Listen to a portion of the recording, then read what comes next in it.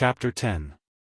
The Emperors Decius, Gallus, Aemilianus, Valerian, and Gallienus, the general eruption of the barbarians, the 30 tyrants.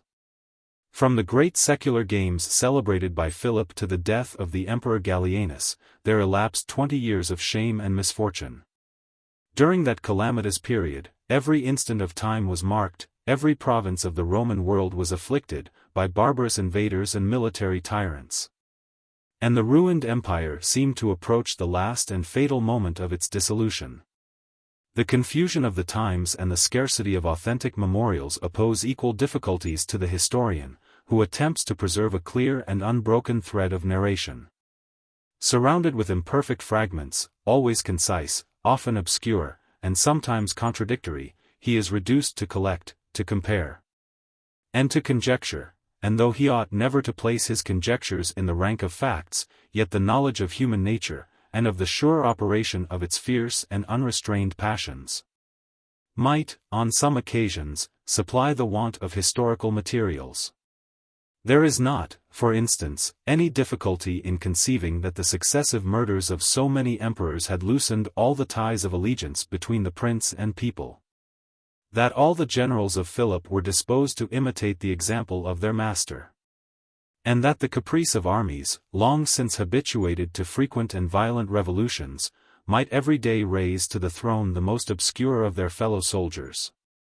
History can only add that the rebellion against the Emperor Philip broke out in the summer of the year 249, among the legions of Moesia, and that a subaltern officer 836 named Marinus was the object of their seditious choice. Philip was alarmed. He dreaded lest the treason of the Moesian army should prove the first spark of a general conflagration. Distracted with the consciousness of his guilt and of his danger, he communicated the intelligence to the Senate. AD 249 a gloomy silence prevailed, the effect of fear, and perhaps of disaffection, till at length Decius, one of the assembly, assuming a spirit worthy of his noble extraction, ventured to discover more intrepidity than the emperor seemed to possess. He treated the whole business with contempt, as a hasty and inconsiderate tumult, and Philip's rival as a phantom of royalty, who in a very few days would be destroyed by the same inconstancy that had created him. The speedy completion of the prophecy inspired Philip with a just esteem for so able a counselor. And Decius appeared to him the only person capable of restoring peace and discipline to an army whose tumultuous spirit did not immediately subside after the murder of Marinus. Decius 837, who long resisted his own nomination, seems to have insinuated the danger of presenting a leader of merit to the angry and apprehensive minds of the soldiers. And his prediction was again confirmed by the event. The legions of Moesia forced their judge to become their accomplice. They left him only the alternative of death or the purple. His subsequent conduct, after that decisive measure, was unavoidable. He conducted or followed his army to the confines of Italy, whither Philip, collecting all his force to repel the formidable competitor whom he had raised up, advanced to meet him. The imperial troops were superior in number, but the rebels formed an army of veterans, commanded by an able and experienced leader. Philip was either killed in the battle or put to death a few days afterwards at Verona. His son and associate in the empire was massacred at Rome by the Praetorian Guards. And the victorious Decius, with more favorable circumstances than the ambition of that age can usually plead, was universally acknowledged by the Senate and provinces. It is reported that, immediately after his reluctant acceptance of the title of Augustus, he had assured Philip by a private message of his innocence and loyalty, solemnly protesting that, on his arrival in Italy, he would resign the imperial ornaments, and return to the condition of an obedient subject. His professions might be sincere, but in the situation where fortune had placed him, it was scarcely possible that he could either forgive or be forgiven. 838. AD 250 The Emperor Decius had employed a few months in the works of peace and the administration of justice, when he was summoned to the banks of the Danube by the invasion of the Goths. This is the first considerable occasion in which history mentions that great people, who afterwards broke the Roman power, sacked the capital, and reigned in Gaul, Spain, and Italy. So memorable was the part which they acted in the subversion of the Western Empire, that the name of Goths is frequently but improperly used as a general appellation of rude and warlike barbarism. In the beginning of the 6th century, and after the conquest of Italy, the Goths, in possession of present greatness, very naturally indulged themselves in the prospect of past and of future glory. They wished to preserve the memory of their ancestors, and to transmit to posterity their own achievements. The principal minister of the court of Ravenna, the learned Cassiodorus, gratified the inclination of the conquerors in a Gothic history, which consisted of 12 books. Now reduced to the imperfect abridgment of Jornan's 839, these writers passed with the most artful conciseness over the misfortunes of the nation, celebrated its successful valor, and adorned the triumph with many Asiatic trophies that more properly belonged to the people of Scythia. On the faith of ancient songs, the uncertain but the only memorials of barbarians, they deduced the first origin of the Goths from the vast island or peninsula of Scandinavia. 841, that extreme country of the north was not unknown to the conquerors of Italy. The ties of ancient consanguinity had been strengthened by recent offices of friendship, and a Scandinavian king had cheerfully abdicated his savage greatness, that he might pass the remainder of his days in the peaceful and polished court of Ravenna. 842, many vestiges, which cannot be ascribed to the arts of popular vanity, attest the ancient residence of the Goths in the countries beyond the Baltic. From the time of the geographer Ptolemy, the southern part of Sweden seems to have continued in the possession of the less enterprising remnant of the nation, and a large territory is even at present divided into East and West Gothland. During the Middle Ages, from the 9th to the 12th century, whilst Christianity was advancing with a slow progress into the north, the Goths and the Swedes composed two distinct and sometimes hostile members of the same monarchy. 843, the latter of these two names has prevailed without extinguishing the former. The Swedes, who might well be satisfied with their own fame in arms, have in every age claimed the kindred glory of the Goths.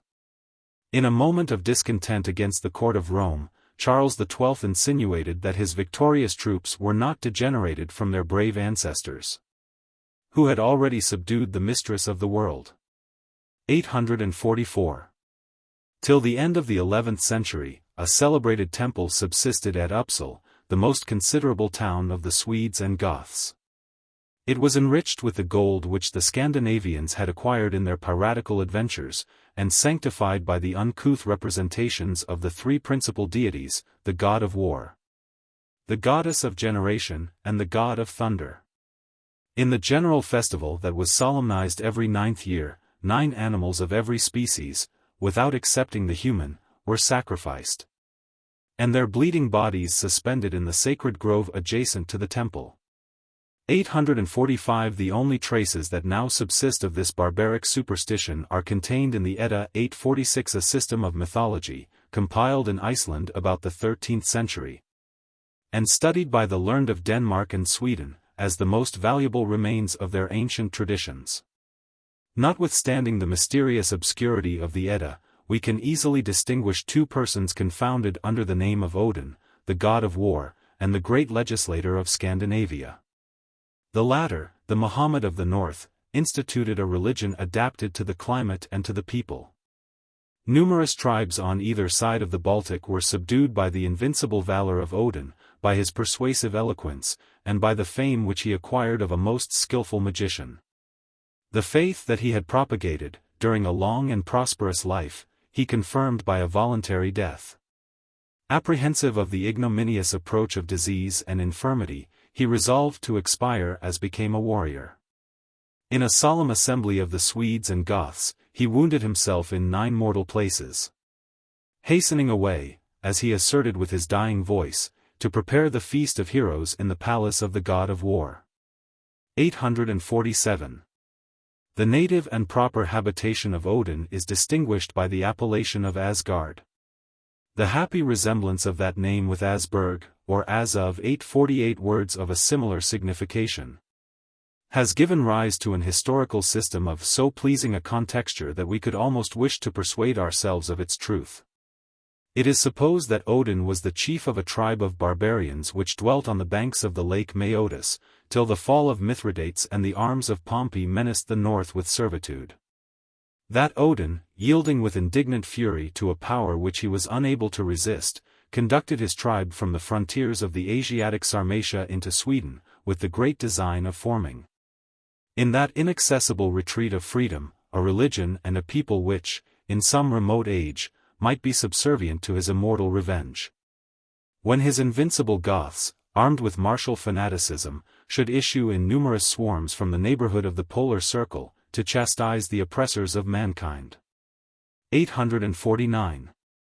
If so many successive generations of Goths were capable of preserving a faint tradition of their Scandinavian origin, we must not expect, from such unlettered barbarians, any distinct account of the time and circumstances of their emigration. To cross the Baltic was an easy and natural attempt.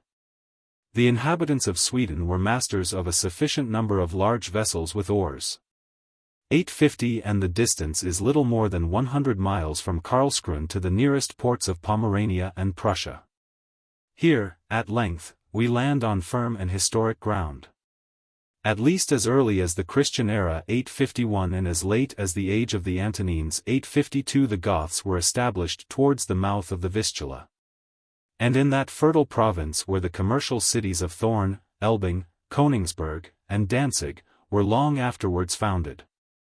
853 westward of the Goths, the numerous tribes of the Vandals were spread along the banks of the Oder, and the seacoast of Pomerania and Mecklenburg. A striking resemblance of manners, complexion, religion, and language seemed to indicate that the Vandals and the Goths were originally one great people. 854 the latter appear to have been subdivided into Ostrogoths, Visigoths, and Gepidi. 855 the distinction among the Vandals was more strongly marked by the independent names of Heruli, Burgundians, Lombards, and a variety of other petty states, many of which, in a future age, expanded themselves into powerful monarchies. 856. In the age of the Antonines the Goths were still seated in Prussia. About the reign of Alexander Severus, the Roman province of Dacia had already experienced their proximity by frequent and destructive inroads. 857 in this interval, therefore, of about 70 years, we must place the second migration of the Goths from the Baltic to the Euxine. But the cause that produced it lies concealed among the various motives which actuate the conduct of unsettled barbarians. Either a pestilence or a famine, a victory or a defeat, an oracle of the gods, or the eloquence of a daring leader, were sufficient to impel the Gothic arms on the milder climates of the south.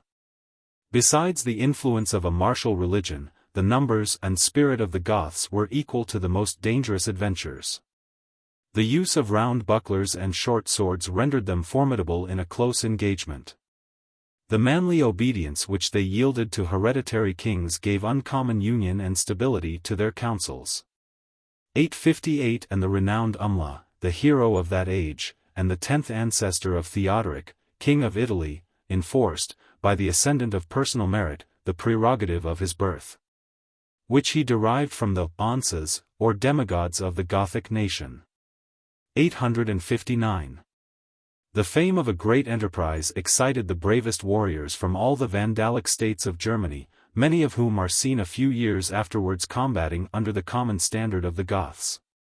860 the first motions of the emigrants carried them to the banks of the Pripek, a river universally conceived by the ancients to be the southern branch of the Borysthenes. 861 the windings of that great stream through the plains of Poland and Russia gave a direction to their line of march, and a constant supply of fresh water and pasturage to their numerous herds of cattle. They followed the unknown course of the river, confident in their valor, and careless of whatever power might oppose their progress. The Bastarni and the Veneti were the first who presented themselves, and the flower of their youth, either from choice or compulsion, increased the Gothic army. The Bastarni dwelt on the northern side of the Carpathian Mountains.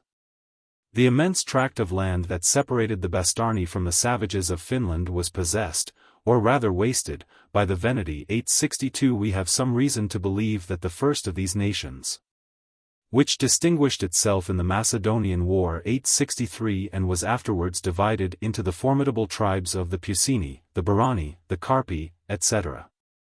Derived its origin from the Germans. 864 With better authority a Sarmatian extraction may be assigned to the Veneti, who rendered themselves so famous in the Middle Ages. 865 But the confusion of blood and manners on that doubtful frontier often perplexed the most accurate observers. 866 As the Goths advanced near the Euxine Sea, they encountered a purer race of Sarmatians, the Jazyges, the Alani 867 and the Roxolani. And they were probably the first Germans who saw the mouths of the Borysthenes and of the Tanais. If we inquire into the characteristic marks of the people of Germany and of Sarmatia, we shall discover that those two great portions of humankind were principally distinguished by fixed huts or movable tents, by a close dress or flowing garments, by the marriage of one or of several wives, by a military force consisting, for the most part, either of infantry or cavalry, and above all, by the use of the Teutonic, or of the Sclavonian language, the last of which has been diffused, by conquest, from the confines of Italy to the neighborhood of Japan. The Goths were now in possession of the Ukraine, a country of considerable extent and uncommon fertility, intersected with navigable rivers, which from either side discharged themselves into the Borysthenes, and interspersed with large and leafy forests of oaks. The plenty of game and fish, the innumerable beehives deposited in the hollow of old trees and in the cavities of rocks, and forming, even in that rude age, a valuable branch of commerce. The size of the cattle, the temperature of the air, the aptness of the soil for every species of grain, and the luxuriancy of the vegetation, all displayed the liberality of nature, and tempted the industry of man. 868 But the Goths withstood all these temptations, and still adhered to a life of idleness, of poverty, and of rapine. The Scythian hordes, which, towards the east, bordered on the new settlements of the Goths, presented nothing to their arms, except the doubtful chance of an unprofitable victory. But the prospect of the Roman territories was far more alluring. And the fields of Dacia were covered with rich harvests, sown by the hands of an industrious, and exposed to be gathered by those of a warlike, people. It is probable that the conquests of Trajan, maintained by his successors less for any real advantage than for ideal dignity, had contributed to weaken the empire on that side.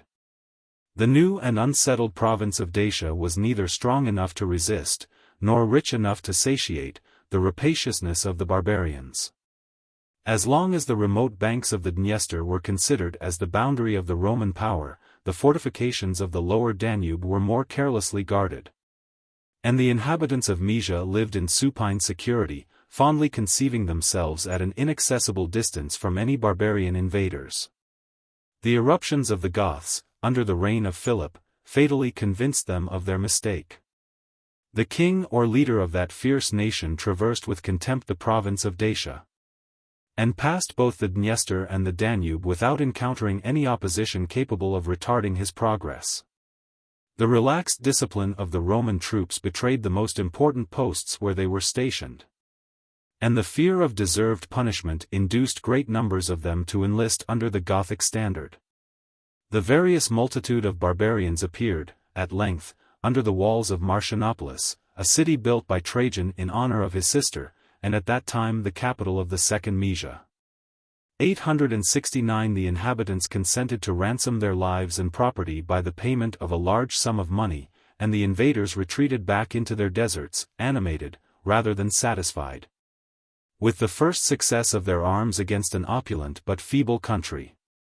Intelligence was soon transmitted to the Emperor Decius, that Niva, king of the Goths, had passed the Danube a second time, with more considerable forces. That his numerous detachments scattered devastation over the province of Moesia, whilst the main body of the army, consisting of 70,000 Germans and Sarmatians, a force equal to the most daring achievements, required the presence of the Roman monarch, and the exertion of his military power. Decius found the Goths engaged before Nicopolis, on the Jatrus, one of the many monuments of Trajan's victories. 870 On his approach they raised the siege, but with a design only of marching away to a conquest of greater importance, the siege of Philippopolis, a city of Thrace. Founded by the father of Alexander, near the foot of Mount Haemus. 871 Decius followed them through a difficult country, and by forced marches. But when he imagined himself at a considerable distance from the rear of the Goths, Niva turned with rapid fury on his pursuers. The camp of the Romans was surprised and pillaged, and, for the first time, their emperor fled in disorder before a troop of half-armed barbarians. After a long resistance, Philippopolis, destitute of succor, was taken by storm. 100,000 persons are reported to have been massacred in the sack of that great city. 872 many prisoners of consequence became a valuable accession to the spoil. And Priscus, a brother of the late Emperor Philip, blushed not to assume the purple under the protection of the barbarous enemies of Rome. 873 The time, however, consumed in that tedious siege enabled Decius to revive the courage, restore the discipline, and recruit the numbers of his troops. He intercepted several parties of Carpi, and other Germans, who were hastening to share the victory of their countrymen. 874 entrusted the passes of the mountains to officers of approved valor and fidelity. 875 repaired and strengthened the fortifications of the Danube, and exerted his utmost vigilance to oppose either the progress or the retreat of the Goths. Encouraged by the return of fortune, he anxiously waited for an opportunity to retrieve, by a great and decisive blow, his own glory, and that of the Roman arms. 876. At the same time when Decius was struggling with the violence of the tempest, his mind, calm and deliberate amidst the tumult of war, investigated the more general causes that, since the age of the Antonines, had so impetuously urged the decline of the Roman greatness. He soon discovered that it was impossible to replace that greatness on a permanent basis without restoring public virtue, ancient principles and manners, and the oppressed majesty of the laws. To execute this noble but arduous design, he first resolved to revive the obsolete office of censor. An office which, as long as it had subsisted in its pristine integrity, had so much contributed to the perpetuity of the state. 877 till it was usurped and gradually neglected by the Caesars.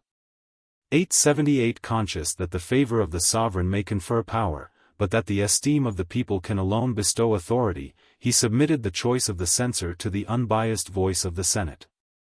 AD 2511027 by their unanimous votes, or rather acclamations, Valerian, who was afterwards emperor, and who then served with distinction in the army of Decius, was declared the most worthy of that exalted honor. As soon as the decree of the Senate was transmitted to the emperor, he assembled a great council in his camp, and, before the investiture of the censor-elect, he apprised him of the difficulty and importance of his great office. "Happy Valerian," said the prince to his distinguished subject, "happy in the general approbation of the Senate and of the Roman Republic. Accept the censorship of mankind, and judge of our manners. You will select those who deserve to continue members of the Senate, you will restore the equestrian order to its ancient splendor. You will improve the revenue, yet moderate the public burdens. You will distinguish into regular classes the various and infinite multitude of citizens, and accurately view the military strength, the wealth, the virtue, and the resources of Rome. Your decisions shall obtain the force of laws. The army, the palace, the ministers of justice, and the great officers of the empire are all subject to your tribunal. None are exempted, excepting only the ordinary consuls. 879 The prefect of the city, the king of the sacrifices, and, as long as she preserves her chastity inviolate, the eldest of the Vestal virgins. Even these few, who may not dread the severity, will anxiously solicit the esteem of the Roman censor. 880. A magistrate invested with such extensive powers would have appeared not so much the minister as the colleague of his sovereign. 881 Valerian justly dreaded an elevation so full of envy and of suspicion. He modestly argued the alarming greatness of the trust, his own insufficiency, and the incurable corruption of the times.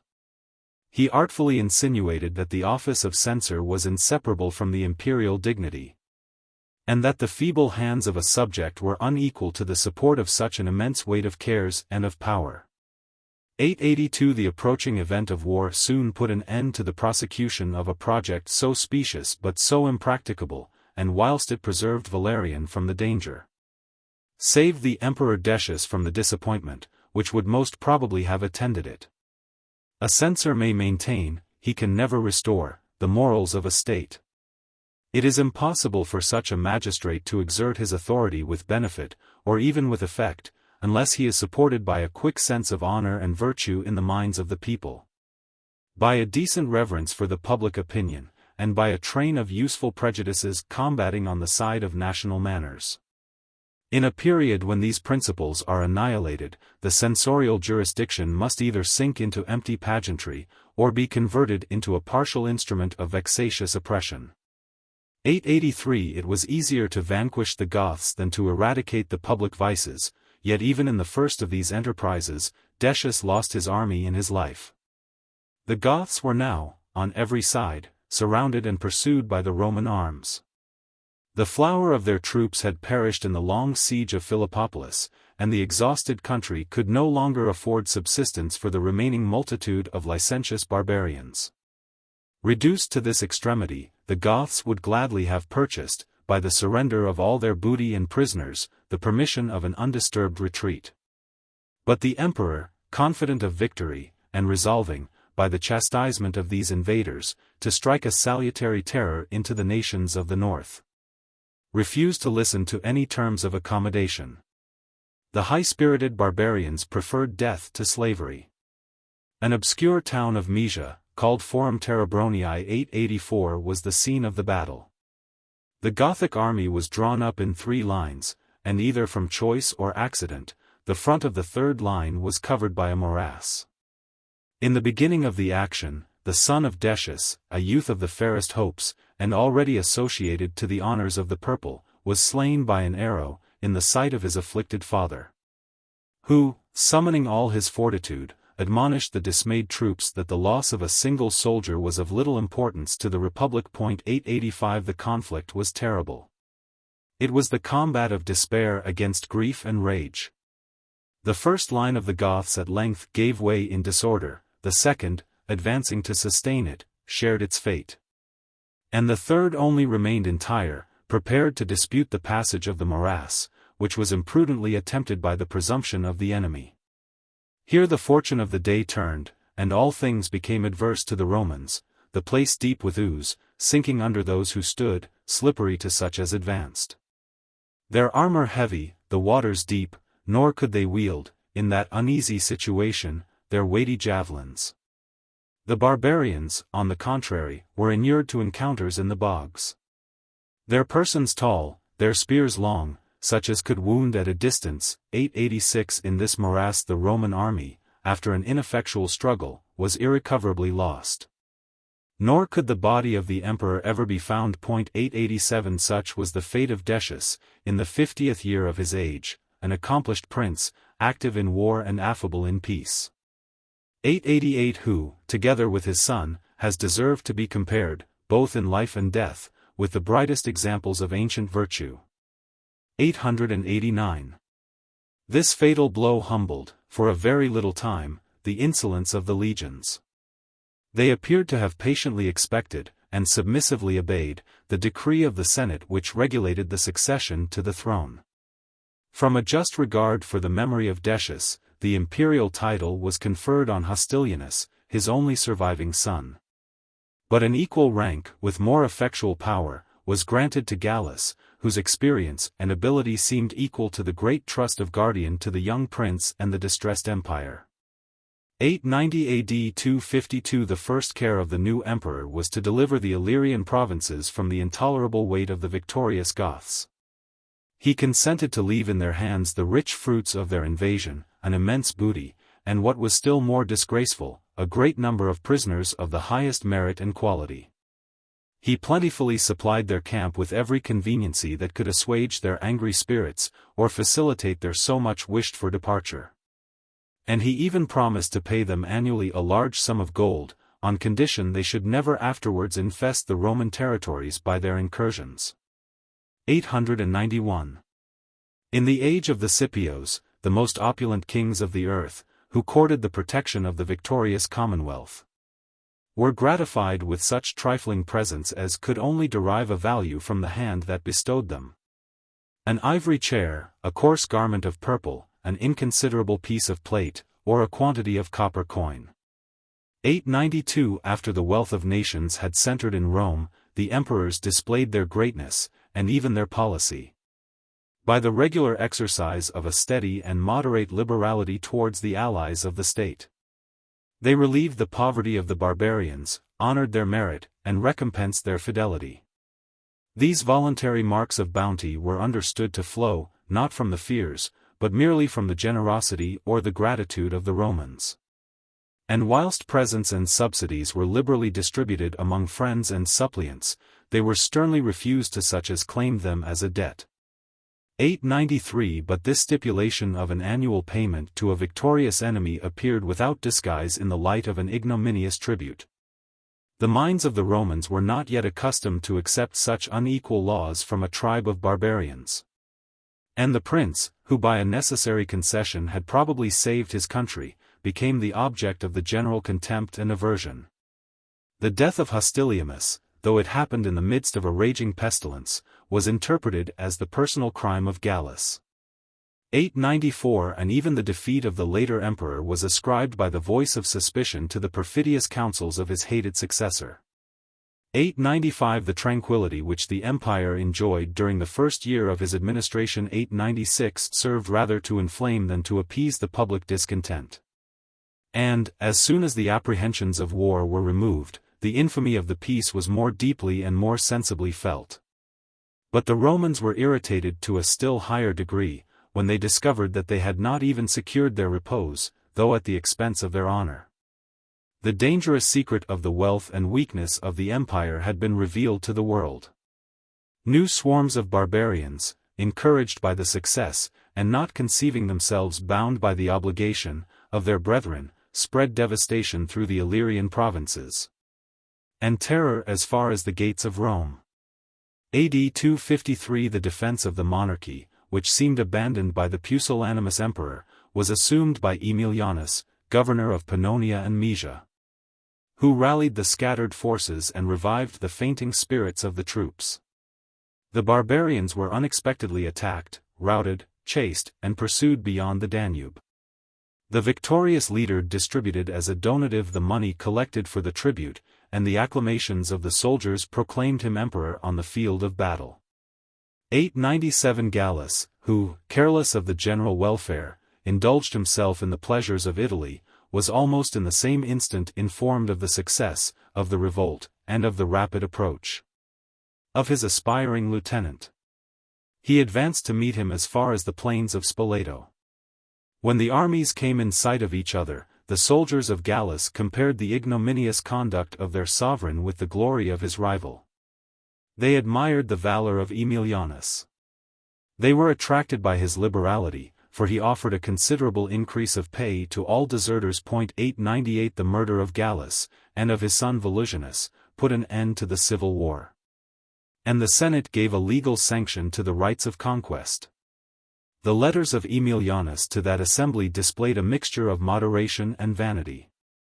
He assured them that he should resign to their wisdom the civil administration, and, contenting himself with the quality of their general, would in a short time assert the glory of Rome, and deliver the empire from all the barbarians both of the north and of the east. 899. His pride was flattered by the applause of the Senate, and medals are still extant, representing him with the name and attributes of Hercules the victor, and of Mars the avenger. 900. If the new monarch possessed the abilities, he wanted the time necessary to fulfill these splendid promises. Less than 4 months intervened between his victory and his fall. 901. He had vanquished Gallus, he sunk under the weight of a competitor more formidable than Gallus. That unfortunate prince had sent Valerian, already distinguished by the honorable title of censor, to bring the legions of Gaul and Germany 902 to his aid. Valerian executed that commission with zeal and fidelity, and as he arrived too late to save his sovereign, he resolved to revenge him. The troops of Aemilianus, who still lay encamped in the plains of Spoleto, were awed by the sanctity of his character, but much more by the superior strength of his army. And as they were now become as incapable of personal attachment as they had always been of constitutional principle, they readily imbrued their hands in the blood of a prince who so lately had been the object of their partial choice. The guilt was theirs, 903, but the advantage of it was Valerian's, who obtained the possession of the throne by the means indeed of a civil war, but with a degree of innocence singular in that age of revolutions. Since he owed neither gratitude nor allegiance to his predecessor, whom he dethroned. Valerian was about 60 years of age 904 when he was invested with the purple, not by the caprice of the populace or the clamors of the army, but by the unanimous voice of the Roman world. In his gradual ascent through the honors of the state he had deserved the favor of virtuous princes, and had declared himself the enemy of tyrants. 905 His noble birth, his mild but unblemished manners, his learning, prudence, and experience, were revered by the Senate and people.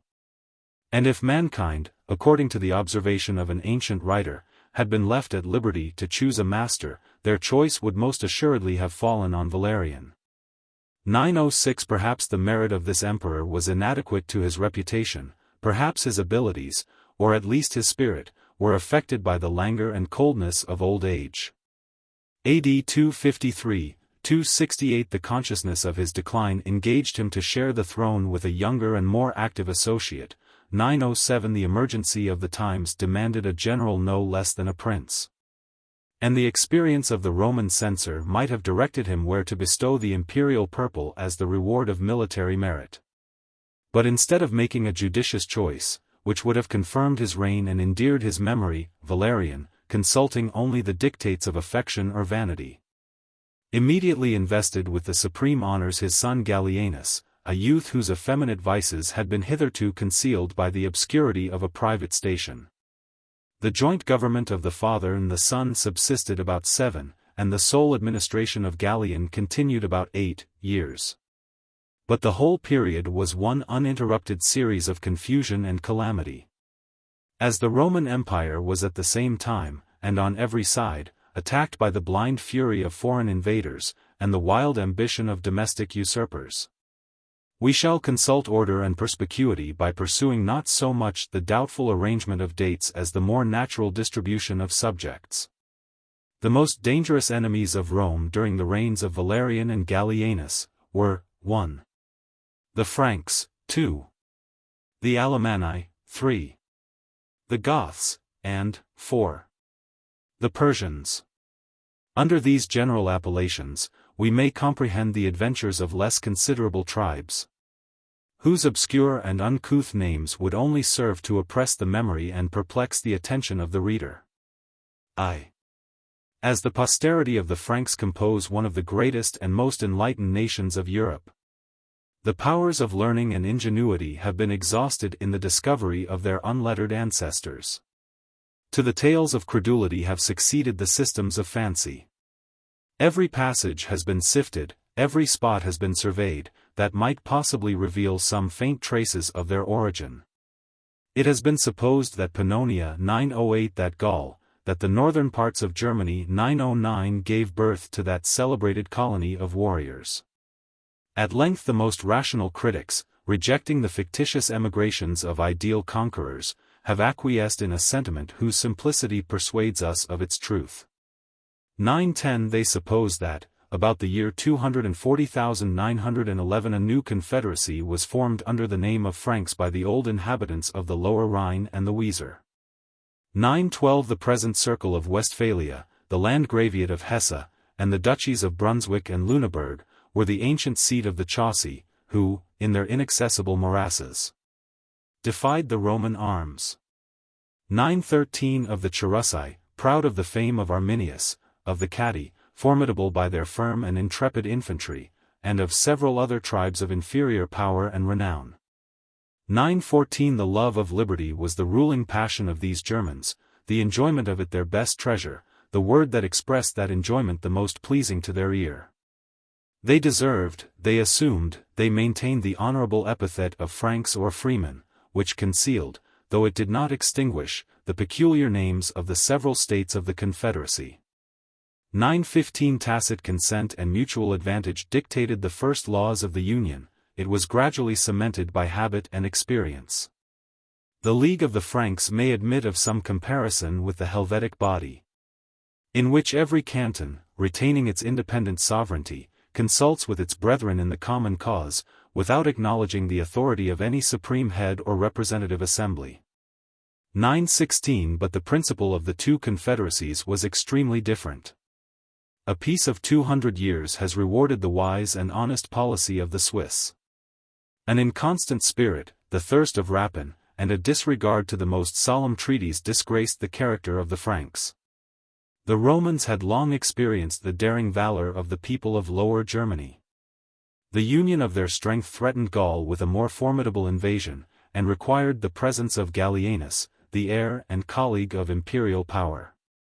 917 Whilst that prince and his infant son Salonius displayed in the court of Treves the majesty of the empire, its armies were ably conducted by their general Postumus, who, though he afterwards betrayed the family of Valerian, was ever faithful to the great interests of the monarchy. The treacherous language of panegyrics and medals darkly announces a long series of victories.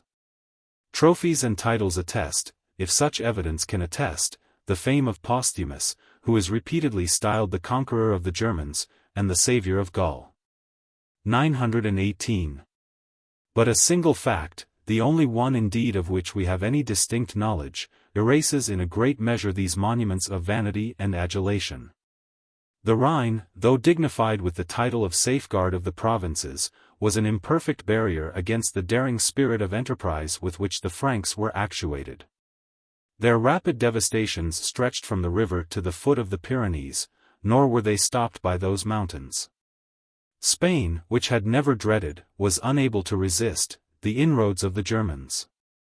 During 12 years, the greatest part of the reign of Gallienus, that opulent country was the theatre of unequal and destructive hostilities. Tarragona, the flourishing capital of a peaceful province, was sacked and almost destroyed. 919 And so late as the days of Orosius, who wrote in the 5th century, wretched cottages, scattered amidst the ruins of magnificent cities, still recorded the rage of the barbarians. 920 When the exhausted country no longer supplied a variety of plunder, the Franks seized on some vessels in the ports of Spain 921 and transported themselves into Mauritania. The distant province was astonished with the fury of these barbarians, who seemed to fall from a new world, as their name, manners, and complexion were equally unknown on the coast of Africa. 922. 2.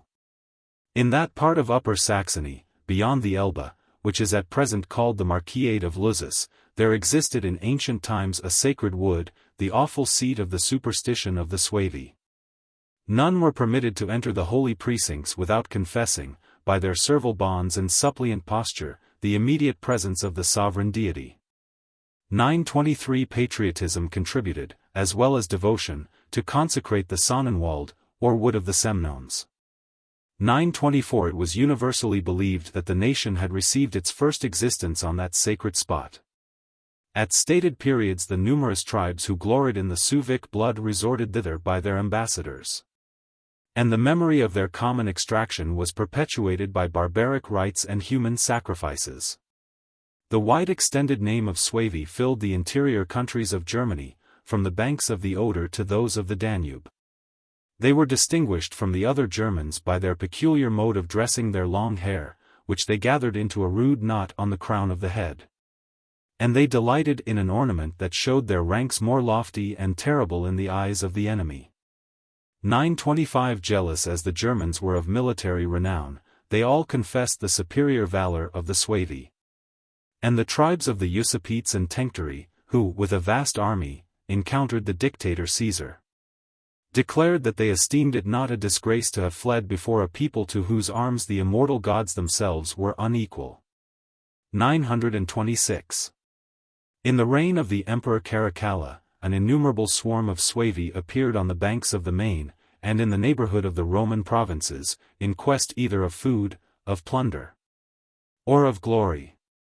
927 The hasty army of volunteers gradually coalesced into a great and permanent nation, and, as it was composed from so many different tribes, assumed the name of Alemanni 928 or Alman, to denote at once their various lineage and their common bravery. 929 The latter was soon felt by the Romans in many a hostile inroad. The Alemanni fought chiefly on horseback. But their cavalry was rendered still more formidable by a mixture of light infantry selected from the bravest and most active of the youth, whom frequent exercise had inured to accompany the horsemen in the longest march, the most rapid charge, or the most precipitate retreat. 930. This warlike people of Germans had been astonished by the immense preparations of Alexander Severus. They were dismayed by the arms of his successor, a barbarian equal in valor and fierceness to themselves. But, still hovering on the frontiers of the empire, they increased the general disorder that ensued after the death of Decius. They inflicted severe wounds on the rich provinces of Gaul. They were the first who removed the veil that covered the feeble majesty of Italy. A numerous body of the Alemanni penetrated across the Danube, and through the Rhaetian Alps into the plains of Lombardy, advanced as far as Ravenna, and displayed the victorious banners of barbarians almost in sight of Rome. 931 AD 259 The insult and the danger rekindled in the Senate some sparks of their ancient virtue. Both the emperors were engaged in far distant wars, Valerian in the east, and Gallienus on the Rhine. All the hopes and resources of the Romans were in themselves. In this emergency, the senators resumed the defense of the Republic, drew out the Praetorian Guards, who had been left to garrison the capital, and filled up their numbers by enlisting into the public service the stoutest and most willing of the plebeians. The Alemanni, astonished with the sudden appearance of an army more numerous than their own, retired into Germany, laden with spoil. And their retreat was esteemed as a victory by the unwarlike Romans. 932. When Gallienus received the intelligence that his capital was delivered from the barbarians, he was much less delighted than alarmed with the courage of the Senate, since it might one day prompt them to rescue the public from domestic tyranny, as well as from foreign invasion. His timid ingratitude was published to his subjects in an edict which prohibited the senators from exercising any military employment, and even from approaching the camps of the legions. But his fears were groundless. The rich and luxurious nobles, sinking into their natural character, accepted as a favor this disgraceful exemption from military service. And, as long as they were indulged in the enjoyment of their baths, their theaters, and their villas, they cheerfully resigned the more dangerous cares of empire to the rough hands of peasants and soldiers. 933. Another invasion of the Alemanni, of a more formidable aspect, but more glorious event, is mentioned by a writer of the Lower Empire. 300,000 of that warlike people are said to have been vanquished, in a battle near Milan, by Gallienus in person, at the head of only 10,000 Romans. 934 We may, however, with great probability, ascribe this incredible victory either to the credulity of the historian, or to some exaggerated exploits of one of the emperor's lieutenants. It was by arms of a very different nature that Gallienus endeavored to protect Italy from the fury of the Germans. He espoused Pippa, the daughter of a king of the Marcomanni, a civic tribe, which was often confounded with the Alemanni in their wars and conquests. 935 To the father, as the price of his alliance, he granted an ample settlement in Pannonia. The native charms of unpolished beauty seemed to have fixed the daughter in the affections of the inconstant emperor, and the bands of policy were more firmly connected by those of love. But the haughty prejudice of Rome still refused the name of marriage to the profane mixture of a citizen and a barbarian, and has stigmatized the German princess with the opprobrious title of concubine of Gallienus. 936. 3. We have already traced the emigration of the Goths from Scandinavia, or at least from Prussia, to the mouth of the Borysthenes, and have followed their victorious arms from the Borysthenes to the Danube. Under the reigns of Valerian and Gallienus the frontier of the last-mentioned river was perpetually infested by the inroads of Germans and Sarmatians. But it was defended by the Romans with more than usual firmness and success. The provinces that were the seat of war recruited the armies of Rome with an inexhaustible supply of hardy soldiers. And more than one of these Illyrian peasants attained the station, and displayed the abilities, of a general. Though flying parties of the barbarians, who incessantly hovered on the banks of the Danube, penetrated sometimes to the confines of Italy and Macedonia, their progress was commonly checked, or their return intercepted, by the imperial lieutenants. 937 But the great stream of the Gothic hostilities was diverted into a very different channel. The Goths, in their new settlement of the Ukraine, soon became masters of the northern coast of the Euxine. To the south of that inland sea were situated the soft and wealthy provinces of Asia Minor, which possessed all that could attract, and nothing that could resist, a barbarian conqueror. The banks of the Borysthenes are only 60 miles distant from the narrow entrance 938 of the peninsula of Crim Tartary, known to the ancients under the name of Chersonesus Taurica. 939 On that inhospitable shore, Euripides, embellishing with exquisite art the tales of antiquity, has placed the scene of one of his most affecting tragedies. 940 The bloody sacrifices of Diana, the arrival of Orestes and Pylades, and the triumph of virtue and religion over savage fierceness, serve to represent an historical truth, that the Tauri, the original inhabitants of the peninsula, were in some degree reclaimed from their brutal manners by a gradual intercourse with the Grecian colonies which settled along the maritime coast. The little kingdom of Bosphorus, whose capital was situated on the straits through which the Maeotis communicates itself to the Euxine, was composed of degenerate Greeks and half-civilized barbarians. It subsisted as an independent state from the time of the Peloponnesian War. 941 was at last swallowed up by the ambition of Mithridates. 942 and, with the rest of his dominions, sunk under the weight of the Roman arms. From the reign of Augustus 943 the kings of Bosphorus were the humble, but not useless, allies of the empire. By presents, by arms, and by a slight fortification drawn across the isthmus, they effectually guarded against the roving plunderers of Sarmatia the access of a country which, from its peculiar situation in convenient harbors, commanded the Euxine Sea in Asia Minor. 944 As long as the scepter was possessed by a lineal succession of kings, they acquitted themselves of their important charge with vigilance and success. Domestic factions, and the fears or private interest of obscure usurpers who seized on the vacant throne, admitted the Goths into the heart of Bosphorus. With the acquisition of a superfluous waste of fertile soil, the conquerors obtained the command of a naval force sufficient to transport their armies to the coast of Asia. 945 These ships used in the navigation of the Euxine were of a very singular construction. They were slight flat-bottomed barks framed of timber only, without the least mixture of iron, and occasionally covered with a shelving roof on the appearance of a tempest. 946 In these floating houses the Goths carelessly trusted themselves to the mercy of an unknown sea, under the conduct of sailors pressed into the service, and whose skill and fidelity were equally suspicious. But the hopes of plunder had banished every idea of danger, and a natural fearlessness of temper supplied in their minds the more rational confidence which is the just result of knowledge and experience. Warriors of such a daring spirit must have often murmured against the cowardice of their guides, who required the strongest assurances of a settled calm before they would venture to embark, and would scarcely ever be tempted to lose sight of the land. Such, at least, is the practice of the modern Turks. 947 And they are probably not inferior in the art of navigation to the ancient inhabitants of Bosphorus.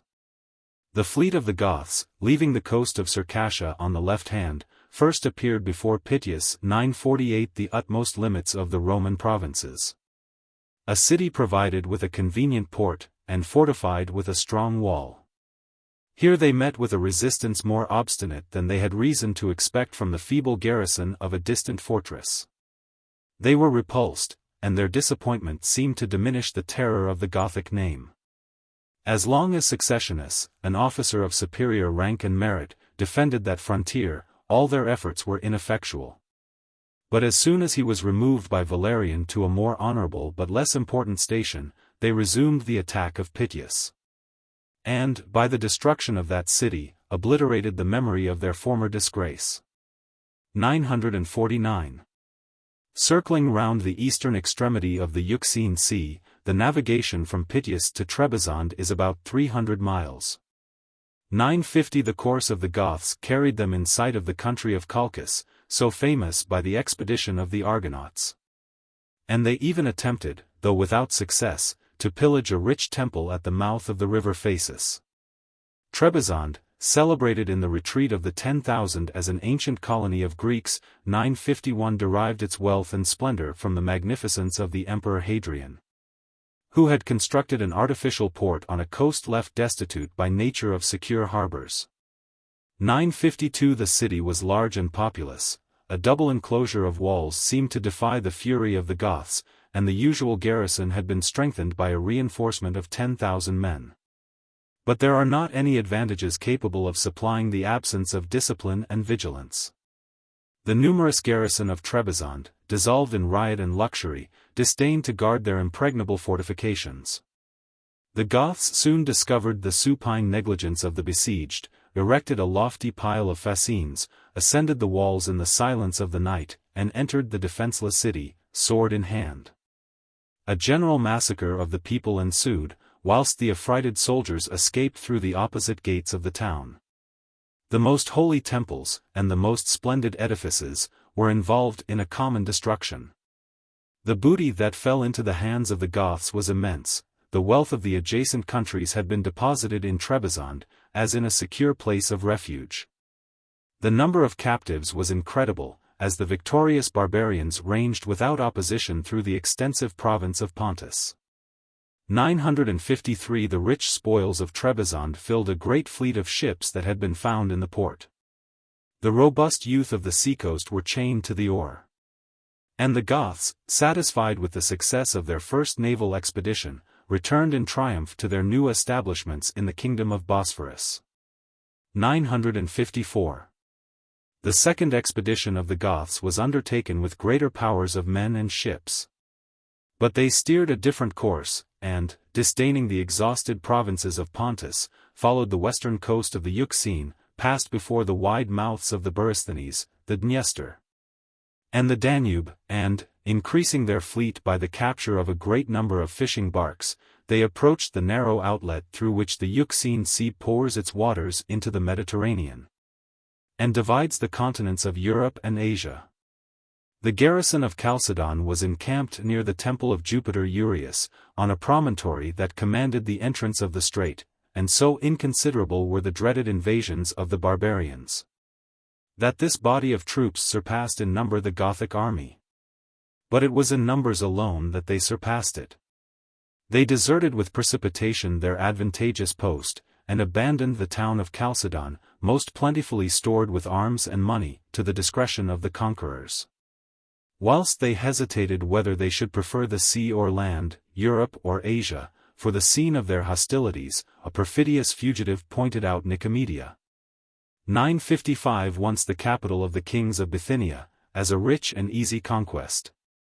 He guided the march, which was only 60 miles from the camp of Chalcedon. 956 directed the resistless attack, and partook of the booty. For the Goths had learned sufficient policy to reward the traitor whom they detested. Nice, Prusa, Apamea, Ceus, 957 cities that had sometimes rivaled, or imitated, the splendor of Nicomedia, were involved in the same calamity, which, in a few weeks, raged without control through the whole province of Bithynia. 300 years of peace, enjoyed by the soft inhabitants of Asia, had abolished the exercise of arms, and removed the apprehension of danger. The ancient walls were suffered to moulder away, and all the revenue of the most opulent cities was reserved for the construction of baths, temples, and theatres. 958. When the city of Cyzicus withstood the utmost effort of Mithridates, 959, it was distinguished by wise laws, a naval power of 200 galleys, and 3 arsenals, of arms, of military engines, and of corn. 960, it was still the seat of wealth and luxury. But of its ancient strength nothing remained except the situation, in a little island of the Propontis, connected with the continent of Asia only by 2 bridges. From the recent sack of Prusa, the Goths advanced within 18 miles 961 of the city, which they had devoted to destruction, but the ruin of Cyzicus was delayed by a fortunate accident. The season was rainy, and the lake Apolloniates, the reservoir of all the springs of Mount Olympus, rose to an uncommon height. The little river of Rhindacus, which issues from the lake, swelled into a broad and rapid stream and stopped the progress of the Goths. Their retreat to the maritime city of Heraclea, where the fleet had probably been stationed, was attended by a long train of wagons laden with the spoils of Bithynia, and was marked by the flames of Nico and Nicomedia, which they wantonly burnt. 962 Some obscure hints are mentioned of a doubtful combat that secured their retreat. 963 But even a complete victory would have been of little moment, as the approach of the autumnal equinox summoned them to hasten their return. To navigate the Euxine before the month of May, or after that of September, is esteemed by the modern Turks the most unquestionable instance of rashness and folly. 964. When we are informed that the Third Fleet, equipped by the Goths in the ports of Bosphorus, consisted of 500 sail of ships. 965 Our ready imagination instantly computes and multiplies the formidable armament.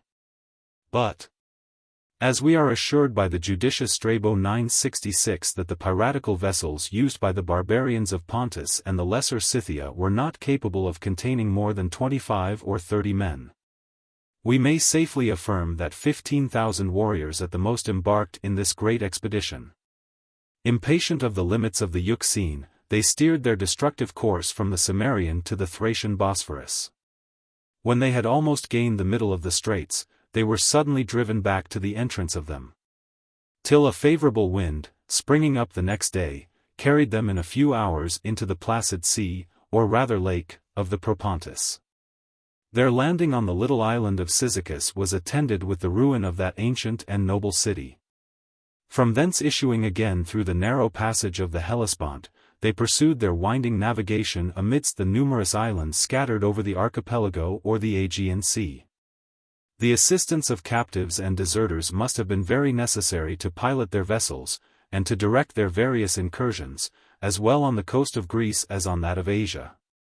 A.D. 262 At length the Gothic fleet anchored in the port of Piraeus, 5 miles distant from Athens. 967 Which had attempted to make some preparations for a vigorous defense.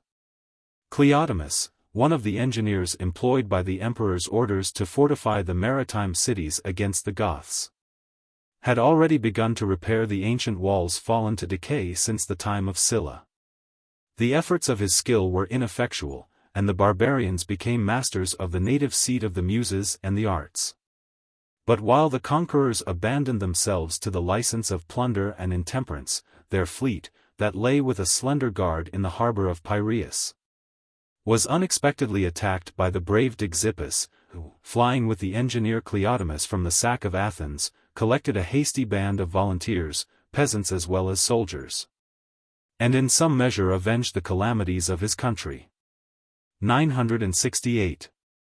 But this exploit, whatever luster it might shed on the declining age of Athens, served rather to irritate than to subdue the undaunted spirit of the northern invaders. A general conflagration blazed out at the same time in every district of Greece. Thebes and Argos, Corinth and Sparta, which had formerly waged such memorable wars against each other, were now unable to bring an army into the field, or even to defend their ruined fortifications. The rage of war, both by land and by sea, spread from the eastern point of Sunium to the western coast of Epirus. The Goths had already advanced within sight of Italy, when the approach of such imminent danger awakened the indolent Gallienus from his dream of pleasure. The emperor appeared in arms, and his presence seems to have checked the ardor, and to have divided the strength, of the enemy. Naulobatus, a chief of the Heruli, accepted an honorable capitulation, entered with a large body of his countrymen into the service of Rome, and was invested with the ornaments of the consular dignity, which had never before been profaned by the hands of a barbarian. 969 Great numbers of the Goths, disgusted with the perils and hardships of a tedious voyage, broke into Mysia, with a design of forcing their way over the Danube to their settlements in the Ukraine. The wild attempt would have proved inevitable destruction, if the discord of the Roman generals had not opened to the barbarians the means of an escape. 970 The small remainder of this destroying host returned on board their vessels, and measuring back their way through the Hellespont and the Bosphorus, ravaged in their passage the shores of Troy, whose fame, immortalized by Homer, will probably survive the memory of the Gothic conquests. As soon as they found themselves in safety within the basin of the Euxine, they landed at Anchialus in Thrace, near the foot of Mount Haemus, and, after all their toils, indulged themselves in the use of those pleasant and salutary hot baths.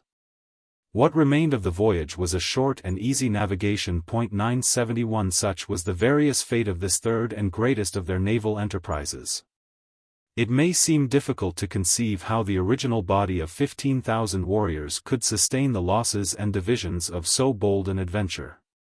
But, as their numbers were gradually wasted by the sword, by shipwrecks, and by the influence of a warm climate, they were perpetually renewed by troops of banditti and deserters, who flocked to the standard of plunder, and by a crowd of fugitive slaves, often of German or Sarmatian extraction, who eagerly seized the glorious opportunity of freedom and revenge. In these expeditions the Gothic nation claimed a superior share of honor and danger. But the tribes that fought under the Gothic banners are sometimes distinguished and sometimes confounded in the imperfect histories of that age.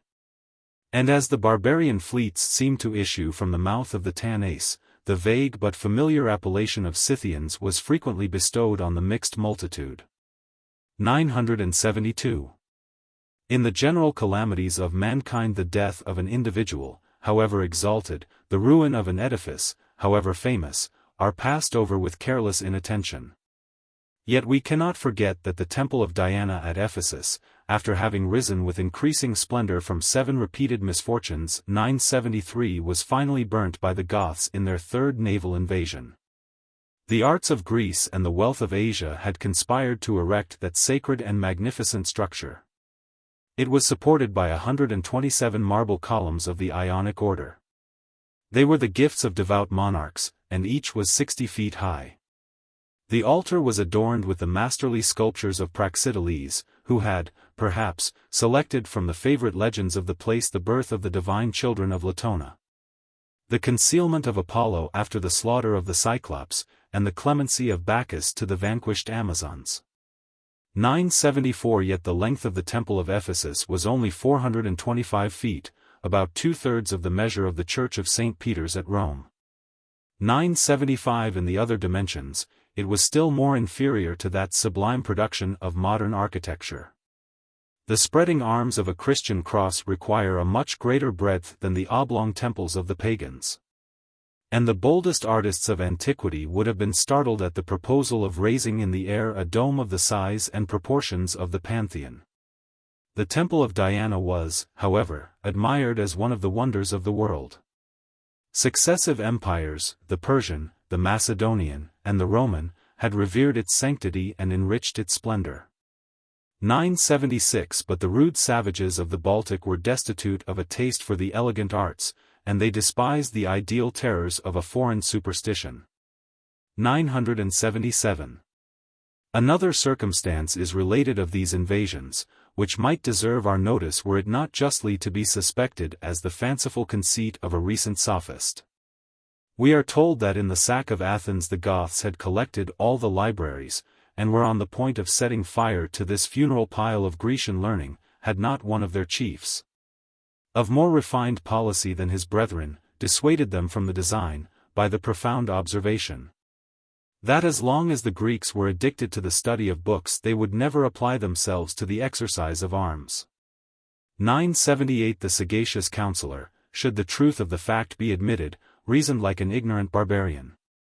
In the most polite and powerful nations genius of every kind has displayed itself about the same period, and the age of science has generally been the age of military virtue and success.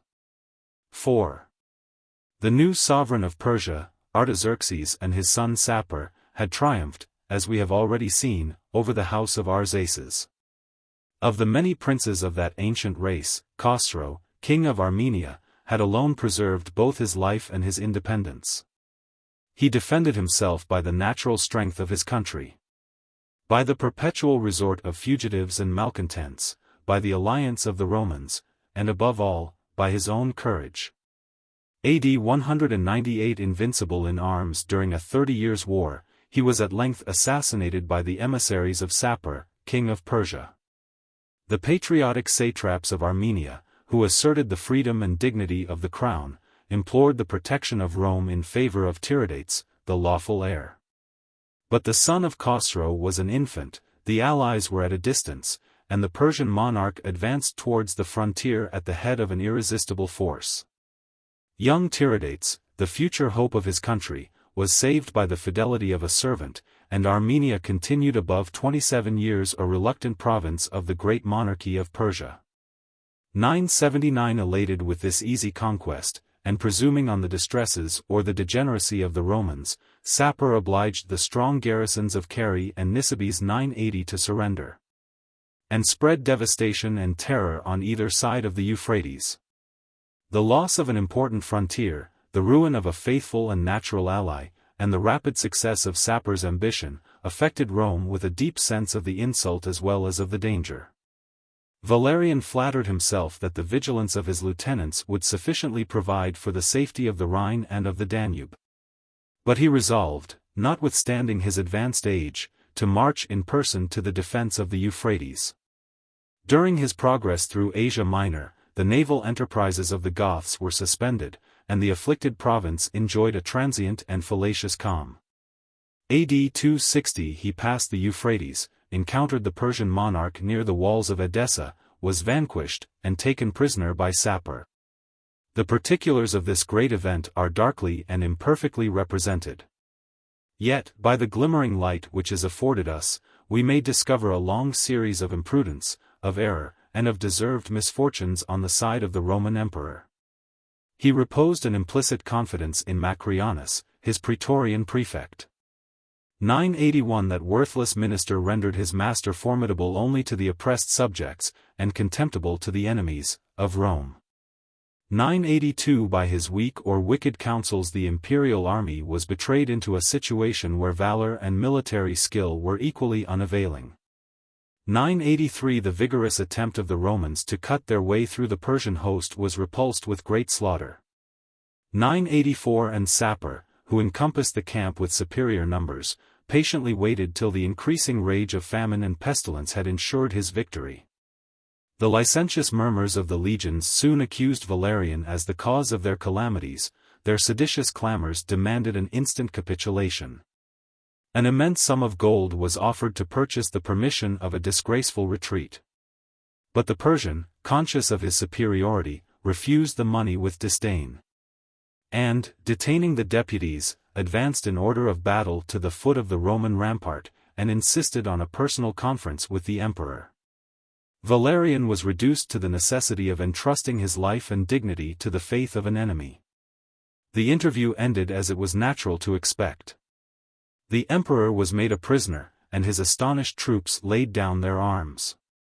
985 In such a moment of triumph, the pride and policy of Sapor prompted him to fill the vacant throne with a successor entirely dependent on his pleasure. Syriades, an obscure fugitive of Antioch, stained with every vice, was chosen to dishonor the Roman purple.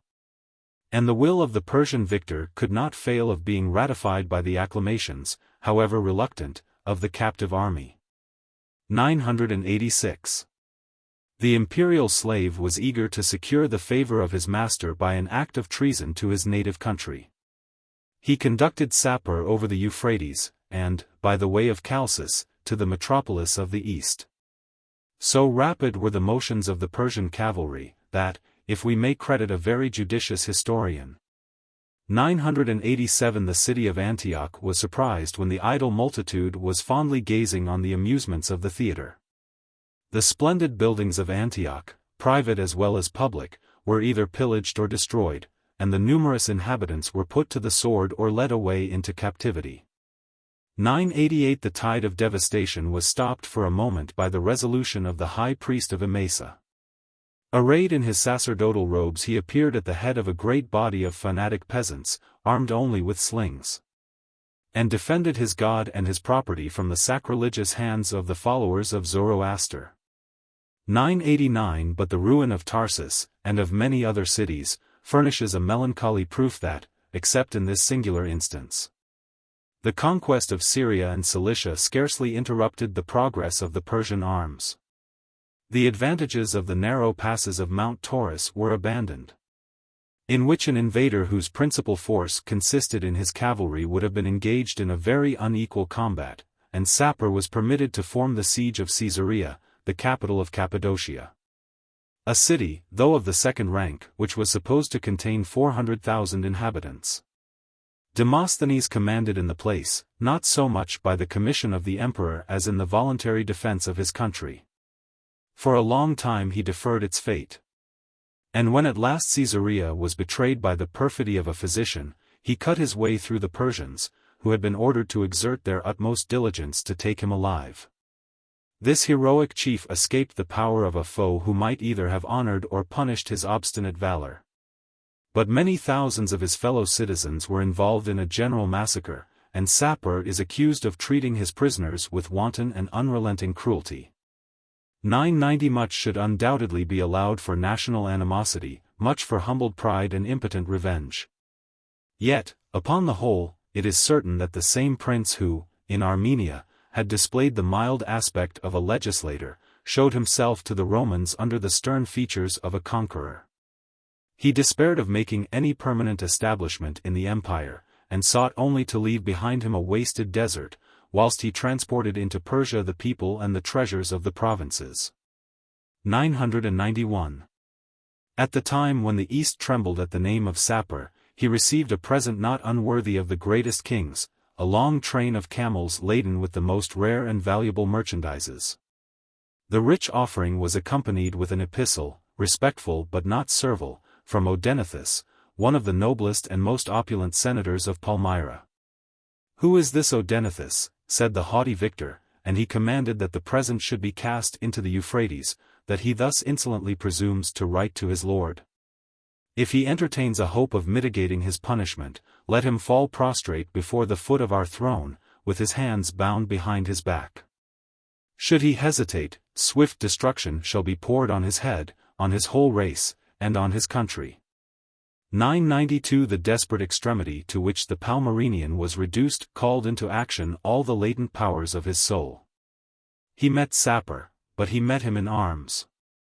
AD 261 Infusing his own spirit into a little army collected from the villages of Syria 993 and the tents of the desert 994 he hovered round the Persian host, harassed their retreat, carried off part of the treasure, and, what was dearer than any treasure, several of the women of the great king, who was at last obliged to repass the Euphrates with some marks of haste and confusion. 995 By this exploit Odenathus laid the foundations of his future fame and fortunes.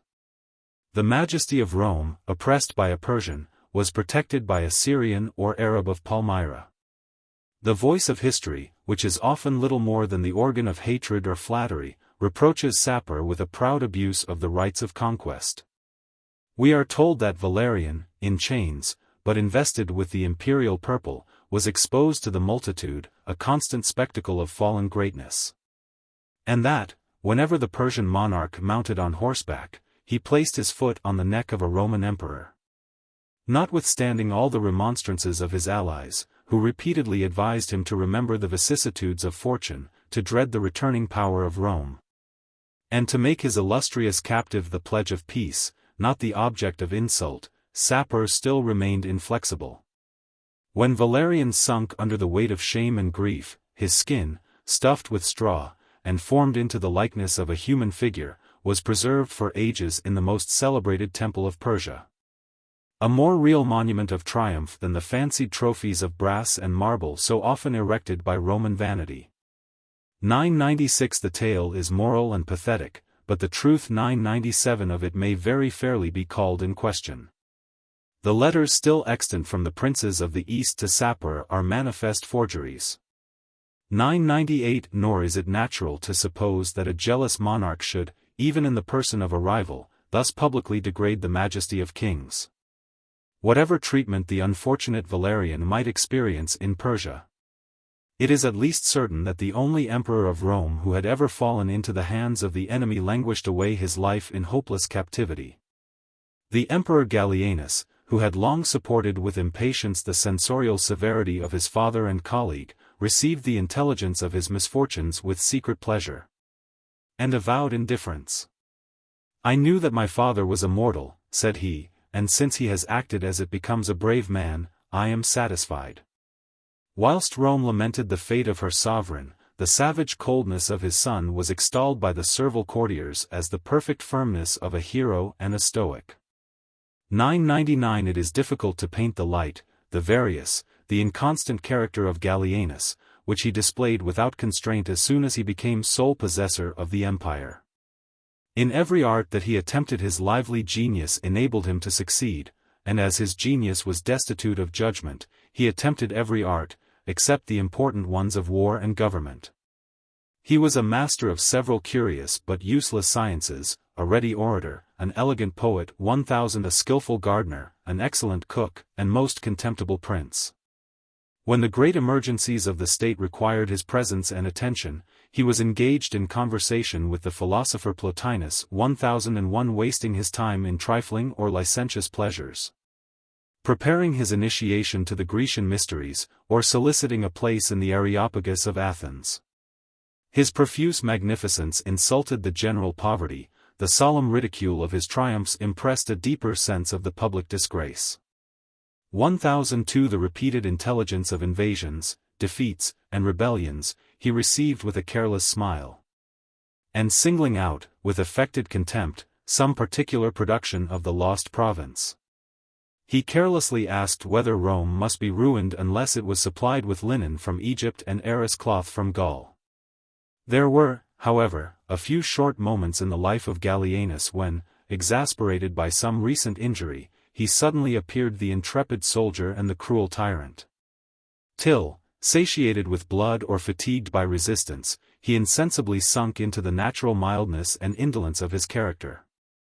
1003. At a time when the reins of government were held with so loose a hand, it is not surprising that a crowd of usurpers should start up in every province of the empire against the son of Valerian. It was probably some ingenious fancy, of comparing the 30 tyrants of Rome with the 30 tyrants of Athens, that induced the writers of the Augustan history to select that celebrated number, which has been gradually received into a popular appellation. 1004 But in every light the parallel is idle and defective. What resemblance can we discover between a council of 30 persons, the united oppressors of a single city, and an uncertain list of independent rivals, who rose and fell in irregular succession through the extent of a vast empire? Nor can the number of 30 be completed unless we include in the account the women and children who were honored with the imperial title. The reign of Gallienus, distracted as it was, produced only 19 pretenders to the throne: Syriades, Macrianus, Ballista, Odenathus, and Zenobia, in the east. In Gaul and the western provinces, Posthumus, Lollianus, Victorinus and his mother Victoria, Marius, and Tetricus; in Illyricum and the confines of the Danube, Ingenuus, Regillianus, and Aureolus. In Pontus 1005 Saturninus, in Isauria, Trebellianus, Piso in Thessaly, Valens in Achaia, Aemilianus in Egypt, and Celsus in Africa. 1006 To illustrate the obscure monuments of the life and death of each individual would prove a laborious task, alike barren of instruction and of amusement. We may content ourselves with investigating some general characters, that most strongly mark the condition of the times and the manners of the men, their pretensions, their motives, their fate, and their destructive consequences of their usurpation. 1007. It is sufficiently known, that the odious appellation of tyrant was often employed by the ancients to express the illegal seizure of supreme power, without any reference to the abuse of it. Several of the pretenders who raised the standard of rebellion against the Emperor Gallienus were shining models of virtue, and almost all possessed a considerable share of vigor and ability. Their merit had recommended them to the favor of Valerian, and gradually promoted them to the most important commands of the empire.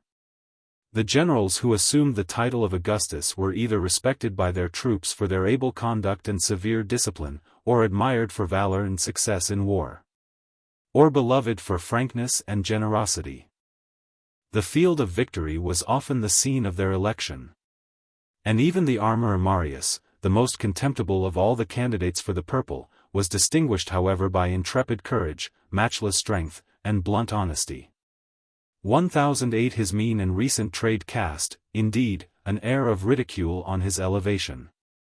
1009 But his birth could not be more obscure than was that of the greater part of his rivals, who were born of peasants, and enlisted in the army as private soldiers.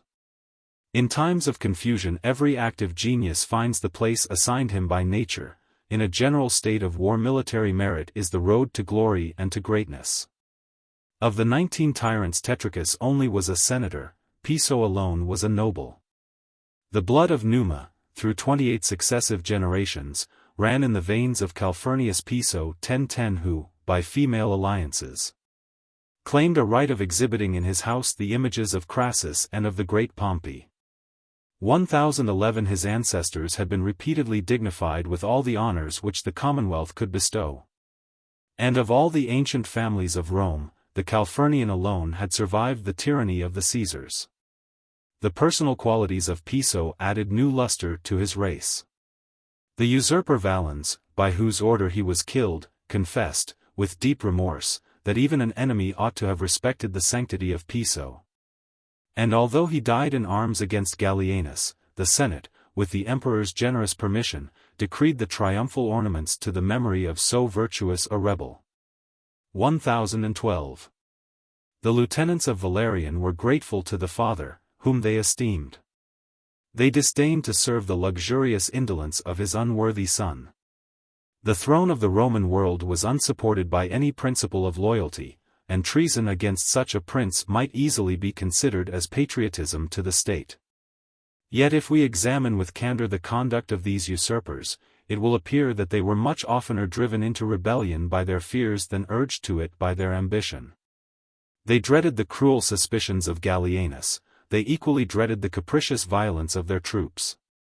If the dangerous favor of the army had imprudently declared them deserving of the purple, they were marked for sure destruction.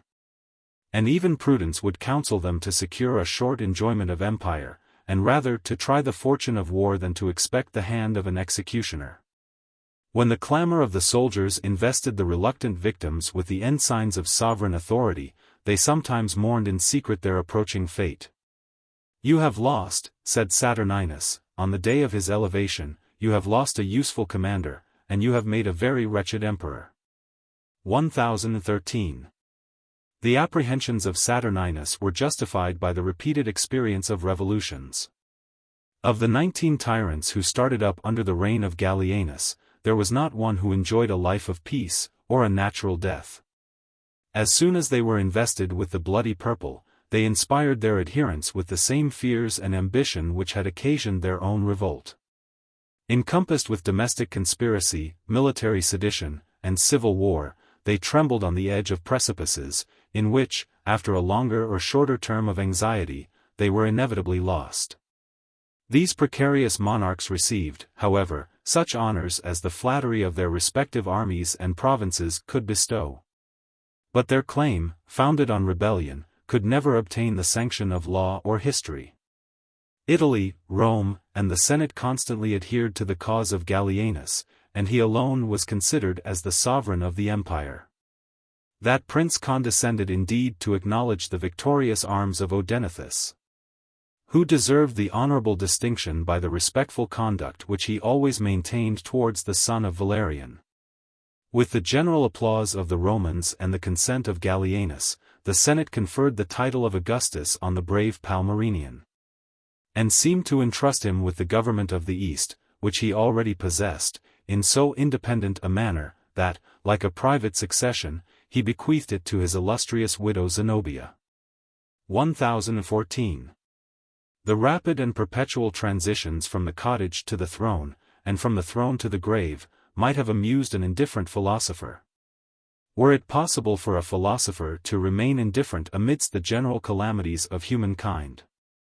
The election of these precarious emperors, their power and their death, were equally destructive to their subjects and adherents.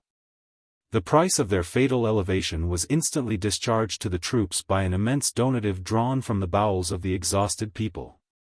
However virtuous was their character, however pure their intentions, they found themselves reduced to the hard necessity of supporting their usurpation by frequent acts of rapine and cruelty.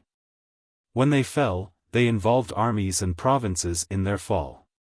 There is still extant a most savage mandate from Gallienus to one of his ministers, after the suppression of Ingenuus, who had assumed the purple in Illyricum. "It is not enough," says that soft but inhuman prince, "that you exterminate such as have appeared in arms, the chance of battle might have served me as effectually. The male sex of every age must be extirpated, provided that, in the execution of the children and old men, you can contrive means to save our reputation. Let everyone die who has dropped an expression, who has entertained a thought against me, the son of Valerian, the father and brother of so many princes." 1015 Remember that Ingenuus was made emperor, tear, kill, HEW in pieces. I write to you with my own hand, and would inspire you with my own feelings.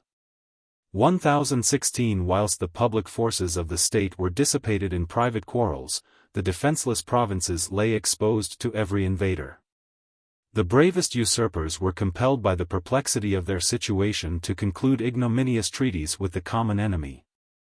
To purchase with oppressive tributes the neutrality or services of the barbarians, and to introduce hostile and independent nations into the heart of the Roman monarchy.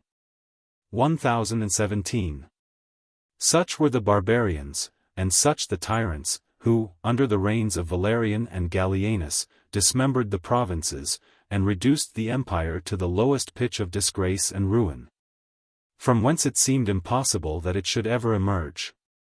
As far as the barrenness of materials would permit, we have attempted to trace, with order and perspicuity, the general events of that calamitous period. There still remain some particular facts, I. The disorders of Sicily, 2. The tumults of Alexandria, and, 3. The rebellion of the Isaurians, which may serve to reflect a strong light on the horrid picture. I. Whenever numerous troops of banditti, multiplied by success and impunity, publicly defy, instead of eluding, the justice of their country, we may safely infer that the excessive weakness of the government is felt and abused by the lowest ranks of the community. The situation of Sicily preserved it from the barbarians, nor could the disarmed province have supported a usurper. The sufferings of that once flourishing and still fertile island were inflicted by baser hands. A licentious crowd of slaves and peasants reigned for a while over the plundered country, and renewed the memory of the servile wars of more ancient times. 1018 Devastations, of which the husbandman was either the victim or the accomplice, must have ruined the agriculture of Sicily. And as the principal estates were the property of the opulent senators of Rome, who often enclosed within a farm the territory of an old republic, it is not improbable that this private injury might affect the capital more deeply than all the conquests of the Goths or the Persians. 2. The foundation of Alexandria was a noble design, at once conceived and executed by the son of Philip. The beautiful and regular form of that great city, second only to Rome itself, comprehended a circumference of 15 miles. 1019 It was peopled by 300,000 free inhabitants, besides at least an equal number of slaves. 1020 The lucrative trade of Arabia and India flowed through the port of Alexandria to the capital and provinces of the empire. 1021 Idleness was unknown. Some were employed in blowing of glass, others in weaving of linen, others again manufacturing the papyrus. Either sex, and every age, was engaged in the pursuits of industry, nor did even the blind or the lame want occupations suited to their condition. 1022 But the people of Alexandria, a various mixture of nations, united the vanity and inconstancy of the Greeks with the superstition and obstinacy of the Egyptians. The most trifling occasion, a transient scarcity of flesh or lentils, the neglect of an accustomed salutation, a mistake of precedency in the public baths, or even a religious dispute. 1023 were at any time sufficient to kindle a sedition among that vast multitude, whose resentments were furious and implacable. 1024 After the captivity of Valerian and the insolence of his son had relaxed the authority of the laws, the Alexandrians abandoned themselves to the ungoverned rage of their passions. And their unhappy country was the theatre of a civil war, which continued, with a few short and suspicious truces, above 12 years. 1025 All intercourse was cut off between the several quarters of the afflicted city, every street was polluted with blood, every building of strength converted into a citadel. Nor did the tumult subside till a considerable part of Alexandria was irretrievably ruined. The spacious and magnificent district of Bruchion 1026 with its palaces and museum, the residence of the kings and philosophers of Egypt, is described above a century afterwards as already reduced to its present state of dreary solitude. 1027. 3. The obscure rebellion of Trebellianus, who assumed the purple in Isauria, a petty province of Asia Minor, was attended with strange and memorable consequences. The pageant of royalty was soon destroyed by an officer of Gallienus. But his followers, despairing of mercy, resolved to shake off their allegiance, not only to the emperor but to the empire, and suddenly returned to the savage manners from which they had never perfectly been reclaimed. Their craggy rocks, a branch of the wide-extended Taurus, protected their inaccessible retreat. The tillage of some fertile valleys 1028 supplied them with necessaries, and a habit of rapine with the luxuries of life.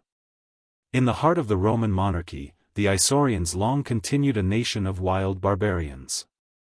Succeeding princes, unable to reduce them to obedience either by arms or policy, were compelled to acknowledge their weakness by surrounding the hostile and independent spot with a strong chain of fortifications. 1029 which often proved insufficient to restrain the incursions of these domestic foes. The Isaurians, gradually extending their territory to the seacoast, subdued the western and mountainous part of Cilicia. Formerly the nest of those daring pirates against whom the Republic had once been obliged to exert its utmost force, under the conduct of the great Pompey. 1030. Our habits of thinking so fondly connect the order of the universe with the fate of man, that this gloomy period of history has been decorated with inundations, earthquakes, uncommon meteors, preternatural darkness, and a crowd of prodigies fictitious or exaggerated. 1031 But a long and general famine was a calamity of a more serious kind. It was the inevitable consequence of rapine and oppression, which extirpated the produce of the present and the hope of future harvests. Famine is almost always followed by epidemical diseases, the effect of scanty and unwholesome food. Other causes must however have contributed to the furious plague which, from the year 250 to the year 265, raged without interruption in every province, every city, and almost every family of the Roman Empire. During some time 5,000 persons died daily in Rome, and many towns that had escaped the hands of the barbarians were entirely depopulated. 1032. We have the knowledge of a very curious circumstance, of some use perhaps in the melancholy calculation of human calamities. An exact register was kept at Alexandria of all the citizens entitled to receive the distribution of corn. It was found that the ancient number of those comprised between the ages of 40 and 70 had been equal to the whole sum of claimants, from 14 to 80 years of age, who remained alive after the reign of Gallienus. 1033 Applying this authentic fact to the most correct tables of mortality, it evidently proves that above half the people of Alexandria had perished. And could we venture to extend the analogy to the other provinces, we might suspect that war, pestilence, and famine had consumed, in a few years, the moiety of the human species. 1034. Chapter 11. Reign of Claudius, defeat of the Goths, victories, triumph and death of Aurelian. AD 268 Under the deplorable reigns of Valerian and Gallienus, the empire was oppressed and almost destroyed by the soldiers, the tyrants, and the barbarians. It was saved by a series of great princes, who derived their obscure origin from the martial provinces of Illyricum. Within a period of about 30 years, Claudius, Aurelian, Probus, Diocletian and his colleagues, triumphed over the foreign and domestic enemies of the state, re-established with the military discipline, the strength of the frontiers, and deserved the glorious title of restorers of the Roman world. The removal of an effeminate tyrant made way for a succession of heroes. The indignation of the people imputed all their calamities to Gallienus, and the far greater part were, indeed, the consequence of his dissolute manners and careless administration. He was even destitute of a sense of honor, which so frequently supplies the absence of public virtue.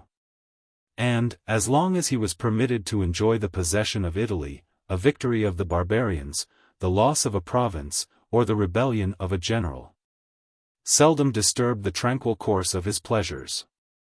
At length, a considerable army, stationed on the upper Danube, invested with the imperial purple their leader Aurelius, who, disdaining a confined and barren reign over the mountains of Rhaetia, passed the Alps, occupied Milan, threatened Rome, and challenged Gallienus to dispute in the field the sovereignty of Italy.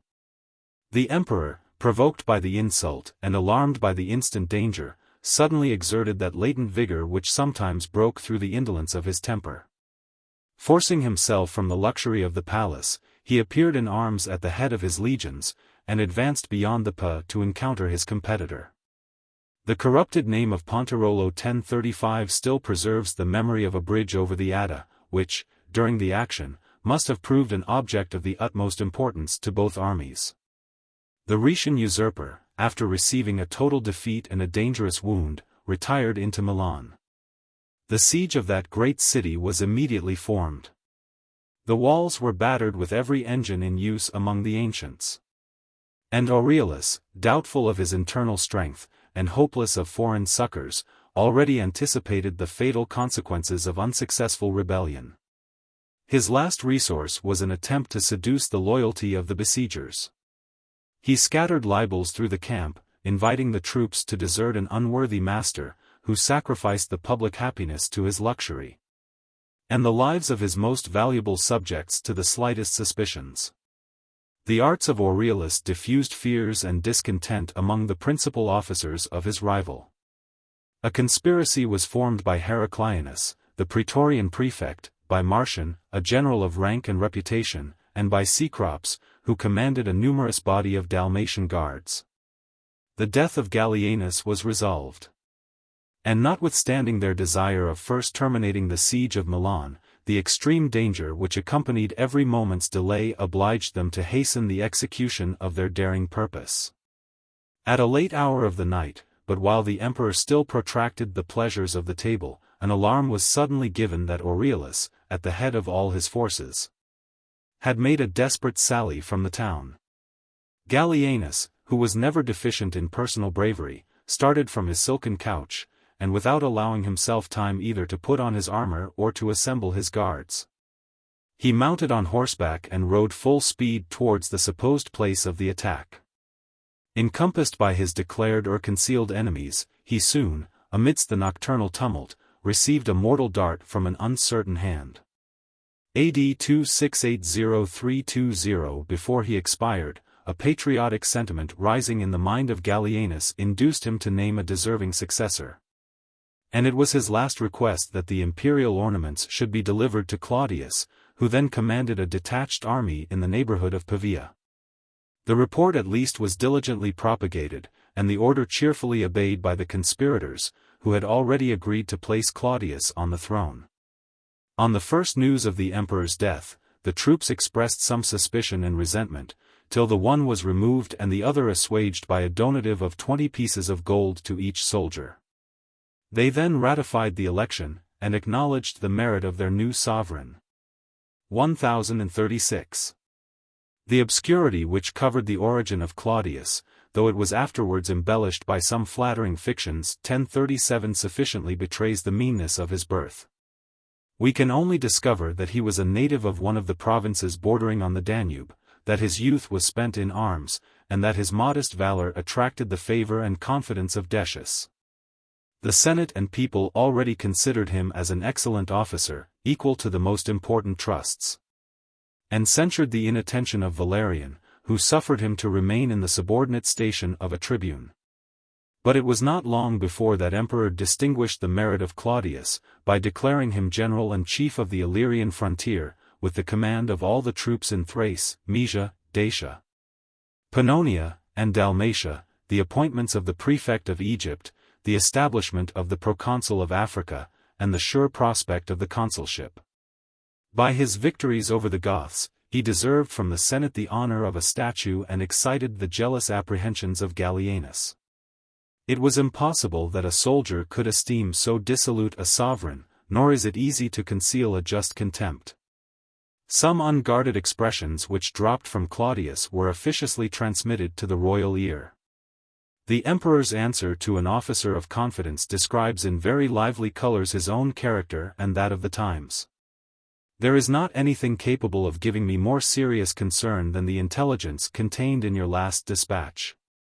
1038 that some malicious suggestions have indisposed towards us the mind of our friend and parent Claudius. As you regard your allegiance, use every means to appease his resentment, but conduct your negotiation with secrecy, let it not reach the knowledge of the Dacian troops. They are already provoked, and it might inflame their fury. I myself have sent him some presents, be it your care that he accept them with pleasure. Above all, let him not suspect that I am made acquainted with his imprudence. The fear of my anger might urge him to desperate counsels. 1039. The presents which accompanied this humble epistle, in which the monarch solicited a reconciliation with his discontented subject, consisted of a considerable sum of money, a splendid wardrobe, and a valuable service of silver and gold plate. By such arts Gallienus softened the indignation and dispelled the fears of his Illyrian general. And during the remainder of that reign the formidable sword of Claudius was always drawn in the cause of a master whom he despised. At last, indeed, he received from the conspirators the bloody purple of Gallienus, but he had been absent from their camp and councils. And however he might applaud the deed, we may candidly presume that he was innocent of the knowledge of it. 1040 When Claudius ascended the throne, he was about 54 years of age. The siege of Milan was still continued, and Aurelius soon discovered that the success of his artifices had only raised up a more determined adversary. He attempted to negotiate with Claudius a treaty of alliance and partition. Tell him, replied the intrepid emperor, that such proposals should have been made to Gallienus. He, perhaps, might have listened to them with patience, and accepted a colleague as despicable as himself. 1041 This stern refusal, and a last unsuccessful effort, obliged Aurelius to yield the city and himself to the discretion of the conqueror. The judgment of the army pronounced him worthy of death, and Claudius, after a feeble resistance, consented to the execution of the sentence. Nor was the zeal of the Senate less ardent in the cause of their new sovereign. They ratified, perhaps with a sincere transport of zeal, the election of Claudius.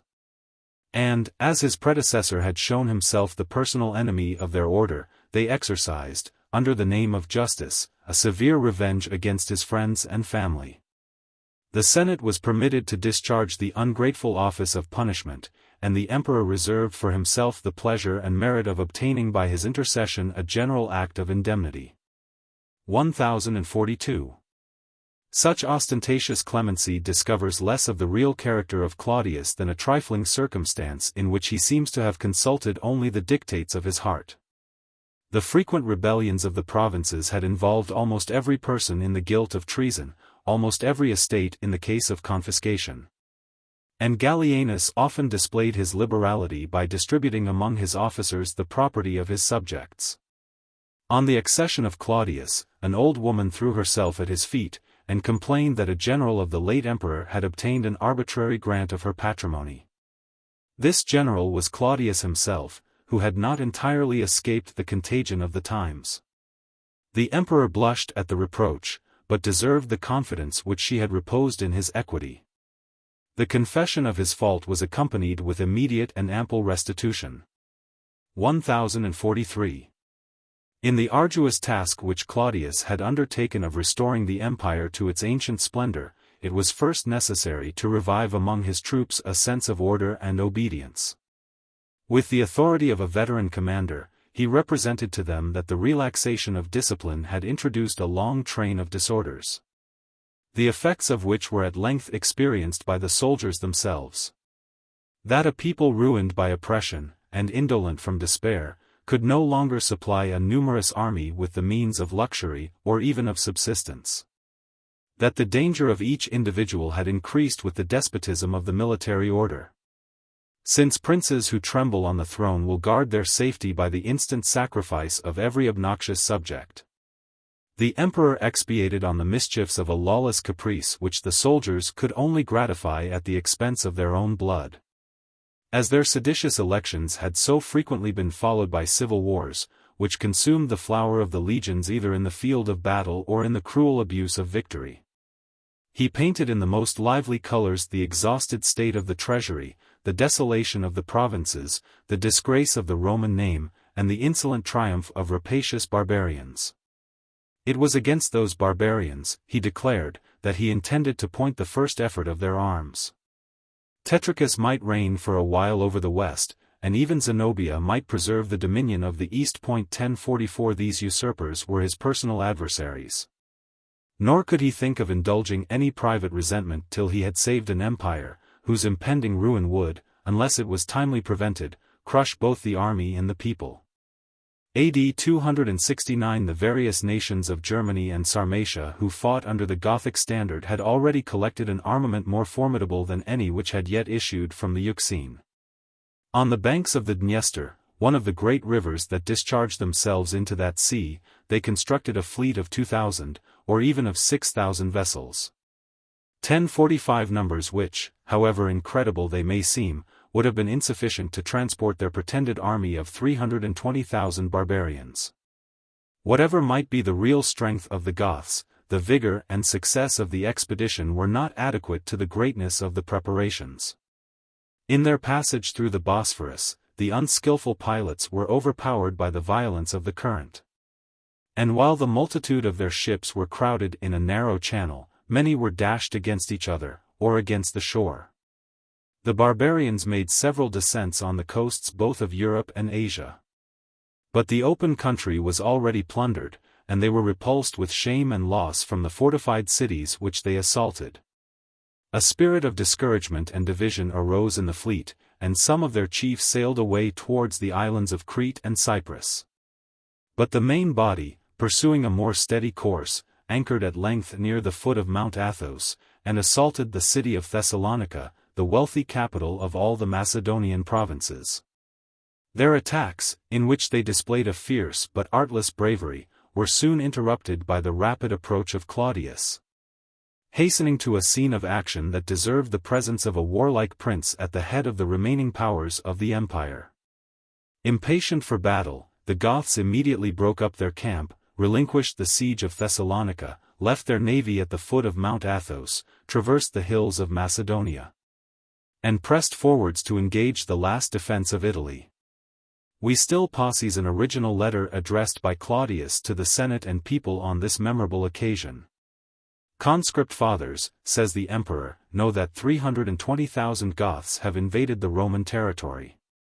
If I vanquish them, your gratitude will reward my services. Should I fall, remember that I am the successor of Gallienus. The whole republic is fatigued and exhausted.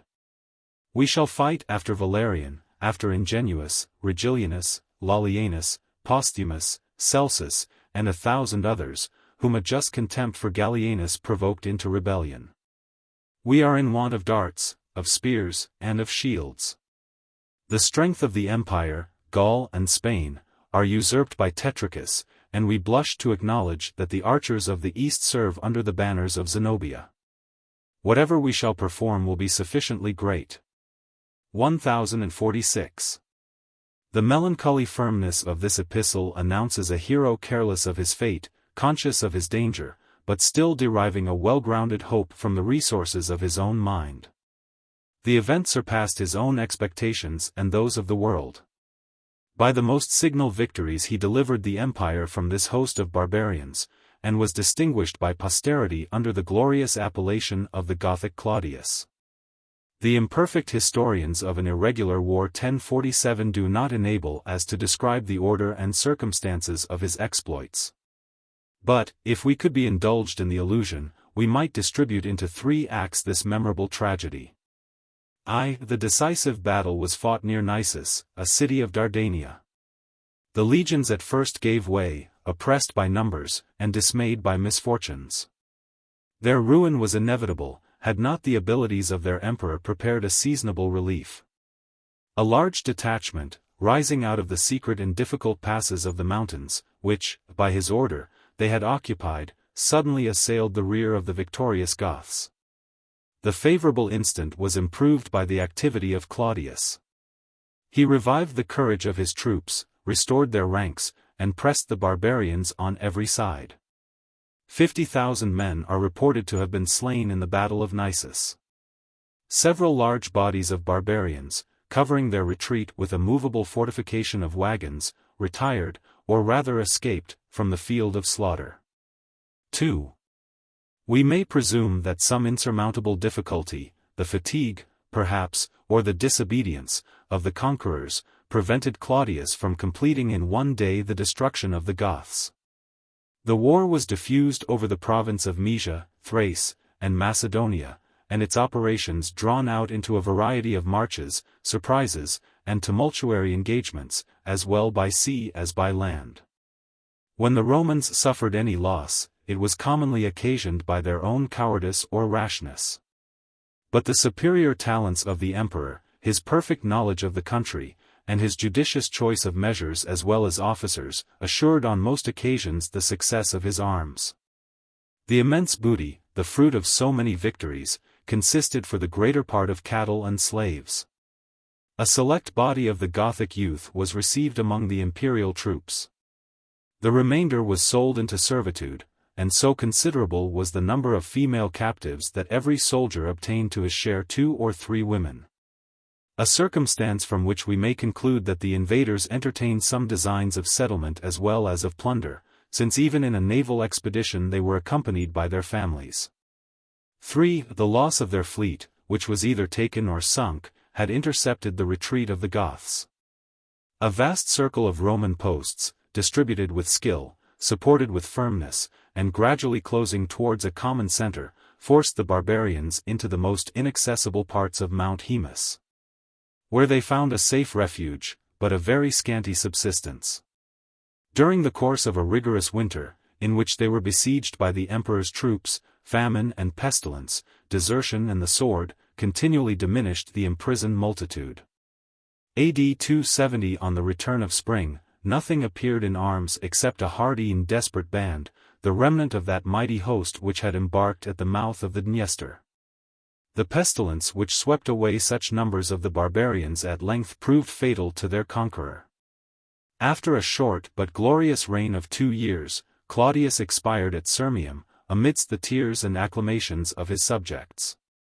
In his last illness, he convened the principal officers of the state and army, and in their presence recommended Aurelian 1048 one of his generals, as the most deserving of the throne, and the best qualified to execute the great design which he himself had been permitted only to undertake.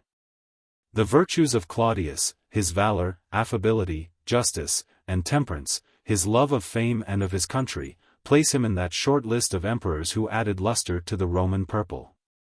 Those virtues, however, were celebrated with peculiar zeal and complacency by the courtly writers of the age of Constantine, who was the great-grandson of Crispus, the elder brother of Claudius. The voice of flattery was soon taught to repeat that the gods, who so hastily had snatched Claudius from the earth, rewarded his merit and piety by the perpetual establishment of the empire in his family. 1049. Notwithstanding these oracles, the greatness of the Flavian family, a name which it had pleased them to assume, was deferred above 20 years. And the elevation of Claudius occasioned the immediate ruin of his brother Quintilius, who possessed not sufficient moderation or courage to descend into the private station to which the patriotism of the late emperor had condemned him. Without delay or reflection, he assumed the purple at Aquileia, where he commanded a considerable force. And though his reign lasted only 17 days, 1050, he had time to obtain the sanction of the Senate, and to experience a mutiny of the troops. As soon as he was informed that the great army of the Danube had invested the well-known valor of Aurelian with imperial power, he sunk under the fame and merit of his rival. And, ordering his veins to be opened, prudently withdrew himself from the unequal contest. 1051. The general design of this work will not permit us minutely to relate the actions of every emperor after he ascended the throne, much less to deduce the various fortunes of his private life. We shall only observe that the father of Aurelian was a peasant of the territory of Sirmium, who occupied a small farm, the property of Aurelius, a rich senator. His warlike son enlisted in the troops as a common soldier, successively rose to the rank of a centurion, a tribune, the prefect of a legion, the inspector of the camp, the general, or, as it was then called, the duke of a frontier. And at length, during the Gothic War, exercised the important office of commander-in-chief of the cavalry.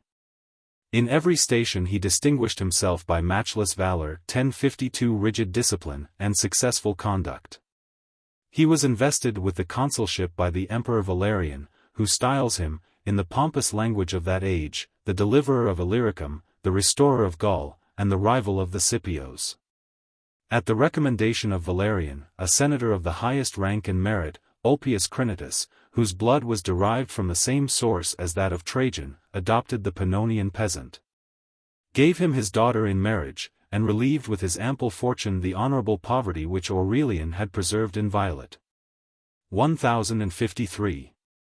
The reign of Aurelian lasted only 4 years and about 9 months, but every instant of that short period was filled by some memorable achievement.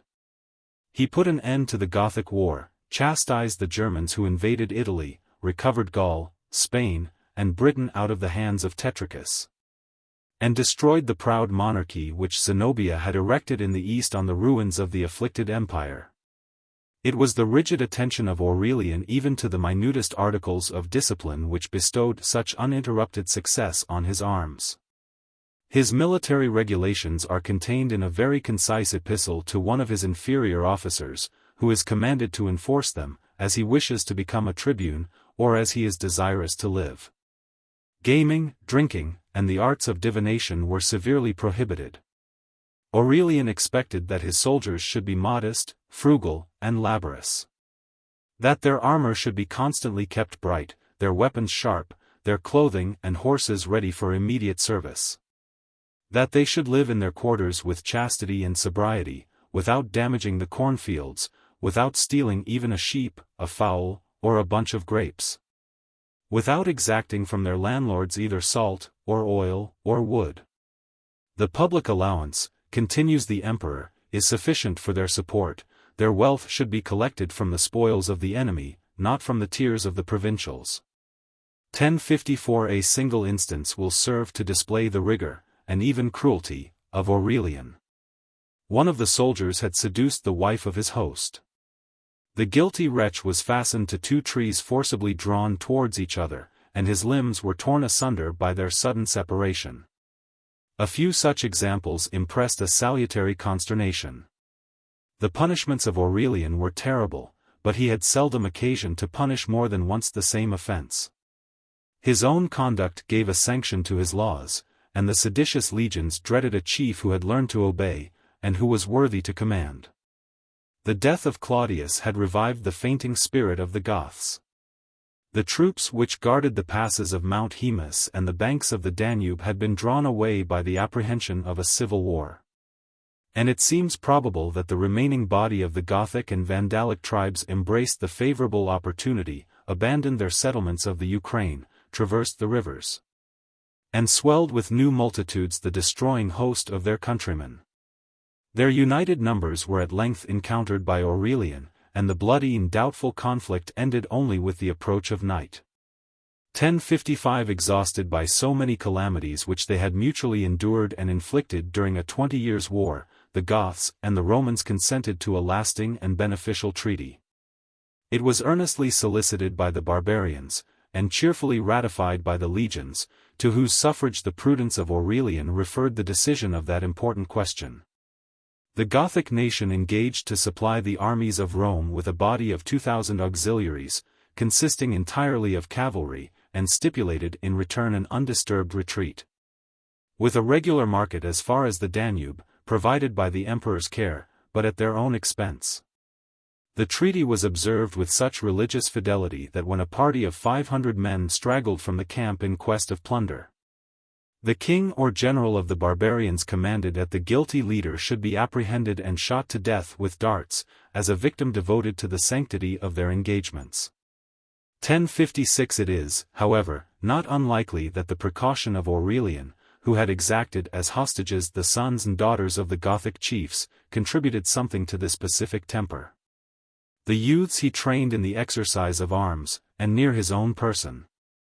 To the damsels he gave a liberal and Roman education, and, by bestowing them in marriage on some of his principal officers, gradually introduced between the two nations the closest and most endearing connections. 1057. But the most important condition of peace was understood rather than expressed in the treaty. Aurelian withdrew the Roman forces from Dacia, and tacitly relinquished that great province to the Goths and Vandals.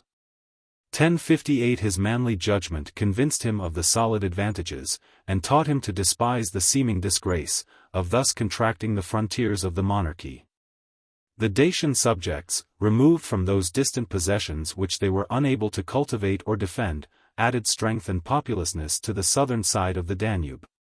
A fertile territory, which the repetition of barbarous inroads had changed into a desert, was yielded to their industry, and a new province of Dacia still preserved the memory of Trajan's conquests. The old country of that name detained, however, a considerable number of its inhabitants, who dreaded exile more than a Gothic master. 1059 These degenerate Romans continued to serve the empire, whose allegiance they had renounced, by introducing among their conquerors the first notions of agriculture, the useful arts, and the conveniences of civilized life. An intercourse of commerce and language was gradually established between the opposite banks of the Danube. And after Dacia became an independent state, it often proved the firmest barrier of the empire against the invasions of the savages of the north. A sense of interest attached these more settled barbarians to the alliance of Rome, and a permanent interest very frequently ripens into sincere and useful friendship. This various colony, which filled the ancient province and was insensibly blended into one great people, still acknowledged the superior renown and authority of the Gothic tribe, and claimed the fancied honor of a Scandinavian origin. At the same time the lucky though accidental resemblance of the name of GD 1060 infused among the credulous Goths a vain persuasion that, in a remote age, their own ancestors, already seated in the Dacian provinces, had received the instructions of Zamolxis, and checked the victorious arms of Sesostris and Darius. 1061. While the vigorous and moderate conduct of Aurelian restored the Illyrian frontier, the nation of the Alemanni 1062 violated the conditions of peace, which either Gallienus had purchased, or Claudius had imposed, and, inflamed by their impatient youth, suddenly flew to arms. 40,000 horse appeared in the field, 1063, and the numbers of the infantry doubled those of the cavalry. 1064 The first objects of their avarice were a few cities of the Rhaetian frontier. But their hopes soon rising with success, the rapid march of the Alemanni traced a line of devastation from the Danube to the Po. 1065.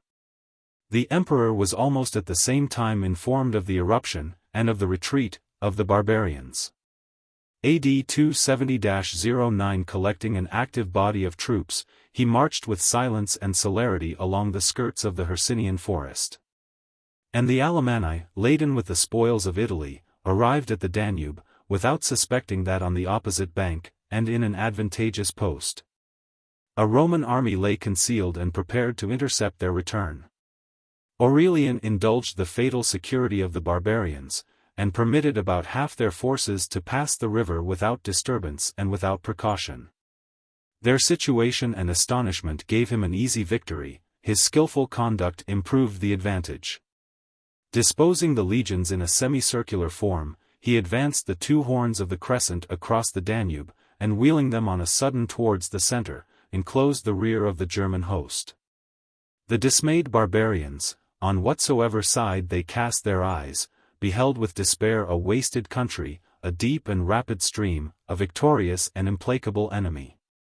Reduced to this distressed condition, the Alemanni no longer disdained to sue for peace.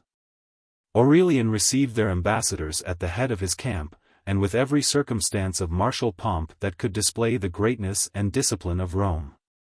The legions stood to their arms in well-ordered ranks and awful silence. The principal commanders, distinguished by the ensigns of their rank, appeared on horseback on either side of the imperial throne. Behind the throne, the consecrated images of the emperor and his predecessors, 1066 the golden eagles, and the various titles of the legions, engraved in letters of gold, were exalted in the air on lofty pikes covered with silver. When Aurelian assumed his seat, his manly grace and majestic figure 1067 taught the barbarians to revere the person as well as the purple of their conqueror. The ambassadors fell prostrate on the ground in silence. They were commanded to rise, and permitted to speak. By the assistance of interpreters they extenuated their perfidy, magnified their exploits, expatiated on the vicissitudes of fortune and the advantages of peace, and, with an ill-timed confidence, demanded a large subsidy, as the price of the alliance which they offered to the Romans. The answer of the emperor was stern and imperious. He treated their offer with contempt, and their demand with indignation. Reproached the barbarians, that they were as ignorant of the arts of war as of the laws of peace. And finally dismissed them with the choice only of submitting to his unconditional mercy, or awaiting the utmost severity of his resentment. 1068 Aurelian had resigned a distant province to the Goths. But it was dangerous to trust or to pardon these perfidious barbarians, whose formidable power kept Italy itself in perpetual alarms. Immediately after this conference it should seem that some unexpected emergency required the emperor's presence in Pannonia. He devolved on his lieutenants the care of finishing the destruction of the Alemanni, either by the sword, or by the surer operation of famine. But an active despair has often triumphed over the indolent assurance of success. The barbarians, finding it impossible to traverse the Danube and the Roman camp, broke through the posts in their rear, which were more feebly or less carefully guarded. And with incredible diligence, but by a different road, returned towards the mountains of Italy. 1069 Aurelian, who considered the war as totally extinguished, received the mortifying intelligence of the escape of the Alemanni, and of the ravage which they already committed in the territory of Milan. The legions were commanded to follow, with as much expedition as those heavy bodies were capable of exerting. The rapid flight of an enemy whose infantry and cavalry moved with almost equal swiftness. A few days afterwards the emperor himself marched to the relief of Italy, at the head of a chosen body of auxiliaries, among whom were the hostages and cavalry of the Vandals, and of all the Praetorian guards who had served in the wars on the Danube. 1070. As the light troops of the Alemanni had spread themselves from the Alps to the Apennine, the incessant vigilance of Aurelian and his officers was exercised in the discovery, the attack, and the pursuit of the numerous detachments. Notwithstanding this desultory war, 3 considerable battles are mentioned, in which the principal force of both armies was obstinately engaged. 1071 The success was various. In the first, fought near Placentia, the Romans received so severe a blow, that, according to the expression of a writer extremely partial to Aurelian, the immediate dissolution of the empire was apprehended. 1072 The crafty barbarians, who had lined the woods, suddenly attacked the legions in the dusk of the evening, and, it is most probable, after the fatigue and disorder of a long march. The fury of their charge was irresistible, but, at length, after a dreadful slaughter, the patient firmness of the emperor rallied his troops, and restored, in some degree, the honor of his arms. The second battle was fought near Fano in Umbria, on the spot which, 500 years before, had been fatal to the brother of Hannibal. 1073. Thus far the successful Germans had advanced along the Aemilian and Flaminian Way, with a design of sacking the defenseless mistress of the world. But Aurelian, who, watchful for the safety of Rome, still hung on their rear, found in this place the decisive moment of giving them a total and irretrievable defeat. 1074. The flying remnant of their host was exterminated in a third and last battle near Pavia, and Italy was delivered from the inroads of the Alemanni. Fear has been the original parent of superstition, and every new calamity urges trembling mortals to deprecate the wrath of their invisible enemies. Though the best hope of the Republic was in the valor and conduct of Aurelian, yet such was the public consternation, when the barbarians were hourly expected at the gates of Rome, that, by a decree of the Senate, the Sibylline books were consulted. Even the emperor himself, from a motive either of religion or of policy, recommended this salutary measure, chided the tardiness of the Senate (N75) and offered to supply whatever expense, whatever animals, whatever captives of any nation, the gods should require. Notwithstanding this liberal offer, it does not appear that any human victims expiated with their blood the sins of the Roman people. AD 271011. The Sibylline books enjoined ceremonies of a more harmless nature, processions of priests in white robes, attended by a chorus of youths and virgins, lust rations of the city and adjacent country, and sacrifices, whose powerful influence disabled the barbarians from passing the mystic ground on which they had been celebrated. However puerile in themselves, these superstitious arts were subservient to the success of the war. And if, in the decisive battle of Fano, the Alemanni fancied they saw an army of spectres combating on the side of Aurelian, he received a real and effectual aid from this imaginary reinforcement. 1076. But, whatever confidence might be placed in ideal ramparts, the experience of the past, and the dread of the future, induced the Romans to construct fortifications of a grosser and more substantial kind. The 7 hills of Rome had been surrounded by the successors of Romulus with an ancient wall of more than 13 miles.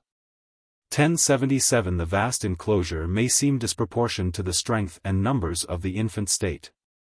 But it was necessary to secure an ample extent of pasture and arable land against the frequent and sudden incursions of the tribes of Latium, the perpetual enemies of the Republic. With the progress of Roman greatness, the city and its inhabitants gradually increased, filled up the vacant space, pierced through the useless walls, covered the field of Mars, and, on every side, followed the public highways in long and beautiful suburbs. 1078. The extent of the new walls, erected by Aurelian, and finished in the reign of Probus, was magnified by popular estimation to near 50. 1079 but is reduced by accurate measurement to about 21 miles. 1080–1081. It was a great but a melancholy labor, since the defense of the capital betrayed the decline of the monarchy. The Romans of a more prosperous age, who trusted to the arms of the legions the safety of the frontier camps, 1082 were very far from entertaining a suspicion that it would ever become necessary to fortify the seat of empire against the inroads of the barbarians. 1083. The victory of Claudius over the Goths, and the success of Aurelian against the Alemanni, had already restored to the arms of Rome their ancient superiority over the barbarous nations of the north. To chastise domestic tyrants, and to reunite the dismembered parts of the empire, was a task reserved for the second of those warlike emperors. Though he was acknowledged by the Senate and people, the frontiers of Italy, Africa, Illyricum, and Thrace, confined the limits of his reign. Gaul, Spain, and Britain, Egypt, Syria, and Asia Minor were still possessed by 2 rebels, who alone, out of so numerous a list, had hitherto escaped the dangers of their situation. And to complete the ignominy of Rome, these rival thrones had been usurped by women. A rapid succession of monarchs had arisen and fallen in the provinces of Gaul. The rigid virtues of Posthumus served only to hasten his destruction. AD 258–265. After suppressing a competitor, who had assumed the purple at Mentz, he refused to gratify his troops with the plunder of the rebellious city. And in the 7th year of his reign, became the victim of their disappointed avarice. 1084 The death of Victorinus, his friend and associate, was occasioned by a less worthy cause. The shining accomplishments 1085 of that prince were stained by a licentious passion, which he indulged in acts of violence, with too little regard to the laws of society, or even to those of love. 1086 AD 267 he was slain at Cologne, by a conspiracy of jealous husbands, whose revenge would have appeared more justifiable, had they spared the innocence of his son. After the murder of so many valiant princes, it is somewhat remarkable that a female for a long time controlled the fierce legions of Gaul. And still more singular that she was the mother of the unfortunate Victorinus. The arts and treasures of Victoria enabled her successively to place Marius and Tetricus on the throne, and to reign with a manly vigor under the name of those dependent emperors. Money of copper, of silver, and of gold was coined in her name. She assumed the titles of Augusta and Mother of the Camps. Her power ended only with her life. But her life was perhaps shortened by the ingratitude of Tetricus. 1087. When, at the instigation of his ambitious patroness, Tetricus assumed the ensigns of royalty, he was governor of the peaceful province of Aquitaine. An employment suited to his character and education. He reigned 4 or 5 years over Gaul, Spain, and Britain, the slave and sovereign of a licentious army, whom he dreaded and by whom he was despised. The valor and fortune of Aurelian at length opened the prospect of a deliverance. AD 271-07 he ventured to disclose his melancholy situation, and conjured the emperor to hasten to the relief of his unhappy rival. Had this secret correspondence reached the ears of the soldiers, it would most probably have cost Tetricus his life. Nor could he resign the scepter of the West without committing an act of treason against himself. He effected the appearances of a civil war, led his forces into the field against Aurelian, posted them in the most disadvantageous manner, betrayed his own counsels to his enemy, and with a few chosen friends deserted in the beginning of the action. The rebel legions, though disordered and dismayed by the unexpected treachery of their chief, defended themselves with desperate valor, till they were cut in pieces almost to a man. In this bloody and memorable battle, which was fought near Chalons in Champagne. 1088 The retreat of the irregular auxiliaries, Franks and Batavians 1089 whom the conqueror soon compelled or persuaded to repass the Rhine, restored the general tranquility.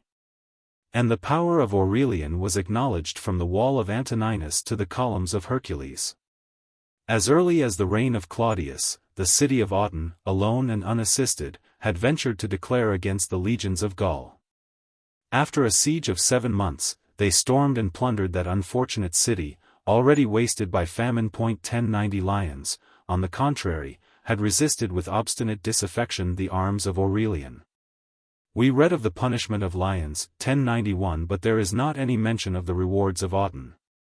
Such, indeed, is the policy of civil war, severely to remember injuries, and to forget the most important services. Revenge is profitable, gratitude is expensive. AD 272 Aurelian had no sooner secured the person and provinces of Tetricus than he turned his arms against Zenobia, the celebrated queen of Palmyra and the East. Modern Europe has produced several illustrious women who have sustained with glory the weight of empire, nor is our own age destitute of such distinguished characters. But if we accept the doubtful achievements of Semiramis, Zenobia is perhaps the only female whose superior genius broke through the servile indolence imposed on her sex by the climate and manners of Asia. 1092 She claimed her descent from the Macedonian kings of Egypt. 1093 Equaled in beauty her ancestor Cleopatra, and far surpassed that princess in chastity. 1094 And valor.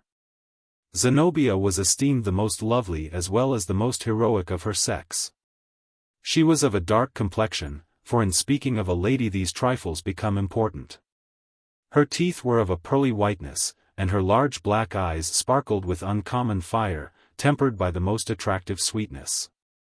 Her voice was strong and harmonious. Her manly understanding was strengthened and adorned by study. She was not ignorant of the Latin tongue, but possessed in equal perfection the Greek, the Syriac, and the Egyptian languages. She had drawn up for her own use an epitome of Oriental history, and familiarly compared the beauties of Homer and Plato under the tuition of the sublime Longinus. This accomplished woman gave her hand to Odenathus 1095, who from a private station raised himself to the dominion of the East. She soon became the friend and companion of a hero. In the intervals of war, Odenathus passionately delighted in the exercise of hunting. He pursued with ardor the wild beasts of the desert, lions, panthers, and bears. And the ardor of Zenobia in that dangerous amusement was not inferior to his own. She had inured her constitution to fatigue, disdained the use of a covered carriage, generally appeared on horseback in a military habit, and sometimes marched several miles on foot at the head of the troops. The success of Odenathus was in a great measure ascribed to her incomparable prudence and fortitude. Their splendid victories over the great king, whom they twice pursued as far as the gates of Ctesiphon, laid the foundations of their united fame and power. The armies which they commanded, and the provinces which they had saved, acknowledged not any other sovereigns than their invincible chiefs. The Senate and people of Rome revered a stranger who had avenged their captive emperor, and even the insensible son of Valerian accepted Odenathus for his legitimate colleague. After a successful expedition against the Gothic plunderers of Asia, the Palmyrenian prince returned to the city of Emesa in Syria. Invincible in war, he was there cut off by domestic treason, and his favorite amusement of hunting was the cause, or at least the occasion, of his death. 1096 His nephew Meonius presumed to dart his javelin before that of his uncle, and though admonished of his error, repeated the same insolence. As a monarch, and as a sportsman, Odenathus was provoked, took away his horse, a mark of ignominy among the barbarians, and chastised the rash youth by a short confinement. The offense was soon forgot, but the punishment was remembered, and Meonius, with a few daring associates, assassinated his uncle in the midst of a great entertainment. Herod, the son of Odenathus, though not of Zenobia, a young man of a soft and effeminate temper, 1097 was killed with his father. But Meonius obtained only the pleasure of revenge by this bloody deed. He had scarcely time to assume the title of Augustus, before he was sacrificed by Zenobia to the memory of her husband. 1098. With the assistance of his most faithful friends, she immediately filled the vacant throne, and governed with manly counsels Palmyra, Syria, and the East, above 5 years. By the death of Odenathus, that authority was at an end which the Senate had granted him only as a personal distinction. But his martial widow, disdaining both the Senate and Gallienus, obliged one of the Roman generals, who was sent against her, to retreat into Europe, with the loss of his army and his reputation. 1099 Instead of the little passions which so frequently perplex a female reign, the steady administration of Zenobia was guided by the most judicious maxims of policy. If it was expedient to pardon, she could calm her resentment; if it was necessary to punish, she could impose silence on the voice of pity. Her strict economy was accused of avarice. Yet on every proper occasion she appeared magnificent and liberal. The neighboring states of Arabia, Armenia, and Persia dreaded her enmity and solicited her alliance. To the dominions of Odenathus, which extended from the Euphrates to the frontiers of Bithynia, his widow added the inheritance of her ancestors, the populous and fertile kingdom of Egypt.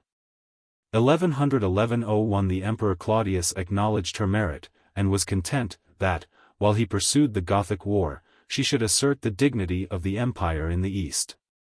The conduct, however, of Zenobia was attended with some ambiguity, nor is it unlikely that she had conceived the design of erecting an independent and hostile monarchy.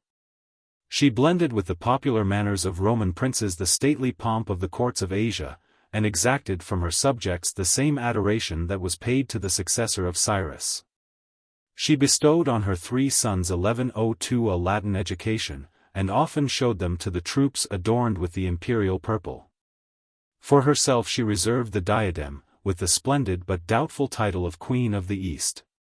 When Aurelian passed over into Asia, against an adversary whose sex alone could render her an object of contempt, his presence restored obedience to the province of Bithynia, already shaken by the arms and intrigues of Zenobia. 1103 Advancing at the head of his legions, he accepted the submission of Ancyra, and was admitted into Tyana, after an obstinate siege, by the help of a perfidious citizen.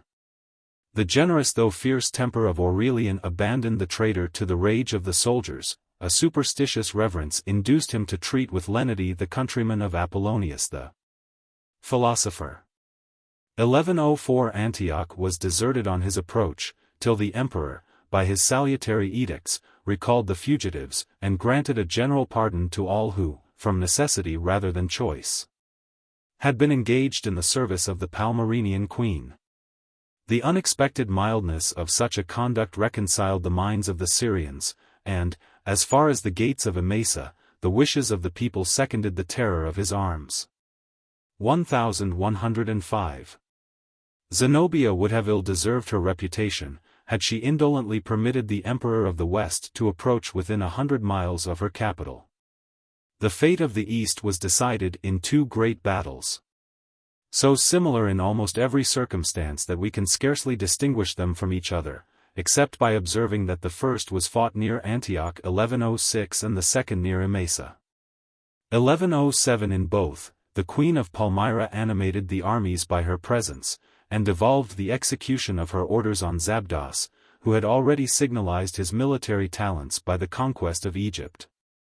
The numerous forces of Zenobia consisted for the most part of light archers, and of heavy cavalry clothed in complete steel.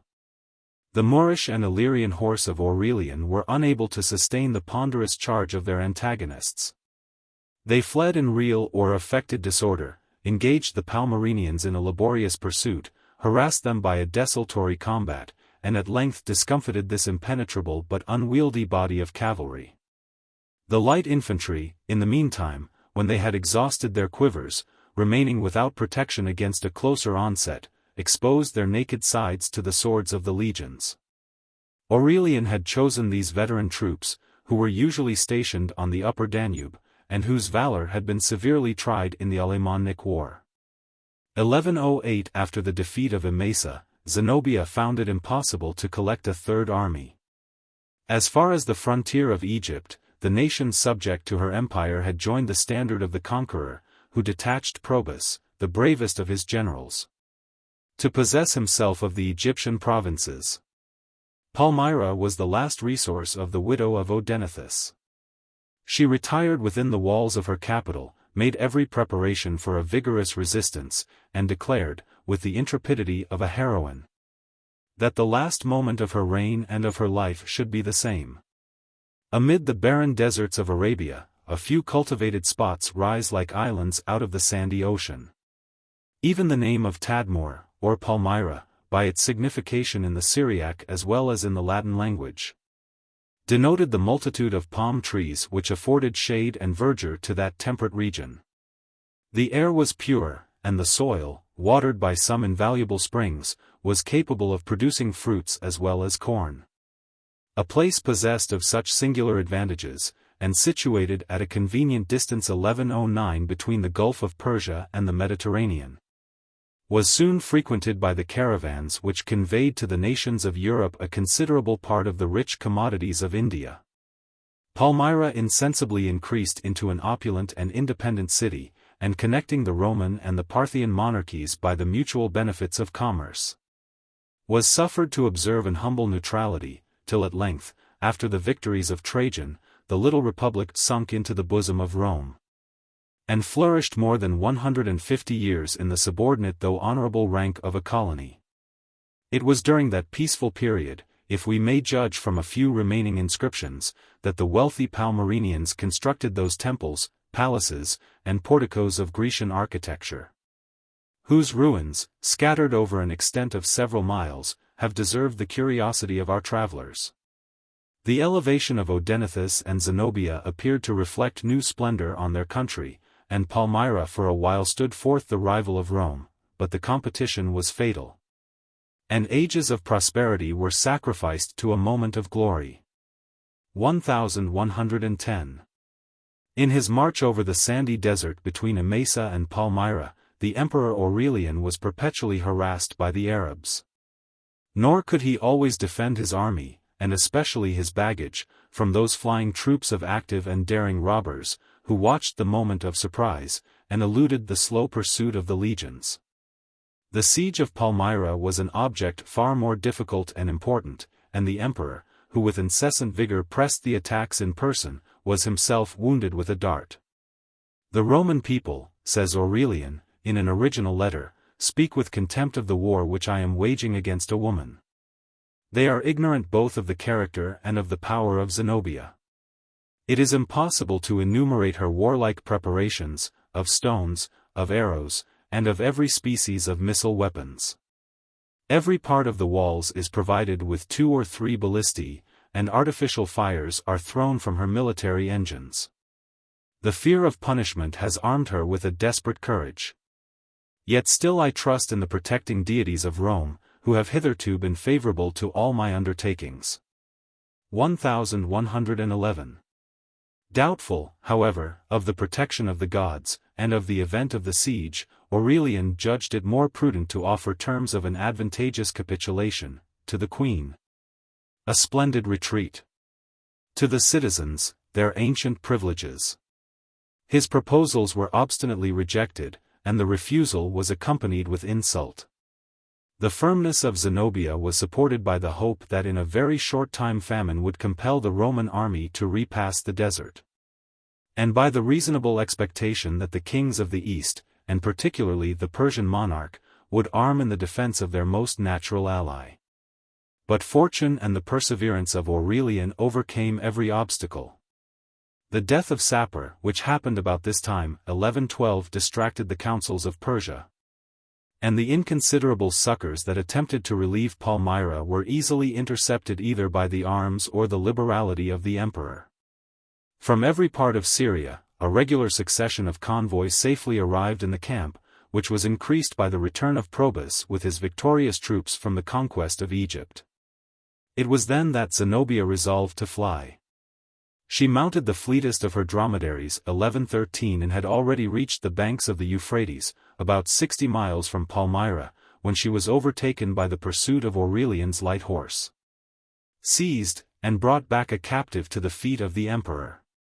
AD 273. Her capital soon afterward surrendered, and was treated with unexpected lenity. The arms, horses, and camels, with an immense treasure of gold, silver, silk, and precious stones, were all delivered to the conqueror, who, leaving only a garrison of 600 archers, returned to Emesa, and employed some time in the distribution of rewards and punishments at the end of so memorable a war, which restored to the obedience of Rome those provinces that had renounced their allegiance since the captivity of Valerian. When the Syrian queen was brought into the presence of Aurelian, he sternly asked her, how she had presumed to rise in arms against the emperors of Rome. The answer of Zenobia was a prudent mixture of respect and firmness. "Because I disdain to consider as Roman emperors an Aurelius or a Gallienus. You alone I acknowledge as my conqueror and my sovereign," 1114. But as female fortitude is commonly artificial, so it is seldom steady or consistent. The courage of Zenobia deserted her in the hour of trial. She trembled at the angry clamors of the soldiers, who called aloud for her immediate execution, forgot the generous despair of Cleopatra, which she had proposed as her model, and ignominiously purchased life by the sacrifice of her fame and her friends. It was to their counsels, which governed the weakness of her sex, that she imputed the guilt of her obstinate resistance. It was on their heads that she directed the vengeance of the cruel Aurelian. The fame of Longinus, who was included among the numerous and perhaps innocent victims of her fear, will survive that of the queen who betrayed, or the tyrant who condemned him.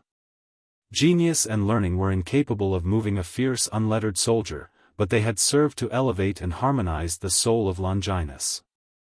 Without uttering a complaint, he calmly followed the executioner, pitying his unhappy mistress, and bestowing comfort on his afflicted friends. 1115. Returning from the conquest of the East, Aurelian had already crossed the straits which divided Europe from Asia. When he was provoked by the intelligence that the Palmyrenians had massacred the governor and garrison which he had left among them, and again erected the standard of revolt. Without a moment's deliberation, he once more turned his face toward Syria. Antioch was alarmed by his rapid approach, and the helpless city of Palmyra felt the irresistible weight of his resentment. We have a letter of Aurelian himself, in which he acknowledges 1116 that old men, women, children, and peasants had been involved in that dreadful execution, which should have been confined to armed rebellion.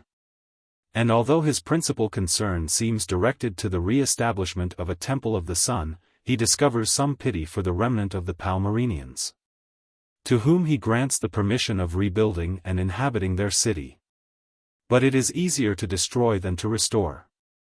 The seat of commerce, of arts, and of Zenobia gradually sunk into an obscure town, a trifling fortress, and at length a miserable village.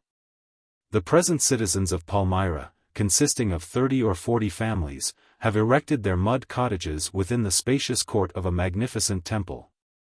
Another and a last labor still awaited the indefatigable Aurelian, to suppress a dangerous though obscure rebel, who, during the revolt of Palmyra, had arisen on the banks of the Nile. Firmus, the friend and ally, as he proudly styled himself, of Odenathus and Zenobia, was no more than a wealthy merchant of Egypt. In the course of his trade to India, he had formed very intimate connections with the Saracens and the Blemmyes, whose situation on either coast of the Red Sea gave them an easy introduction into the Upper Egypt. The Egyptians he inflamed with the hope of freedom, and, at the head of their furious multitude, broke into the city of Alexandria, where he assumed the imperial purple, coined money, published edicts, and raised an army, which, as he vainly boasted, he was capable of maintaining from the sole profits of his paper trade. Such troops were a feeble defense against the approach of Aurelian, and it seems almost unnecessary to relate that Firmus was routed, taken, tortured, and put to death. 1117 Aurelian might now congratulate the Senate, the people, and himself, that in little more than 3 years he had restored universal peace and order to the Roman world. AD 274 Since the foundation of Rome, no general had more nobly deserved a triumph than Aurelian, nor was a triumph ever celebrated with superior pride and magnificence.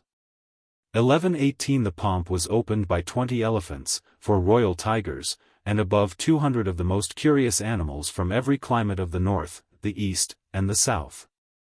They were followed by 1,600 gladiators, devoted to the cruel amusement of the amphitheater. The wealth of Asia, the arms and ensigns of so many conquered nations, and the magnificent plate and wardrobe of the Syrian queen, were disposed in exact symmetry or artful disorder. The ambassadors of the most remote parts of the earth, of Ethiopia, Arabia, Persia, Bactriana, India, and China, all remarkable by their rich or singular dresses, displayed the fame and power of the Roman emperor, who exposed likewise to the public view the presents that he had received, and particularly a great number of crowns of gold, the offerings of grateful cities. The victories of Aurelian were attested by the long train of captives who reluctantly attended his triumph: Goths, Vandals, Sarmatians, Alemanni, Franks, Gauls, Syrians, and Egyptians. Each people was distinguished by its peculiar inscription, and the title of Amazons was bestowed on 10 martial heroines of the Gothic nation who had been taken in arms. 1119 But every eye, disregarding the crowd of captives, was fixed on the Emperor Tetricus and the Queen of the East. The former, as well as his son, whom he had created Augustus, was dressed in Gallic trousers, 1120 a saffron tunic and a robe of purple. The beauteous figure of Zenobia was confined by fetters of gold, a slave supported the gold chain which encircled her neck, and she almost fainted under the intolerable weight of jewels.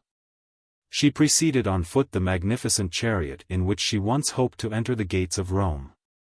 It was followed by 2 other chariots, still more sumptuous, of Odenathus and of the Persian monarch.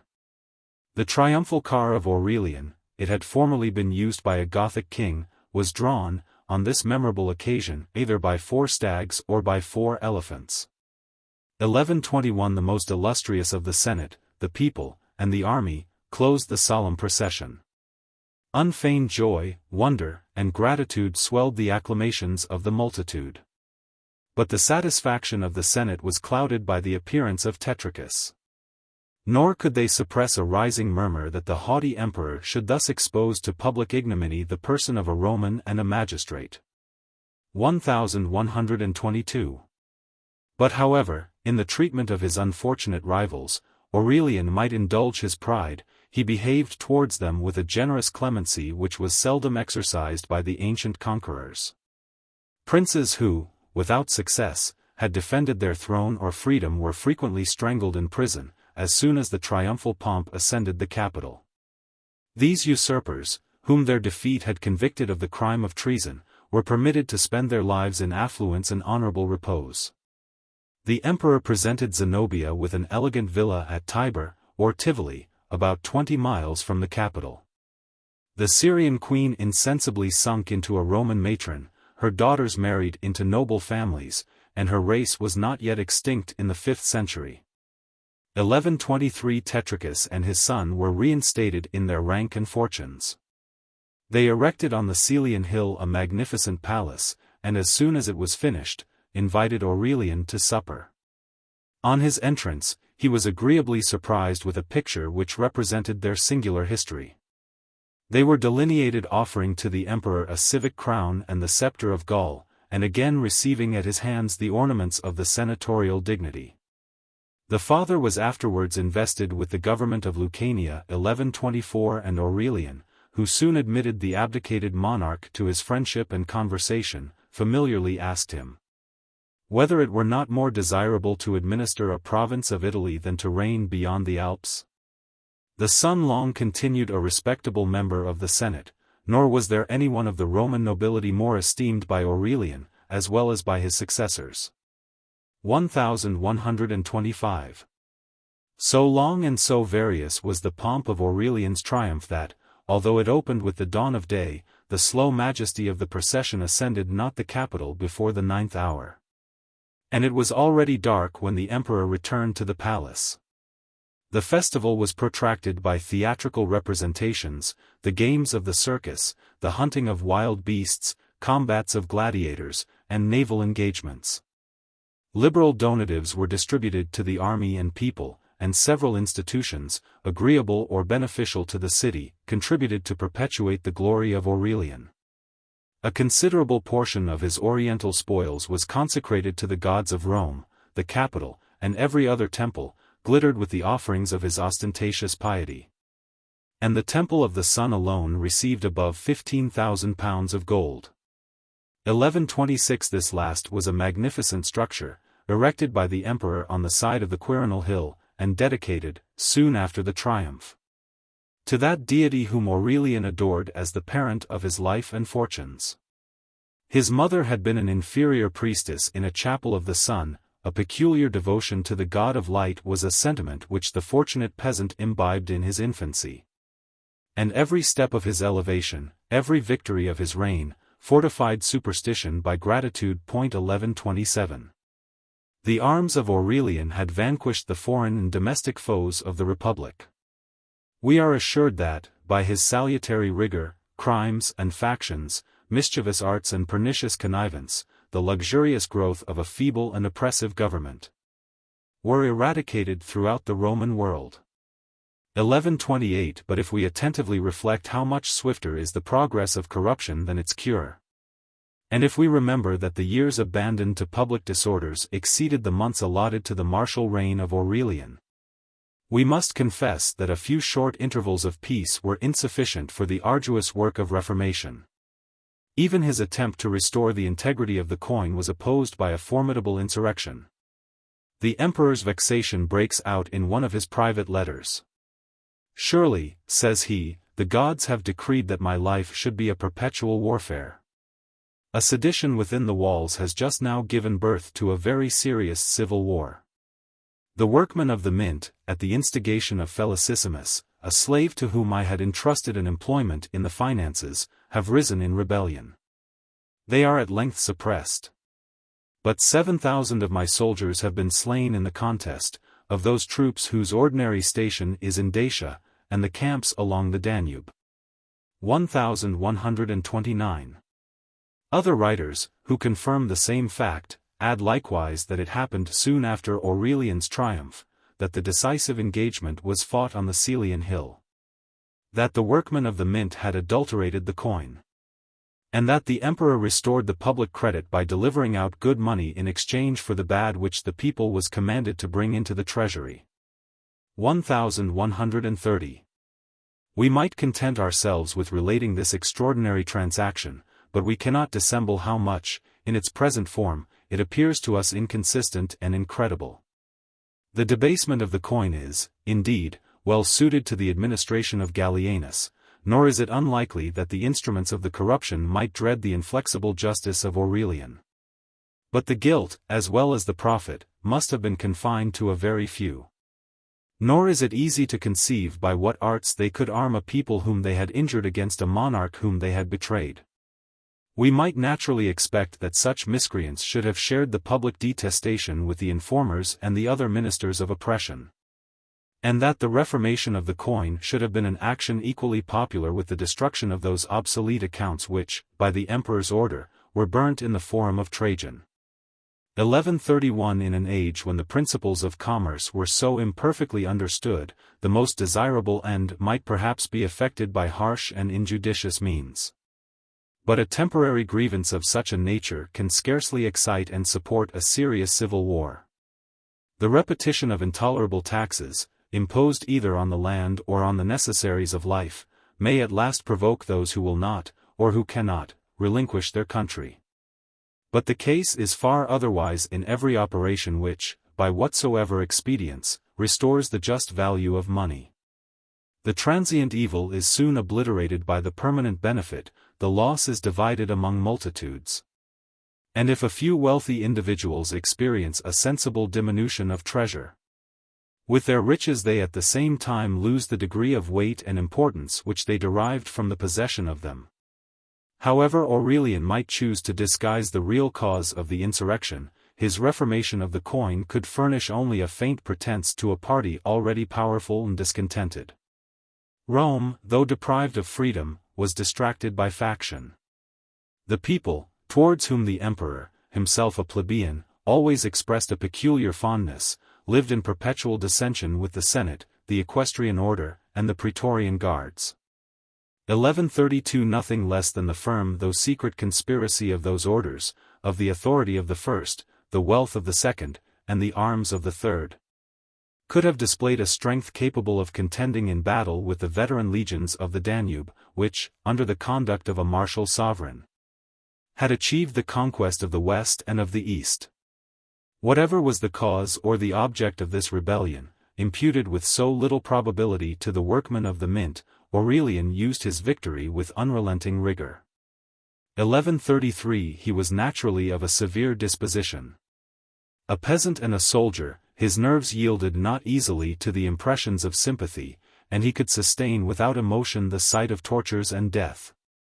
Trained from his earliest youth in the exercise of arms, he set too small a value on the life of a citizen, chastised by military execution the slightest offences, and transferred the stern discipline of the camp into the civil administration of the laws. His love of justice often became a blind and furious passion, and whenever he deemed his own or the public safety endangered, he disregarded the rules of evidence and the proportion of punishments. The unprovoked rebellion with which the Romans rewarded his services exasperated his haughty spirit. The noblest families of the capital were involved in the guilt or suspicion of this dark conspiracy. A hasty spirit of revenge urged the bloody prosecution, and it proved fatal to one of the nephews of the emperor. The executioners, if we may use the expression of a contemporary poet, were fatigued, the prisons were crowded, and the unhappy Senate lamented the death or absence of its most illustrious members. 1134. Nor was the pride of Aurelian less offensive to that assembly than his cruelty. Ignorant or impatient of the restraints of civil institutions, he disdained to hold his power by any other title than that of the sword, and governed by right of conquest an empire which he had saved and subdued. 1135. It was observed by one of the most sagacious of the Roman princes that the talents of his predecessor Aurelian were better suited to the command of an army than to the government of an empire. 1136 Conscious of the character in which nature and experience had enabled him to excel, he again took the field a few months after his triumph. It was expedient to exercise the restless temper of the legions in some foreign war, and the Persian monarch, exulting in the shame of Valerian, still braved with impunity the offended majesty of Rome.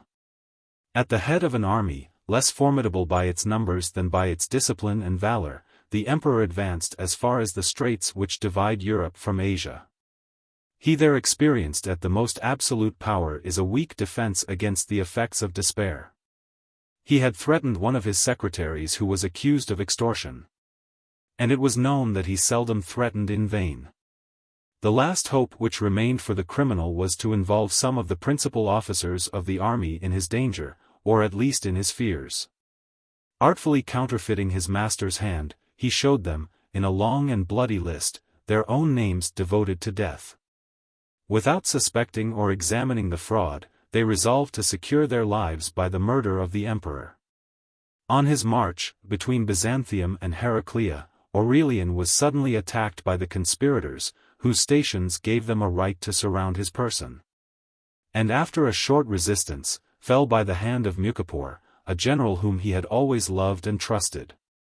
A.D. 275 he died regretted by the army, detested by the Senate, but universally acknowledged as a warlike and fortunate prince, the useful, though severe reformer of a degenerate state. 1137. Chapter 12. Conduct of the army and Senate after the death of Aurelian, reigns of Tacitus, Probus, Carus and his sons. Such was the unhappy condition of the Roman emperors, that, whatever might be their conduct, their fate was commonly the same. A life of pleasure or virtue, of severity or mildness, of indolence or glory, alike led to an untimely grave, and almost every reign is closed by the same disgusting repetition of treason and murder. The death of Aurelian, however, is remarkable by its extraordinary consequences. The legions admired, lamented, and revenged their victorious chief. The artifice of his perfidious secretary was discovered and punished. The deluded conspirators attended the funeral of their injured sovereign, with sincere or well-feigned contrition, and submitted to the unanimous resolution of the military order, which was signified by the following epistle. The brave and fortunate armies to the Senate and people of Rome. The crime of one man, and the error of many, have deprived us of the late Emperor Aurelian. May it please you, venerable lords and fathers, to place him in the number of the gods, and to appoint a successor whom your judgment shall declare worthy of the imperial purple. None of those whose guilt or misfortune have contributed to our loss shall ever reign over us. 1138. The Roman senators heard, without surprise, that another emperor had been assassinated in his camp. They secretly rejoiced in the fall of Aurelian. But the modest and dutiful address of the legions, when it was communicated in full assembly by the consul, diffused the most pleasing astonishment. Such honors as fear and perhaps esteem could extort they liberally poured forth on the memory of their deceased sovereign. Such acknowledgments as gratitude could inspire they returned to the faithful armies of the Republic, who entertained so just a sense of the legal authority of the Senate in the choice of an emperor. Yet, notwithstanding this flattering appeal, the most prudent of the assembly declined exposing their safety and dignity to the caprice of an armed multitude. The strength of the legions was, indeed, a pledge of their sincerity, since those who may command are seldom reduced to the necessity of dissembling. But could it naturally be expected that a hasty repentance would correct the inveterate habits of fourscore years? Should the soldiers relapse into their accustomed seditions, their insolence might disgrace the majesty of the Senate, and prove fatal to the object of its choice. Motives like these dictated a decree by which the election of a new emperor was referred to the suffrage of the military order.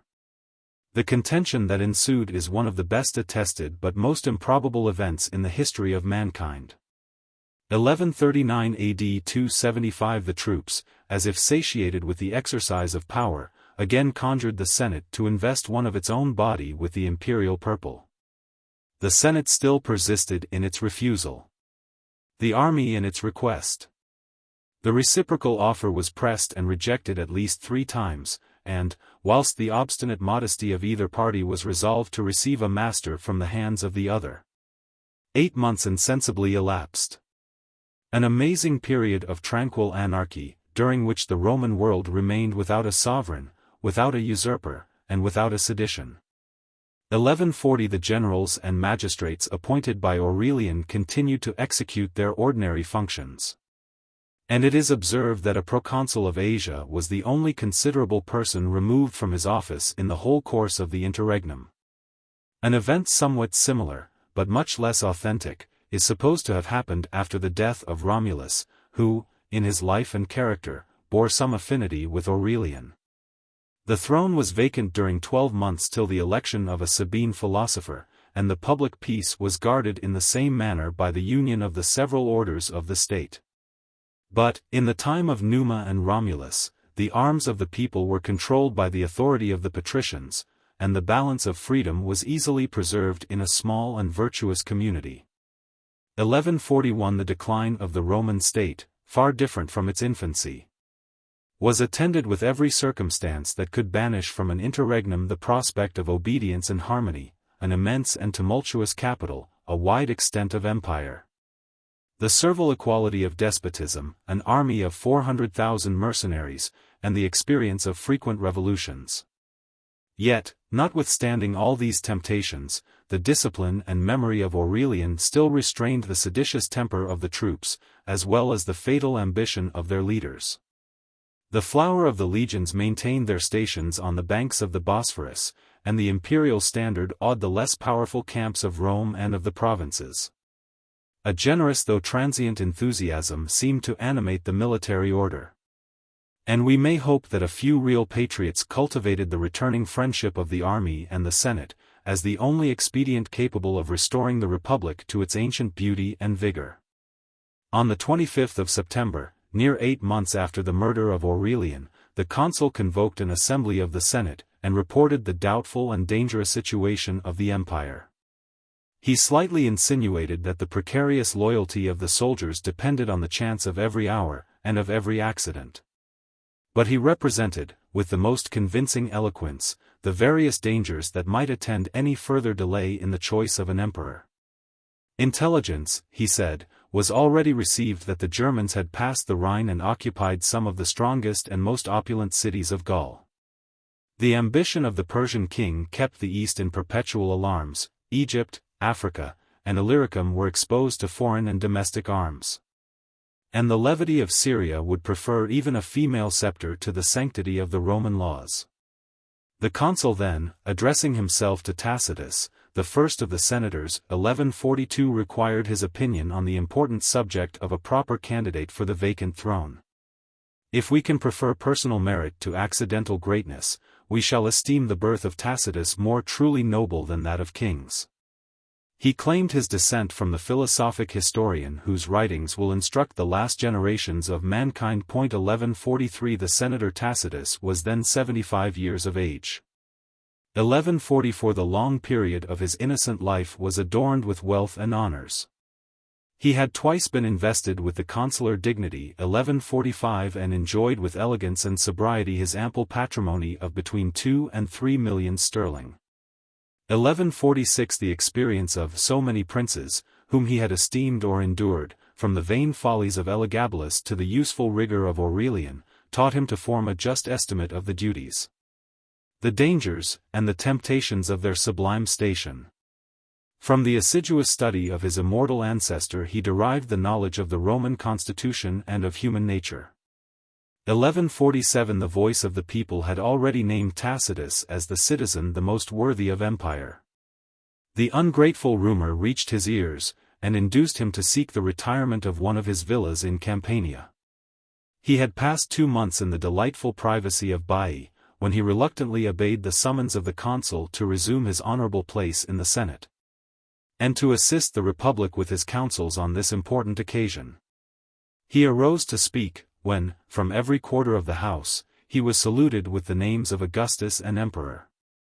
Tacitus Augustus, the gods preserve thee. We choose thee for our sovereign, to thy care we entrust the republic and the world. Accept the empire from the authority of the Senate. It is due to thy rank, to thy conduct, to thy manners. As soon as the tumult of acclamation subsided, Tacitus attempted to decline the dangerous honor, and to express his wonder that they should elect his age and infirmities to succeed the martial vigor of Aurelian. Are these limbs, conscript fathers, fitted to sustain the weight of armor, or to practice the exercises of the camp? The variety of climates, and the hardships of a military life, would soon oppress a feeble constitution, which subsists only by the most tender management. My exhausted strength scarcely enables me to discharge the duty of a senator. How insufficient would it prove to the arduous labors of war and government? Can you hope that the legions will respect a weak old man, whose days have been spent in the shade of peace and retirement? Can you desire that I should ever find reason to regret the favorable opinion of the Senate? 1148. The reluctance of Tacitus, and it might possibly be sincere, was encountered by the affectionate obstinacy of the Senate. 500 voices repeated at once, in eloquent confusion, that the greatest of the Roman princes, Numa, Trajan, Hadrian, and the Antonines, had ascended the throne in a very advanced season of life. That the mind, not the body, a sovereign, not a soldier, was the object of their choice, and that they expected from him no more than to guide by his wisdom the valor of the legions. These pressing though tumultuary instances were seconded by a more regular oration of Medius Falconius, the next on the consular bench to Tacitus himself. He reminded the assembly of the evils which Rome had endured from the vices of headstrong and capricious youths, congratulated them on the election of a virtuous and experienced senator, and, with a manly, though perhaps a selfish, freedom, exhorted Tacitus to remember the reasons of his elevation, and to seek a successor, not in his own family, but in the Republic. The speech of Falconius was enforced by a general acclamation. The emperor-elect submitted to the authority of his country, and received the voluntary homage of his equals. The judgment of the Senate was confirmed by the consent of the Roman people, and of the Praetorian Guards. 1149. The administration of Tacitus was not unworthy of his life and principles. A grateful servant of the Senate, he considered that national council as the author, and himself as the subject, of the laws. 1150 he studied to heal the wounds which imperial pride, civil discord, and military violence had inflicted on the constitution, and to restore, at least, the image of the ancient republic, as it had been preserved by the policy of Augustus, and the virtues of Trajan and the Antonines.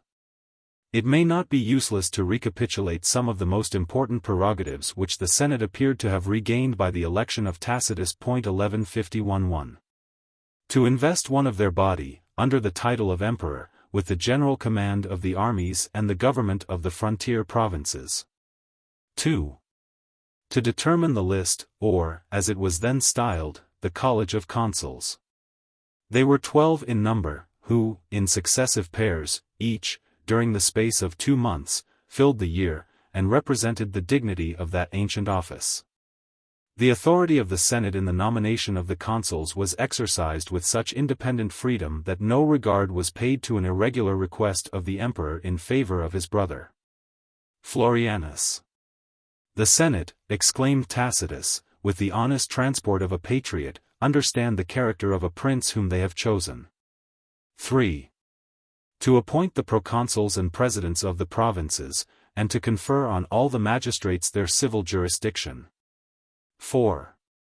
To receive appeals through the intermediate office of the prefect of the city from all the tribunals of the empire. 5. To give force and validity, by their decrees, to such as they should approve of the emperor's edicts. 6. To these several branches of authority we may add some inspection over the finances, since, even in the stern reign of Aurelian, it was in their power to divert a part of the revenue from the public service. 1152. Circular epistles were sent, without delay, to all the principal cities of the empire, Treves, Milan, Aquileia, Thessalonica, Corinth, Athens, Antioch, Alexandria, and Carthage. To claim their obedience, and to inform them of the happy revolution, which had restored the Roman Senate to its ancient dignity. 2 of these epistles are still extant. We likewise possess 2 very singular fragments of the private correspondence of the senators on this occasion. They discover the most excessive joy and the most unbounded hopes. Cast away your indolence. It is thus that one of the senators addresses his friend, emerge from your retirements of Baiae and Puteoli. Give yourself to the city, to the Senate. Rome flourishes, the whole republic flourishes. Thanks to the Roman army, to an army truly Roman, at length we have recovered our just authority, the end of all our desires. We hear appeals, we appoint proconsuls, we create emperors, perhaps too we may restrain them. To the wise a word is sufficient. 1153. These lofty expectations were, however, soon disappointed. Nor, indeed, was it possible that the armies and the provinces should long obey the luxurious and unwarlike nobles of Rome. On the slightest touch, the unsupported fabric of their pride and power fell to the ground. The expiring Senate displayed a sudden luster, blazed for a moment and was extinguished forever. AD 276. All that had yet passed at Rome was no more than a theatrical representation, unless it was ratified by the more substantial power of the legions. Leaving the senators to enjoy their dream of freedom and ambition, Tacitus proceeded to the Thracian camp, and was there, by the praetorian prefect, presented to the assembled troops as the prince whom they themselves had demanded, and whom the Senate had bestowed. As soon as the prefect was silent, the emperor addressed himself to the soldiers with eloquence and propriety. He gratified their avarice by a liberal distribution of treasure, under the names of pay and donative. He engaged their esteem by a spirited declaration that, although his age might disable him from the performance of military exploits, his counsels should never be unworthy of a Roman general. The successor of the brave Aurelian. 1154. Whilst the deceased emperor was making preparations for a second expedition into the east, he had negotiated with the Alani 1155, a Scythian people, who pitched their tents in the neighborhood of the lake Maeotis. Those barbarians, allured by presents and subsidies, had promised to invade Persia with a numerous body of light cavalry. They were faithful to their engagements. But when they arrived on the Roman frontier, Aurelian was already dead, the design of the Persian war was at least suspended, and the generals, who, during the interregnum, exercised a doubtful authority, were unprepared either to receive or to oppose them. Provoked by such treatment, which they considered as trifling and perfidious, the Alani had recourse to their own valor for their payment and revenge. And as they moved with the usual swiftness of Tartars, they had soon spread themselves over the provinces of Pontus, Cappadocia, Cilicia, and Galatia. The legions, who from the opposite shores of the Bosphorus could almost distinguish the flames of the cities and villages, impatiently urged their general to lead them against the invaders. The conduct of Tacitus was suitable to his age and station. He convinced the barbarians of the faith, as well as the power, of the empire. Great numbers of the Alani, appeased by the punctual discharge of the engagements which Aurelian had contracted with them, relinquished their booty and captives, and quietly retreated to their own deserts beyond the Phasis. Against the remainder, who refused peace, the Roman emperor waged, in person, a successful war. Seconded by an army of brave and experienced veterans, in a few weeks he delivered the provinces of Asia from the terror of the Scythian invasion. 1156. But the glory and life of Tacitus were of short duration. Transported, in the depth of winter, from the soft retirement of Campania to the foot of Mount Caucasus, he sunk under the unaccustomed hardships of a military life. The fatigues of the body were aggravated by the cares of the mind. For a while, the angry and selfish passions of the soldiers had been suspended by the enthusiasm of public virtue. They soon broke out with redoubled violence, and raged in the camp, and even in the tent of the aged emperor. His mild and amiable character served only to inspire contempt, and he was incessantly tormented with factions which he could not assuage, and by demands which it was impossible to satisfy. Whatever flattering expectations he had conceived of reconciling the public disorders, Tacitus soon was convinced that the licentiousness of the army disdained the feeble restraint of laws. And his last hour was hastened by anguish and disappointment. It may be doubtful whether the soldiers imbrued their hands in the blood of this innocent prince. 1157 AD 2760412. It is certain that their insolence was the cause of his death. He expired at Tyana in Cappadocia, after a reign of only 6 months and about 20 days.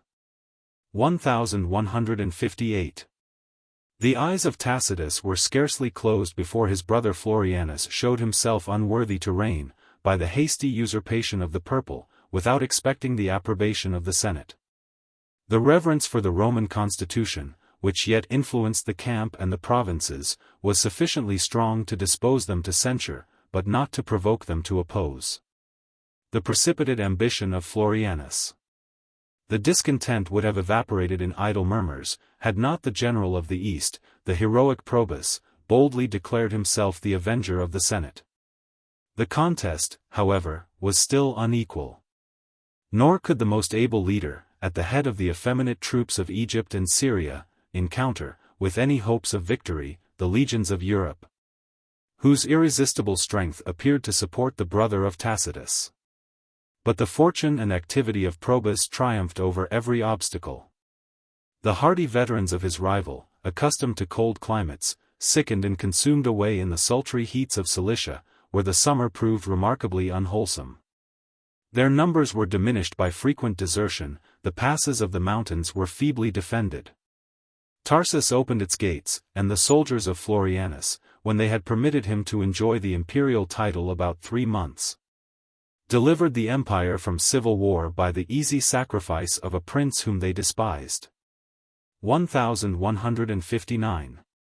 The perpetual revolutions of the throne had so perfectly erased every notion of hereditary title, that the family of an unfortunate emperor was incapable of exciting the jealousy of his successors. The children of Tacitus and Florianus were permitted to descend into a private station, and to mingle with the general mass of the people. Their poverty indeed became an additional safeguard to their innocence. When Tacitus was elected by the Senate, he resigned his ample patrimony to the public service. 1160. An act of generosity specious in appearance, but which evidently disclosed his intention of transmitting the empire to his descendants. The only consolation of their fallen state was the remembrance of transient greatness, and a distant hope, the child of a flattering prophecy, that, at the end of 1,000 years, a monarch of the race of Tacitus should arise, the protector of the Senate, the restorer of Rome, and the conqueror of the whole earth. 1161. The peasants of Illyricum, who had already given Claudius and Aurelian to the sinking empire, had an equal right to glory in the elevation of Probus. 1162. Above 20 years before, the Emperor Valerian, with his usual penetration, had discovered the rising merit of the young soldier, on whom he conferred the rank of tribune long before the age prescribed by the military regulations. The tribune soon justified his choice by a victory over a great body of Sarmatians, in which he saved the life of a near relation of Valerian, and deserved to receive from the emperor's hand the collars, bracelets, spears, and banners, the mural and the civic crown, and all the honorable rewards reserved by ancient Rome for successful valor. The 3rd, and afterwards the 10th, legion were entrusted to the command of Probus, who, in every step of his promotion, showed himself superior to the station which he filled. Africa and Pontus, the Rhine, the Danube, the Euphrates, and the Nile, by turns afforded him the most splendid occasions of displaying his personal prowess and his conduct in war. Aurelian was indebted to him for the conquest of Egypt, and still more indebted for the honest courage with which he often checked the cruelty of his master.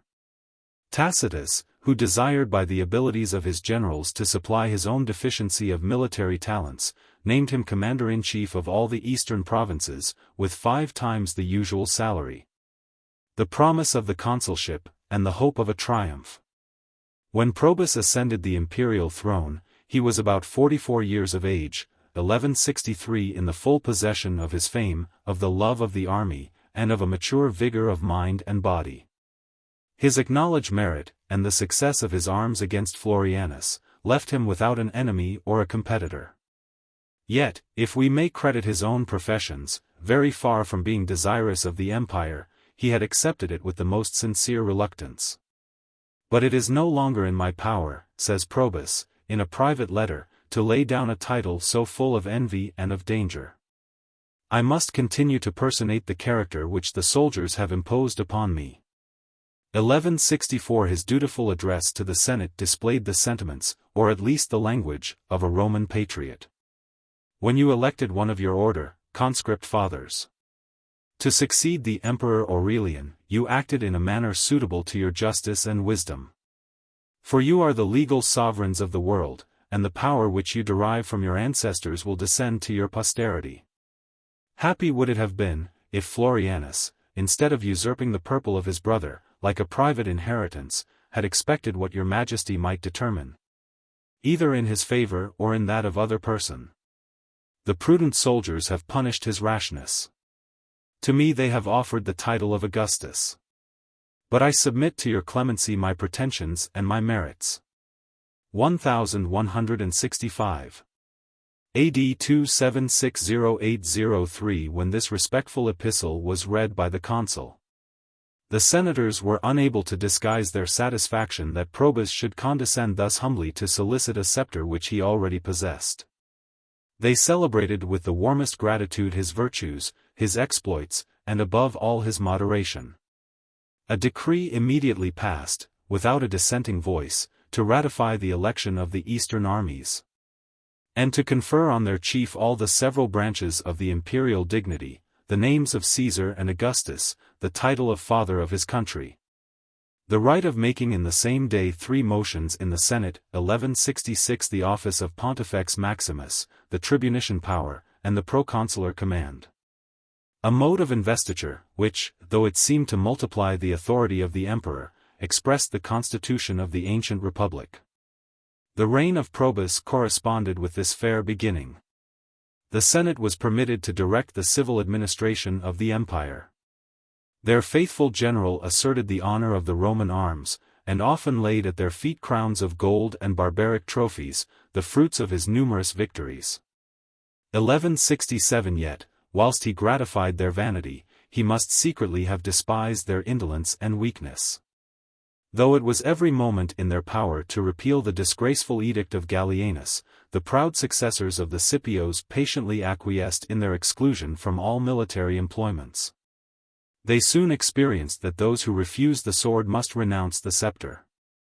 The strength of Aurelian had crushed on every side the enemies of Rome. After his death they seemed to revive, with an increase of fury and of numbers. They were again vanquished by the active vigor of Probus, who, in a short reign of about 6 years, 1168, equaled the fame of ancient heroes, and restored peace and order to every province of the Roman world. The dangerous frontier of Rhaetia he so firmly secured, that he left it without the suspicion of an enemy. He broke the wandering power of the Sarmatian tribes, and by the terror of his arms compelled those barbarians to relinquish their spoil. The Gothic nation courted the alliance of so warlike an emperor. 1169. He attacked the Isaurians in their mountains, besieged and took several of their strongest castles. 1170. And flattered himself that he had forever suppressed a domestic foe whose independence so deeply wounded the majesty of the empire. The troubles excited by the usurper Firmus in the Upper Egypt had never been perfectly appeased, and the cities of Ptolemy and Coptos, fortified by the alliance of the Blemmies, still maintained an obscure rebellion. The chastisement of those cities, and of their auxiliaries the savages of the south, is said to have alarmed the court of Persia 1171, and the great king sued in vain for the friendship of Probus. Most of the exploits which distinguished his reign were achieved by the personal valor and conduct of the emperor, insomuch that the writer of his life expresses some amazement how, in so short a time, a single man could be present in so many distant wars. The remaining actions he entrusted to the care of his lieutenants, the judicious choice of whom forms no inconsiderable part of his glory. Carus, Diocletian, Maximian, Constantius, Galerius, Asclepiodatus, Annibalianus, and a crowd of other chiefs, who afterwards ascended or supported the throne, were trained to arms in the severe school of Aurelian and Probus. 1172. AD 277. But the most important service which Probus rendered to the Republic was the deliverance of Gaul, and the recovery of 70 flourishing cities oppressed by the barbarians of Germany, who, since the death of Aurelian, had ravaged that great province with impunity. 1173. Among the various multitude of those fierce invaders we may distinguish, with some degree of clearness, 3 great armies, or rather nations, successively vanquished by the valor of Probus. He drove back the Franks into their morasses. A descriptive circumstance from whence we may infer that the confederacy known by the manly appellation of Free already occupied the flat maritime country, intersected and almost overflown by the stagnating waters of the Rhine, and that several tribes of the Frisians and Batavians had acceded to their alliance. He vanquished the Burgundians, a considerable people of the Vandalic race. 1174. They had wandered in quest of booty from the banks of the Oder to those of the Seine. They esteemed themselves sufficiently fortunate to purchase, by the restitution of all their booty, the permission of an undisturbed retreat. They attempted to elude that article of the treaty.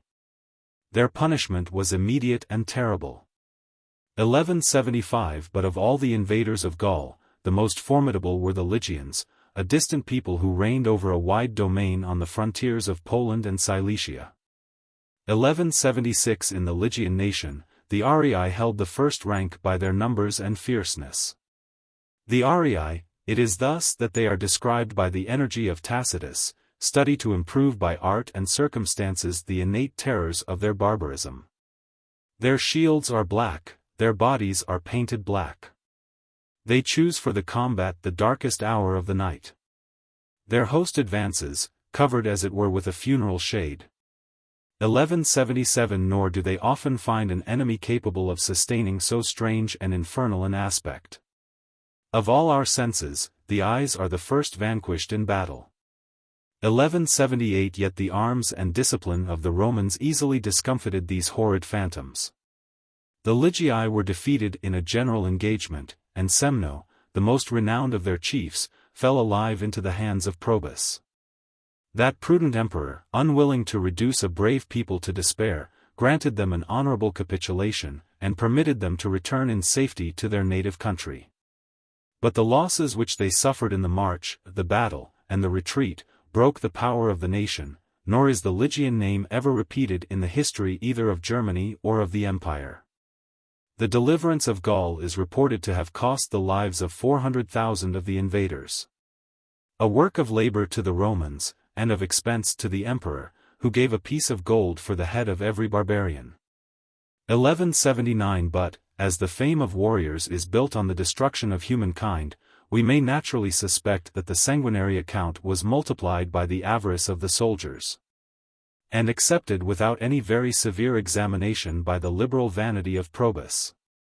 Since the expedition of Maximin, the Roman generals had confined their ambition to a defensive war against the nations of Germany, who perpetually pressed on the frontiers of the empire.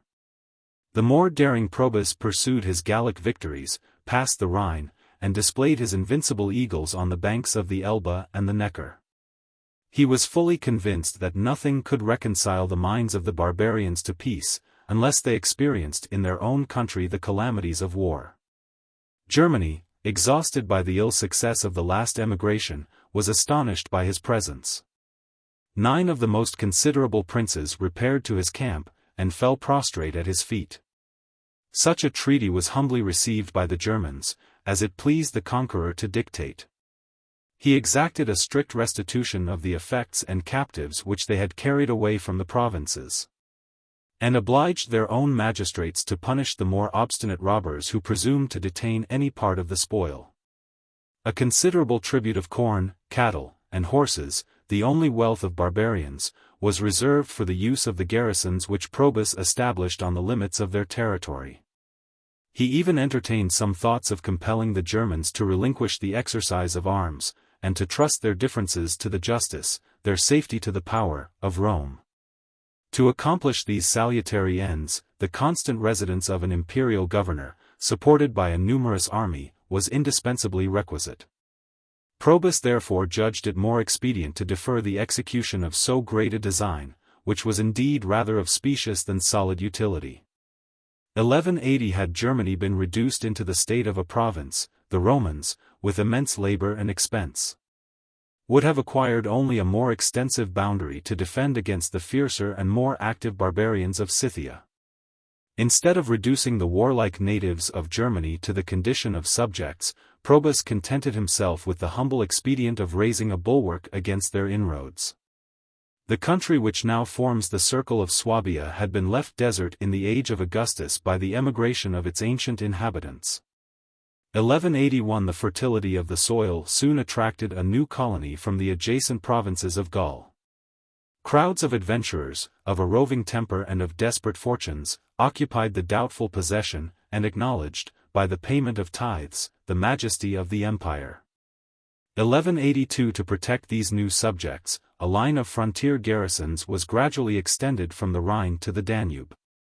About the reign of Hadrian, when that mode of defense began to be practiced, these garrisons were connected and covered by a strong entrenchment of trees and palisades. In the place of so rude a bulwark, the Emperor Probus constructed a stone wall of a considerable height, and strengthened it by towers at convenient distances. From the neighborhood of Neustadt and Ratisbon on the Danube, it stretched across hills, valleys, rivers, and morasses, as far as Wimpfen on the Neckar, and at length terminated on the banks of the Rhine, after a winding course of near 200 miles.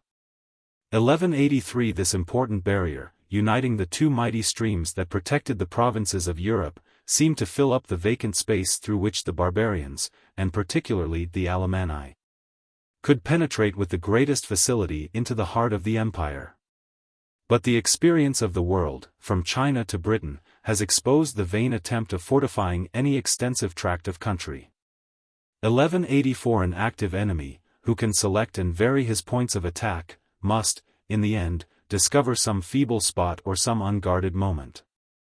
The strength as well as the attention of the defenders is divided, and such are the blind effects of terror on the firmest troops, that a line broken in a single place is almost instantly deserted. The fate of the wall which Probus erected may confirm the general observation. Within a few years after his death, it was overthrown by the Alemanni. Its scattered ruins, universally ascribed to the power of the demon, now serve only to excite the wonder of the Swabian peasant. Among the useful conditions of peace imposed by Probus on the vanquished nations of Germany, was the obligation of supplying the Roman army with 16,000 recruits, the bravest and most robust of their youth. The emperor dispersed them through all the provinces, and distributed this dangerous reinforcement in small bands, of 50 or 60 each, among the national troops.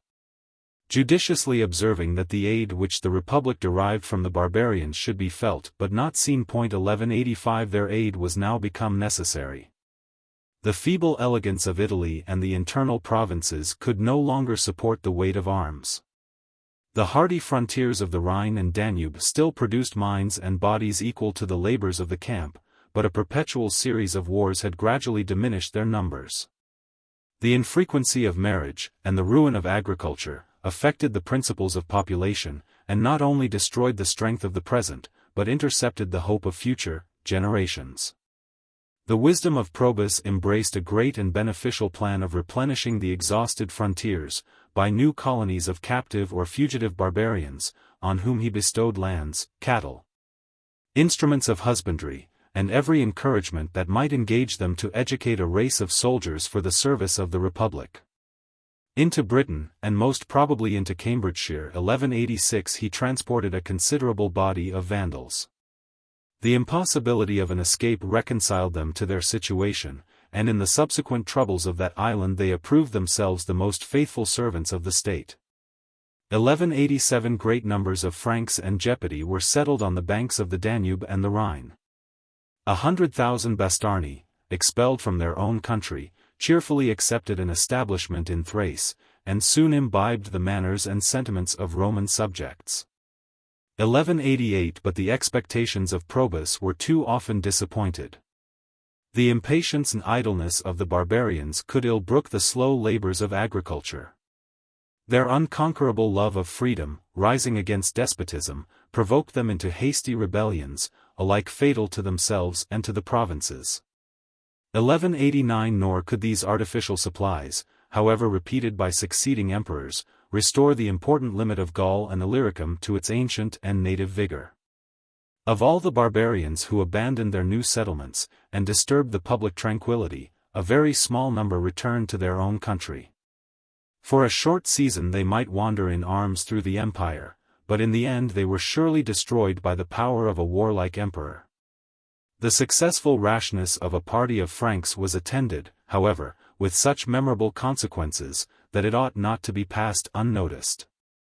They had been established by Probus on the seacoast of Pontus, with a view of strengthening the frontier against the inroads of the Alani.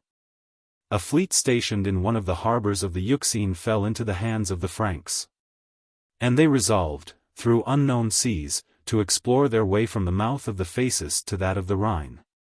They easily escaped through the Bosphorus and the Hellespont, and, cruising along the Mediterranean, indulged their appetite for revenge and plunder by frequent descents on the unsuspecting shores of Asia, Greece, and Africa.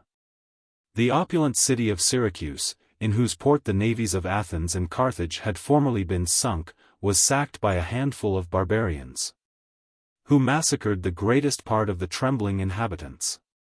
From the island of Sicily the Franks proceeded to the columns of Hercules, trusted themselves to the ocean, coasted round Spain and Gaul, and steering their triumphant course through the British Channel, at length finished their surprising voyage by landing in safety on the Batavian or Frisian shores. 1190 The example of their success, instructing their countrymen to conceive the advantages and to despise the dangers of the sea, pointed out to their enterprising spirit a new road to wealth and glory. Notwithstanding the vigilance and activity of Probus, it was almost impossible that he could at once contain in obedience every part of his wide-extended dominions. The barbarians, who broke their chains, had seized the favorable opportunity of a domestic war. When the emperor marched to the relief of Gaul, he devolved the command of the East on Saturninus. That general, a man of merit and experience, was driven into rebellion by the absence of his sovereign, the levity of the Alexandrian people, the pressing instances of his friends, and his own fears. But from the moment of his elevation, he never entertained a hope of empire, or even of life. Alas! He said, the Republic has lost a useful servant, and the rashness of an hour has destroyed the services of many years. You know not, continued he, the misery of sovereign power, a sword is perpetually suspended over our head. We dread our very guards, we distrust our companions. The choice of action or of repose is no longer in our disposition, nor is there any age, or character, or conduct, that can protect us from the censure of envy. In thus exalting me to the throne, you have doomed me to a life of cares, and to an untimely fate. The only consolation which remains is the assurance that I shall not fall alone. 1191. But as the former part of his prediction was verified by the victory, so the latter was disappointed by the clemency of Probus. That amiable prince attempted even to save the unhappy Saturninus from the fury of the soldiers. AD 279 He had more than once solicited the usurper himself to place some confidence in the mercy of a sovereign who so highly esteemed his character, that he had punished, as a malicious informer, the first who related the improbable news of his disaffection. 1192 Saturninus might, perhaps, have embraced the generous offer, had he not been restrained by the obstinate distrust of his adherents. Their guilt was deeper, and their hopes more sanguine, than those of their experienced leader. AD 280 The revolt of Saturninus was scarcely extinguished in the east, before new troubles were excited in the west by the rebellion of Bonosus and Proculus in Gaul. The most distinguished merit of those two officers was their respective prowess, of the one in the combats of Bacchus, of the other in those of Venus. 1193 Yet neither of them was destitute of courage and capacity, and both sustained, with honor, the august character which the fear of punishment had engaged them to assume.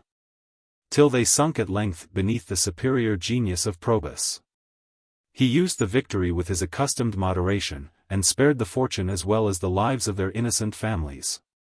1194. AD 281 The arms of Probus had now suppressed all the foreign and domestic enemies of the state. His mild but steady administration confirmed the re-establishment of the public tranquility. Nor was there left in the provinces a hostile barbarian, a tyrant, or even a robber, to revive the memory of past disorders. It was time that the emperor should revisit Rome, and celebrate his own glory and the general happiness. The triumph due to the valor of Probus was conducted with a magnificence suitable to his fortune. And the people who had so lately admired the trophies of Aurelian gazed with equal pleasure on those of his heroic successor. 1195 We cannot, on this occasion, forget the desperate courage of about 80 gladiators, reserved, with near 600 others, for the inhuman sports of the amphitheater. Disdaining to shed their blood for the amusement of the populace, they killed their keepers, broke from the place of their confinement, and filled the streets of Rome with blood and confusion. After an obstinate resistance, they were overpowered and cut in pieces by the regular forces, but they obtained at least an honorable death, and the satisfaction of a just revenge. 1196. The military discipline which reigned in the camps of Probus was less cruel than that of Aurelian, but it was equally rigid and exact.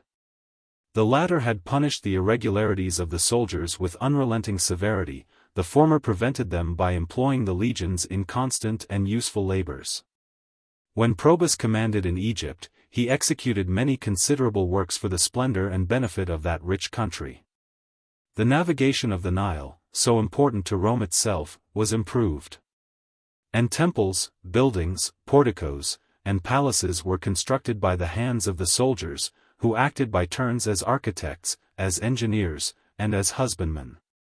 1197 It was reported of Hannibal that in order to preserve his troops from the dangerous temptations of idleness, he had obliged them to form large plantations of olive trees along the coast of Africa. 1198 From a similar principle, Probus exercised his legions in covering with rich vineyards the hills of Gaul and Pannonia. And 2 considerable spots are described which were entirely dug and planted by military labor.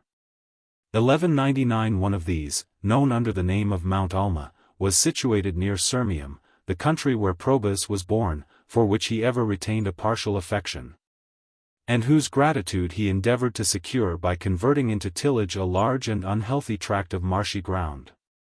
An army thus employed constituted perhaps the most useful, as well as the bravest, portion of Roman subjects. But, in the prosecution of a favorite scheme, the best of men, satisfied with the rectitude of their intentions, are subject to forget the bounds of moderation. Nor did Probus himself sufficiently consult the patience and disposition of his fierce legionaries. 1200 The dangers of the military profession seem only to be compensated by a life of pleasure and idleness. But if the duties of the soldier are incessantly aggravated by the labors of the peasant, he will at last sink under the intolerable burden, or shake it off with indignation. The imprudence of Probus is said to have inflamed the discontent of his troops.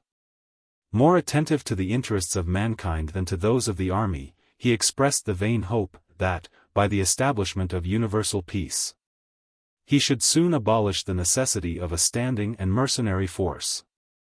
1201 The unguarded expression proved fatal to him.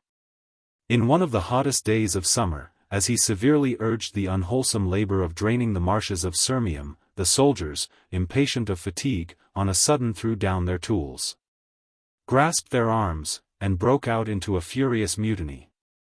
The emperor, conscious of his danger, took refuge in a lofty tower, constructed for the purpose of surveying the progress of the work. 1202 AD 282-08 The tower was instantly forced, and 1,000 swords were plunged at once into the bosom of the unfortunate Probus. The rage of the troops subsided as soon as it had been gratified. They then lamented their fatal rashness, forgot the severity of the emperor whom they had massacred, and hastened to perpetuate, by an honorable monument, the memory of his virtues and victories. 1203. When the legions had indulged their grief and repentance for the death of Probus, their unanimous consent declared Carus, his praetorian prefect, the most deserving of the imperial throne.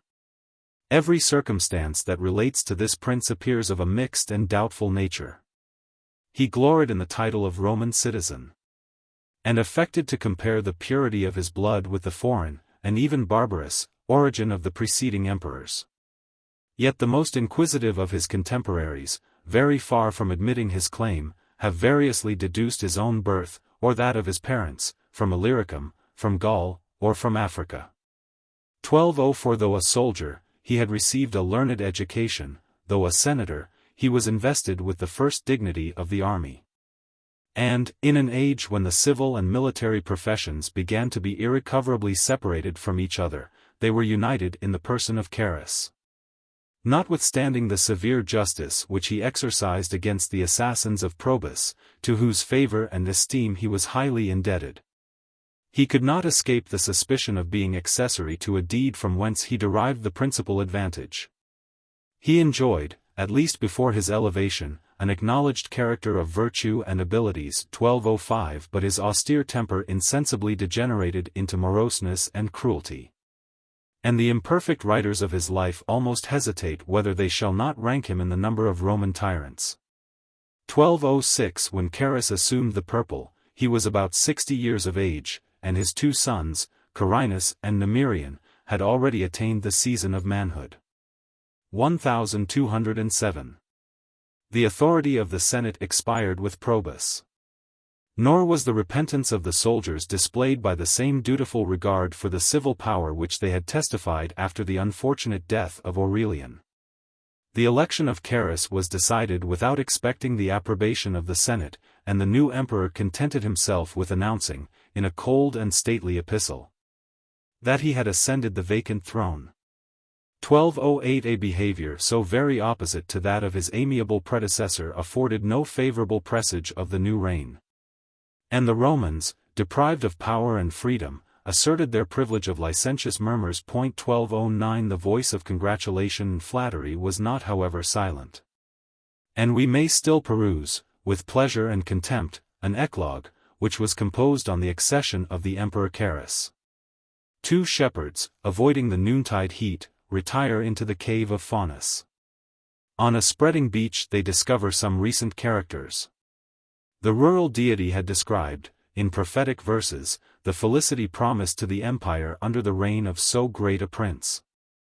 Faunus hails the approach of that hero, who, receiving on his shoulders the sinking weight of the Roman world, shall extinguish war and faction, and once again restore the innocence and security of the Golden Age. 1210. It is more than probable that these elegant trifles never reached the ears of a veteran general, who, with the consent of the legions, was preparing to execute the long-suspended design of the Persian War.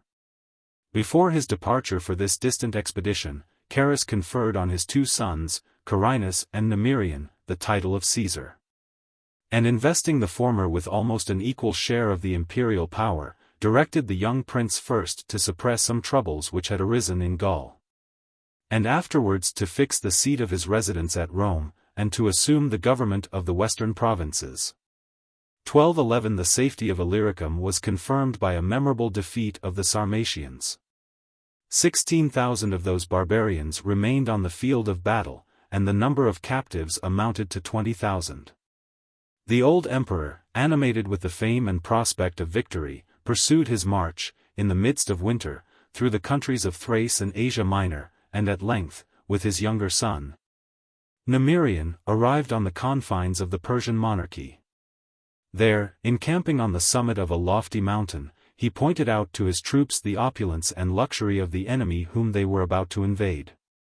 A.D. 283. The successor of Artaxerxes 1212. Varnes, or Bahram, though he had subdued the Segestans, one of the most warlike nations of Upper Asia, 1213 was alarmed at the approach of the Romans and endeavored to retard their progress by a negotiation of peace.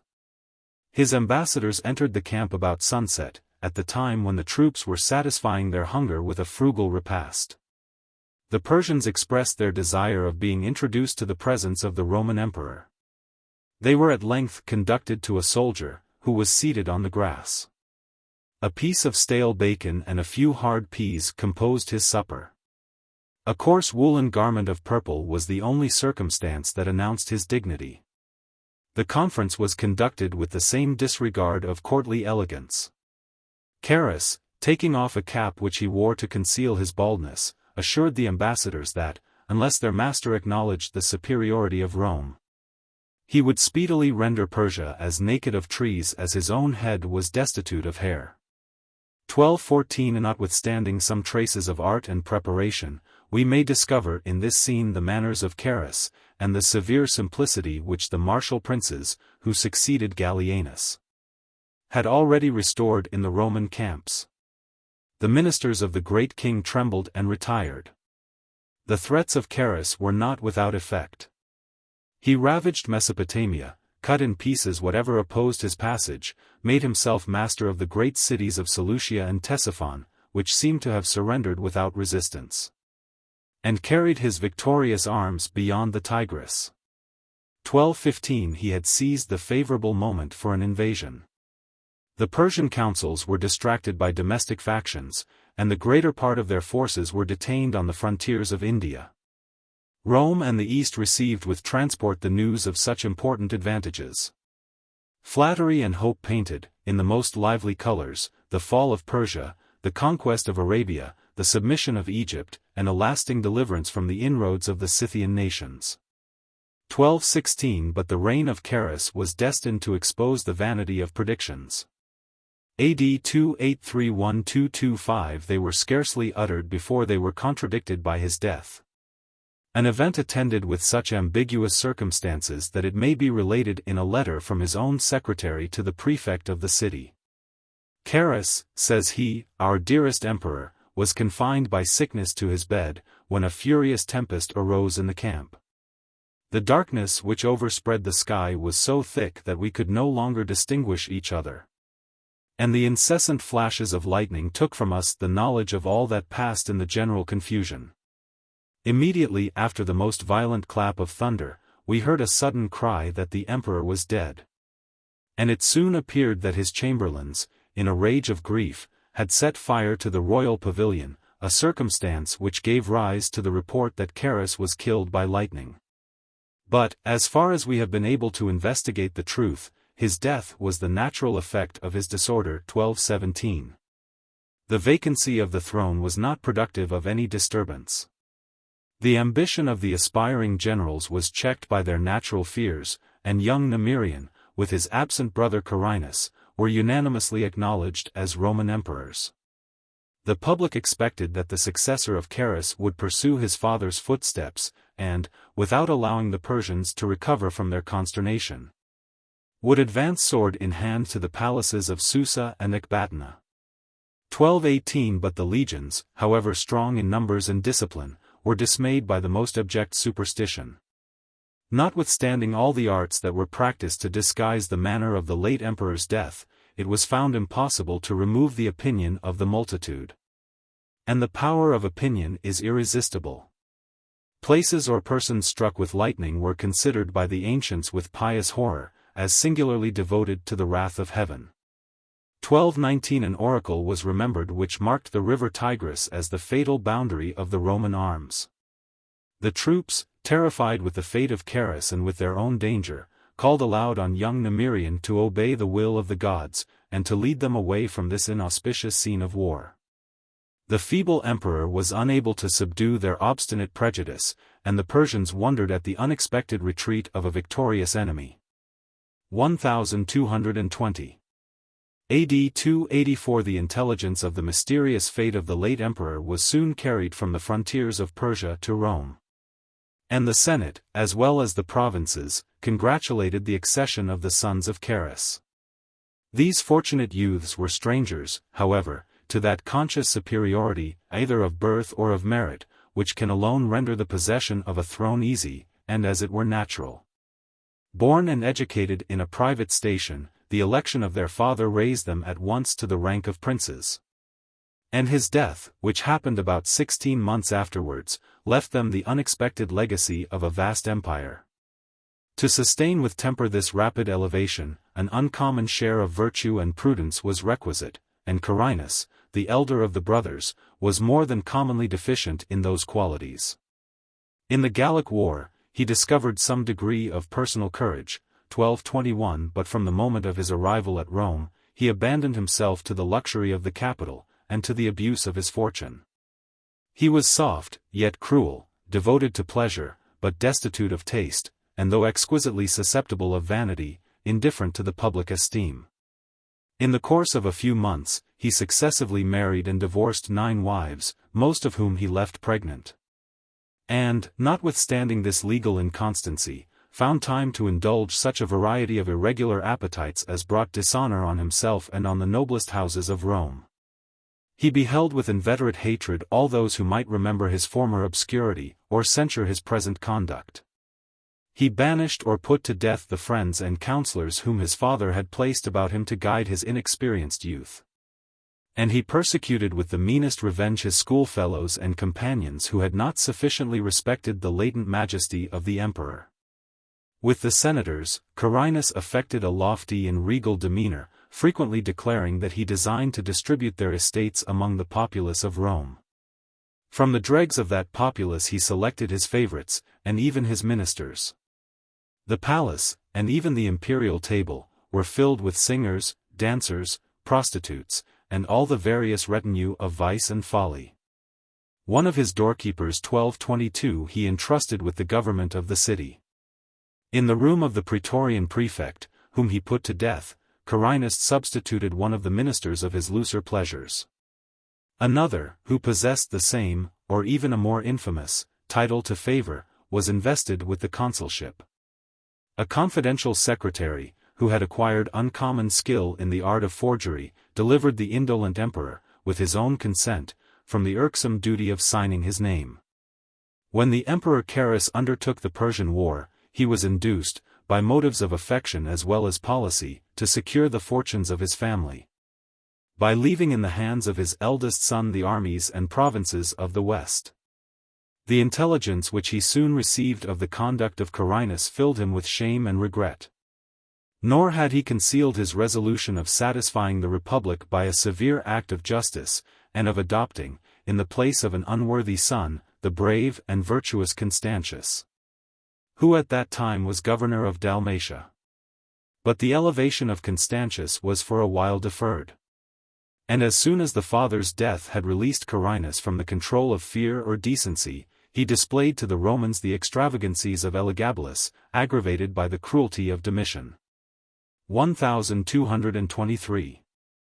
The only merit of the administration of Carinus that history could record or poetry celebrate was the uncommon splendor with which, in his own and his brother's name, he exhibited the Roman games of the theatre, the circus, and the amphitheatre.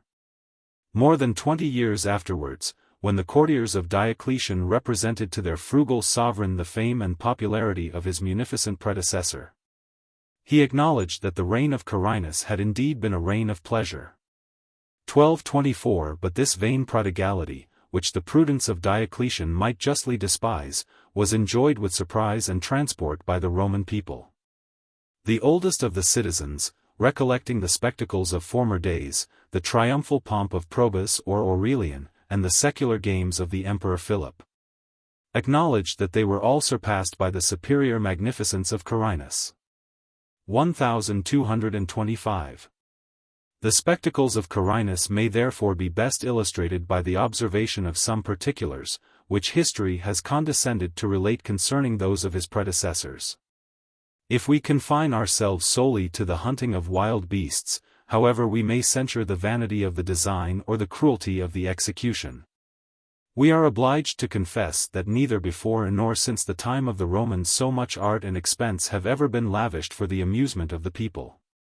1226. By the order of Probus, a great quantity of large trees, torn up by the roots, were transplanted into the midst of the circus. The spacious and shady forest was immediately filled with 1,000 ostriches, 1,000 stags, 1,000 fallow deer, and 1,000 wild boars. And all this variety of game was abandoned to the riotous impetuosity of the multitude. The tragedy of the succeeding day consisted in the massacre of 100 lions, an equal number of lionesses, 200 leopards, and 300 bears. 1227 The collection prepared by the younger Gordian for his triumph, and which his successor exhibited in the secular games, was less remarkable by the number than by the singularity of the animals. 20 zebras displayed their elegant forms and variegated beauty to the eyes of the Roman people. 1228 10 elks, and as many camelopards, the loftiest and most harmless creatures that wander over the plains of Sarmatia and Ethiopia, were contrasted with 30 African hyenas and 10 Indian tigers, the most implacable savages of the torrid zone. The unoffending strength with which nature has endowed the greater quadrupeds was admired in the rhinoceros, the hippopotamus of the Nile 1229 and a majestic troop of 32 elephants. 1230 While the populace gazed with stupid wonder on the splendid show, the naturalist might indeed observe the figure and properties of so many different species, transported from every part of the ancient world into the amphitheatre of Rome. But this accidental benefit which science might derive from folly is surely insufficient to justify such a wanton abuse of the public riches. There occurs, however, a single instance in the First Punic War, in which the Senate wisely connected this amusement of the multitude with the interest of the state. A considerable number of elephants, taken in the defeat of the Carthaginian army, were driven through the circus by a few slaves, armed only with blunt javelins. 1231 The useful spectacle served to impress the Roman soldier with a just contempt for those unwieldy animals, and he no longer dreaded to encounter them in the ranks of war. The hunting or exhibition of wild beasts was conducted with a magnificence suitable to a people who styled themselves the masters of the world. Nor was the edifice appropriated to that entertainment less expressive of Roman greatness. Posterity admires, and will long admire, the awful remains of the amphitheatre of Titus, which so well deserved the epithet of colossal. 1232 It was a building of an elliptic figure, 564 feet in length, and 467 in breadth, founded on 80 arches, and rising, with 4 successive orders of architecture, to the height of 140 feet. 1233 The outside of the edifice was encrusted with marble, and decorated with statues. The slopes of the vast concave, which formed the inside, were filled and surrounded with 60 or 80 rows of seats, of marble likewise, covered with cushions, and capable of receiving with ease above 80,000 spectators. 1234 64 vomitories, for by that name the doors were very aptly distinguished, poured forth the immense multitude. And the entrances, passages, and staircases were contrived with such exquisite skill, that each person, whether of the senatorial, the equestrian, or the plebeian order, arrived at his destined place without trouble or confusion. 1235 Nothing was omitted which, in any respect, could be subservient to the convenience and pleasure of the spectators. They were protected from the sun and rain by an ample canopy, occasionally drawn over their heads. The air was continually refreshed by the playing of fountains, and profusely impregnated by the grateful scent of aromatics. In the center of the edifice, the arena, or stage, was strewed with the finest sand, and successively assumed the most different forms. At one moment it seemed to rise out of the earth, like the garden of the Hesperides, and was afterwards broken into the rocks and caverns of Thrace. The subterraneous pipes conveyed an inexhaustible supply of water. And what had just before appeared a level plain, might be suddenly converted into a wide lake, covered with armed vessels, and replenished with the monsters of the deep. 1236 In the decoration of these scenes, the Roman emperors displayed their wealth and liberality. And we read on various occasions that the whole furniture of the amphitheatre consisted either of silver, or of gold, or of amber. 1237 The poet who describes the games of Carinus, in the character of a shepherd attracted to the capital by the fame of their magnificence, affirms that the nets designed as a defense against the wild beasts were of gold wire. that the porticos were gilded, and that the belt or circle which divided the several ranks of spectators from each other was studded with a precious mosaic of beautiful stones. 1238. AD 2840-912. In the midst of this glittering pageantry, the Emperor Carinus, secure of his fortune, enjoyed the acclamations of the people, the flattery of his courtiers, and the songs of the poets, who, for want of a more essential merit, were reduced to celebrate the divine graces of his person. 1239. In the same hour, but at the distance of 900 miles from Rome, his brother expired, and a sudden revolution transferred into the hands of a stranger the scepter of the house of Carus. 1240. The sons of Carus never saw each other after their father's death. The arrangements which their new situation required were probably deferred till the return of the younger brother to Rome, where a triumph was decreed to the young emperors for the glorious success of the Persian War. 1241. It is uncertain whether they intended to divide between them the administration or the provinces of the empire, but it is very unlikely that their union would have proved of any long duration. The jealousy of power must have been inflamed by the opposition of characters. In the most corrupt of times, Carinus was unworthy to live, Nemirian deserved to reign in a happier period. His affable manners and gentle virtues secured him, as soon as they became known, the regard and affections of the public. He possessed the elegant accomplishments of a poet and orator, which dignify as well as adorn the humblest and the most exalted station. His eloquence, however it was applauded by the Senate, was formed not so much on the model of Cicero as on that of the modern declaimers. But in an age very far from being destitute of poetical merit, he contended for the prize with the most celebrated of his contemporaries, and still remained the friend of his rivals. A circumstance which evinces either the goodness of his heart, or the superiority of his genius. 1242. But the talents of Nemirian were rather of the contemplative than of the active kind. When his father's elevation reluctantly forced him from the shade of retirement, neither his temper nor his pursuits had qualified him for the command of armies. His constitution was destroyed by the hardships of the Persian War, and he had contracted, from the heat of the climate. 1243. Such a weakness in his eyes as obliged him, in the course of a long retreat, to confine himself to the solitude and darkness of a tent or litter. The administration of all affairs, civil as well as military, was devolved on Arrius Aper, the Praetorian prefect, who to the power of his important office added the honor of being father-in-law to Nemirian. The imperial pavilion was strictly guarded by his most trusty adherents, and during many days Aper delivered to the army the supposed mandates of their invisible sovereign. 1244. It was not till 8 months after the death of Carus that the Roman army, returning by slow marches from the banks of the Tigris, arrived on those of the Thracian Bosphorus.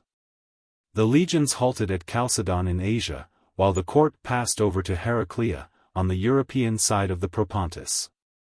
1245. But a report soon circulated through the camp, at first in secret whispers, and at length in loud clamors, of the emperor's death, and of the presumption of his ambitious minister, who still exercised the sovereign power in the name of a prince who was no more.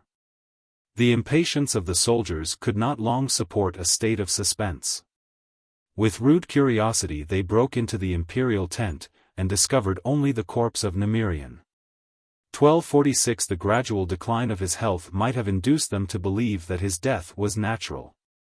But the concealment was interpreted as an evidence of guilt, and the measures which Aper had taken to secure his election became the immediate occasion of his ruin. Yet, even in the transport of their rage and grief, the troops observed a regular proceeding, which proves how firmly discipline had been re-established by the martial successors of Gallienus. A general assembly of the army was appointed to be held at Chalcedon, whither Aper was transported in chains, as a prisoner and a criminal. A vacant tribunal was erected in the midst of the camp, and the generals and tribunes formed a great military council. They soon announced to the multitude that their choice had fallen on Diocletian, commander of the domestics or bodyguards, as the person the most capable of revenging and succeeding their beloved emperor. The future fortunes of the candidate depended on the chance or conduct of the present hour.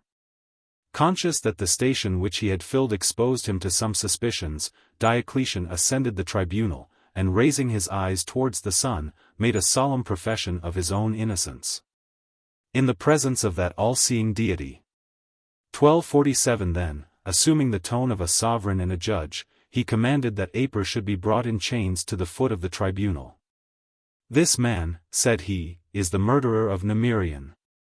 And without giving him time to enter on a dangerous justification, drew his sword, and buried it in the breast of the unfortunate prefect.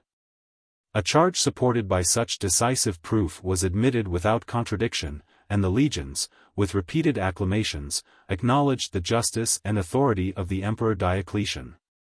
1248. Before we enter upon the memorable reign of that prince, it will be proper to punish and dismiss the unworthy brother of Nemirian. Carinus possessed arms and treasure sufficient to support his legal title to the empire. But his personal vices overbalanced every advantage of birth and situation.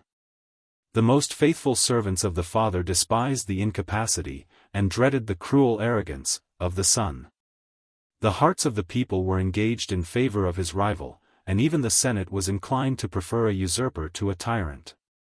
The arts of Diocletian inflamed the general discontent. And the winter was employed in secret intrigues, and open preparations for a civil war. AD 285 In the spring the forces of the east and of the west encountered each other in the plains of Margus, a small city of Mysia, in the neighborhood of the Danube. 1249 The troops, so lately returned from the Persian War, had acquired their glory at the expense of health and numbers. Nor were they in a condition to contend with the unexhausted strength of the legions of Europe. Their ranks were broken, and, for a moment, Diocletian despaired of the purple and of life. But the advantage which Carinus had obtained by the valor of his soldiers he quickly lost by the infidelity of his officers. A tribune, whose wife he had seduced, seized the opportunity of revenge, and by a single blow extinguished civil discord in the blood of the adulterer. 1250. Chapter 13. The reign of Diocletian and his three associates, Maximian, Galerius, and Constantius, general re-establishment of order and tranquility, the Persian War, victory and triumph, the new form of administration, abdication and retirement of Diocletian and Maximian. As the reign of Diocletian was more illustrious than that of any of his predecessors, so was his birth more abject and obscure. AD 285 The strong claims of merit and of violence had frequently superseded the ideal prerogatives of nobility. But a distinct line of separation was hitherto preserved between the free and the servile part of mankind. The parents of Diocletian had been slaves in the house of Anulinus, a Roman senator. Nor was he himself distinguished by any other name than that which he derived from a small town in Dalmatia, from whence his mother deduced her origin. 1251 It is, however, probable that his father obtained the freedom of the family, and that he soon acquired an office of scribe, which was commonly exercised by persons of his condition. 1252 Favorable oracles, or rather the consciousness of superior merit, prompted his aspiring son to pursue the profession of arms and the hopes of fortune. And it would be extremely curious to observe the gradation of arts and accidents which enabled him in the end to fulfill those oracles, and to display that merit to the world. Diocletian was successively promoted to the government of Mysia, the honors of the consulship, and the important command of the guards of the palace. He distinguished his abilities in the Persian War, and after the death of Nemirian, the slave, by the confession and judgment of his rivals, was declared the most worthy of the imperial throne. The malice of religious zeal, whilst it arraigns the savage fierceness of his colleague Maximian, has affected to cast suspicions on the personal courage of the Emperor Diocletian. 1253 It would not be easy to persuade us of the cowardice of a soldier of fortune, who acquired and preserved the esteem of the legions, as well as the favor of so many warlike princes. Yet even calumny is sagacious enough to discover and to attack the most vulnerable part. The valor of Diocletian was never found inadequate to his duty, or to the occasion. But he appears not to have possessed the daring and generous spirit of a hero, who courts danger and fame, disdains artifice, and boldly challenges the allegiance of his equals. His abilities were useful rather than splendid, a vigorous mind, improved by the experience and study of mankind, dexterity and application in business. A judicious mixture of liberality and economy, of mildness and rigor, profound dissimulation under the disguise of military frankness, steadiness to pursue his ends, flexibility to vary his means. And above all the great art of submitting his own passions, as well as those of others, to the interest of his ambition. And of coloring his ambition with the most specious pretenses of justice and public utility. Like Augustus, Diocletian may be considered as the founder of a new empire. Like the adopted son of Caesar, he was distinguished as a statesman rather than as a warrior. Nor did either of those princes employ force, whenever their purpose could be effected by policy. The victory of Diocletian was remarkable for its singular mildness. A people accustomed to applaud the clemency of the conqueror, if the usual punishments of death, exile, and confiscation were inflicted with any degree of temper and equity, beheld with the most pleasing astonishment a civil war, the flames of which were extinguished in the field of battle.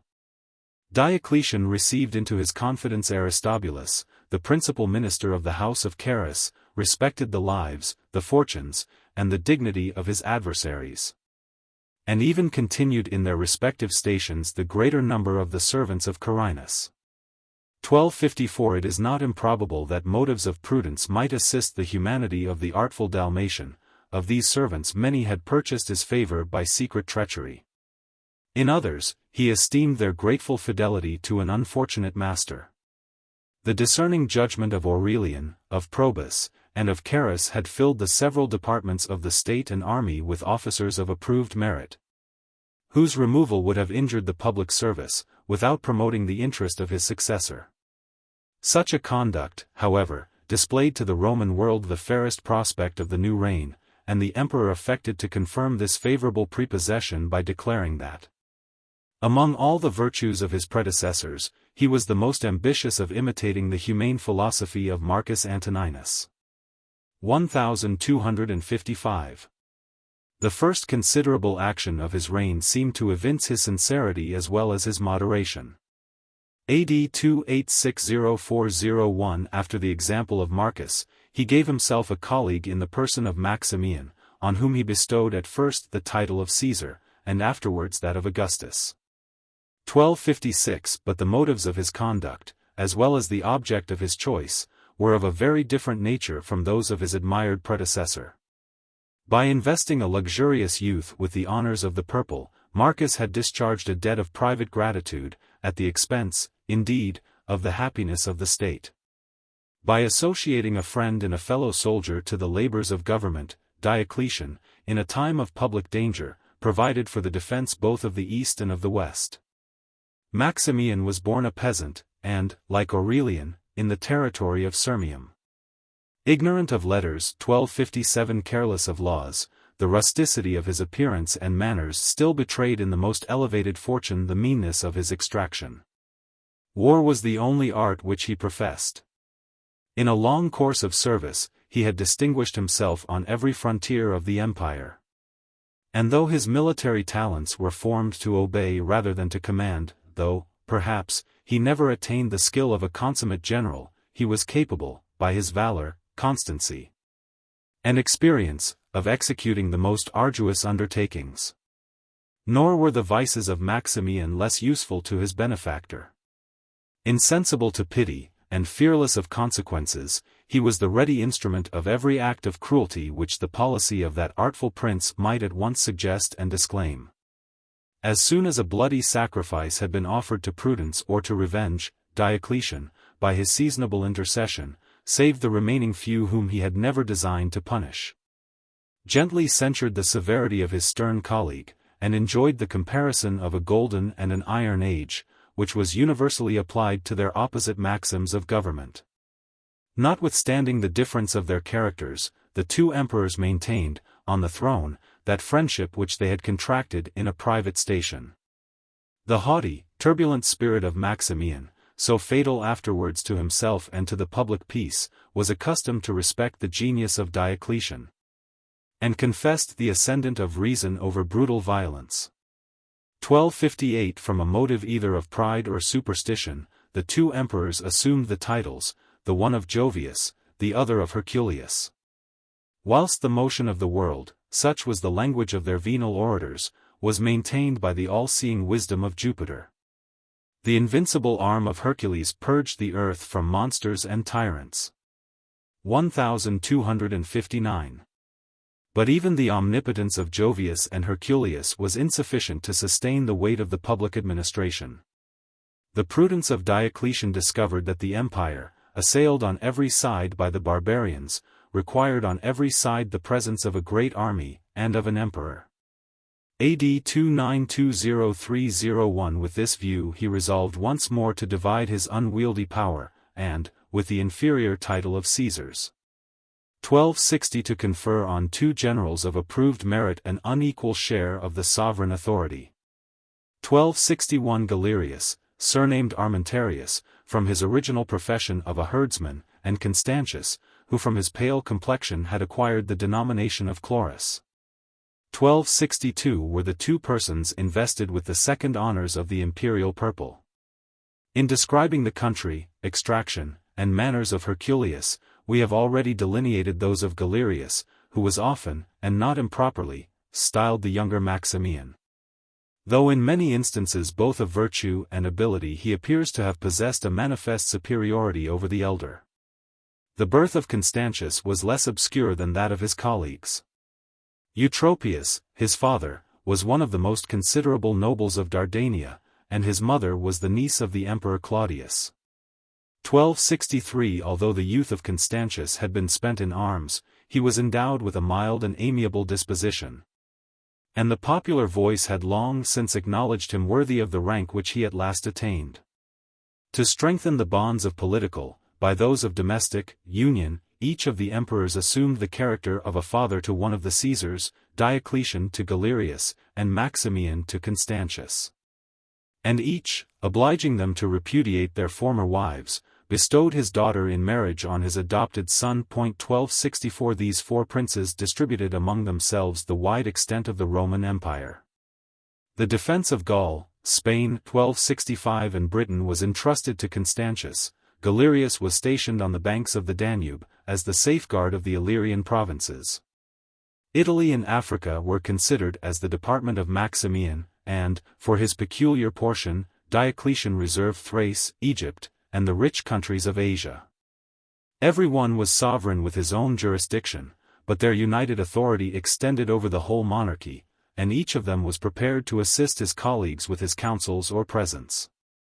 The Caesars, in their exalted rank, revered the majesty of the emperors, and the three younger princes invariably acknowledged, by their gratitude and obedience, the common parent of their fortunes. The suspicious jealousy of power found not any place among them, and the singular happiness of their union has been compared to a chorus of music, whose harmony was regulated and maintained by the skillful hand of the first artist. 1266. This important measure was not carried into execution till about 6 years after the association of Maximian, and that interval of time had not been destitute of memorable incidents. But we have preferred, for the sake of perspicuity, first to describe the more perfect form of Diocletian's government, and afterwards to relate the actions of his reign, following rather the natural order of the events than the dates of a very doubtful chronology. The first exploit of Maximian, though it is mentioned in a few words by our imperfect writers, deserves, from its singularity, to be recorded in a history of human manners. AD 287 he suppressed the peasants of Gaul, who, under the appellation of Bugatti 1267 had risen in a general insurrection, very similar to those which in the 14th century successively afflicted both France and England. 1268 It should seem that very many of those institutions, referred by an easy solution to the feudal system, are derived from the Celtic barbarians. When Caesar subdued the Gauls, that great nation was already divided into three orders of men, the clergy, the nobility, and the common people. The first governed by superstition, the the second by arms, but the third and last was not of any weight or account in their public councils. It was very natural for the plebeians, oppressed by debt or apprehensive of injuries, to implore the protection of some powerful chief, who acquired over their persons and property the same absolute right as, among the Greeks and Romans, a master exercised over his slaves. 1269 The greatest part of the nation was gradually reduced into a state of servitude. Compelled to perpetual labor on the estates of the Gallic nobles, and confined to the soil, either by the real weight of fetters, or by the no less cruel and forcible restraints of the laws. During the long series of troubles which agitated Gaul, from the reign of Gallienus to that of Diocletian, the condition of these servile peasants was peculiarly miserable. And they experienced at once the complicated tyranny of their masters, of the barbarians, of the soldiers, and of the officers of the revenue. 1270. Their patience was at last provoked into despair. On every side they rose in multitudes, armed with rustic weapons, and with irresistible fury. The plowman became a foot soldier, the shepherd mounted on horseback, the deserted villages and open towns were abandoned to the flames. And the ravages of the peasants equaled those of the fiercest barbarians. 1271 They asserted the natural rights of men, but they asserted those rights with the most savage cruelty. The Gallic nobles, justly dreading their revenge, either took refuge in the fortified cities, or fled from the wild scene of anarchy.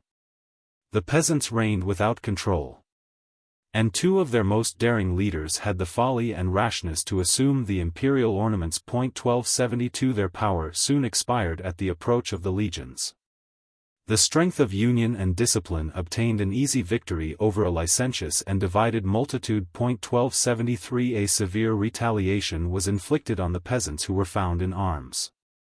The affrighted remnant returned to their respective habitations, and their unsuccessful effort for freedom served only to confirm their slavery.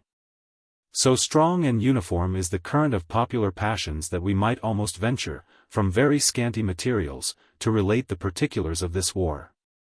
But we are not disposed to believe that the principal leaders Aelianus and Amandus were Christians. 1274 Or to insinuate that the rebellion, as it happened in the time of Luther, was occasioned by the abuse of those benevolent principles of Christianity which inculcate the natural freedom of mankind. Maximian had no sooner recovered Gaul from the hands of the peasants, than he lost Britain by the usurpation of Carausius.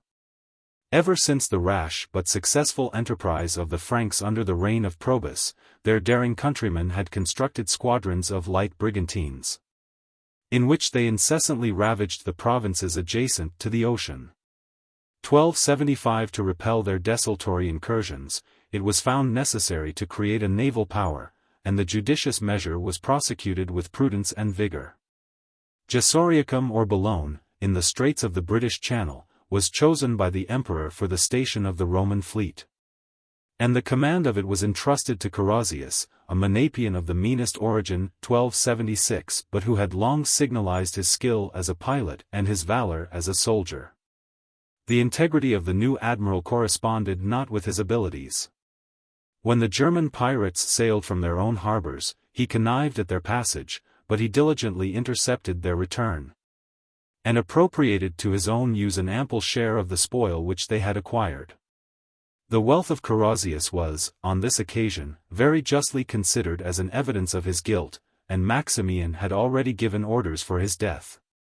But the crafty Menapian foresaw and prevented the severity of the emperor. By his liberality he had attached to his fortunes the fleet which he commanded, and secured the barbarians in his interest. From the port of Boulogne he sailed over to Britain, persuaded the legion and the auxiliaries which guarded that island to embrace his party, and boldly assuming, with the imperial purple, the title of Augustus, defied the justice and the arms of his injured sovereign. 1277. When Britain was thus dismembered from the empire, its importance was sensibly felt, and its loss sincerely lamented. The Romans celebrated, and perhaps magnified, the extent of that noble island, provided on every side with convenient harbors. The temperature of the climate, and the fertility of the soil, alike adapted for the production of corn or of vines, the valuable minerals with which it abounded. Its rich pastures covered with innumerable flocks, and its woods free from wild beasts or venomous serpents. Above all, they regretted the large amount of the revenue of Britain, whilst they confessed that such a province well deserved to become the seat of an independent monarchy. 1278 During the space of 7 years it was possessed by Carausius, and fortune continued propitious to a rebellion supported with courage and ability.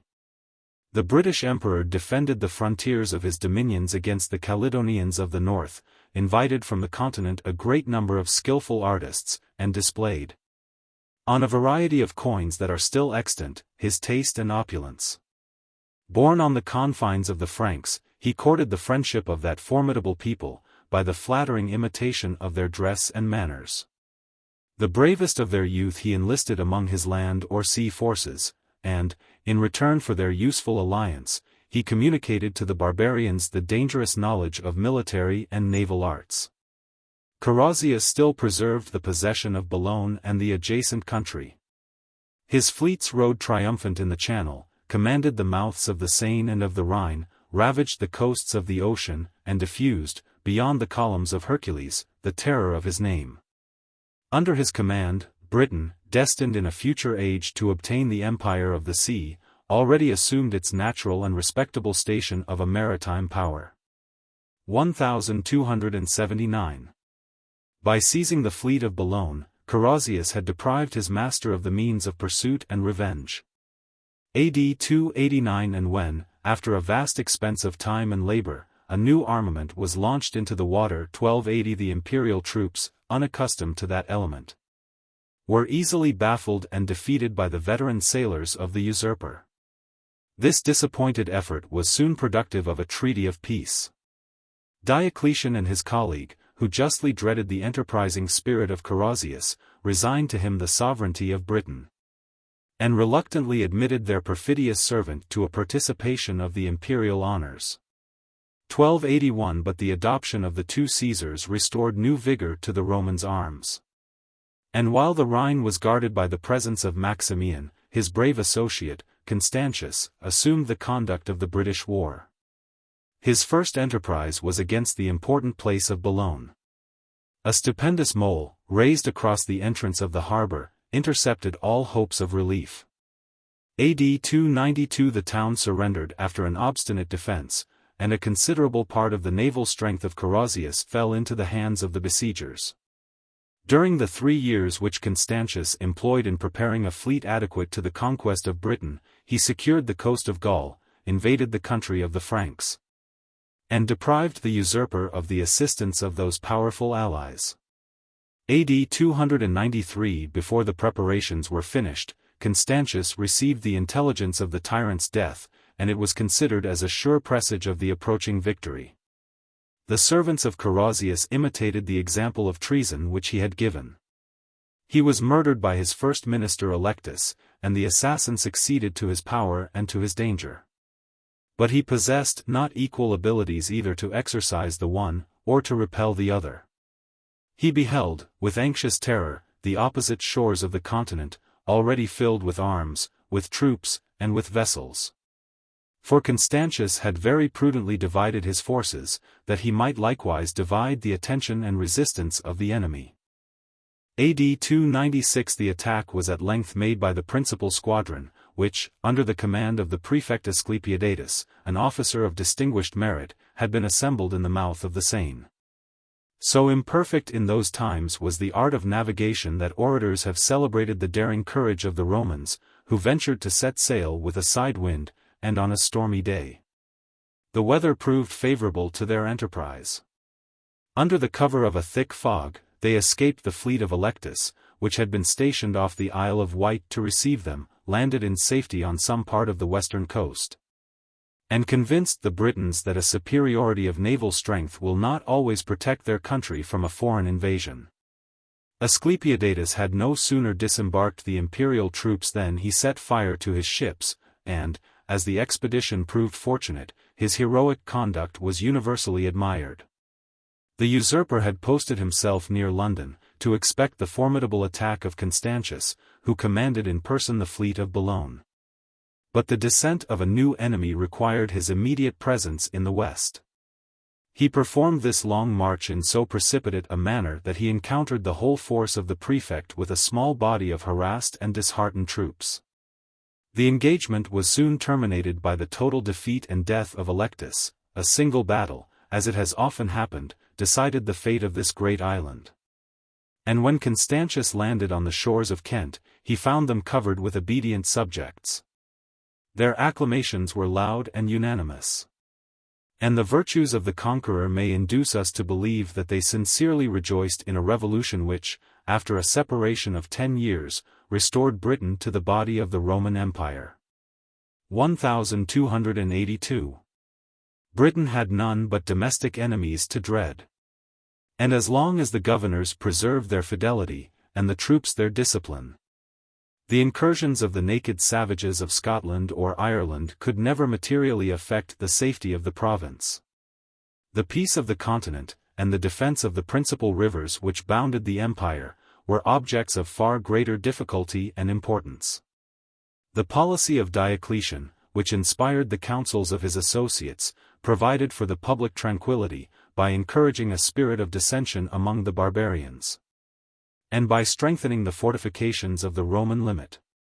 In the east he fixed a line of camps from Egypt to the Persian dominions, and, for every camp, he instituted an adequate number of stationary troops, commanded by their respective officers, and supplied with every kind of arms, from the new arsenals which he had formed at Antioch, Emesa, and Damascus.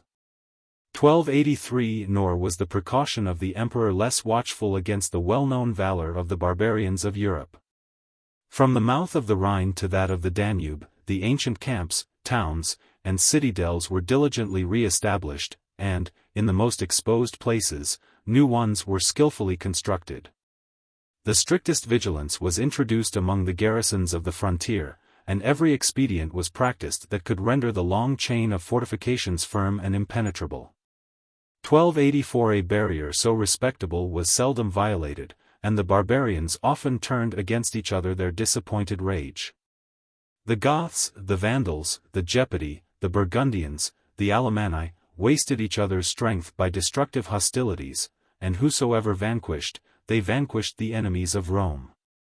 The subjects of Diocletian enjoyed the bloody spectacle, and congratulated each other that the mischiefs of civil war were now experienced only by the barbarians. 1285. Notwithstanding the policy of Diocletian, it was impossible to maintain an equal and undisturbed tranquility during a reign of 20 years, and along a frontier of many hundred miles. Sometimes the barbarians suspended their domestic animosities, and the relaxed vigilance of the garrison sometimes gave a passage to their strength or dexterity. Whenever the provinces were invaded, Diocletian conducted himself with that calm dignity which he always affected or possessed. Reserved his presence for such occasions as were worthy of his interposition, never exposed his person or reputation to any unnecessary danger. Ensured his success by every means that prudence could suggest, and displayed, with ostentation, the consequences of his victory. In wars of a more difficult nature, and more doubtful event, he employed the rough valor of Maximian.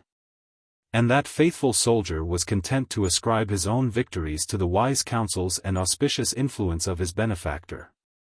But after the adoption of the two Caesars, the emperors, themselves retiring to a less laborious scene of action, devolved on their adopted sons the defense of the Danube and of the Rhine. The vigilant Galerius was never reduced to the necessity of vanquishing an army of barbarians on the Roman territory. 1286. The brave and active Constantius delivered Gaul from a very furious inroad of the Alemanni. And his victories of Langres and Vindonissa appear to have been actions of considerable danger and merit. As he traversed the open country with a feeble guard, he was encompassed on a sudden by the superior multitude of the enemy. He retreated with difficulty towards Langres. But, in the general consternation, the citizens refused to open their gates, and the wounded prince was drawn up the wall by the means of a rope. But on the news of his distress the Roman troops hastened from all sides to his relief, and before the evening he had satisfied his honor and revenge by the slaughter of 6,000 Alemanni. 1287. From the monuments of those times, the obscure traces of several other victories over the barbarians of Sarmatia and Germany might possibly be collected. But the tedious search would not be rewarded either with amusement or with instruction. The conduct which the Emperor Probus had adopted in the disposal of the vanquished was imitated by Diocletian and his associates. The captive barbarians, exchanging death for slavery, were distributed among the provincials, and assigned to those districts, in Gaul, the territories of Amiens, Beauvais, Cambrai, Treves, Langres, and Troyes are particularly specified, 1288, which had been depopulated by the calamities of war.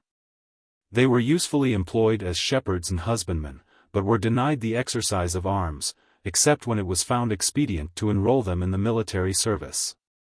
Nor did the emperors refuse the property of lands, with a less servile tenure, to such of the barbarians as solicited the protection of Rome.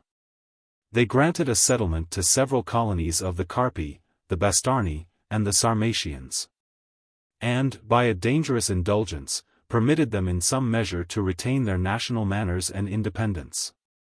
1289. Among the provincials, it was a subject of flattering exultation, that the barbarian, so lately an object of terror, now cultivated their lands, drove their cattle to the neighboring fair, and contributed by his labor to the public plenty.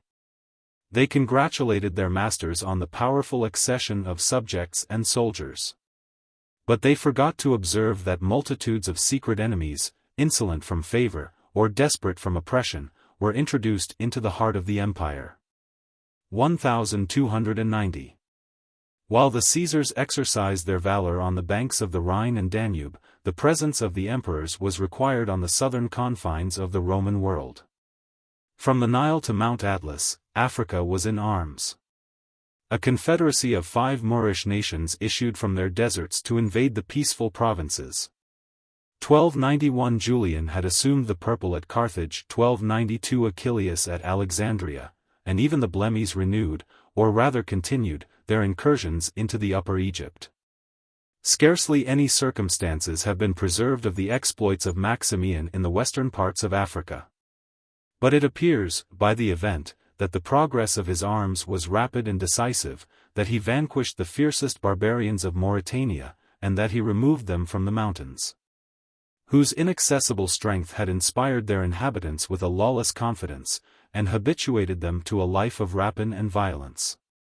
1293. Diocletian, on his side, opened the campaign in Egypt by the siege of Alexandria, cut off the aqueducts which conveyed the waters of the Nile into every quarter of that immense city, 1294, and, rendering his camp impregnable to the sallies of the besieged multitude, he pushed his reiterated attacks with caution and vigor. After a siege of 8 months, Alexandria, wasted by the sword and by fire, implored the clemency of the conqueror, but it experienced the full extent of his severity. Many thousands of the citizens perished in a promiscuous slaughter, and there were few obnoxious persons in Egypt who escaped a sentence either of death or at least of exile.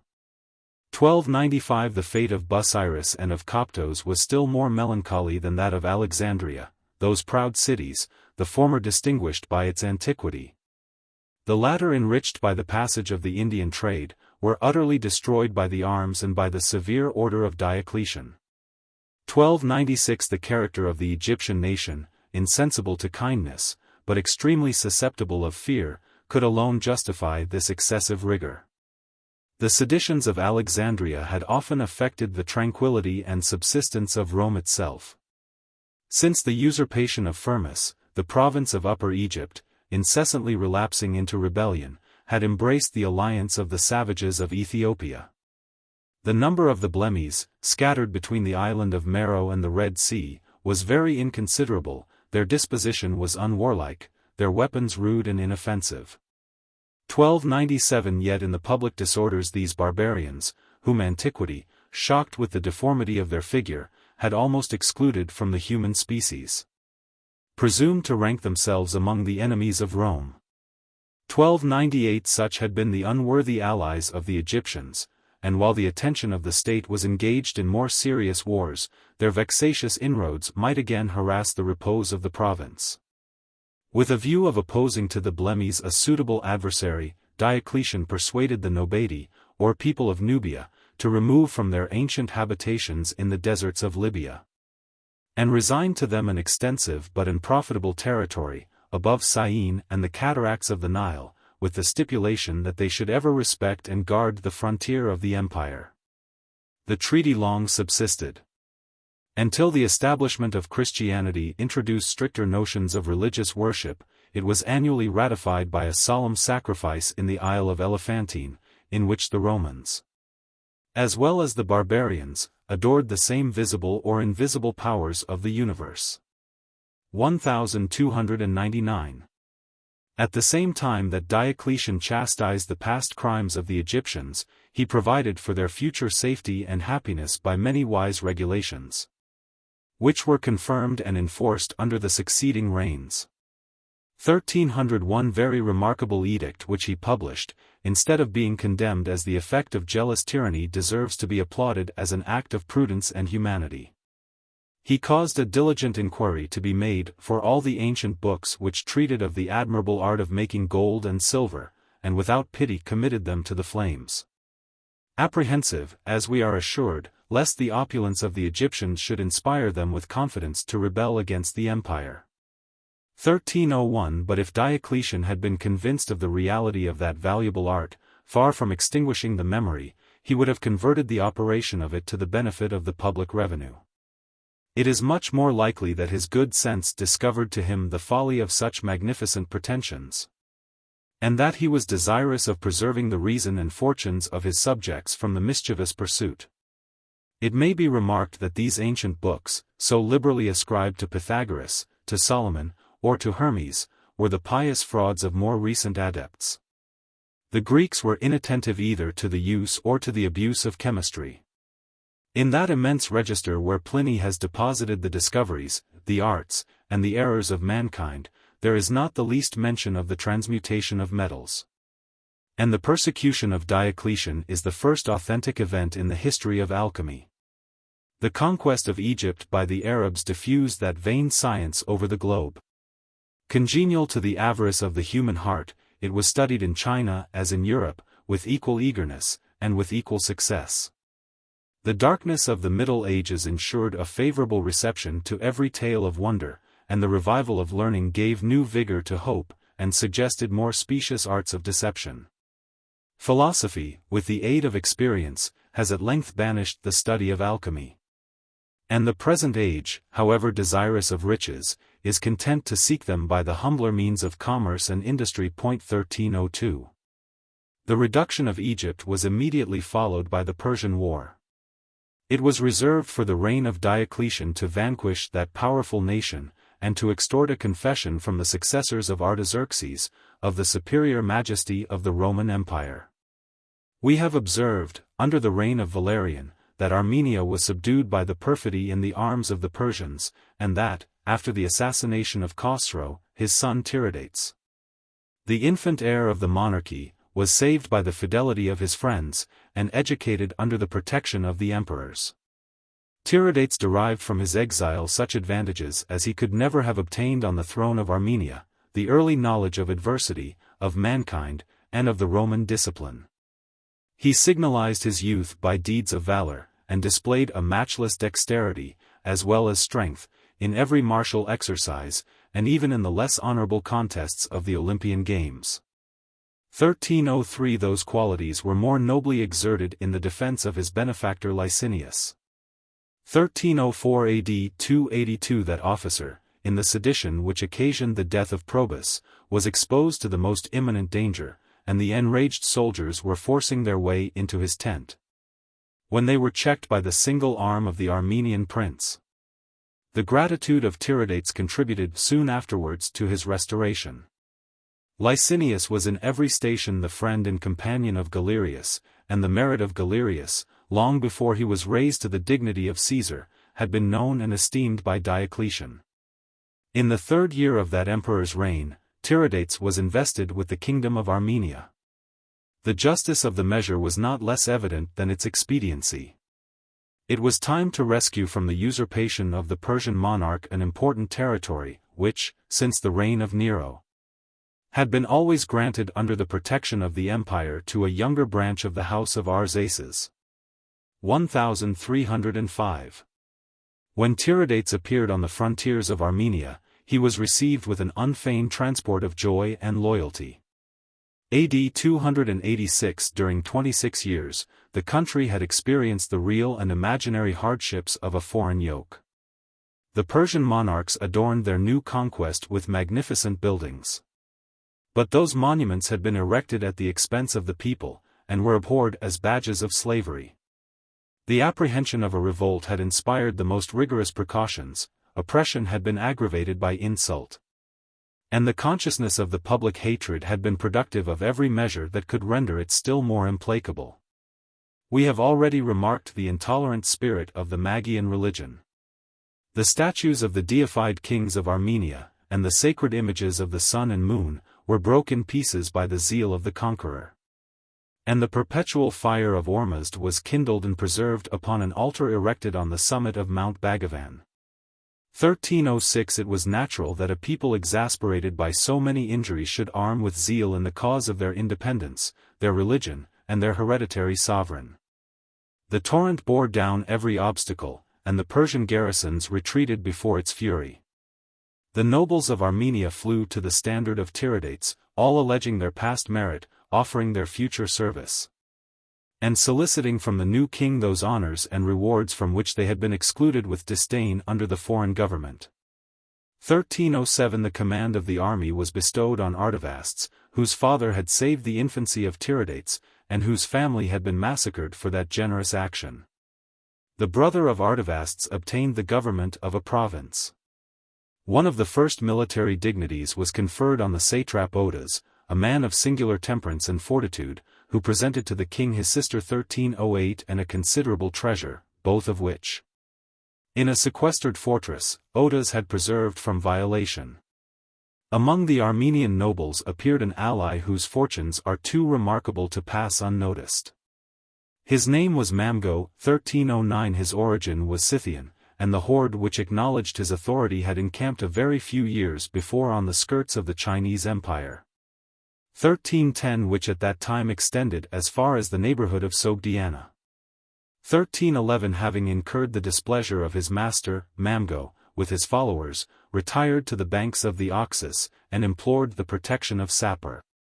The Emperor of China claimed the fugitive, and alleged the rights of sovereignty. The Persian monarch pleaded the laws of hospitality, and with some difficulty avoided a war by the promise that he would banish Mamgo to the uttermost parts of the West. A punishment, as he described it, not less dreadful than death itself. Armenia was chosen for the place of exile, and a large district was assigned to the Scythian horde, on which they might feed their flocks and herds, and remove their encampment from one place to another according to the different seasons of the year.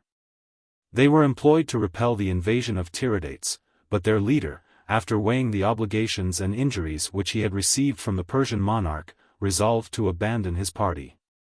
The Armenian prince, who was well acquainted with this merit as well as power of Mamgo, treated him with distinguished respect, and, by admitting him into his confidence, acquired a brave and faithful servant, who contributed very effectually to his restoration.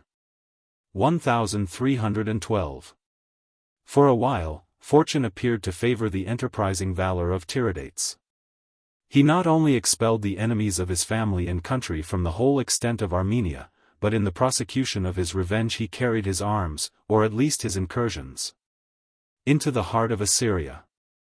The historian who has preserved the name of Tiridates from oblivion celebrates, with a degree of national enthusiasm, his personal prowess, and, in the true spirit of Eastern romance, describes the giants and the elephants that fell beneath his invincible arm. It is from other information that we discover the distracted state of the Persian monarchy, to which the king of Armenia was indebted for some part of his advantages. The throne was disputed by the ambition of contending brothers, and Hormuz, after exerting without success the strength of his own party, had recourse to the dangerous assistance of the barbarians who inhabited the banks of the Caspian Sea. 1313. The civil war was, however, soon terminated, either by a victor or by a reconciliation. And Narses, who was universally acknowledged as king of Persia, directed his whole force against the foreign enemy. The contest then became too unequal. Nor was the valor of the hero able to withstand the power of the monarch. Tiridates, a second time expelled from the throne of Armenia, once more took refuge in the court of the emperors. 1314 Narses soon re-established his authority over the revolted province, and, loudly complaining of the protection afforded by the Romans to rebels and fugitives, aspired to the conquest of the East. 1315. AD 297 Neither prudence nor honor could permit the emperors to forsake the cause of the Armenian king, and it was resolved to exert the force of the empire in the Persian War. Diocletian, with the calm dignity which he constantly assumed, fixed his own station in the city of Antioch, from whence he prepared and directed the military operations. 1316 The conduct of the legions was entrusted to the intrepid valor of Galerius, who, for that important purpose, was removed from the banks of the Danube to those of the Euphrates. The armies soon encountered each other in the plains of Mesopotamia, and 2 battles were fought with various and doubtful success, but the third engagement was of a more decisive nature. And the Roman army received a total overthrow, which is attributed to the rashness of Galerius, who, with an inconsiderable body of troops, attacked the innumerable host of the Persians. 1317 But the consideration of the country that was the scene of action may suggest another reason for his defeat. The same ground on which Galerius was vanquished had been rendered memorable by the death of Crassus and the slaughter of 10 legions. It was a plain of more than 60 miles, which extended from the hills of Cari to the Euphrates. A smooth and barren surface of sandy desert, without a hillock, without a tree, and without a spring of fresh water. 1318 The steady infantry of the Romans, fainting with heat and thirst, could neither hope for victory, if they preserved their ranks, nor break their ranks without exposing themselves to the most imminent danger. In this situation they were gradually encompassed by the superior numbers, harassed by the rapid evolutions, and destroyed by the arrows of the barbarian cavalry. The king of Armenia had signalized his valor in the battle, and acquired personal glory by the public misfortune. He was pursued as far as the Euphrates. His horse was wounded, and it appeared impossible for him to escape the victorious enemy. In this extremity, Tiridates embraced the only refuge which he saw before him. He dismounted and plunged into the stream. His armor was heavy, the river very deep, and at those parts at least half a mile in breadth. 1319 Yet such was his strength and dexterity that he reached in safety the opposite bank.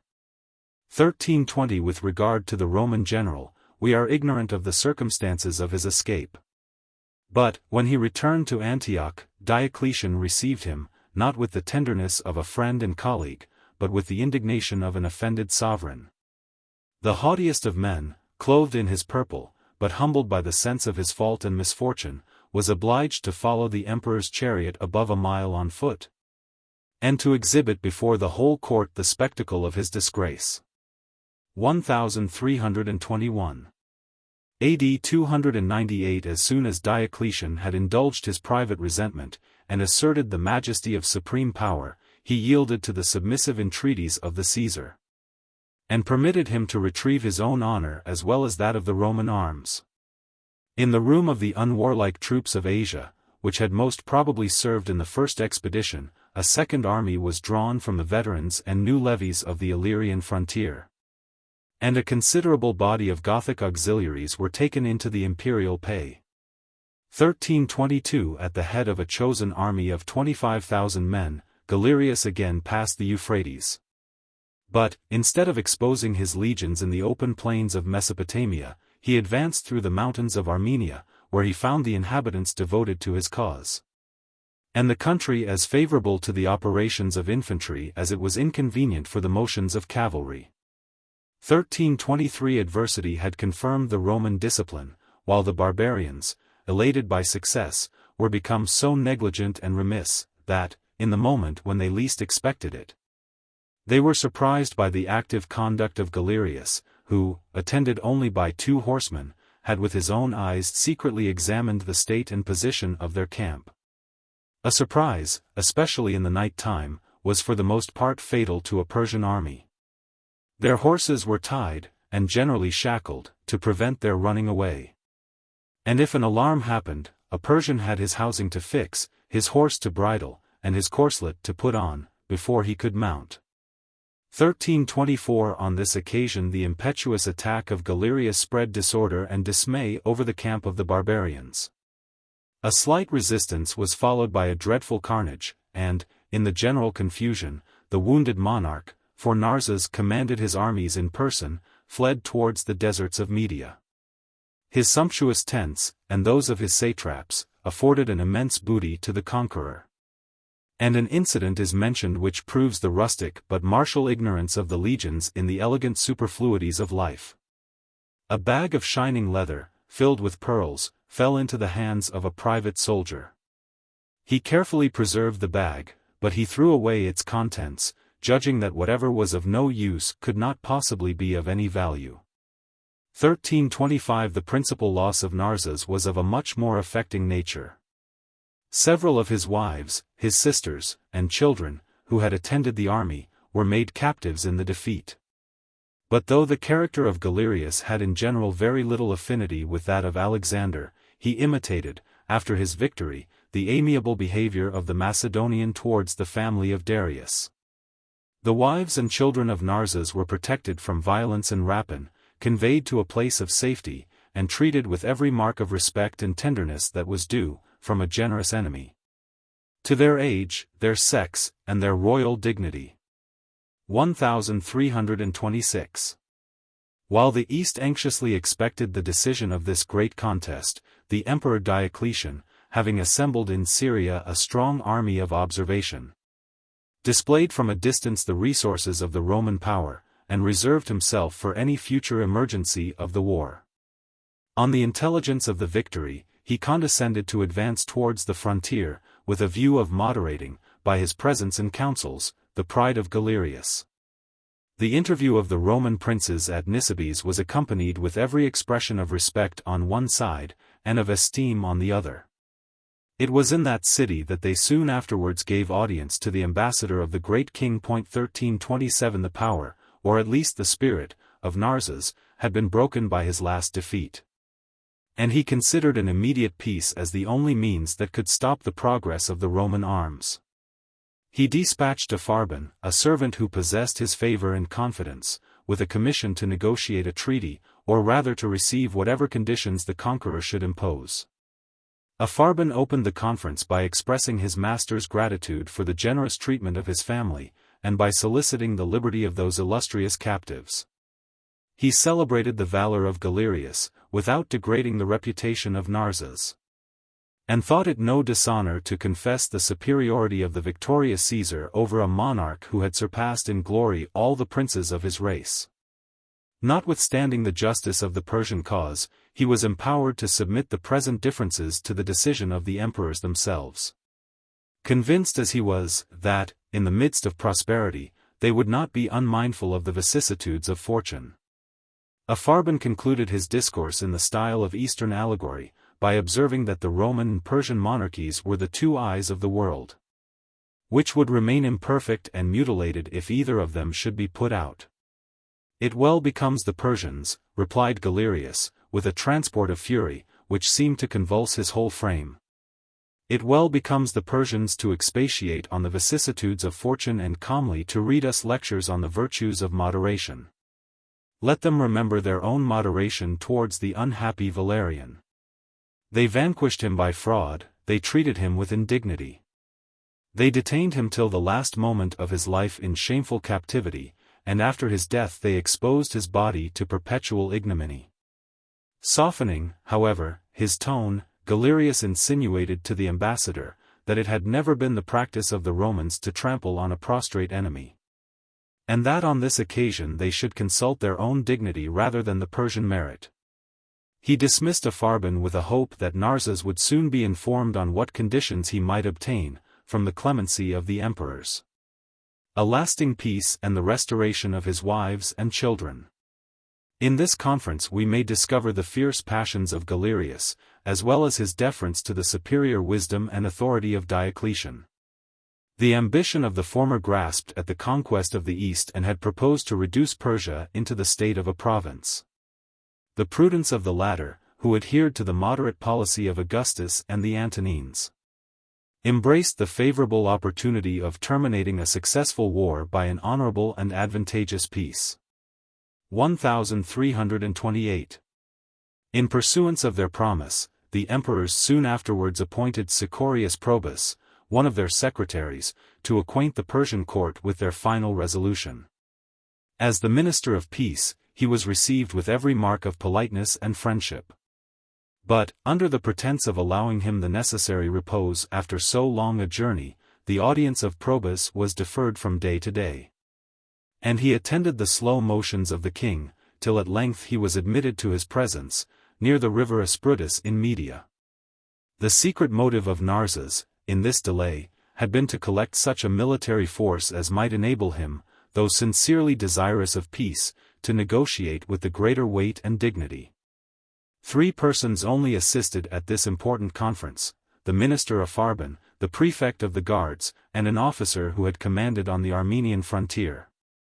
1329. The first condition proposed by the ambassador is not at present of a very intelligible nature. That the city of Nisibis might be established for the place of mutual exchange, or, as we should formerly have termed it, for the staple of trade between the two empires. There is no difficulty in conceiving the intention of the Roman princes to improve their revenue by some restraints upon commerce. But, as Nisibis was situated within their own dominions, and as they were masters both of the imports and exports, it should seem that such restraints were the objects of an internal law rather than of a foreign treaty. To render them more effectual, some stipulations were probably required on the side of the king of Persia, which appeared so very repugnant either to his interest or to his dignity that Narses could not be persuaded to subscribe them. As this was the only article to which he refused his consent, it was no longer insisted on. And the emperors either suffered the trade to flow in its natural channels, or contented themselves with such restrictions as it depended on their own authority to establish. As soon as this difficulty was removed, a solemn peace was concluded and ratified between the two nations. The conditions of a treaty so glorious to the empire, and so necessary to Persia, may deserve a more peculiar attention, as the history of Rome presents very few transactions of a similar nature. Most of her wars having either been terminated by absolute conquest, or waged against barbarians ignorant of the use of letters. I. The Aboras, or, as it is called by Xenophon, the Araxes, was fixed as the boundary between the two monarchies. 1330. That river, which rose near the Tigris, was increased, a few miles below Nisibis, by the little stream of the Mygdonius, passed under the walls of Singera, and fell into the Euphrates at Circesium, a frontier town, which, by the care of Diocletian, was very strongly fortified. 1331. Mesopotamia, the object of so many wars, was ceded to the empire, and the Persians, by this treaty, renounced all pretensions to that great province. 2. They relinquished to the Romans 5 provinces beyond the Tigris. 1332. Their situation formed a very useful barrier, and their natural strength was soon improved by art and military skill. 4 of these, to the north of the river, were districts of obscure fame and inconsiderable extent: Intaline, Zabdacene, Arzanene, and Moxoene. 1333. But on the east of the Tigris, the empire acquired the large and mountainous territory of Cardwini, the ancient seat of the Carduchians, who preserved for many ages their manly freedom in the heart of the despotic monarchies of Asia.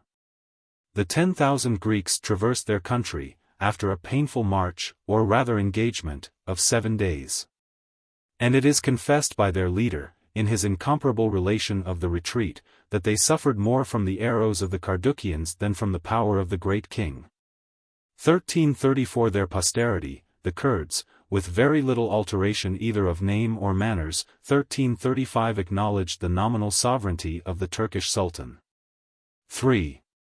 It is almost needless to observe that Tiridates, the faithful ally of Rome, was restored to the throne of his fathers, and that the rights of the imperial supremacy were fully asserted and secured. The limits of Armenia were extended as far as the fortress of Sindha in Media, and this increase of dominion was not so much an act of liberality as of justice. Of the provinces already mentioned beyond the Tigris, the four first had been dismembered by the Parthians from the crown of Armenia. 1336, and when the Romans acquired the possession of them, they stipulated, at the expense of the usurpers, an ample compensation, which invested their ally with the extensive and fertile country of Atropatene. Its principal city, in the same situation perhaps as the modern Taurus, was frequently honored by the residents of Tiridates. And as it sometimes bore the name of Ecbatana, he imitated, in the buildings and fortifications, the splendid capital of the Medes. 1337. 4. The country of Iberia was barren, its inhabitants rude and savage. But they were accustomed to the use of arms, and they separated from the empire barbarians much fiercer and more formidable than themselves. The narrow defile of Mount Caucasus were in their hands, and it was in their choice either to admit or to exclude the wandering tribes of Sarmatia.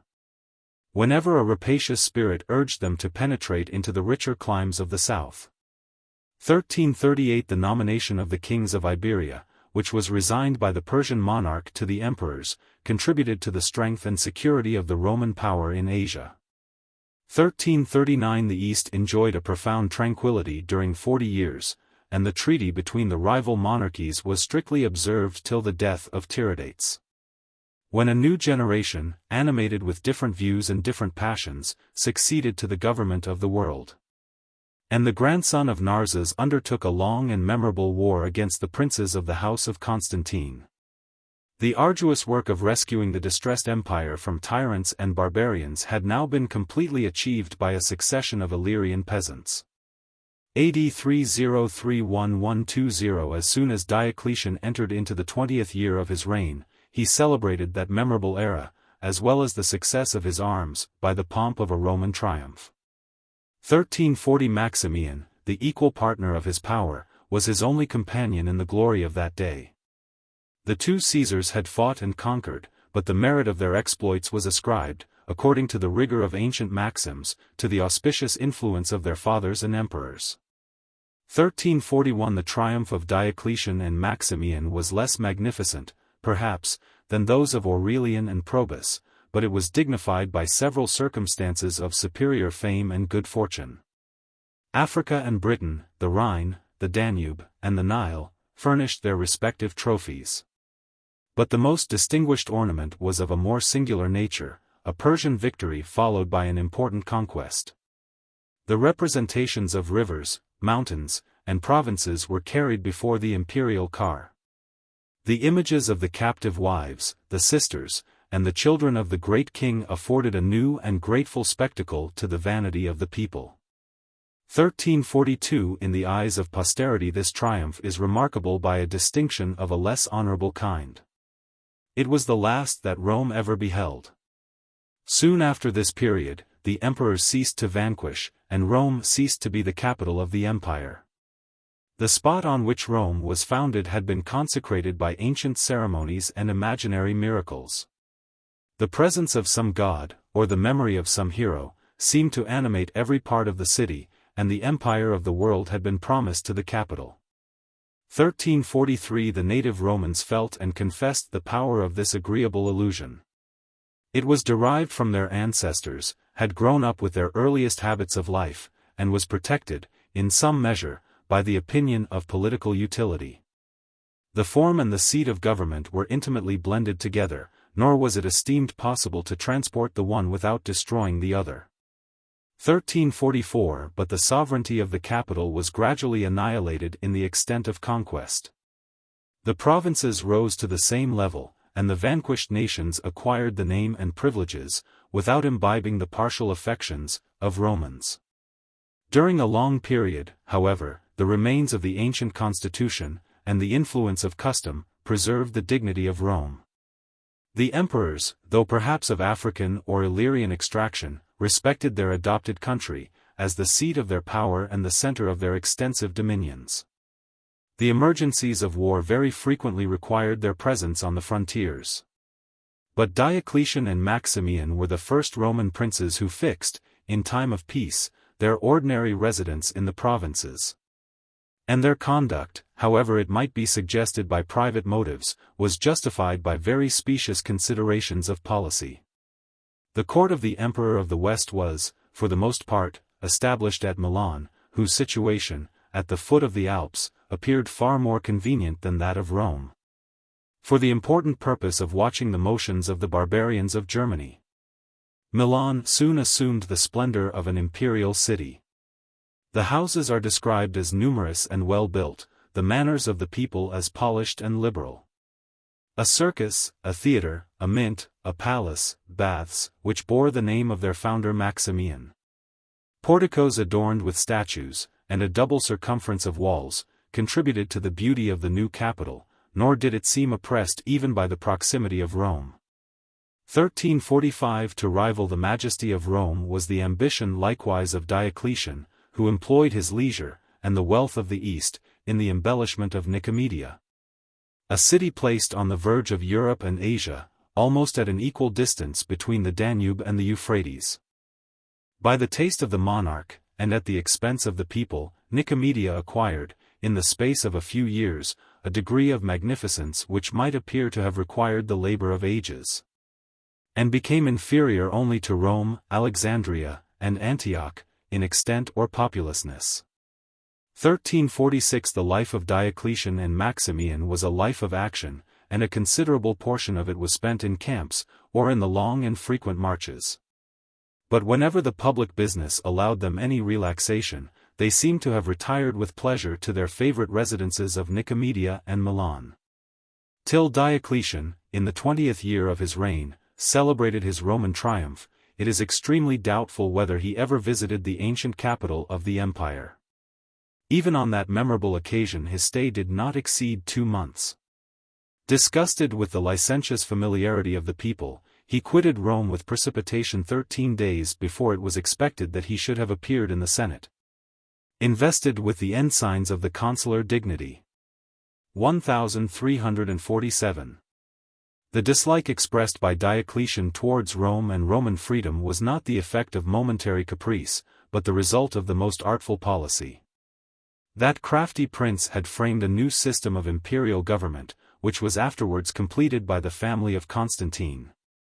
And, as the image of the old constitution was religiously preserved in the Senate, he resolved to deprive that order of its small remains of power and consideration. We may recollect, about 8 years before the elevation of Diocletian, the transient greatness, and the ambitious hopes, of the Roman Senate. As long as that enthusiasm prevailed, many of the nobles imprudently displayed their zeal in the cause of freedom. And after the successes of Probus had withdrawn their countenance from the Republican party, the senators were unable to disguise their impotent resentment.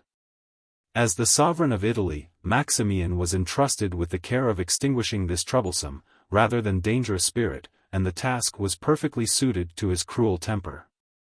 The most illustrious members of the Senate, whom Diocletian always affected to esteem, were involved, by his colleague, in the accusation of imaginary plots. And the possession of an elegant villa, or a well-cultivated estate, was interpreted as a convincing evidence of guilt. 1348 The camp of the Praetorians, which had so long oppressed, began to protect, the majesty of Rome. And as those haughty troops were conscious of the decline of their power, they were naturally disposed to unite their strength with the authority of the Senate. By the prudent measures of Diocletian, the numbers of the Praetorians were insensibly reduced, their privileges abolished, 1349 and their place supplied by 2 faithful legions of Illyricum, who, under the new titles of Jovians and Herculeans, were appointed to perform the service of the imperial guards. 1350 But the most fatal though secret wound, which the Senate received from the hands of Diocletian and Maximian, was inflicted by the inevitable operation of their absence. As long as the emperors resided at Rome, that assembly might be oppressed, but it could scarcely be neglected. The successors of Augustus exercised the power of dictating whatever laws their wisdom or caprice might suggest, but those laws were ratified by the sanction of the Senate. The model of ancient freedom was preserved in its deliberations and decrees. And wise princes, who respected the prejudices of the Roman people, were in some measure obliged to assume the language and behavior suitable to the general and first magistrate of the republic. In the armies and in the provinces, they displayed the dignity of monarchs. And when they fixed their residence at a distance from the capital, they forever laid aside the dissimulation which Augustus had recommended to his successors. In the exercise of the legislative as well as the executive power, the sovereign advised with his ministers, instead of consulting the great council of the nation. The name of the Senate was mentioned with honor till the last period of the empire. The vanity of its members was still flattered with honorary distinctions. 1351 But the assembly, which had so long been the source, and so long the instrument, of power, was respectfully suffered to sink into oblivion. The Senate of Rome, losing all connection with the imperial court and the actual constitution, was left a venerable but useless monument of antiquity on the Capitoline Hill. When the Roman princes had lost sight of the Senate and of their ancient capital, they easily forgot the origin and nature of their legal power. The civil offices of consul, of proconsul, of censor, and of tribune, by the union of which it had been formed, betrayed to the people its republican extraction. Those modest titles were laid aside. 1352 And if they still distinguished their high station by the appellation of emperor, or imperator, that word was understood in a new and more dignified sense. And no longer denoted the general of the Roman armies, but the sovereign of the Roman world. The name of emperor, which was at first of a military nature, was associated with another of a more servile kind. The epithet of dominus, or lord, in its primitive signification, was expressive, not of the authority of a prince over his subjects, or of a commander over his soldiers, but of the despotic power of a master over his domestic slaves. 1353 Viewing it in that odious light, it had been rejected with abhorrence by the first Caesars. Their resistance insensibly became more feeble, and the name less odious. Till at length the style of our Lord and Emperor was not only bestowed by flattery, but was regularly admitted into the laws and public monuments. Such lofty epithets were sufficient to elate and satisfy the most excessive vanity. And if the successors of Diocletian still declined the title of king, it seems to have been the effect not so much of their moderation as of their delicacy. Wherever the Latin tongue was in use, and it was the language of government throughout the empire, the imperial title, as it was peculiar to themselves, conveyed a more respectable idea than the name of king, which they must have shared with 100 barbarian chieftains, or which, at the best, they could derive only from Romulus or from Tarquin. But the sentiments of the East were very different from those of the West. From the earliest period of history, the sovereigns of Asia had been celebrated in the Greek language by the title of Basileus, or king. And since it was considered as the first distinction among men, it was soon employed by the servile provincials of the East in their humble addresses to the Roman throne. 1354 Even the attributes, or at least the titles, of the divinity, were usurped by Diocletian and Maximian, who transmitted them to a succession of Christian emperors. 1355 Such extravagant compliments, however, soon lose their impiety by losing their meaning. And when the ear is once accustomed to the sound, they are heard with indifference, as vague though excessive professions of respect. From the time of Augustus to that of Diocletian, the Roman princes, conversing in a familiar manner among their fellow citizens, were saluted only with the same respect that was usually paid to senators and magistrates.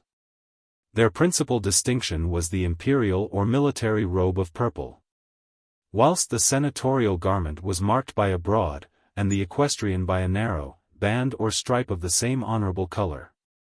The pride, or rather the policy, of Diocletian engaged that artful prince to introduce the stately magnificence of the court of Persia. 1356 He ventured to assume the diadem, an ornament detested by the Romans as the odious ensign of royalty, and the use of which had been considered as the most desperate act of the madness of Caligula. It was no more than a broad white fillet set with pearls, which encircled the emperor's head.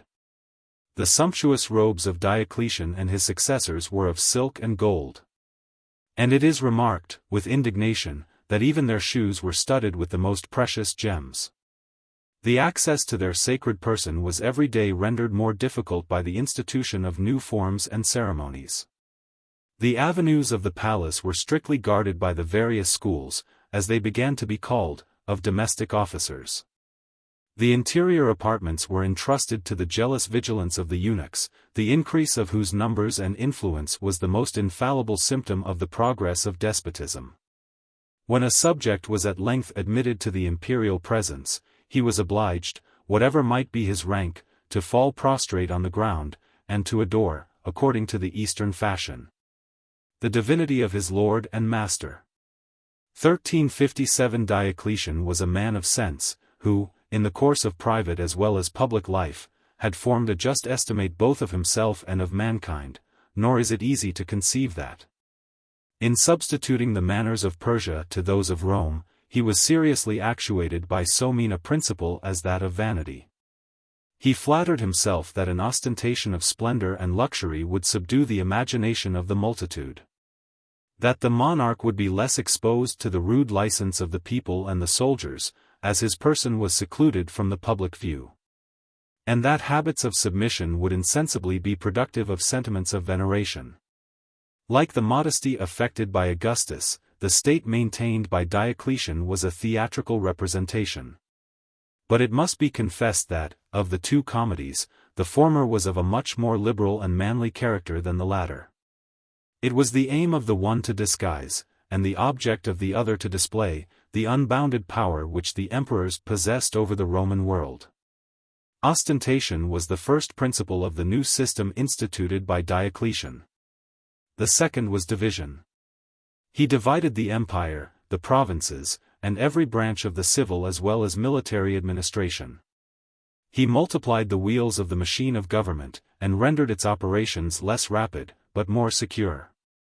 Whatever advantages and whatever defects might attend these innovations, they must be ascribed in a very great degree to the first inventor.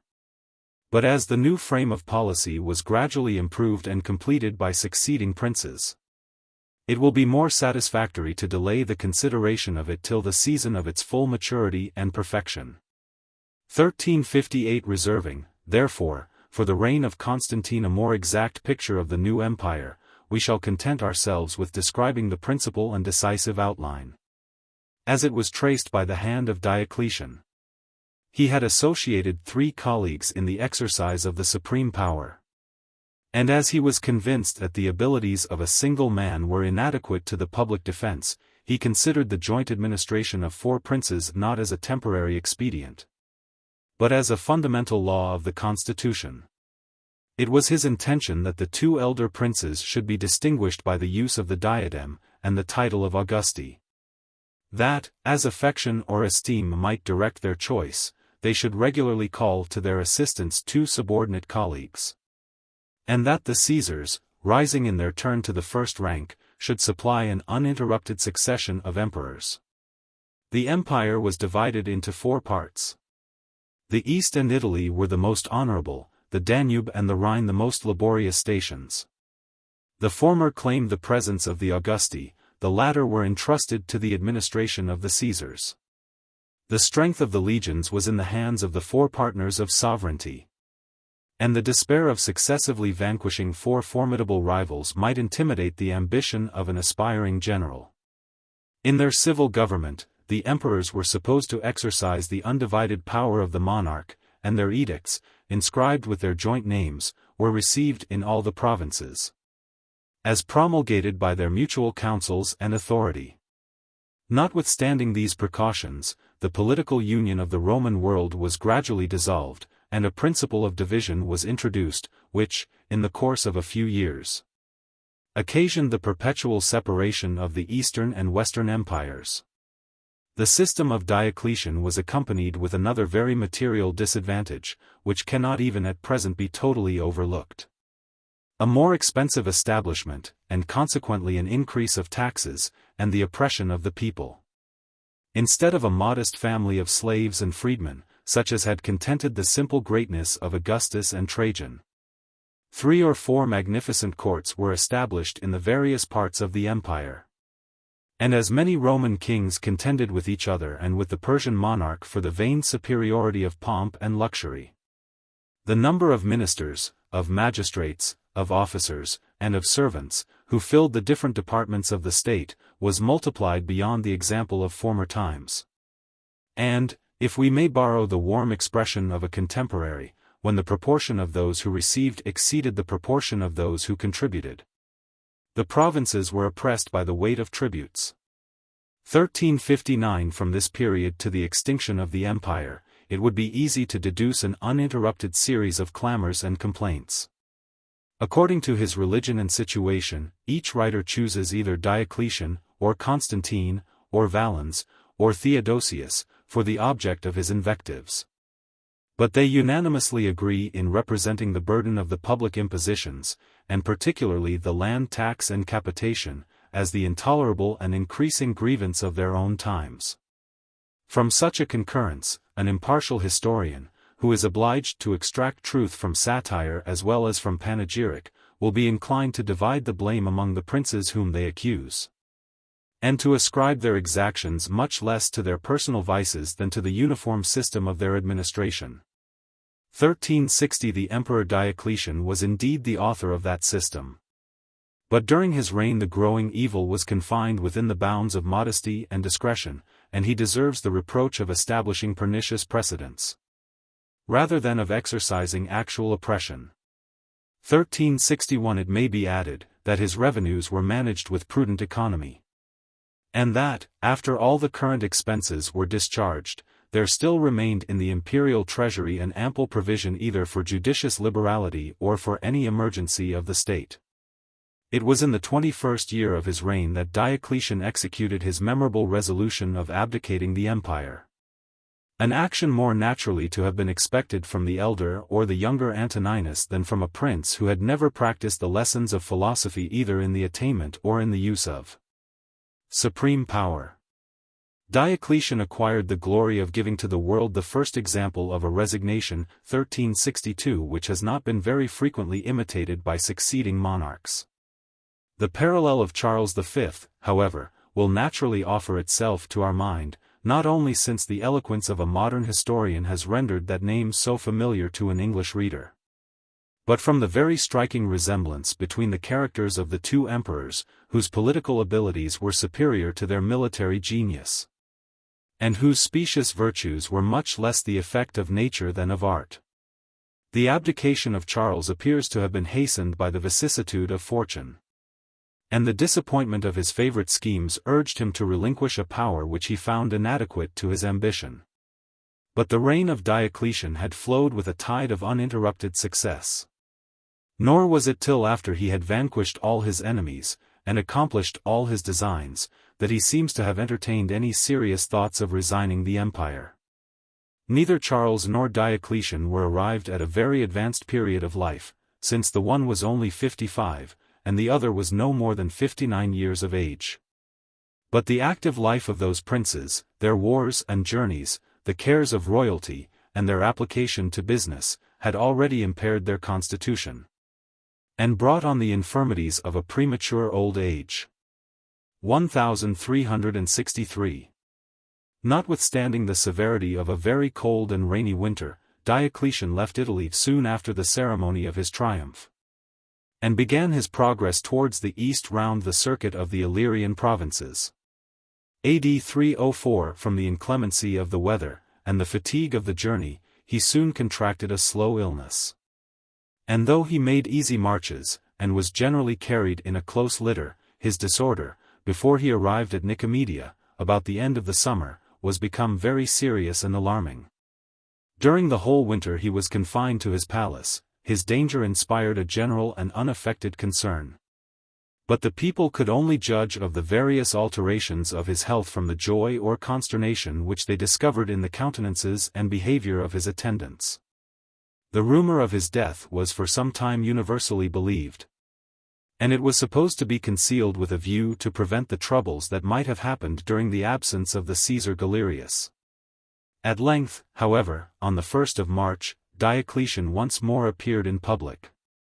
but so pale and emaciated that he could scarcely have been recognized by those to whom his person was the most familiar. It was time to put an end to the painful struggle, which he had sustained during more than a year, between the care of his health and that of his dignity. The former required indulgence and relaxation, the latter compelled him to direct, from the bed of sickness, the administration of a great empire. He resolved to pass the remainder of his days in honorable repose, to place his glory beyond the reach of fortune, and to relinquish the theatre of the world to his younger and more active associates. 1364. The ceremony of his abdication was performed in a spacious plain, about 3 miles from Nicomedia. The emperor ascended a lofty throne, and in a speech full of reason and dignity, declared his intention, both to the people and to the soldiers who were assembled on this extraordinary occasion. AD 3050501. As soon as he had divested himself of his purple, he withdrew from the gazing multitude, and, traversing the city in a covered chariot, proceeded, without delay, to the favorite retirement which he had chosen in his native country of Dalmatia. On the same day, which was the 1st of May, 1365, Maximian, as it had been previously concerted, made his resignation of the imperial dignity at Milan. Even in the splendor of the Roman triumph, Diocletian had meditated his design of abdicating the government. As he wished to secure the obedience of Maximian, he exacted from him either a general assurance that he would submit his actions to the authority of his benefactor, or a particular promise that he would descend from the throne, whenever he should receive the advice and the example. This engagement, though it was confirmed by the solemnity of an oath before the altar of the Capitoline Jupiter 1366, would have proved a feeble restraint on the fierce temper of Maximian, whose passion was the love of power, and who neither desired present tranquility nor future reputation. But he yielded, however reluctantly, to the ascendant which his wiser colleague had acquired over him, and retired, immediately after his abdication, to a villa in Lucania, where it was almost impossible that such an impatient spirit could find any lasting tranquility. Diocletian, who, from a servile origin, had raised himself to the throne, passed the 9 last years of his life in a private condition. Reason had dictated, and content seems to have accompanied, his retreat, in which he enjoyed for a long time the respect of those princes to whom he had resigned the possession of the world. 1367. It is seldom that minds long exercised in business have formed the habits of conversing with themselves, and in the loss of power they principally regret the want of occupation. The amusements of letters and of devotion, which afford so many resources in solitude, were incapable of fixing the attention of Diocletian. But he had preserved, or at least he soon recovered, a taste for the most innocent as well as natural pleasures, and his leisure hours were sufficiently employed in building, planting, and gardening. His answer to Maximian is deservedly celebrated. He was solicited by that restless old man to reassume the reins of government and the imperial purple. He rejected the temptation with a smile of pity, calmly observing that, if he could show Maximian the cabbages which he had planted with his own hands at Salona, he should no longer be urged to relinquish the enjoyment of happiness for the pursuit of power. 1368. In his conversations with his friends, he frequently acknowledged that of all arts, the most difficult was the art of reigning. And he expressed himself on that favorite topic with a degree of warmth which could be the result only of experience. How often, was he accustomed to say, is it the interest of 4 or 5 ministers to combine together to deceive their sovereign? Secluded from mankind by his exalted dignity, the truth is concealed from his knowledge, he can see only with their eyes, he hears nothing but their misrepresentations. He confers the most important offices upon vice and weakness, and disgraces the most virtuous and deserving among his subjects. By such infamous arts, added Diocletian, the best and wisest princes are sold to the venal corruption of their courtiers. 1369. A just estimate of greatness, and the assurance of immortal fame, improve our relish for the pleasures of retirement. But the Roman emperor had filled too important a character in the world to enjoy without alloy the comforts and security of a private condition. It was impossible that he could remain ignorant of the troubles which afflicted the empire after his abdication. It was impossible that he could be indifferent to their consequences. Fear, sorrow, and discontent sometimes pursued him into the solitude of Salona. His tenderness, or at least his pride, was deeply wounded by the misfortunes of his wife and daughter. And the last moments of Diocletian were embittered by some affronts, which Licinius and Constantine might have spared the father of so many emperors, and the first author of their own fortune. AD 313 a report, though of a very doubtful nature, has reached our times, that he prudently withdrew himself from their power by a voluntary death. 1370. Before we dismiss the consideration of the life and character of Diocletian, we may, for a moment, direct our view to the place of his retirement. Salona, a principal city of his native province of Dalmatia, was near 200 Roman miles, according to the measurement of the public highways, from Aquileia and the confines of Italy, and about 270 from Sirmium, the usual residence of the emperors whenever they visited the Illyrian frontier. 1371 a miserable village still preserves the name of Salona, but so late as the 16th century, the remains of a theatre, and a confused prospect of broken arches and marble columns continued to attest its ancient splendor. 1372 about 6 or 7 miles from the city, Diocletian constructed a magnificent palace, and we may infer from the greatness of the work how long he had meditated his design of abdicating the empire.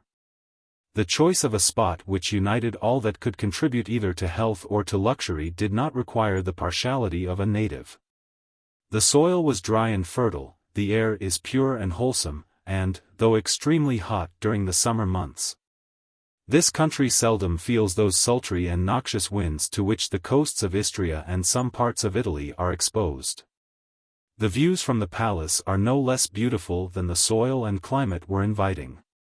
Towards the west lies the fertile shore that stretches along the Adriatic, in which a number of small islands are scattered in such a manner as to give this part of the sea the appearance of a great lake. On the north side lies the bay, which led to the ancient city of Salona, and the country beyond it, appearing in sight, forms a proper contrast to that more extensive prospect of water which the Adriatic presents both to the south and to the east.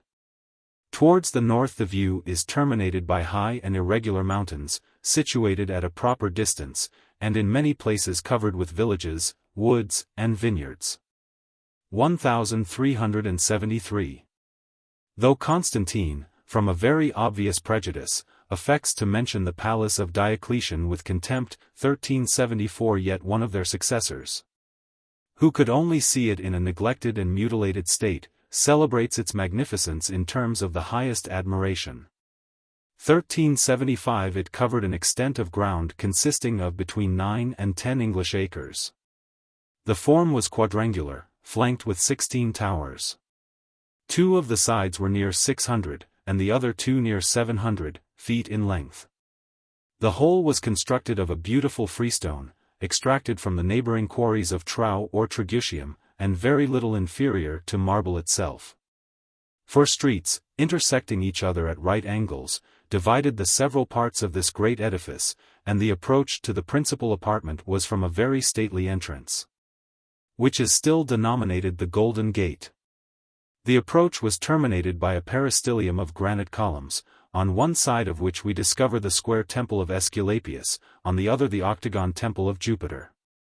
The latter of those deities Diocletian revered as the patron of his fortunes, the former as the protector of his health.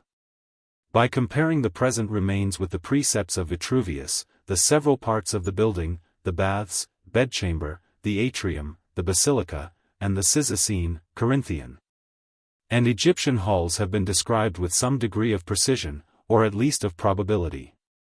Their forms were various, their proportions just, but they all were attended with 2 imperfections, very repugnant to our modern notions of taste and conveniency.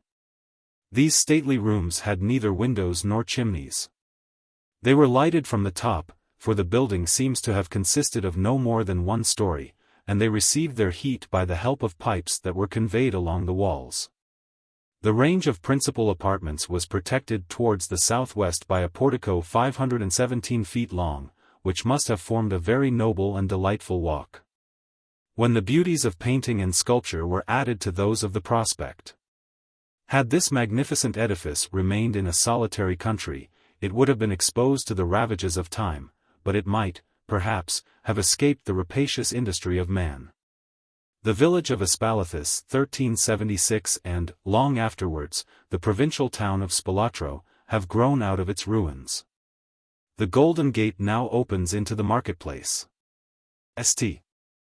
John the Baptist has usurped the honors of Aesculapius, and the Temple of Jupiter, under the protection of the Virgin, is converted into the cathedral church. For this account of Diocletian's palace we are principally indebted to an ingenious artist of our own time and country, whom a very liberal curiosity carried into the heart of Dalmatia.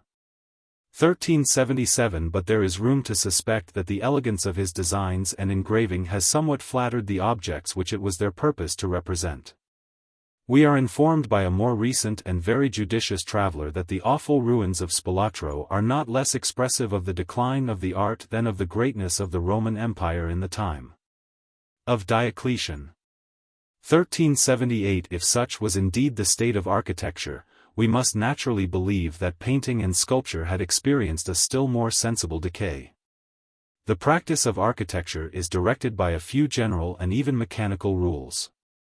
But sculpture, and, above all, painting, propose to themselves the imitation not only of the forms of nature, but of the characters and passions of the human soul.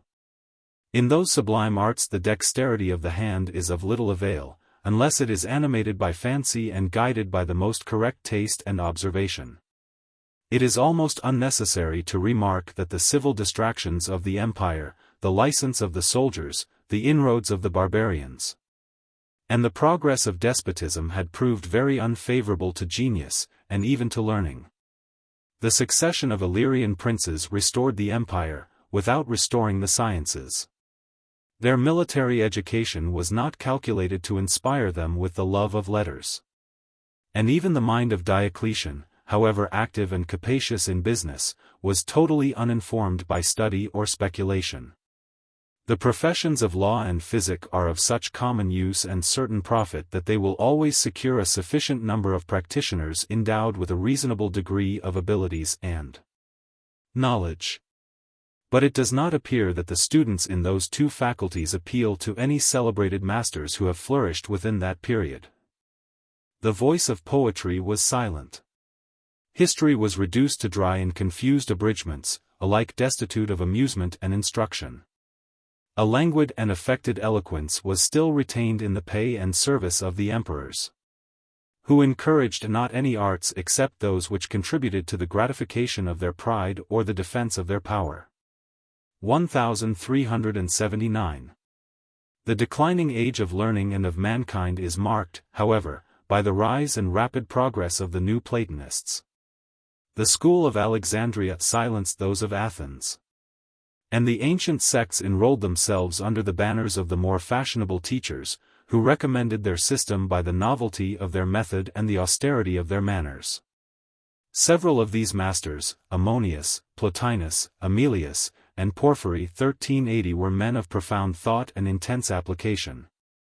But by mistaking the true object of philosophy, their labors contributed much less to improve than to corrupt the human understanding. The knowledge that is suited to our situation and powers, the whole compass of moral, natural, and mathematical science, was neglected by the new Platonists. Whilst they exhausted their strength in the verbal disputes of metaphysics, attempted to explore the secrets of the invisible world, and studied to reconcile Aristotle with Plato, on subjects of which both these philosophers were as ignorant as the rest of mankind.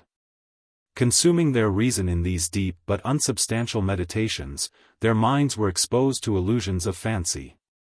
They flattered themselves that they possessed the secret of disengaging the soul from its corporeal prison, claimed a familiar intercourse with demons and spirits, and, by a very singular revolution, converted the study of philosophy into that of magic. The ancient sages had derided the popular superstition. After disguising its extravagance by the thin pretense of allegory, the disciples of Plotinus and Porphyry became its most zealous defenders. As they agreed with the Christians in a few mysterious points of faith, they attacked the remainder of their theological system with all the fury of civil war. The new Platonists would scarcely deserve a place in the history of science, but in that of the Church the mention of them will very frequently occur. Chapter 14. Troubles after the abdication of Diocletian, death of Constantius, elevation of Constantine and Maxentius, 6 emperors at the same time, death of Maximian and Galerius, victories of Constantine over Maxentius and Licinius, reunion of the empire under the authority of Constantine. The balance of power established by Diocletian subsisted no longer than while it was sustained by the firm and dexterous hand of the founder. It required such a fortunate mixture of different tempers and abilities as could scarcely be found, or even expected, a second time.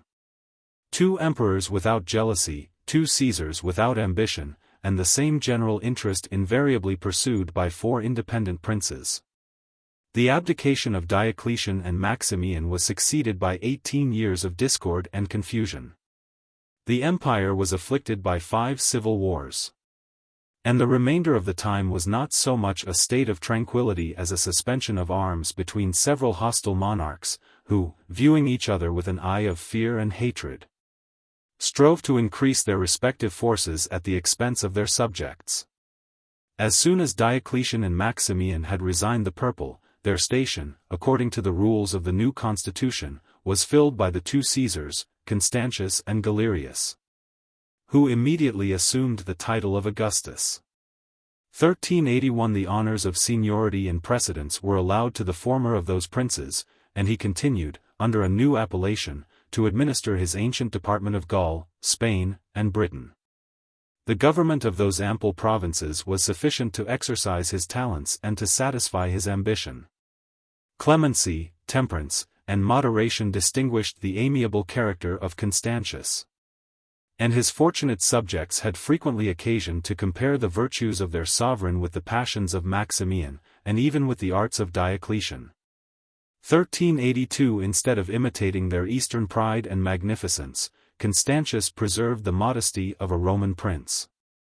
He declared, with unaffected sincerity, that his most valued treasure was in the hearts of his people, and that whenever the dignity of the throne or the danger of the state required any extraordinary supply, he could depend with confidence on their gratitude and liberality.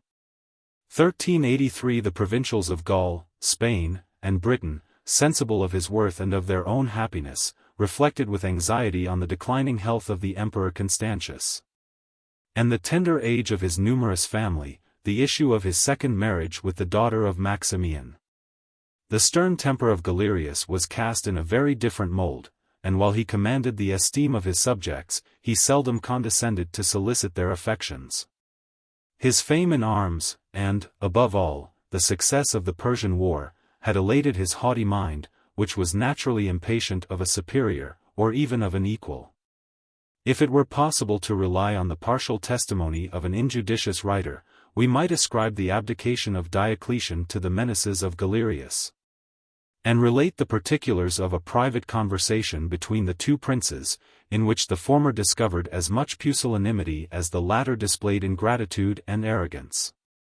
1384 But these obscure anecdotes are sufficiently refuted by an impartial view of the character and conduct of Diocletian. Whatever might otherwise have been his intentions, if he had apprehended any danger from the violence of Galerius, his good sense would have instructed him to prevent the ignominious contest. And as he had held the scepter with glory, he would have resigned it without disgrace. After the elevation of Constantius and Galerius to the rank of Augusti, 2 new Caesars were required to supply their place, and to complete the system of the imperial government. Diocletian was sincerely desirous of withdrawing himself from the world. He considered Galerius, who had married his daughter, as the firmest support of his family and of the empire. And he consented, without reluctance, that his successor should assume the merit as well as the envy of the important nomination. It was fixed without consulting the interest or inclination of the princes of the West. Each of them had a son who was arrived at the age of manhood, and who might have been deemed the most natural candidates for the vacant honor.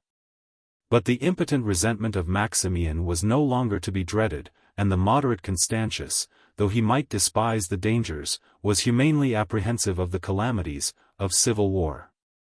The two persons whom Galerius promoted to the rank of Caesar were much better suited to serve the views of his ambition. And their principal recommendation seems to have consisted in the want of merit or personal consequence. The first of these was Daza, or, as he was afterwards called, Maximin, whose mother was the sister of Galerius. The unexperienced youth still betrayed by his manners and language his rustic education, when, to his own astonishment as well as that of the world, he was invested by Diocletian with the purple. Exalted to the dignity of Caesar, and entrusted with the sovereign command of Egypt and Syria. 1385 At the same time, Severus, a faithful servant, addicted to pleasure, but not incapable of business, was sent to Milan, to receive from the reluctant hands of Maximian the Caesarian ornaments and the possession of Italy and Africa. 1386 According to the forms of the constitution, Severus acknowledged the supremacy of the Western emperor. But he was absolutely devoted to the commands of his benefactor Galerius, who, reserving to himself the intermediate countries from the confines of Italy to those of Syria, firmly established his power over 3/4 of the monarchy. In the full confidence that the approaching death of Constantius would leave him sole master of the Roman world, we are assured that he had arranged in his mind a long succession of future princes, and that he meditated his own retreat from public life after he should have accomplished a glorious reign of about 20 years. 1387. But, within less than 18 months, two unexpected revolutions overturned the ambitious schemes of Galerius. The hopes of uniting the western provinces to his empire were disappointed by the elevation of Constantine, whilst Italy and Africa were lost by the successful revolt of Maxentius. The fame of Constantine has rendered posterity attentive to the most minute circumstances of his life and actions. AD 274 The place of his birth, as well as the condition of his mother Helena, have been the subject not only of literary but of national disputes. Notwithstanding the recent tradition, which assigns for her father a British king, 1388 we are obliged to confess that Helena was the daughter of an innkeeper. But at the same time we may defend the legality of her marriage against those who have represented her as the concubine of Constantius. 1389 The great Constantine was most probably born at Nisus, in Dacia, 1390 and it is not surprising that, in a family and province distinguished only by the profession of arms, the youth should discover very little inclination to improve his mind by the acquisition of knowledge. 1391 AD 292 He was about 18 years of age when his father was promoted to the rank of Caesar, but that fortunate event was attended with his mother's divorce. And the splendor of an imperial alliance reduced the son of Helena to a state of disgrace and humiliation. Instead of following Constantius in the west, he remained in the service of Diocletian, signalized his valor in the wars of Egypt and Persia, and gradually rose to the honorable station of a tribune of the first order. The figure of Constantine was tall and majestic, he was dexterous in all his exercises, intrepid in war, affable in peace. In his whole conduct the active spirit of youth was tempered by habitual prudence, and while his mind was engrossed by ambition, he appeared cold and insensible to the allurements of pleasure. The favor of the people and soldiers, who had named him as a worthy candidate for the rank of Caesar, served only to exasperate the jealousy of Galerius. And though prudence might restrain him from exercising any open violence, an absolute monarch is seldom at a loss how to execute a sure and secret revenge. 1392 Every hour increased the danger of Constantine and the anxiety of his father, who, by repeated letters, expressed the warmest desire of embracing his son. For some time the policy of Galerius supplied him with delays and excuses, but it was impossible long to refuse so natural a request of his associate, without maintaining his refusal by arms. The permission of the journey was reluctantly granted, and whatever precautions the emperor might have taken to intercept a return, the consequences of which he, with so much reason, apprehended, they were effectually disappointed by the incredible diligence of Constantine. 1393 Leaving the palace of Nicomedia in the night, he travelled post through Bithynia, Thrace, Dacia, Pannonia, Italy, and Gaul, and, amidst the joyful acclamations of the people, reached the port of Boulogne in the very moment when his father was preparing to embark for Britain. 1394. The British expedition, and an easy victory over the barbarians of Caledonia, were the last exploits of the reign of Constantius. AD 3060-725 he ended his life in the imperial palace of York, 15 months after he had received the title of Augustus, and almost 14 years and a half after he had been promoted to the rank of Caesar. His death was immediately succeeded by the elevation of Constantine. The ideas of inheritance and succession are so very familiar that the generality of mankind consider them as founded, not only in reason, but in nature itself. Our imagination readily transfers the same principles from private property to public dominion, and whenever a virtuous father leaves behind him a son whose merit seems to justify the esteem, or even the hopes, of the people, the joint influence of prejudice and of affection operates with irresistible weight. The flower of the Western armies had followed Constantius into Britain, and the national troops were reinforced by a numerous body of Alemanni, who obeyed the orders of Crocus, one of their hereditary chieftains. 1395 The opinion of their own importance, and the assurance that Britain, Gaul, and Spain would acquiesce in their nomination, were diligently inculcated to the legions by the adherents of Constantine. The soldiers were asked whether they could hesitate a moment between the honor of placing at their head the worthy son of their beloved emperor and the ignominy of tamely expecting the arrival of some obscure stranger, on whom it might please the sovereign of Asia to bestow the armies and provinces of the West. It was insinuated to them that gratitude and liberality held a distinguished place among the virtues of Constantine. Nor did that artful prince show himself to the troops, till they were prepared to salute him with the names of Augustus and Emperor.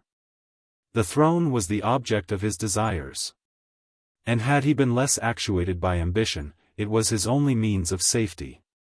He was well acquainted with the character and sentiments of Galerius, and sufficiently apprised that, if he wished to live, he must determine to reign. The decent and even obstinate resistance which he chose to effect 1396 was contrived to justify his usurpation. Nor did he yield to the acclamations of the army till he had provided the proper materials for a letter, which he immediately dispatched to the Emperor of the East. Constantine informed him of the melancholy event of his father's death, modestly asserted his natural claim to the succession, and respectfully lamented that the affectionate violence of his troops had not permitted him to solicit the imperial purple in the regular and constitutional manner. The first emotions of Galerius were those of surprise, disappointment, and rage. And as he could seldom restrain his passions, he loudly threatened that he would commit to the flames both the letter and the messenger. But his resentment insensibly subsided.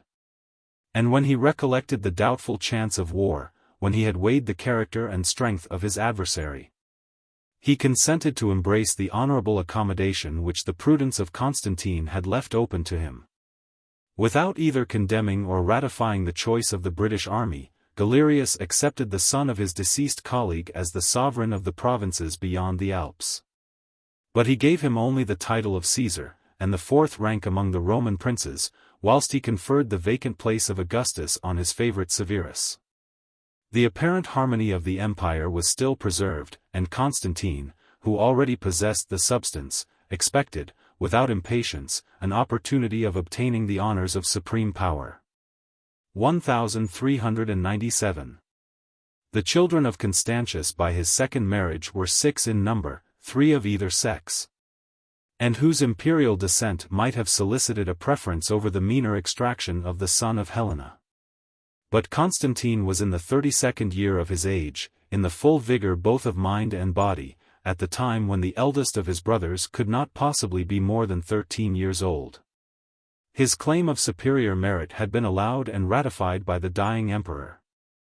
1398 In his last moments Constantius bequeathed to his eldest son the care of the safety, as well as greatness, of the family. conjuring him to assume both the authority and the sentiments of a father with regard to the children of Theodora. Their liberal education, advantageous marriages, the secure dignity of their lives, and the first honors of the state with which they were invested, attest the fraternal affection of Constantine. And as those princes possessed a mild and grateful disposition, they submitted without reluctance to the superiority of his genius and fortune. 1399. 2. The ambitious spirit of Galerius was scarcely reconciled to the disappointment of his views upon the Gallic provinces. Before the unexpected loss of Italy wounded his pride as well as power in a still more sensible part. The long absence of the emperors had filled Rome with discontent and indignation.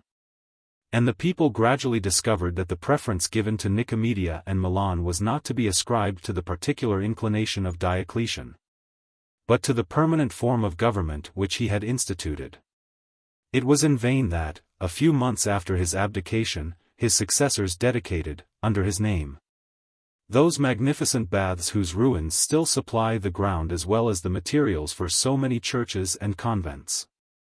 1400 The tranquility of those elegant recesses of ease and luxury was disturbed by the impatient murmurs of the Romans.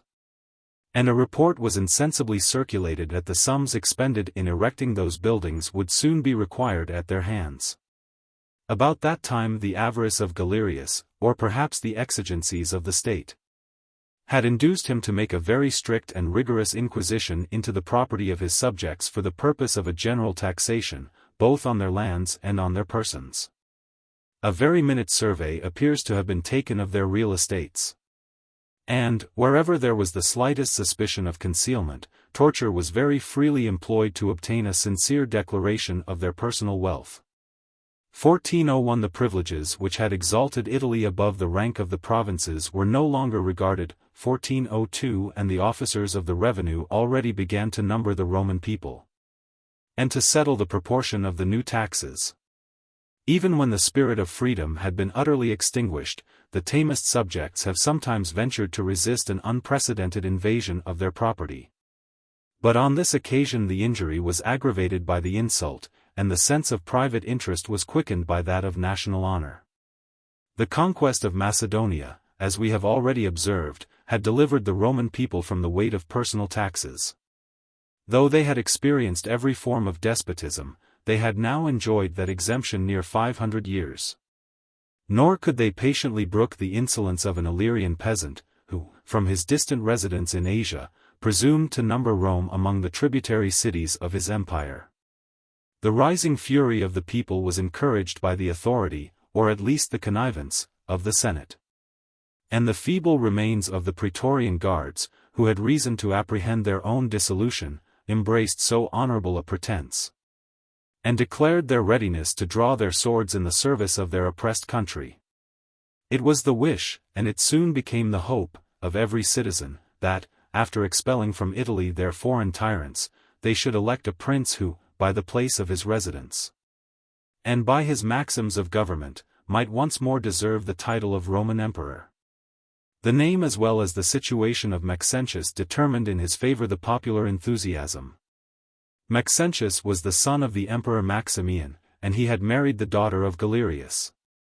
AD 306-1028 His birth and alliance seemed to offer him the fairest promise of succeeding to the empire. But his vices and incapacity procured him the same exclusion from the dignity of Caesar which Constantine had deserved by a dangerous superiority of merit. The policy of Galerius preferred such associates as would never disgrace the choice, nor dispute the commands, of their benefactor. An obscure stranger was therefore raised to the throne of Italy.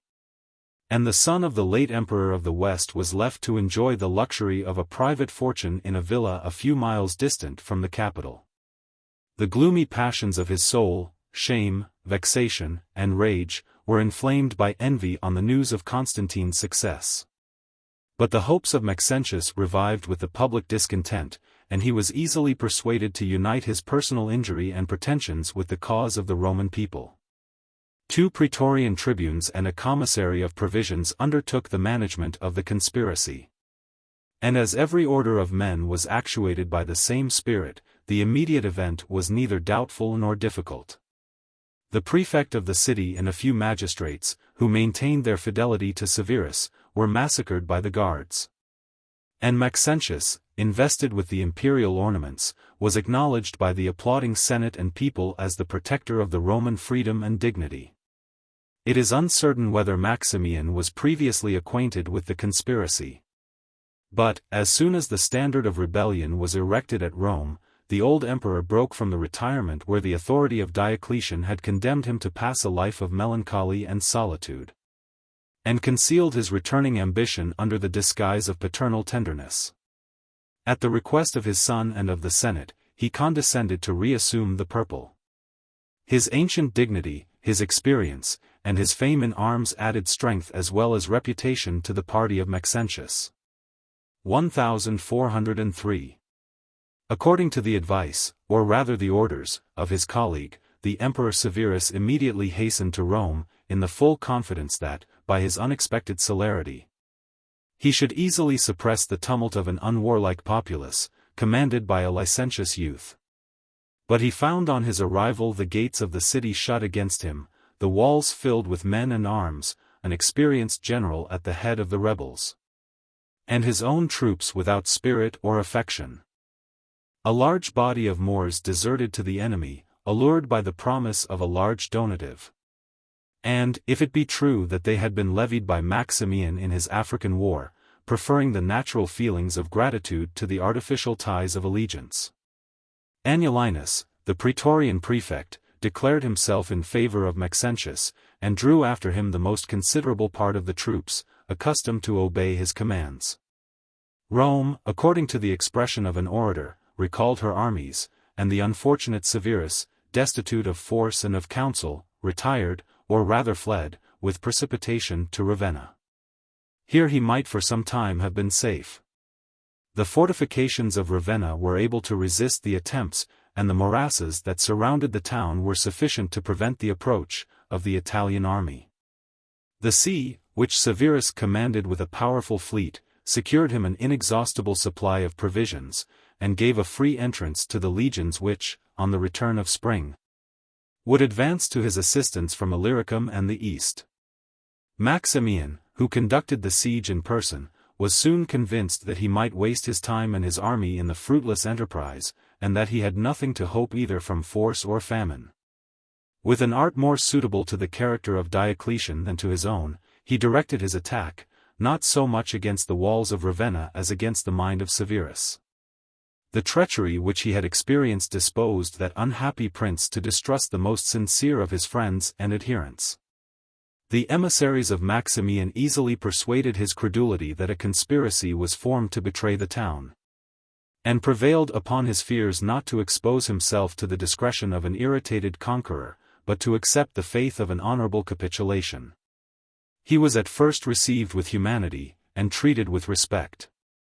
Maximian conducted the captive emperor to Rome, and gave him the most solemn assurances that he had secured his life by the resignation of the purple.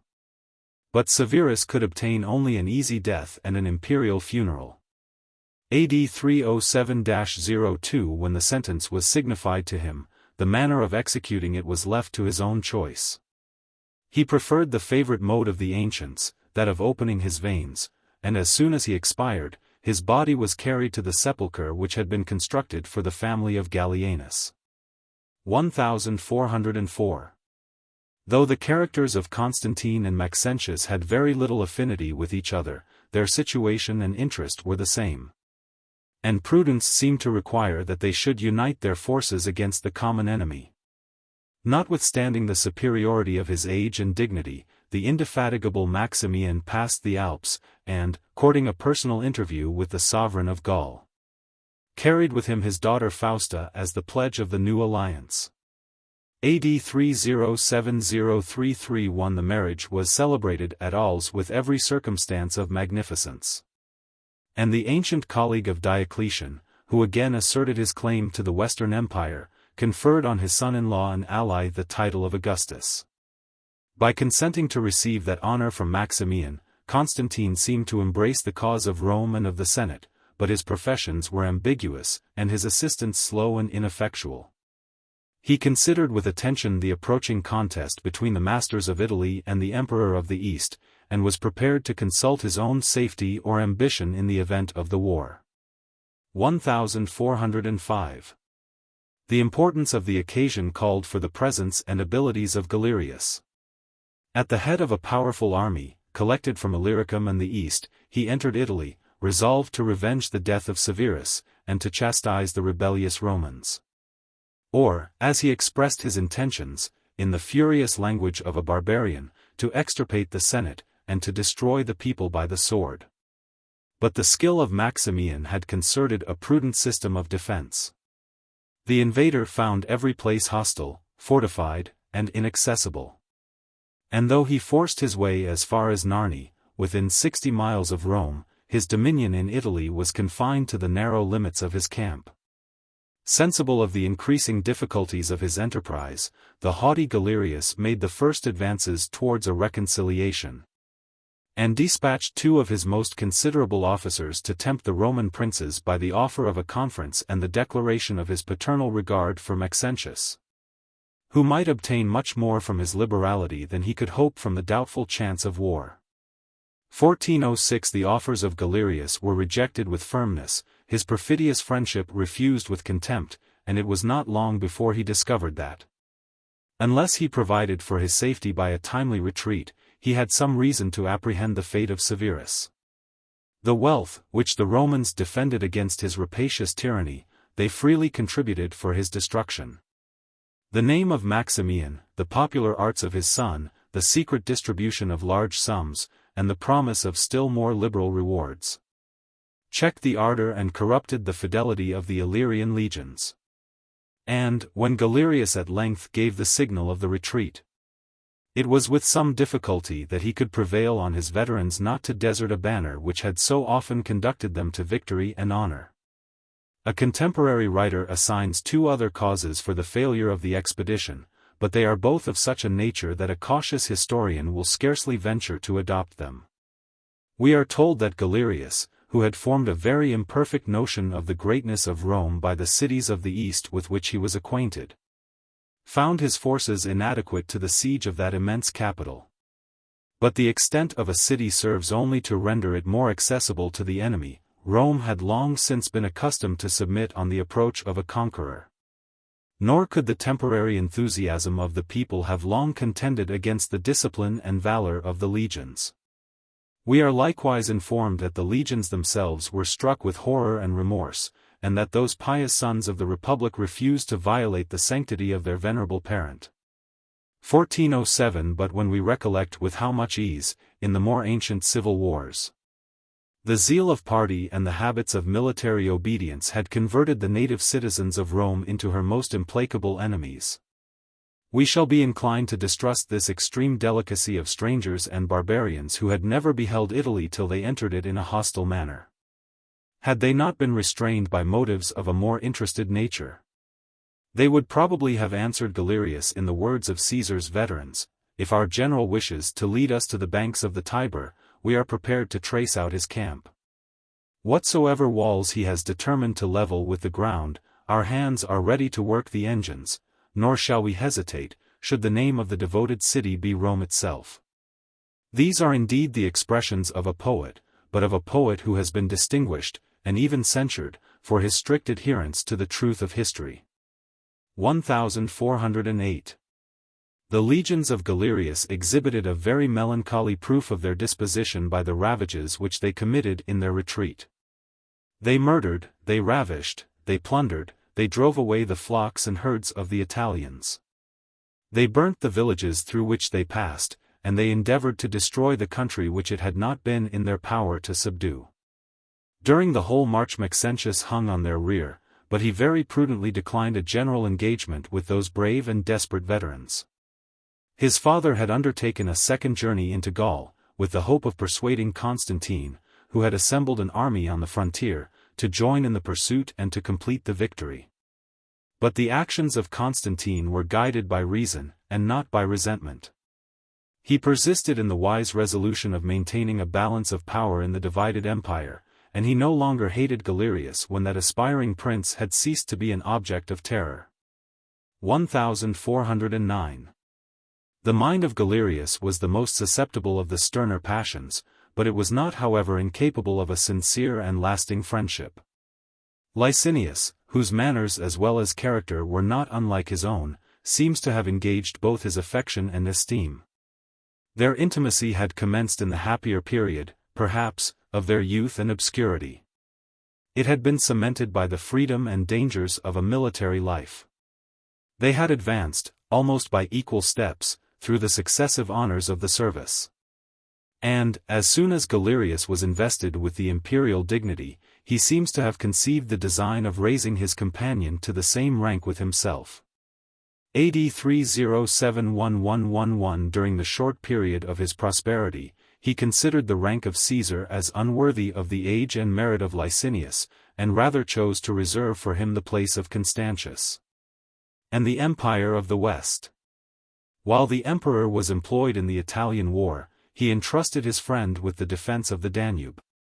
And immediately after his return from that unfortunate expedition he invested Licinius with the vacant purple of Severus, resigning to his immediate command the provinces of Illyricum. 1410. The news of his promotion was no sooner carried into the east, than Maximin, who governed, or rather oppressed, the countries of Egypt and Syria, betrayed his envy and discontent. Disdained the inferior name of Caesar, and, notwithstanding the prayers as well as arguments of Galerius, exacted, almost by violence, the equal title of Augustus. 1411. AD 308. For the first, and indeed for the last time, the Roman world was administered by 6 emperors. In the West, Constantine and Maxentius affected to reverence their father Maximian. In the East, Licinius and Maximin honored with more real consideration their benefactor Galerius.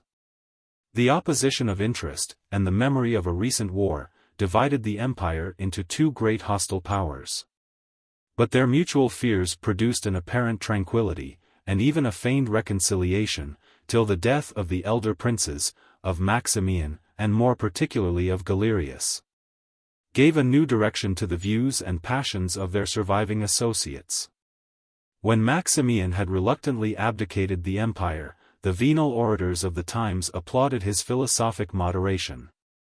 When his ambition excited, or at least encouraged, a civil war, they returned thanks to his generous patriotism, and gently censured that love of ease and retirement which had withdrawn him from the public service.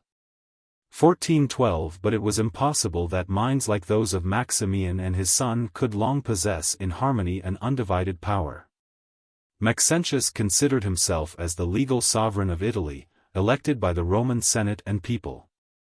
Nor would he endure the control of his father, who arrogantly declared that by his name and abilities the rash youth had been established on the throne. The cause was solemnly pleaded before the Praetorian Guards, and those troops, who dreaded the severity of the old emperor, espoused the party of Maxentius. 1413. The life and freedom of Maximian were however respected, and he retired from Italy into Illyricum, affecting to lament his past conduct, and secretly contriving new mischiefs. But Galerius, who was well acquainted with his character, soon obliged him to leave his dominions, and the last refuge of the disappointed Maximian was the court of his son-in-law Constantine. 1414. He was received with respect by that artful prince, and with the appearance of filial tenderness by the Empress Fausta. That he might remove every suspicion, he resigned the imperial purple a second time, 1415, professing himself at length convinced of the vanity of greatness and ambition. Had he persevered in this resolution, he might have ended his life with less dignity indeed than in his first retirement, yet, however, with comfort and reputation. But the near prospect of a throne brought back to his remembrance the state from whence he was fallen, and he resolved, by a desperate effort, either to reign or to perish. AD 309. An incursion of the Franks had summoned Constantine, with a part of his army, to the banks of the Rhine.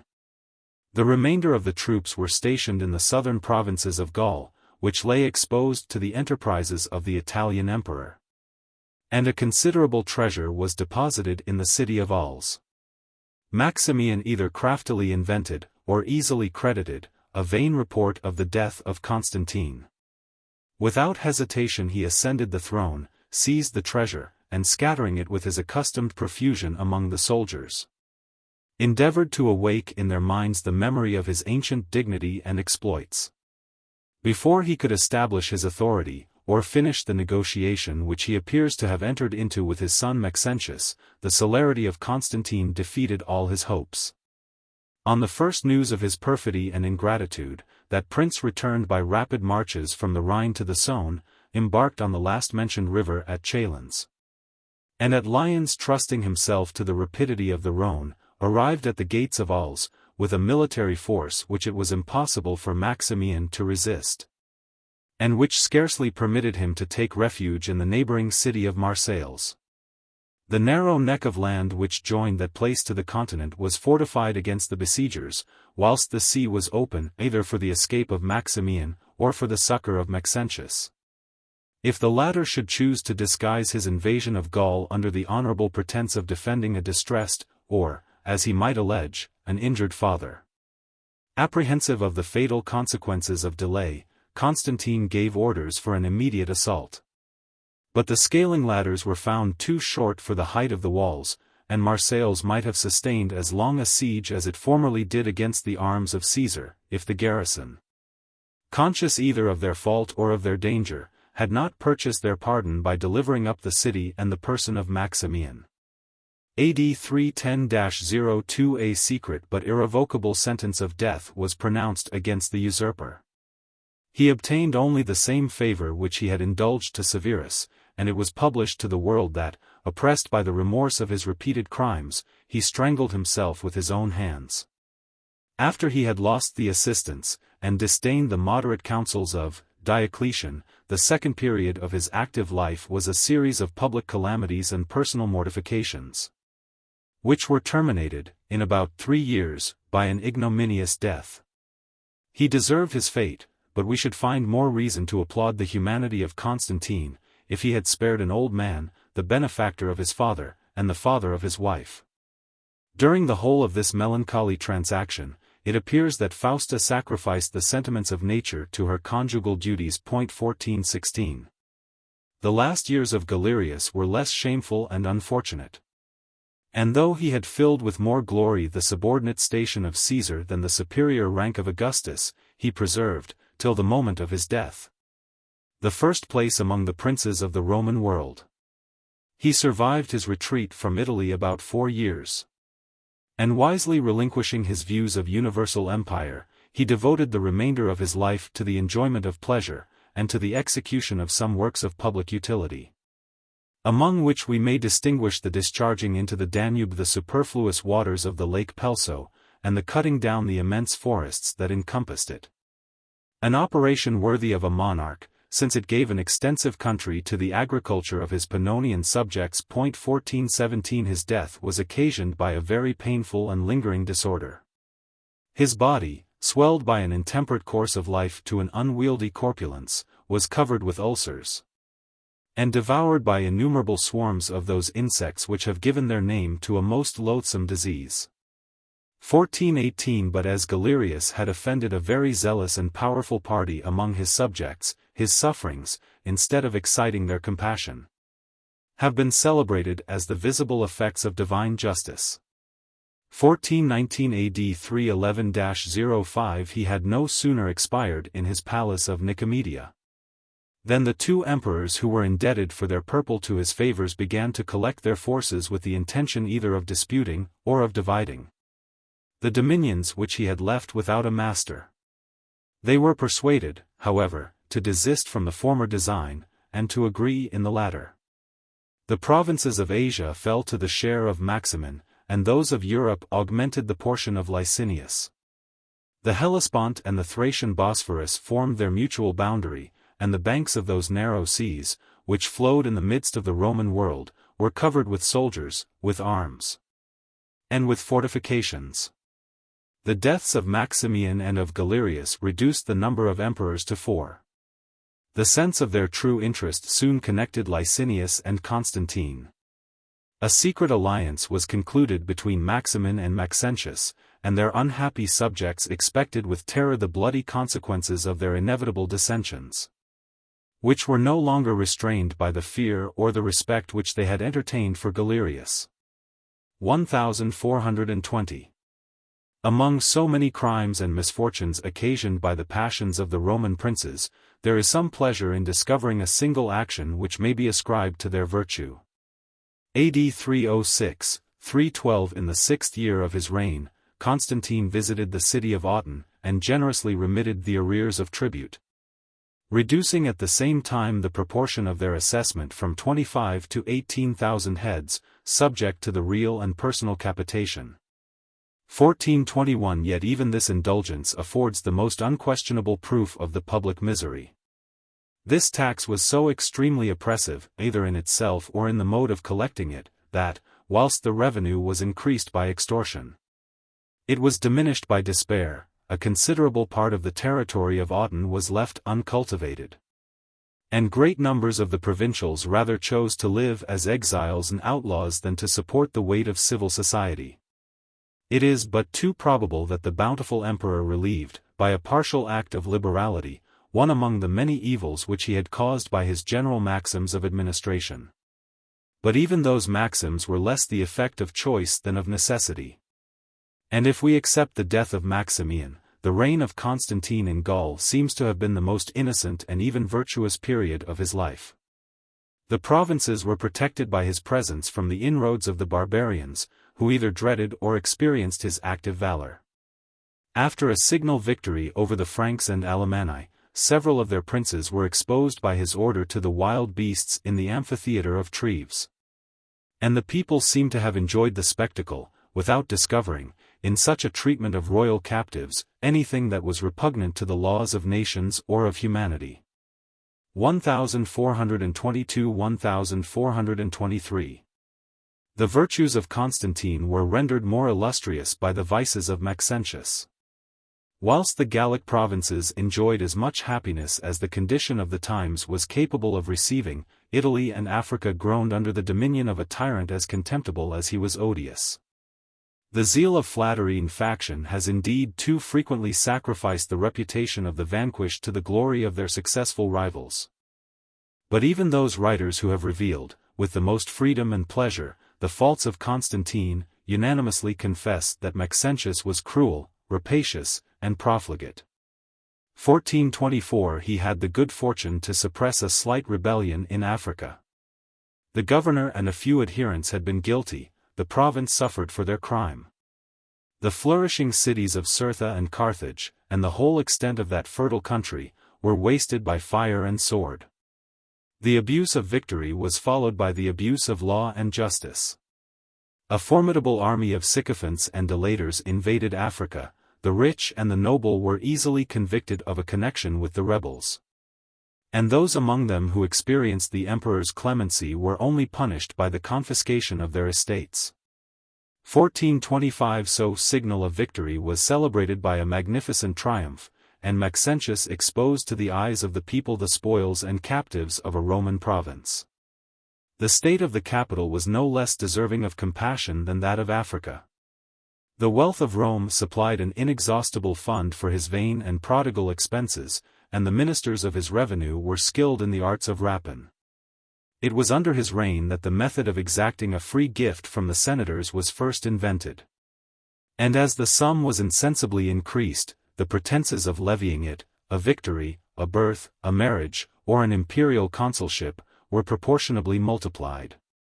1426. Maxentius had imbibed the same implacable aversion to the Senate, which had characterized most of the former tyrants of Rome. Nor was it possible for his ungrateful temper to forgive the generous fidelity which had raised him to the throne and supported him against all his enemies. The lives of the senators were exposed to his jealous suspicions, the dishonor of their wives and daughters heightened the gratification of his sensual passions. 1427. It may be presumed that an imperial lover was seldom reduced to sigh in vain, but whenever persuasion proved ineffectual, he had recourse to violence. And there remains one memorable example of a noble matron who preserved her chastity by a voluntary death. The soldiers were the only order of men whom he appeared to respect, or studied to please. He filled Rome and Italy with armed troops, connived at their tumults, suffered them with impunity to plunder, and even to massacre, the defenseless people. 1428 And indulging them in the same licentiousness which their emperor enjoyed, Maxentius often bestowed on his military favorites the splendid villa, or the beautiful wife, of a senator. A prince of such a character, alike incapable of governing either in peace or in war, might purchase the support, but he could never obtain the esteem, of the army. Yet his pride was equal to his other vices. Whilst he passed his indolent life, either within the walls of his palace, or in the neighboring gardens of Sallust, he was repeatedly heard to declare that he alone was emperor, and that the other princes were no more than his lieutenants, on whom he had devolved the defense of the frontier provinces, that he might enjoy without interruption the elegant luxury of the capital. Rome, which had so long regretted the absence, lamented, during the 6 years of his reign, the presence of her sovereign. 1429. Though Constantine might view the conduct of Maxentius with abhorrence, and the situation of the Romans with compassion, we have no reason to presume that he would have taken up arms to punish the one or to relieve the other. AD 312 But the tyrant of Italy rashly ventured to provoke a formidable enemy, whose ambition had been hitherto restrained by considerations of prudence, rather than by principles of justice. 1430 After the death of Maximian, his titles, according to the established custom, had been erased, and his statues thrown down with ignominy. His son, who had persecuted and deserted him when alive, affected to display the most pious regard for his memory, and gave orders that a similar treatment should be immediately inflicted on all the statues that had been erected in Italy and Africa to the honor of Constantine. That wise prince, who sincerely wished to decline a war, with the difficulty and importance of which he was sufficiently acquainted, at first dissembled the insult, and sought for redress by the milder expedient of negotiation, till he was convinced that the hostile and ambitious designs of the Italian emperor made it necessary for him to arm in his own defense. Maxentius, who openly avowed his pretensions to the whole monarchy of the West, had already prepared a very considerable force to invade the Gallic provinces on the side of Rhaetia. And though he could not expect any assistance from Licinius, he was flattered with the hope that the legions of Illyricum, allured by his presence and promises, would desert the standard of that prince, and unanimously declare themselves his soldiers and subjects. 1431 Constantine no longer hesitated. He had deliberated with caution, he acted with vigor. He gave a private audience to the ambassadors, who, in the name of the Senate and people, conjured him to deliver Rome from a detested tyrant. And without regarding the timid remonstrances of his council, he resolved to prevent the enemy, and to carry the war into the heart of Italy. 1432. The enterprise was as full of danger as of glory, and the unsuccessful event of 2 former invasions was sufficient to inspire the most serious apprehensions. The veteran troops, who revered the name of Maximian, had embraced in both those wars the party of his son, and were now restrained by a sense of honor, as well as of interest, from entertaining an idea of a second desertion. Maxentius, who considered the Praetorian Guards as the firmest defense of his throne, had increased them to their ancient establishment, and they composed, including the rest of the Italians who were enlisted into his service, a formidable body of 80,000 men. 40,000 Moors and Carthaginians had been raised since the reduction of Africa. Even Sicily furnished its proportion of troops, and the armies of Maxentius amounted to 170,000 foot and 18,000 horse.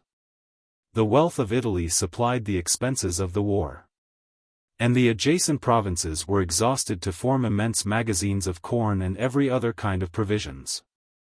The whole force of Constantine consisted of 90,000 foot and 8,000 horse. 1433 And as the defense of the Rhine required an extraordinary attention during the absence of the emperor, it was not in his power to employ above half his troops in the Italian expedition, unless he sacrificed the public safety to his private quarrel. 1434 At the head of about 40,000 soldiers, he marched to encounter an enemy whose numbers were at least 4 times superior to his own. But the armies of Rome, placed at a secure distance from danger, were enervated by indulgence and luxury. Habituated to the baths and theaters of Rome, they took the field with reluctance, and were chiefly composed of veterans who had almost forgotten, or of new levies who had never acquired the use of arms and the practice of war. The hardy legions of Gaul had long defended the frontiers of the empire against the barbarians of the north. And in the performance of that laborious service their valor was exercised and their discipline confirmed. There appeared the same difference between the leaders as between the armies.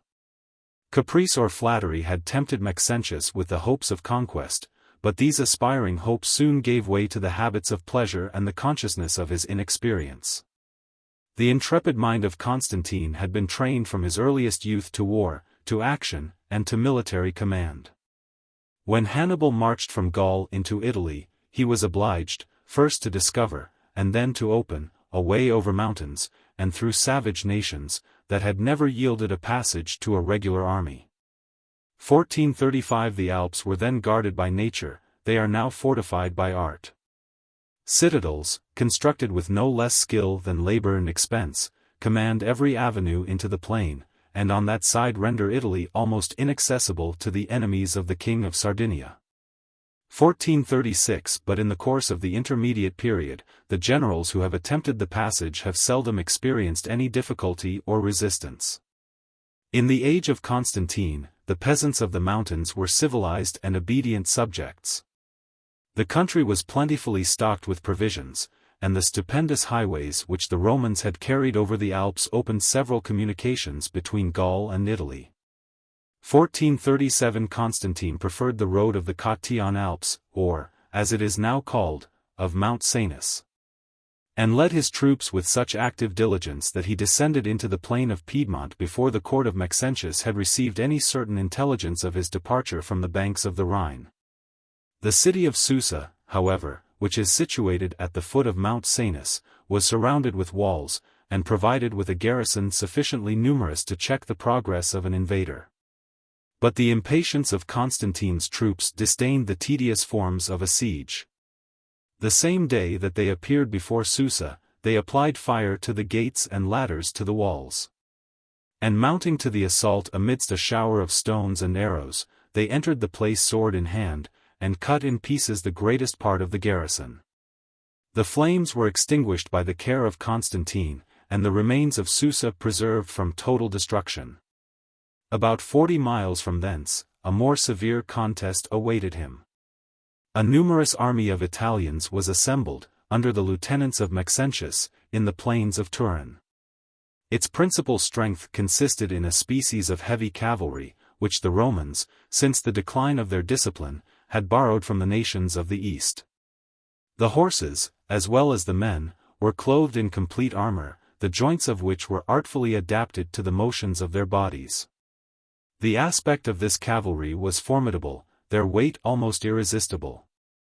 And, as, on this occasion, their generals had drawn them up in a compact column or wedge, with a sharp point, and with spreading flanks, they flattered themselves that they could easily break and trample down the army of Constantine.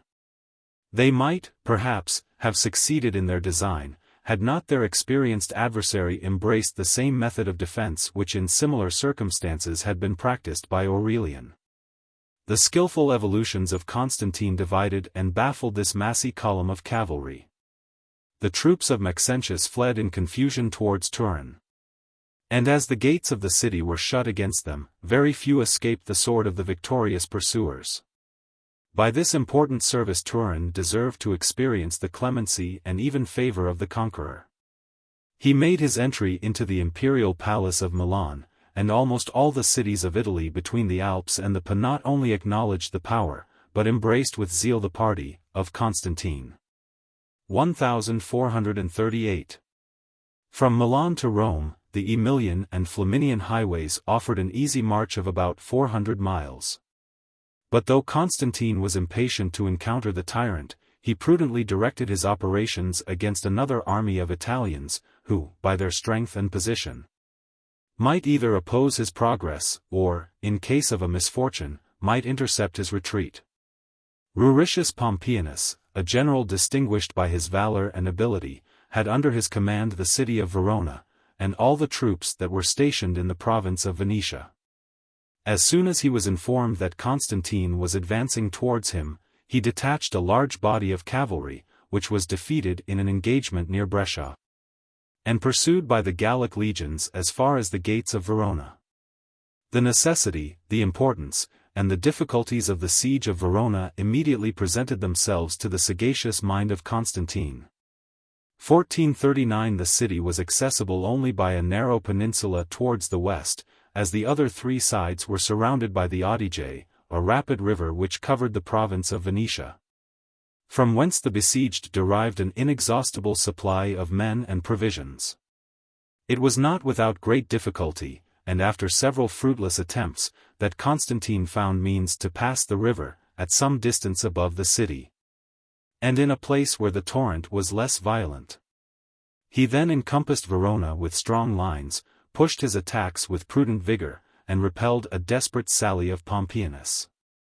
That intrepid general, when he had used every means of defense that the strength of the place or that of the garrison could afford, secretly escaped from Verona, anxious not for his own but for the public safety.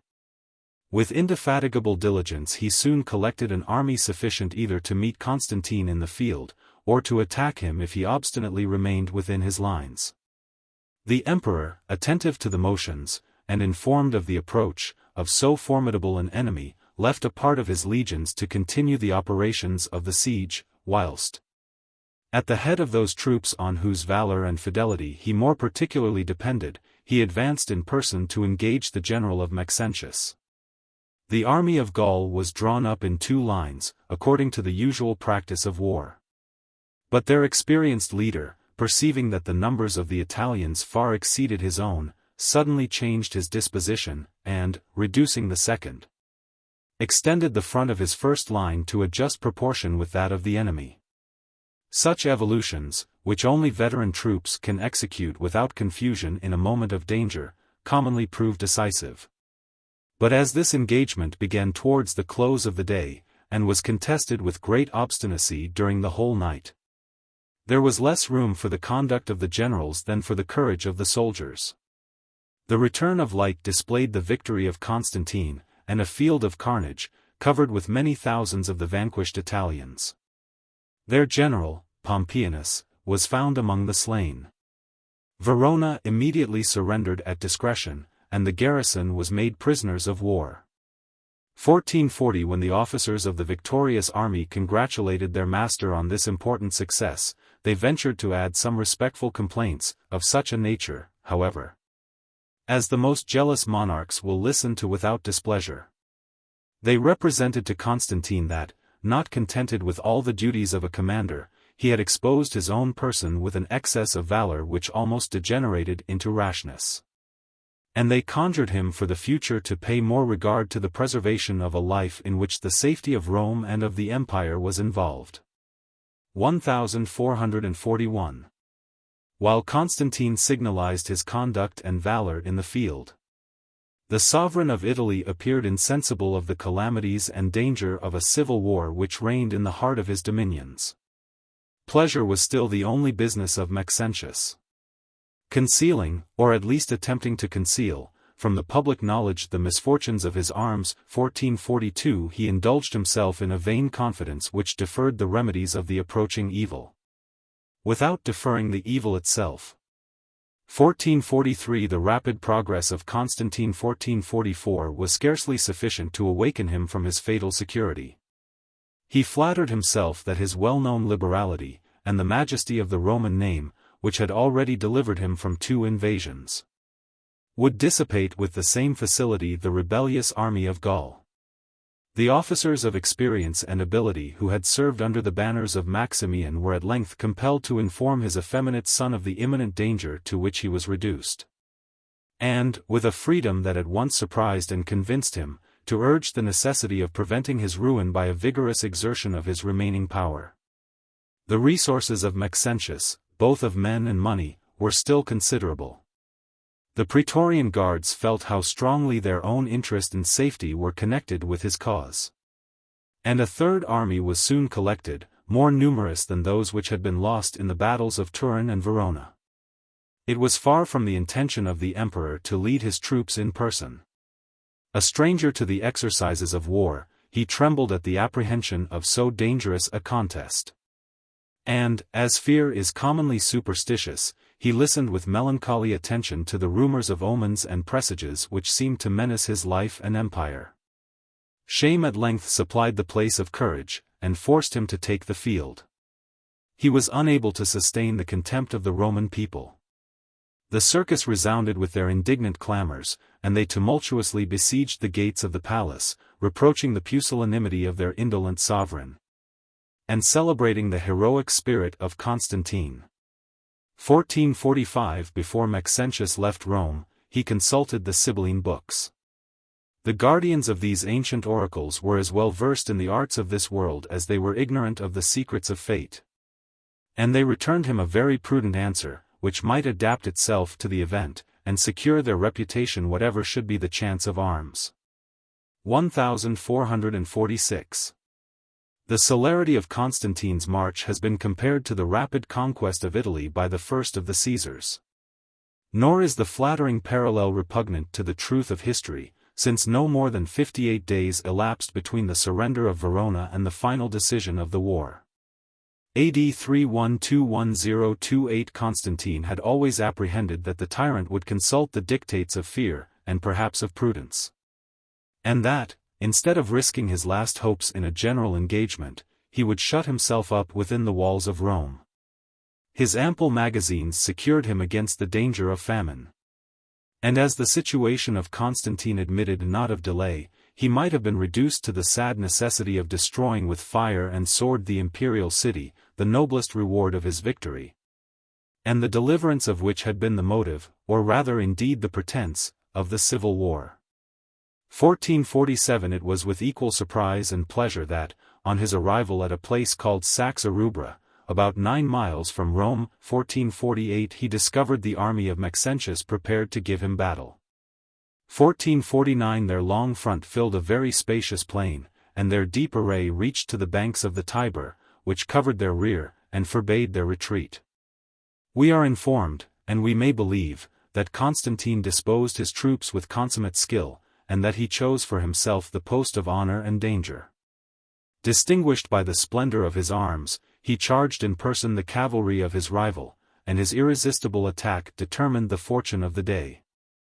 The cavalry of Maxentius was principally composed either of unwieldy cuirassiers or of light Moors and Numidians. They yielded to the vigor of the Gallic horse, which possessed more activity than the one, more firmness than the other. The defeat of the two wings left the infantry without any protection on its flanks, and the undisciplined Italians fled without reluctance from the standard of a tyrant whom they had always hated, and whom they no longer feared. The Praetorians, conscious that their offenses were beyond the reach of mercy, were animated by revenge and despair.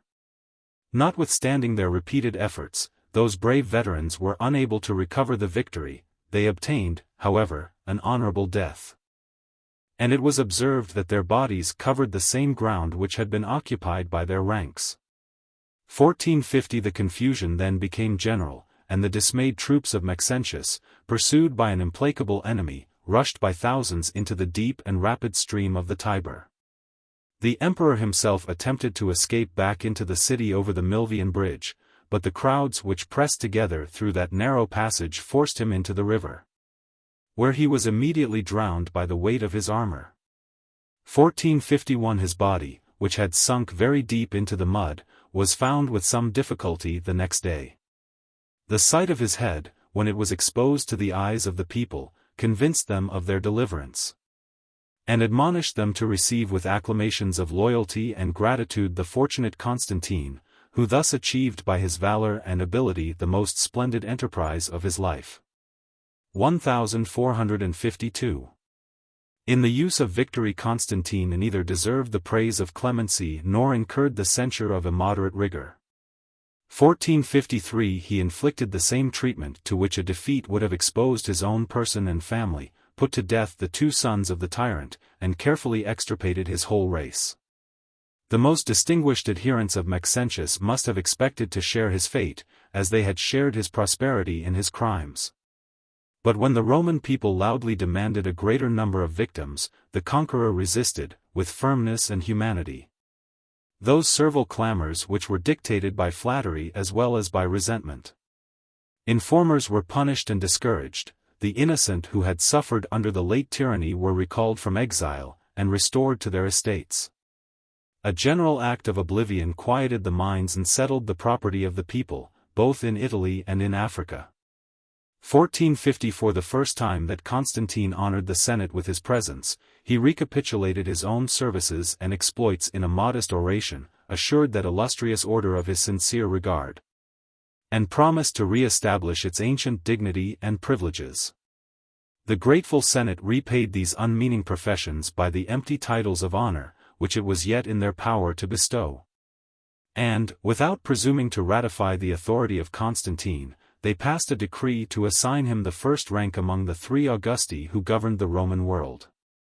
1455 games and festivals were instituted to preserve the fame of his victory, and several edifices, raised at the expense of Maxentius, were dedicated to the honor of his successful rival. The triumphal arch of Constantine still remains a melancholy proof of the decline of the arts, and a singular testimony of the meanest vanity.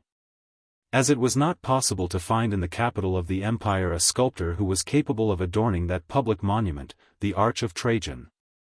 Without any respect either for his memory or for the rules of propriety, was stripped of its most elegant figures. The difference of times and persons, of actions and characters, was totally disregarded. The Parthian captives appear prostrate at the feet of a prince who never carried his arms beyond the Euphrates. And curious antiquarians can still discover the head of Trajan on the trophies of Constantine. The new ornaments which it was necessary to introduce between the vacancies of ancient sculpture are executed in the rudest and most unskillful manner. 1456. The final abolition of the Praetorian Guards was a measure of prudence as well as of revenge. Those haughty troops, whose numbers and privileges had been restored, and even augmented, by Maxentius, were forever suppressed by Constantine. Their fortified camp was destroyed, and the few Praetorians who had escaped the fury of the sword were dispersed among the legions, and banished to the frontiers of the empire, where they might be serviceable without again becoming dangerous. 1457. By suppressing the troops which were usually stationed in Rome, Constantine gave the fatal blow to the dignity of the Senate and people. And the disarmed capital was exposed without protection to the insults or neglect of its distant master. We may observe that, in this last effort to preserve their expiring freedom, the Romans, from the apprehension of a tribute, had raised Maxentius to the throne. He exacted that tribute from the Senate, under the name of a free gift. They implored the assistance of Constantine. He vanquished the tyrant, and converted the free gift into a perpetual tax. The senators, according to the declaration which was required of their property, were divided into several classes. The most opulent paid annually 8 pounds of gold, the next class paid 4, the last 2, and those whose poverty might have claimed an exemption were assessed, however, at 7 pieces of gold. Besides the regular members of the Senate, their sons, their descendants, and even their relations, enjoyed the vain privileges, and supported the heavy burdens, of the senatorial order. Nor will it any longer excite our surprise that Constantine should be attentive to increase the number of persons who were included under so useful a description. 1458. After the defeat of Maxentius, the victorious emperor passed no more than 2 or 3 months in Rome, which he visited twice during the remainder of his life, to celebrate the solemn festivals of the 10th and of the 20th years of his reign. Constantine was almost perpetually in motion, to exercise the legions, or to inspect the state of the provinces. Treves, Milan, Aquileia, Sirmium, Nisus, and Thessalonica were the occasional places of his residence, till he founded a new Rome on the confines of Europe and Asia. 1459. AD 313. Before Constantine marched into Italy, he had secured the friendship, or at least the neutrality, of Licinius, the Illyrian emperor. He had promised his sister Constantia in marriage to that prince, but the celebration of the nuptials was deferred till after the conclusion of the war. And the interview of the two emperors at Milan, which was appointed for that purpose, appeared to cement the union of their families and interests. 1460 In the midst of the public festivity they were suddenly obliged to take leave of each other. An inroad of the Franks summoned Constantine to the Rhine, and the hostile approach of the sovereign of Asia demanded the immediate presence of Licinius. Maximin had been the secret ally of Maxentius, and, without being discouraged by his fate, he resolved to try the fortune of a civil war. He moved out of Syria towards the frontiers of Bithynia, in the depth of winter. The season was severe and tempestuous, great numbers of men as well as horses perished in the snow. And as the roads were broken up by incessant rains, he was obliged to leave behind him a considerable part of the heavy baggage, which was unable to follow the rapidity of his forced marches. By this extraordinary effort of diligence, he arrived with a harassed but formidable army on the banks of the Thracian Bosphorus. Before the lieutenants of Licinius were apprised of his hostile intentions. Byzantium surrendered to the power of Maximin after a siege of 11 days. He was detained some days under the walls of Heraclea. And he had no sooner taken possession of that city than he was alarmed by the intelligence that Licinius had pitched his camp at the distance of only 18 miles. After a fruitless negotiation, in which the two princes attempted to seduce the fidelity of each other's adherents, they had recourse to arms. The Emperor of the East commanded a disciplined and veteran army of above 70,000 men, and Licinius, who had collected about 30,000 Illyrians, was at first oppressed by the superiority of numbers. His military skill and the firmness of his troops restored the day, and obtained a decisive victory. The incredible speed which Maximin exerted in his flight is much more celebrated than his prowess in the battle. 24 hours afterwards he was seen pale, trembling, and without his imperial ornaments, at Nicomedia, 160 miles from the place of his defeat. The wealth of Asia was yet unexhausted. And though the flower of his veterans had fallen in the late action, he had still power, if he could obtain time, to draw very numerous levies from Syria and Egypt. But he survived his misfortune only 3 or 4 months. His death, which happened at Tarsus, was variously ascribed to despair, to poison, and to the divine justice. As Maximin was alike destitute of abilities and of virtue, he was lamented neither by the people nor by the soldiers. The provinces of the East, delivered from the terrors of civil war, cheerfully acknowledged the authority of Licinius. 1461. The vanquished emperor left behind him 2 children, a boy of about 8, and a girl of about 7 years old. Their inoffensive age might have excited compassion. But the compassion of Licinius was a very feeble resource, nor did it restrain him from extinguishing the name and memory of his adversary. The death of Severianus will admit of less excuse, as it was dictated neither by revenge nor by policy. The conqueror had never received any injury from the father of that unhappy youth, and the short and obscure reign of Severus in a distant part of the empire was already forgotten. But the execution of Candidianus was an act of the blackest cruelty and ingratitude. He was the natural son of Galerius, the friend and benefactor of Licinius. The prudent father had judged him too young to sustain the weight of a diadem. But he hoped that, under the protection of princes who were indebted to his favor for the imperial purple, Candidianus might pass a secure and honorable life. He was now advancing towards the 20th year of his age, and the royalty of his birth, though unsupported either by merit or ambition, was sufficient to exasperate the jealous mind of Licinius. 1462 To these innocent and illustrious victims of his tyranny, we must add the wife and daughter of the Emperor Diocletian. When that prince conferred on Galerius the title of Caesar, he had given him in marriage his daughter Valeria, whose melancholy adventures might furnish a very singular subject for tragedy.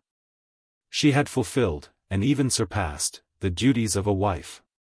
As she had not any children herself, she condescended to adopt the illegitimate son of her husband, and invariably displayed towards the unhappy Candidianus the tenderness and anxiety of a real mother. After the death of Galerius, her ample possessions provoked the avarice, and her personal attractions excited the desires, of his successor Maximin. 1463 He had a wife still alive. But divorce was permitted by the Roman law, and the fierce passions of the tyrant demanded an immediate gratification. The answer of Valeria was such as became the daughter and widow of emperors. But it was tempered by the prudence which her defenseless condition compelled her to observe. She represented to the persons whom Maximin had employed on this occasion, that, even if honor could permit a woman of her character and dignity to entertain a thought of second nuptials, decency at least must forbid her to listen to his addresses at a time when the ashes of her husband and his benefactor were still warm, and while the sorrows of her mind were still expressed by her mourning garments. She ventured to declare that she could place very little confidence in the professions of a man whose cruel inconstancy was capable of repudiating a faithful and affectionate wife. 1464 On this repulse, the love of Maximin was converted into fury. And as witnesses and judges were always at his disposal, it was easy for him to cover his fury with an appearance of legal proceedings, and to assault the reputation as well as the happiness of Valeria. Her estates were confiscated, her eunuchs and domestics devoted to the most inhuman tortures, and several innocent and respectable matrons, who were honored with her friendship, suffered death on a false accusation of adultery. The empress herself, together with her mother Prisca, was condemned to exile. And as they were ignominiously hurried from place to place before they were confined to a sequestered village in the deserts of Syria, they exposed their shame and distress to the provinces of the East, which, during 30 years, had respected their august dignity. Diocletian made several ineffectual efforts to alleviate the misfortunes of his daughter. And, as the last return that he expected for the imperial purple which he had conferred upon Maximin, he entreated that Valeria might be permitted to share his retirement of Salona, and to close the eyes of her afflicted father. 1465 He entreated, but as he could no longer threaten, his prayers were received with coldness and disdain. And the pride of Maximin was gratified in treating Diocletian as a suppliant, and his daughter as a criminal. The death of Maximin seemed to assure the empresses of a favorable alteration in their fortune. The public disorders relaxed the vigilance of their guard, and they easily found means to escape from the place of their exile, and to repair, though with some precaution, and in disguise, to the court of Licinius. His behavior, in the first days of his reign, and the honorable reception which he gave to young Candidianus, inspired Valeria with a secret satisfaction, both on her own account and on that of her adopted son. But these grateful prospects were soon succeeded by horror and astonishment. And the bloody executions which stained the palace of Nicomedia sufficiently convinced her that the throne of Maximin was filled by a tyrant more inhuman than himself. Valeria consulted her safety by a hasty flight, and, still accompanied by her mother Prisca, they wandered above 15 months 1466 through the provinces, concealed in the disguise of plebeian habits. They were at length discovered at Thessalonica, and as the sentence of their death was already pronounced, they were immediately beheaded, and their bodies thrown into the sea. The people gazed on the melancholy spectacle, but their grief and indignation were suppressed by the terrors of a military guard. Such was the unworthy fate of the wife and daughter of Diocletian. We lament their misfortunes, we cannot discover their crimes. And whatever idea we may justly entertain of the cruelty of Licinius, it remains a matter of surprise that he was not contented with some more secret and decent method of revenge. 1467. The Roman world was now divided between Constantine and Licinius, the former of whom was master of the West, and the latter of the East. It might perhaps have been expected that the conquerors, fatigued with civil war, and connected by a private as well as public alliance, would have renounced, or at least would have suspended, any further designs of ambition. AD 314 and yet a year had scarcely elapsed after the death of Maximin, before the victorious emperors turned their arms against each other. The genius, the success, and the aspiring temper of Constantine may seem to mark him out as the aggressor. But the perfidious character of Licinius justifies the most unfavorable suspicions. And by the faint light which history reflects on this transaction 1468 we may discover a conspiracy fomented by his arts against the authority of his colleague.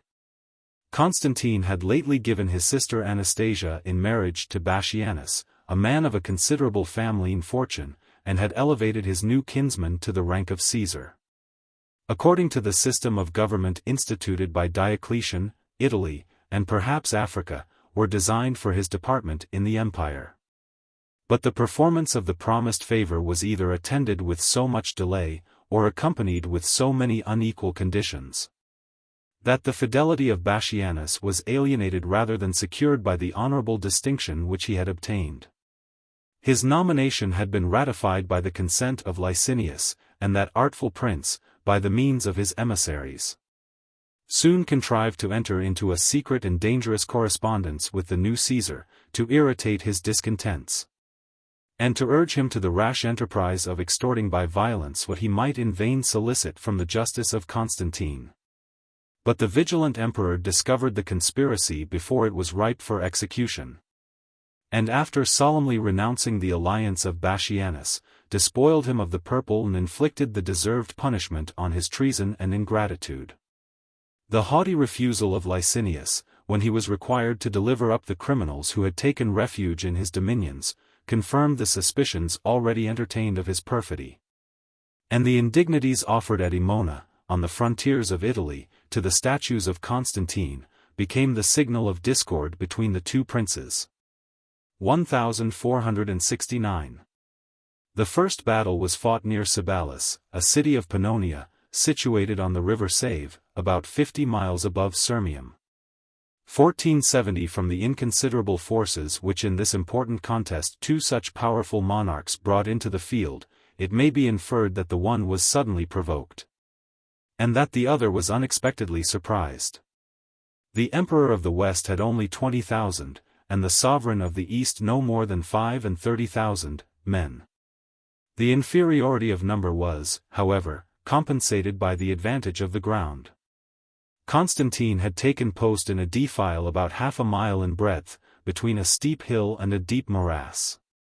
And in that situation he steadily expected and repulsed the first attack of the enemy. He pursued his success, and advanced into the plain. But the veteran legions of Illyricum rallied under the standard of a leader who had been trained to arms in the school of Probus and Diocletian. The missile weapons on both sides were soon exhausted. The two armies, with equal valor, rushed to a closer engagement of swords and spears. And the doubtful contest had already lasted from the dawn of the day to a late hour of the evening when the right wing, which Constantine led in person, made a vigorous and decisive charge. The judicious retreat of Licinius saved the remainder of his troops from a total defeat. But when he computed his loss, which amounted to more than 20,000 men, he thought it unsafe to pass the night in the presence of an active and victorious enemy.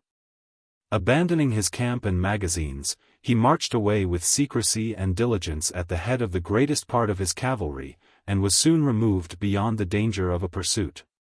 His diligence preserved his wife, his son, and his treasures, which he had deposited at Sirmium. Licinius passed through that city, and breaking down the bridge on the Save, hastened to collect a new army in Dacia and Thrace. In his flight he bestowed the precarious title of Caesar on Valens, his general of the Illyrian frontier. 1471.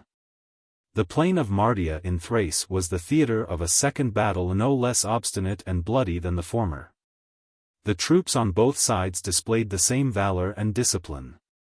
And the victory was once more decided by the superior abilities of Constantine, who directed a body of 5,000 men to gain an advantageous height, from whence, during the heat of the action, they attacked the rear of the enemy, and made a very considerable slaughter. The troops of Licinius, however, presenting a double front, still maintained their ground till the approach of night put an end to the combat, and secured their retreat towards the mountains of Macedonia. 1472. The loss of two battles, and of his bravest veterans, reduced the fierce spirit of Licinius to sue for peace.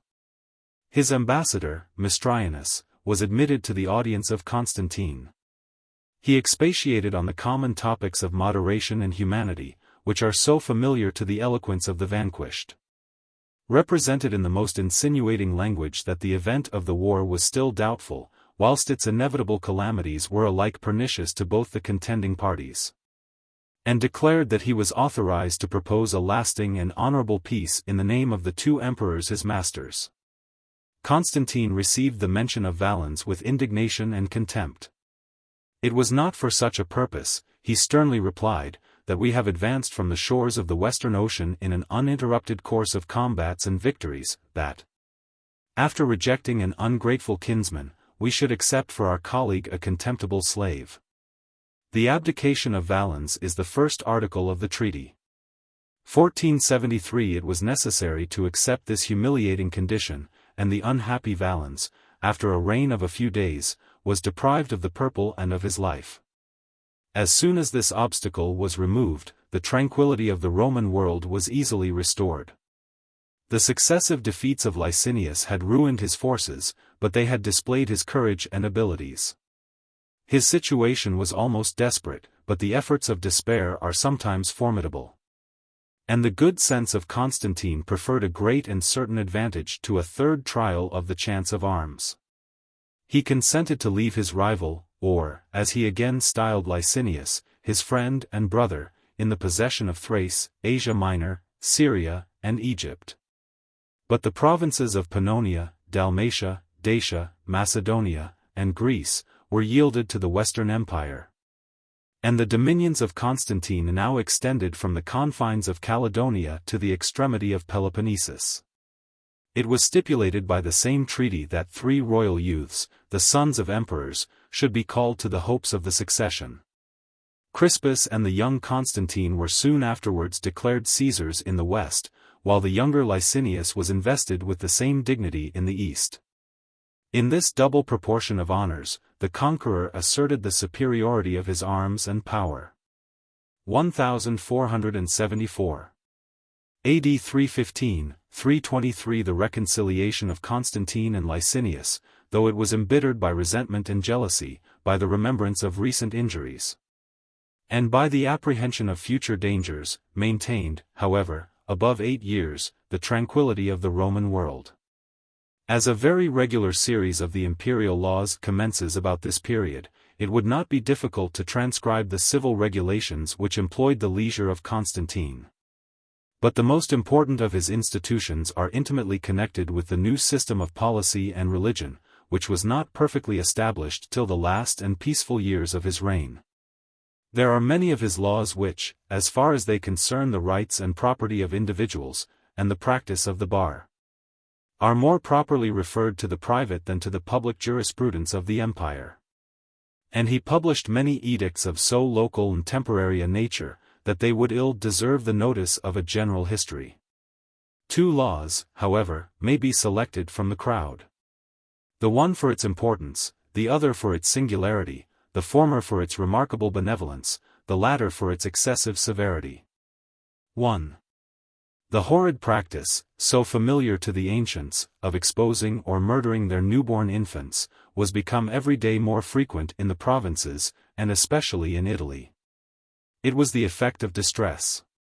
And the distress was principally occasioned by the intolerant burden of taxes, and by the vexatious as well as cruel prosecutions of the officers of the revenue against their insolvent debtors.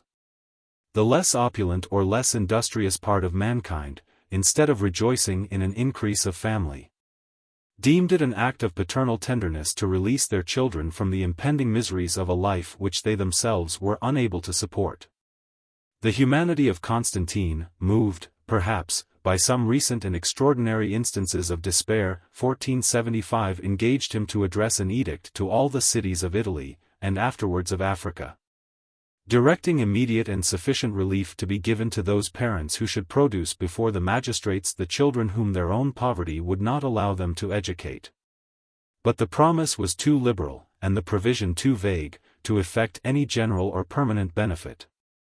1476 The law, though it may merit some praise, served rather to display than to alleviate the public distress. It still remains an authentic monument to contradict and confound those venal orators who were too well satisfied with their own situation to discover either vice or misery under the government of a generous sovereign. 1477-2. The laws of Constantine against rapes were dictated with very little indulgence for the most amiable weaknesses of human nature. Since the description of that crime was applied not only to the brutal violence which compelled, but even to the gentle seduction which might persuade, an unmarried woman, under the age of 25, to leave the house of her parents. The successful ravisher was punished with death. And as if simple death was inadequate to the enormity of his guilt, he was either burnt alive or torn in pieces by wild beasts in the amphitheater. The virgin's declaration that she had been carried away with her own consent, instead of saving her lover, exposed her to share his fate. The duty of a public prosecution was entrusted to the parents of the guilty or unfortunate maid. And if the sentiments of nature prevailed on them to dissemble the injury, and to repair by a subsequent marriage the honor of their family, they were themselves punished by exile and confiscation. The slaves, whether male or female, who were convicted of having been accessory to rape or seduction, were burnt alive, or put to death by the ingenious torture of pouring down their throats a quantity of melted lead. As the crime was of a public kind, the accusation was permitted even to strangers. The commencement of the action was not limited to any term of years, and the consequences of the sentence were extended to the innocent offspring of such an irregular union. 1478. But whenever the offense inspires less horror than the punishment, the rigor of penal law is obliged to give way to the common feelings of mankind. The most odious parts of this edict were softened or repealed in the subsequent reigns. 1479 and even Constantine himself very frequently alleviated, by partial acts of mercy, the stern temper of his general institutions. Such, indeed, was the singular humor of that emperor, who showed himself as indulgent, and even remiss, in the execution of his laws, as he was severe, and even cruel, in the enacting of them. It is scarcely possible to observe a more decisive symptom of weakness, either in the character of the prince, or in the constitution of the government. 1480. The civil administration was sometimes interrupted by the military defense of the empire. AD 322 Crispus, a youth of the most amiable character, who had received with the title of Caesar the command of the Rhine, distinguished his conduct, as well as valor, in several victories over the Franks and Alemanni, and taught the barbarians of that frontier to dread the eldest son of Constantine, and the grandson of Constantius. 1481 The emperor himself had assumed the more difficult and important province of the Danube. The Goths, who in the time of Claudius and Aurelian had felt the weight of the Roman arms, respected the power of the empire, even in the midst of its intestine divisions. But the strength of that warlike nation was now restored by a peace of near 50 years. A new generation had arisen, who no longer remembered the misfortunes of ancient days. The Sarmatians of the Lake Maeotis followed the Gothic standard, either as subjects or as allies. And their united force was poured upon the countries of Illyricum. Campona, Margus, and Bononia 1482 appear to have been the scenes of several memorable sieges and battles. 1483 And though Constantine encountered a very obstinate resistance, he prevailed at length in the contest. And the Goths were compelled to purchase an ignominious retreat by restoring the booty and prisoners which they had taken. Nor was this advantage sufficient to satisfy the indignation of the emperor. He resolved to chastise as well as to repulse the insolent barbarians who had dared to invade the territories of Rome. At the head of his legions he passed the Danube, after repairing the bridge which had been constructed by Trajan, penetrated into the strongest recesses of Dacia 1484 and, when he had inflicted a severe revenge, condescended to give peace to the suppliant Goths, on condition that, as often as they were required, they should supply his armies with a body of 40,000 soldiers. 1485 Exploits like these were no doubt honorable to Constantine and beneficial to the state. But it may surely be questioned whether they can justify the exaggerated assertion of Eusebius, that all Scythia, as far as the extremity of the north, divided as it was into so many names and nations of the most various and savage manners, had been added by his victorious arms to the Roman Empire. 1486. In this exalted state of glory, it was impossible that Constantine should any longer endure a partner in the empire. AD 323. Confiding in the superiority of his genius and military power, he determined, without any previous injury, to exert them for the destruction of Licinius, whose advanced age and unpopular vices seemed to offer a very easy conquest. 1487. But the old emperor, awakened by the approaching danger, deceived the expectations of his friends as well as of his enemies. Calling forth that spirit and those abilities by which he had deserved the friendship of Galerius and the imperial purple, he prepared himself for the contest, collected the forces of the east, and soon filled the plains of Hadrianople with his troops, and the straits of the Hellespont with his fleet. The army consisted of 150,000 foot and 15,000 horse. And as the cavalry was drawn, for the most part, from Phrygia and Cappadocia, we may conceive a more favorable opinion of the beauty of the horses than of the courage and dexterity of their riders. The fleet was composed of 350 galleys of 3 ranks of oars. 130 of these were furnished by Egypt and the adjacent coast of Africa.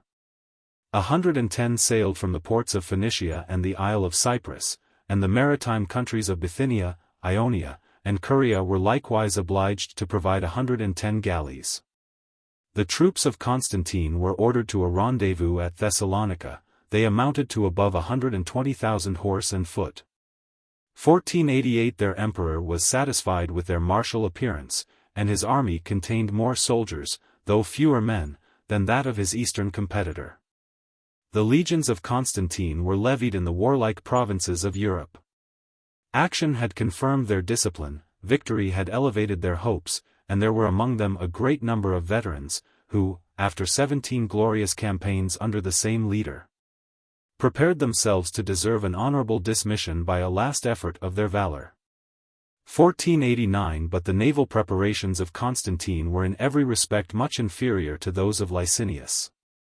The maritime cities of Greece sent their respective quotas of men and ships to the celebrated harbor of Piraeus, and their united forces consisted of no more than 200 small vessels, a very feeble armament, if it is compared with those formidable fleets which were equipped and maintained by the Republic of Athens during the Peloponnesian War. 1490. Since Italy was no longer the seat of government, the naval establishments of Misenum and Ravenna had been gradually neglected. And as the shipping and mariners of the empire were supported by commerce rather than by war, it was natural that they should the most abound in the industrious provinces of Egypt and Asia. It is only surprising that the Eastern Emperor, who possessed so great a superiority at sea, should have neglected the opportunity of carrying an offensive war into the center of his rival's dominions. AD 3230703. Instead of embracing such an active resolution, which might have changed the whole face of the war, the prudent Licinius expected the approach of his rival in a camp near Hadrianople, which he had fortified with an anxious care that betrayed his apprehension of the event.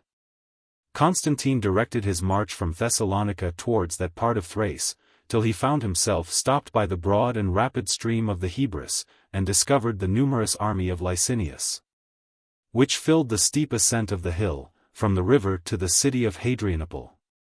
Many days were spent in doubtful and distant skirmishes, but at length the obstacles of the passage and of the attack were removed by the intrepid conduct of Constantine. In this place we might relate a wonderful exploit of Constantine, which, though it can scarcely be paralleled either in poetry or romance, is celebrated, not by a venal orator devoted to his fortune, but by an historian, the partial enemy of his fame. We are assured that the valiant emperor threw himself into the river Hebrus, accompanied only by 12 horsemen, and that by the effort or terror of his invincible arm, he broke, slaughtered, and put to flight a host of 150,000 men. The credulity of Zosimus prevailed so strongly over his passion that, among the events of the memorable battle of Hadrianople, he seems to have selected and embellished, not the most important, but the most marvelous. The valor and danger of Constantine are attested by a slight wound which he received in the thigh. But it may be discovered even from an imperfect narration, and perhaps a corrupted text, that the victory was obtained no less by the conduct of the general than by the courage of the hero. That a body of 5,000 archers marched round to occupy a thick wood in the rear of the enemy, whose attention was diverted by the construction of a bridge. And that Licinius, perplexed by so many artful evolutions, was reluctantly drawn from his advantageous post to combat on equal ground in the plain. The contest was no longer equal. His confused multitude of new levies was easily vanquished by the experienced veterans of the West. 34,000 men are reported to have been slain. The fortified camp of Licinius was taken by assault the evening of the battle. The greater part of the fugitives, who had retired to the mountains, surrendered themselves the next day to the discretion of the conqueror. And his rival, who could no longer keep the field, confined himself within the walls of Byzantium. 1491. The siege of Byzantium, which was immediately undertaken by Constantine, was attended with great labor and uncertainty. In the late civil wars, the fortifications of that place, so justly considered as the key of Europe and Asia, had been repaired and strengthened. And as long as Licinius remained master of the sea, the garrison was much less exposed to the danger of famine than the army of the besiegers. The naval commanders of Constantine were summoned to his camp, and received his positive orders to force the passage of the Hellespont, as the fleet of Licinius, instead of seeking and destroying their feeble enemy, continued inactive in those narrow straits where its superiority of numbers was of little use or advantage. Crispus, the emperor's eldest son, was entrusted with the execution of this daring enterprise, which he performed with so much courage and success, that he deserved the esteem, and most probably excited the jealousy, of his father. The engagement lasted 2 days, and in the evening of the first, the contending fleets, after a considerable and mutual loss, retired into their respective harbors of Europe and Asia.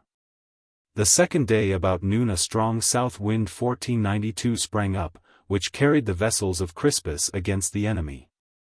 And as the casual advantage was improved by his skillful intrepidity, he soon obtained a complete victory.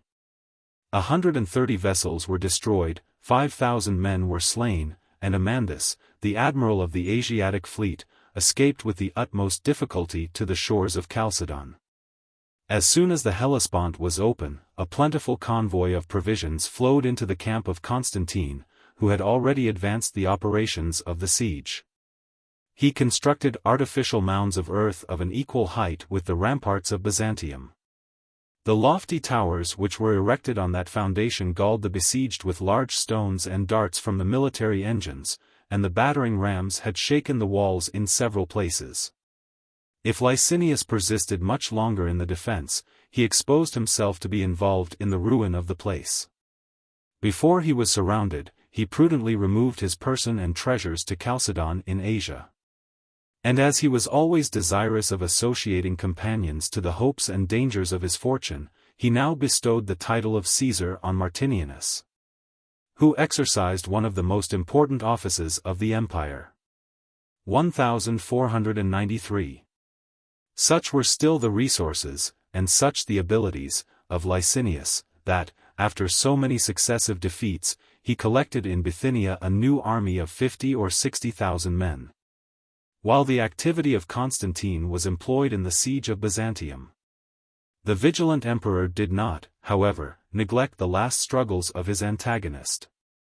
A considerable part of his victorious army was transported over the Bosphorus in small vessels, and the decisive engagement was fought soon after their landing on the heights of Chrysopolis, or, as it is now called, of Scutari. The troops of Licinius, though they were lately raised, ill-armed, and worse disciplined, made head against their conquerors with fruitless but desperate valor, till a total defeat and a slaughter of 25,000 men irretrievably determined the fate of their leader. 1494 he retired to Nicomedia, rather with the view of gaining some time for negotiation than with the hope of any effectual defense. Constantia, his wife and the sister of Constantine, interceded with her brother in favor of her husband, and obtained from his policy, rather than from his compassion, a solemn promise, confirmed by an oath, that after the sacrifice of Martinianus, and the resignation of the purple, Licinius himself should be permitted to pass the remainder of his life in peace and affluence. The behavior of Constantia, and her relation to the contending parties, naturally recalls the remembrance of that virtuous matron who was the sister of Augustus and the wife of Antony. But the temper of mankind was altered, and it was no longer esteemed infamous for a Roman to survive his honor and independence. Licinius solicited and accepted the pardon of his offenses, laid himself and his purple at the feet of his lord and master, was raised from the ground with insulting pity, was admitted the same day to the imperial banquet, and soon afterwards was sent away to Thessalonica, which had been chosen for the place of his confinement. 1495 His confinement was soon terminated by death, and it is doubtful whether a tumult of the soldiers, or a decree of the Senate, was suggested as the motive for his execution.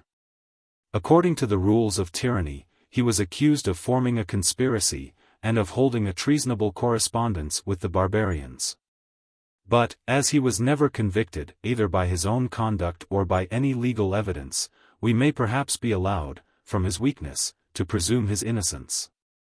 1496 The memory of Licinius was branded with infamy, his statues were thrown down, and by a hasty edict, of such mischievous tendency that it was almost immediately corrected, all his laws, and all the judicial proceedings of his reign, were at once abolished. 1497 AD 324 By this victory of Constantine, the Roman world was again united under the authority of one emperor. 37 years after Diocletian had divided his power and provinces with his associate Maximian. The successive steps of the elevation of Constantine, from his first assuming the purple at York to the resignation of Licinius at Nicomedia, have been related with some minuteness and precision. Not only as the events are in themselves both interesting and important, but still more as they contributed to the decline of the empire by the expense of blood and treasure, and by the perpetual increase, as well of the taxes as of the military establishment. The foundation of Constantinople, and the establishment of the Christian religion, were the immediate and memorable consequences of this revolution. Chapter 15. The progress of the Christian religion, and the sentiments, manners, numbers, and condition of the primitive Christians. 1498. A candid but rational inquiry into the progress and establishment of Christianity may be considered as a very essential part of the history of the Roman Empire. While that great body was invaded by open violence, or undermined by slow decay, a pure and humble religion gently insinuated itself into the minds of men, grew up in silence and obscurity, derived new vigor from opposition, and finally erected the triumphant banner of the cross on the ruins of the capital. Nor was the influence of Christianity confined to the period or to the limits of the Roman Empire. After a revolution of 13 or 14 centuries, that religion is still professed by the nations of Europe, the most distinguished portion of humankind in arts and learning as well as in arms. By the industry and zeal of the Europeans it has been widely diffused to the most distant shores of Asia and Africa, and by the means of their colonies has been firmly established from Canada to Chile, in a world unknown to the ancients. But this inquiry, however useful or entertaining, is attended with two peculiar difficulties. The scanty and suspicious materials of ecclesiastical history seldom enable us to dispel the dark cloud that hangs over the first age of the Church. The great law of impartiality too often obliges us to reveal the imperfections of the uninspired teachers and believers of the Gospel. And, to a careless observer, their faults may seem to cast a shade on the faith which they professed. But the scandal of the pious Christian, and the fallacious triumph of the infidel, should cease as soon as they recollect not only by whom, but likewise to whom, the divine revelation was given. The theologian may indulge the pleasing task of describing religion as she descended from heaven, arrayed in her native purity. A more melancholy duty is imposed on the historian. He must discover the inevitable mixture of error and corruption which she contracted in a long residence upon earth, among a weak and degenerate race of beings. 1499. Our curiosity is naturally prompted to inquire by what means the Christian faith obtained so remarkable a victory over the established religions of the earth. To this inquiry, an obvious but satisfactory answer may be returned, that it was owing to the convincing evidence of the doctrine itself, and to the ruling providence of its great author. But, as truth and reason seldom find so favorable a reception in the world, and as the wisdom of providence frequently condescends to use the passions of the human heart, and the general circumstances of mankind, as instruments to execute its purpose, we may still be permitted, though with becoming submission, to ask not indeed what were the first, but what were the secondary causes of the rapid growth of the Christian Church. It will, perhaps, appear, that it was most effectually favored and assisted by the 5 following causes, I.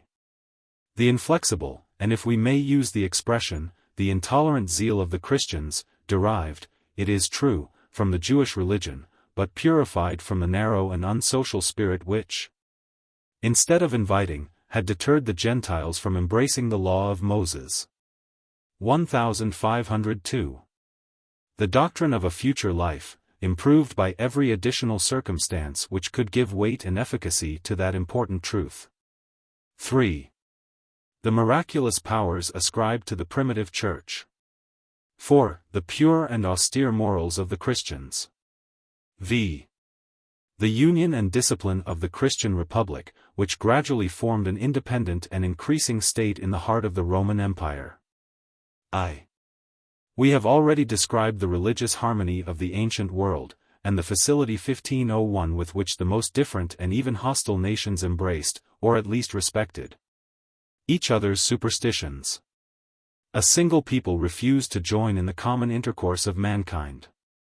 The Jews, who, under the Assyrian and Persian monarchies, had languished for many ages the most despised portion of their slaves, 1502 emerged from obscurity under the successors of Alexander. And as they multiplied to a surprising degree in the East, and afterwards in the West, they soon excited the curiosity and wonder of other nations. 1503 The sullen obstinacy with which they maintained their peculiar rights and unsocial manners seemed to mark them out as a distinct species of men, who boldly professed, or who faintly disguised, their implacable habits to the rest of humankind. 1504 Neither the violence of Antiochus, nor the arts of Herod, nor the example of the circumjacent nations, could ever persuade the Jews to associate with the institutions of Moses the elegant mythology of the Greeks. 1505 According to the maxims of universal toleration, the Romans protected a superstition which they despised. 1506 The polite Augustus condescended to give orders that sacrifices should be offered for his prosperity in the Temple of Jerusalem.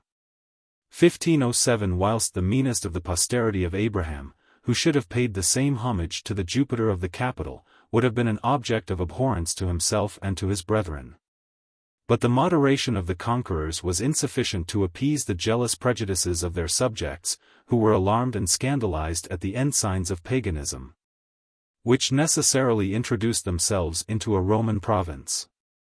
1508 The mad attempt of Caligula to place his own statue in the Temple of Jerusalem was defeated by the unanimous resolution of a people who dreaded death much less than such an idolatrous profanation. 1509 Their attachment to the law of Moses was equal to their detestation of foreign religions. The current of zeal and devotion, as it was contracted into a narrow channel, ran with the strength, and sometimes with the fury, of a torrent. This inflexible perseverance, which appeared so odious, or so ridiculous, to the ancient world, assumes a more awful character, since Providence has deigned to reveal to us the mysterious history of the chosen people.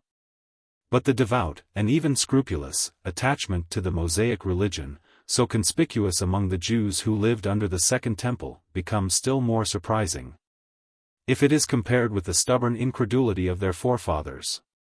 When the law was given in thunder from Mount Sinai, when the tides of the ocean and the course of the planets were suspended for the convenience of the Israelites, and when temporal rewards and punishments were the immediate consequences of their piety or disobedience, they perpetually relapsed into rebellion against the visible majesty of their divine King, placed the idols of the nations in the sanctuary of Jehovah, and imitated every fantastic ceremony that was practiced in the tents of the Arabs or in the cities of Phoenicia. 1510 As the protection of heaven was deservedly withdrawn from the ungrateful race, their faith acquired a proportionable degree of vigor and purity. The contemporaries of Moses and Joshua had beheld, with careless indifference, the most amazing miracles. Under the pressure of every calamity, the belief of those miracles has preserved the Jews of a later period from the universal contagion of idolatry. And, in contradiction to every known principle of the human mind, that singular people seems to have yielded a stronger and more ready assent to the traditions of their remote ancestors than to the evidence of their own senses. 1511.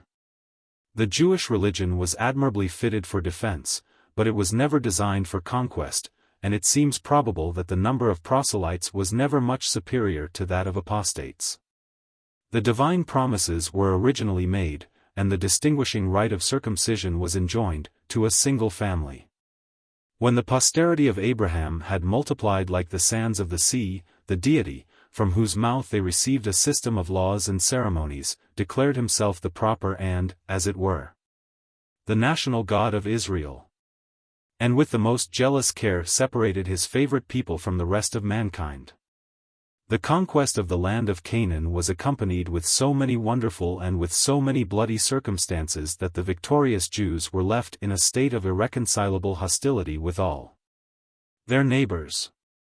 They had been commanded to extirpate some of the most idolatrous tribes, and the execution of the divine will had seldom been retarded by the weakness of humanity. With the other nations they were forbidden to contract any marriages or alliances. And the prohibition of receiving them into the congregation, which, in some cases, was perpetual, almost always extended to the third, to the seventh, or even to the 10th generation. The obligation of preaching to the Gentiles the faith of Moses had never been inculcated as a precept of the law, nor were the Jews inclined to impose it on themselves as a voluntary duty. In the admission of new citizens, that unsocial people was actuated by the selfish vanity of the Greeks, rather than by the generous policy of Rome. The descendants of Abraham were flattered by the opinion that they alone were the heirs of the covenant. And they were apprehensive of diminishing the value of their inheritance by sharing it too easily with the strangers of the earth. A larger acquaintance with mankind extended their knowledge without correcting their prejudices. And whenever the God of Israel acquired any new votaries, he was much more indebted to the inconstant humor of polytheism than to the active zeal of his own missionaries. 1512 The religion of Moses seems to be instituted for a particular country, as well as for a single nation. And, if a strict obedience had been paid to the order that every male, 3 times in the year, should present himself before the Lord Jehovah, it would have been impossible that the Jews could ever have spread themselves beyond the narrow limits of the promised land. 1513 That obstacle was indeed removed by the destruction of the Temple of Jerusalem, but the most considerable part of the Jewish religion was involved in its destruction. And the pagans, who had long wondered at the strange report of an empty sanctuary, 1514 were at a loss to discover what could be the object, or what could be the instruments of a worship which was destitute of temples and of altars, of priests and of sacrifices. Yet even in their fallen state, the Jews, still asserting their lofty and exclusive privileges, shunned, instead of courting, the society of strangers. They still insisted with inflexible rigor on those parts of the law which it was in their power to practice. Their peculiar distinctions of days, of meats, and a variety of trivial though burdensome observances, were so many objects of disgust and aversion for the other nations, to whose habits and prejudices they were diametrically opposite. The painful and even dangerous rite of circumcision was alone capable of repelling a willing proselyte from the door of the synagogue. 1515. Under these circumstances, Christianity offered itself to the world, armed with the strength of the Mosaic law, and delivered from the weight of its fetters. An exclusive zeal for the truth of religion and the unity of God was as carefully inculcated in the new as in the ancient system. And whatever was now revealed to mankind, concerning the nature and designs of the Supreme Being, was fitted to increase their reverence for that mysterious doctrine. The divine authority of Moses and the prophets was admitted, and even established, as the firmest basis of Christianity.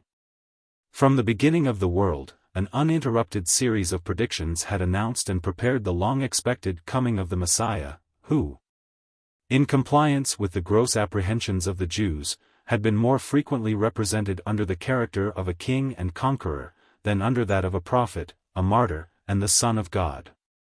By his expiatory sacrifice, the imperfect sacrifices of the temple were at once consummated and abolished. The ceremonial law, which consisted only of types and figures, was succeeded by a pure and spiritual worship equally adapted to all climates, as well as to every condition of mankind. And to the initiation of blood was substituted a more harmless initiation of water. The promise of divine favor, instead of being partially confined to the posterity of Abraham, was universally proposed to the freeman and the slave, to the Greek and to the barbarian, to the Jew and to the Gentile. Every privilege that could raise the proselyte from earth to heaven, that could exalt his devotion, secure his happiness, or even gratify that secret pride which, under the semblance of devotion, insinuates itself into the human heart, was still reserved for the members of the Christian Church. But at the same time all mankind was permitted, and even solicited, to accept the glorious distinction, which was not only proffered as a favor, but imposed as an obligation. It became the most sacred duty of a new convert to diffuse among his friends and relations the inestimable blessing which he had received, and to warn them against a refusal that would be severely punished as a criminal disobedience to the will of a benevolent but all-powerful deity. The enfranchisement of the Church from the bonds of the synagogue was a work, however, of some time and of some difficulty.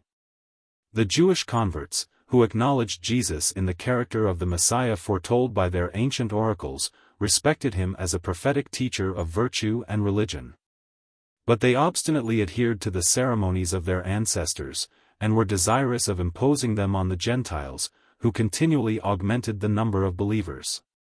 These Judaizing Christians seem to have argued with some degree of plausibility from the divine origin of the Mosaic Law, and from the immutable perfections of its great author. They affirmed that, if the Being, who is the same through all eternity, had designed to abolish those sacred rites which had served to distinguish his chosen people, the repeal of them would have been no less clear and solemn than their first promulgation. That, instead of those frequent declarations, which either suppose or assert the perpetuity of the Mosaic religion, it would have been represented as a provisionary scheme intended to last only to the coming of the Messiah, who should instruct mankind in a more perfect mode of faith and of worship.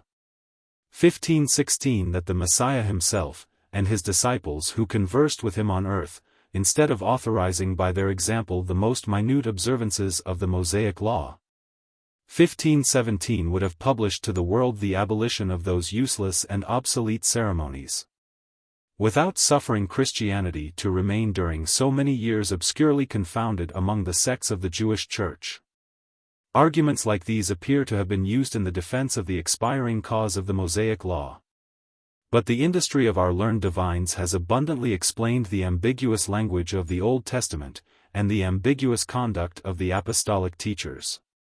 It was proper gradually to unfold the system of the gospel, and to pronounce, with the utmost caution and tenderness, a sentence of condemnation so repugnant to the inclination and prejudices of the believing Jews.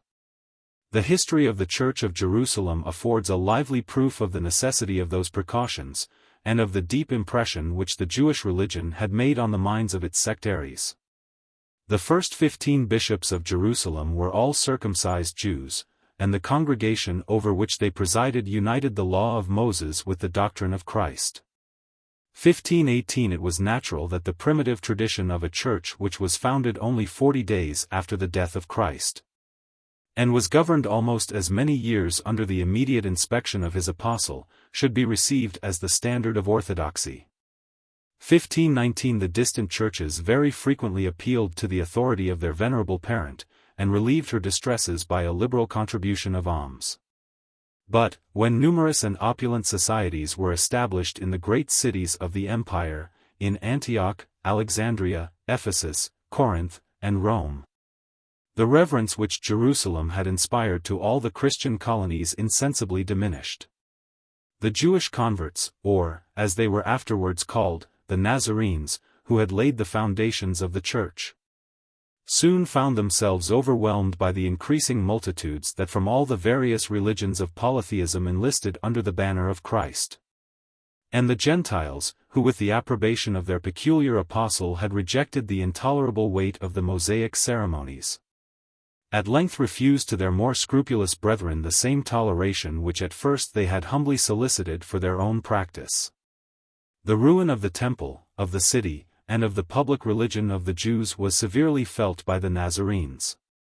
As in their manners, though not in their faith, they maintained so intimate a connection with their impious countrymen, whose misfortunes were attributed by the pagans to the contempt, and more justly ascribed by the Christians to the wrath, of the supreme deity. The Nazarenes retired from the ruins of Jerusalem 1520 to the little town of Pella beyond the Jordan, where that ancient church languished above 60 years in solitude and obscurity. 1521 they still enjoyed the comfort of making frequent and devout visits to the holy city, and the hope of being one day restored to those seats which both nature and religion taught them to love as well as to revere. But at length, under the reign of Hadrian, the desperate fanaticism of the Jews filled up the measure of their calamities. And the Romans, exasperated by their repeated rebellions, exercised the rights of victory with unusual rigor.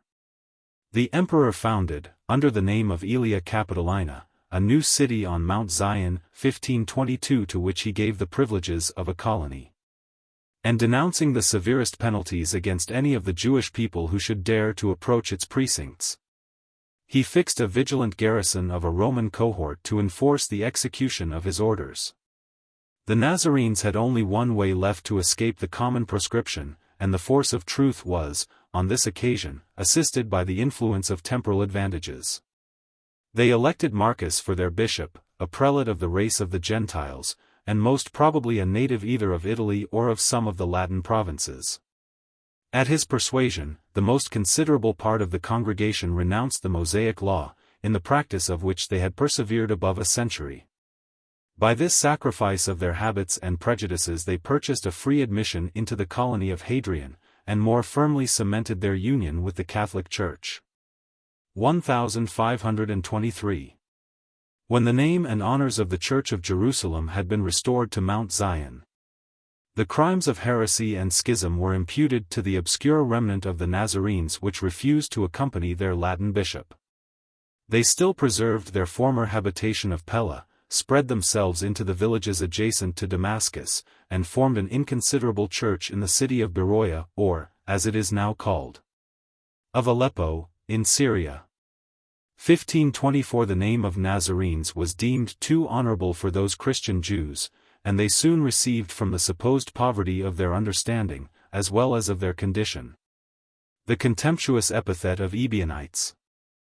1525 In a few years after the return of the Church of Jerusalem, it became a matter of doubt and controversy whether a man who sincerely acknowledged Jesus as the Messiah, but who still continued to observe the law of Moses, could possibly hope for salvation. The humane temper of Justin Martyr inclined him to answer this question in the affirmative. And though he expressed himself with the most guarded diffidence, he ventured to determine in favor of such an imperfect Christian, if he were content to practice the Mosaic ceremonies, without pretending to assert their general use or necessity. But, when Justin was pressed to declare the sentiment of the Church, he confessed that there were very many among the Orthodox Christians who not only excluded their Judaizing brethren from the hope of salvation, but who declined any intercourse with them in the common offices of friendship, hospitality, and social life. 1526 The more rigorous opinion prevailed, as it was natural to expect, over the milder, and an eternal bar of separation was fixed between the disciples of Moses and those of Christ. The unfortunate Ebionites, rejected from one religion as apostates, and from the other as heretics, found themselves compelled to assume a more decided character. And although some traces of that obsolete sect may be discovered as late as the 4th century, they insensibly melted away, either into the church or the synagogue. 1527. While the Orthodox Church preserved a just medium between excessive veneration and improper contempt for the law of Moses, the various heretics deviated into equal but opposite extremes of error and extravagance. From the acknowledged truth of the Jewish religion, the Ebionites had concluded that it could never be abolished. From its supposed imperfections, the Gnostics as hastily inferred that it never was instituted by the wisdom of the deity. There are some objections against the authority of Moses and the prophets, which too readily present themselves to the skeptical mind. Though they can only be derived from our ignorance of remote antiquity, and from our incapacity to form an adequate judgment of the divine economy. These objections were eagerly embraced, and as petulantly urged, by the vain science of the Gnostics. 1528. As those heretics were, for the most part, averse to the pleasures of sense, they morosely arraigned the polygamy of the patriarchs, the gallantries of David, and the seraglio of Solomon. The conquest of the land of Canaan, and the extirpation of the unsuspecting natives, they were at a loss how to reconcile with the common notions of humanity and justice.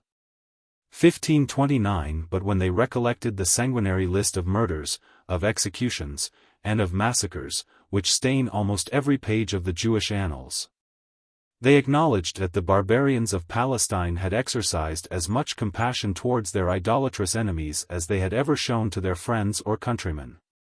1530. Passing from the sectaries of the law to the law itself, they asserted that it was impossible that a religion which consisted only of bloody sacrifices and trifling ceremonies, and whose rewards as well as punishments were all of a carnal and temporal nature, could inspire the love of virtue, or restrain the impetuosity of passion.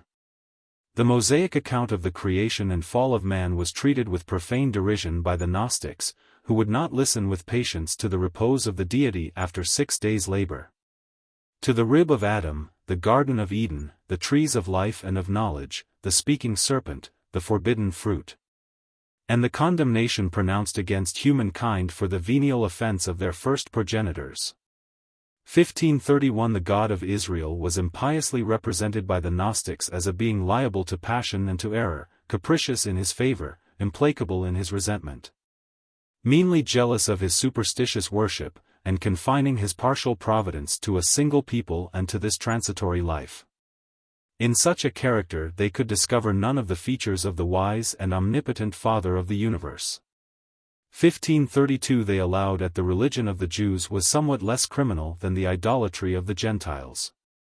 But it was their fundamental doctrine that the Christ whom they adored as the first and brightest emanation of the deity appeared upon earth to rescue mankind from their various errors, and to reveal a new system of truth and perfection. The most learned of the Fathers, by a very singular condescension, have imprudently admitted the sophistry of the Gnostics. 1533. Acknowledging that the literal sense is repugnant to every principle of faith as well as reason, they deem themselves secure and invulnerable behind the ample veil of allegory, which they carefully spread over every tender part of the Mosaic dispensation. 1534. It has been remarked with more ingenuity than truth that the virgin purity of the Church was never violated by schism or heresy before the reign of Trajan or Hadrian, about 100 years after the death of Christ. 1535. We may observe, with much more propriety, that, during that period, the disciples of the Messiah were indulged in a freer latitude both of faith and practice than has ever been allowed in succeeding ages. As the terms of communion were insensibly narrowed, and the spiritual authority of the prevailing party was exercised with increasing severity, many of its most respectable adherents, who were called upon to renounce, were provoked to assert, their private opinions, to pursue the consequences of their mistaken principles, and openly to erect the standard of rebellion against the unity of the Church. The Gnostics were distinguished as the most polite, the most learned, and the most wealthy of the Christian name. And that general appellation which expressed a superiority of knowledge was either assumed by their own pride or ironically bestowed by the envy of their adversaries. They were almost without exception of the race of the Gentiles, and their principal founders seem to have been natives of Syria or Egypt. where the warmth of the climate disposes both the mind and the body to indolent and contemplative devotion. The Gnostics blended with the faith of Christ many sublime but obscure tenets which they derived from Oriental philosophy, and even from the religion of Zoroaster, concerning the eternity of matter, the existence of two principles, and the mysterious hierarchy of the invisible world. 1536. As soon as they launched out into that vast abyss, they delivered themselves to the guidance of a disordered imagination. And as the paths of error are various and infinite, the Gnostics were imperceptibly divided into more than 50 particular sects, 1537 of whom the most celebrated appear to have been the Basilidians, the Valentinians, the Marcionites, and, in a still later period, the Manichaeans. Each of these sects could boast of its bishops and congregations, of its doctors and martyrs, 1538, and, instead of the four Gospels adopted by the Church, 1539, the heretics produced a multitude of histories, in which the actions and discourses of Christ and of his apostles were adapted to their respective tenets. 1540, the success of the Gnostics was rapid and extensive. 1541, they covered Asia and Egypt, established themselves in Rome, and sometimes penetrated into the provinces of the West. For the most part they arose in the 2nd century, flourished during the 3rd, and were suppressed in the 4th or 5th, by the prevalence of more fashionable controversies, and by the superior ascendant of the reigning power. Though they constantly disturbed the peace, and frequently disgraced the name of religion, they contributed to assist rather than to retard the progress of Christianity. The Gentile converts, whose strongest objections and prejudices were directed against the law of Moses, could find admission into many Christian societies, which required not from their untutored mind any belief of an antecedent revelation. Their faith was insensibly fortified and enlarged, and the Church was ultimately benefited by the conquests of its most inveterate enemies. 1542. But whatever difference of opinion might subsist between the Orthodox, the Ebionites, and the Gnostics, concerning the divinity or the obligation of the Mosaic law, they were all equally animated by the same exclusive zeal and by the same abhorrence for idolatry which had distinguished the Jews from the other nations of the ancient world. The philosopher, who considered the system of polytheism as a composition of human fraud and error, could disguise a smile of contempt under the mask of devotion, without apprehending that either the mockery or the compliance would expose him to the resentment of any invisible, or, as he conceived them, imaginary powers. But the established religions of paganism were seen by the primitive Christians in a much more odious and formidable light. It was the universal sentiment both of the Church and of heretics that the demons were the authors, the patrons, and the objects of idolatry. 1543, those rebellious spirits who had been degraded from the rank of angels, and cast down into the infernal pit, were still permitted to roam upon earth, to torment the bodies, and to seduce the minds, of sinful men. The demons soon discovered and abused the natural propensity of the human heart towards devotion, and artfully withdrawing the adoration of mankind from their Creator, they usurped the place and honors of the supreme deity. By the success of their malicious contrivances, they at once gratified their own vanity and revenge, and obtained the only comfort of which they were yet susceptible: the hope of involving the human species in the participation of their guilt and misery. It was confessed, or at least it was imagined, that they had distributed among themselves the most important characters of polytheism, one demon assuming the name and attributes of Jupiter, another of Aesculapius, a third of Venus, and a fourth perhaps of Apollo. 1544, and that, by the advantage of their long experience in aerial nature, they were enabled to execute, with sufficient skill and dignity, the parts which they had undertaken. They lurked in the temples, instituted festivals and sacrifices, invented fables, pronounced oracles, and were frequently allowed to perform miracles. The Christians, who, by the interposition of evil spirits, could so readily explain every preternatural appearance, were disposed and even desirous to admit the most extravagant fictions of the pagan mythology. But the belief of the Christian was accompanied with horror. The most trifling mark of respect to the national worship he considered as a direct homage yielded to the demon, and as an act of rebellion against the majesty of God. In consequence of this opinion, it was the first but arduous duty of a Christian to preserve himself pure and undefiled by the practice of idolatry. The religion of the nations was not merely a speculative doctrine professed in the schools or preached in the temples. The innumerable deities and rites of polytheism were closely interwoven with every circumstance of business or pleasure, of public or of private life. And it seemed impossible to escape the observance of them, without, at the same time, renouncing the commerce of mankind and all the offices and amusements of society. 1545 The important transactions of peace and war were prepared or concluded by solemn sacrifices, in which the magistrate, the senator, and the soldier were obliged to preside or to participate. 1546 The public spectacles were an essential part of the cheerful devotion of the pagans, and the gods were supposed to accept, as the most grateful offering, the games that the prince and people celebrated in honor of their peculiar festivals. 1547 The Christians, who with pious horror avoided the abomination of the circus or the theatre, found himself encompassed with infernal snares in every convivial entertainment. As often as his friends, invoking the hospitable deities, poured out libations to each other's happiness. 1548 When the bride, struggling with well-affected reluctance, was forced into hymeneal pomp over the threshold of her new habitation. 1549 Or when the sad procession of the dead slowly moved towards the funeral pile. 1550 The Christian, on these interesting occasions, was compelled to desert the persons who were the dearest to him, rather than contract the guilt inherent to those impious ceremonies. Every art and every trade that was in the least concerned in the framing or adorning of idols was polluted by the stain of idolatry. 1551 A severe sentence, since it devoted to eternal misery the far greater part of the community, which is employed in the exercise of liberal or mechanic professions.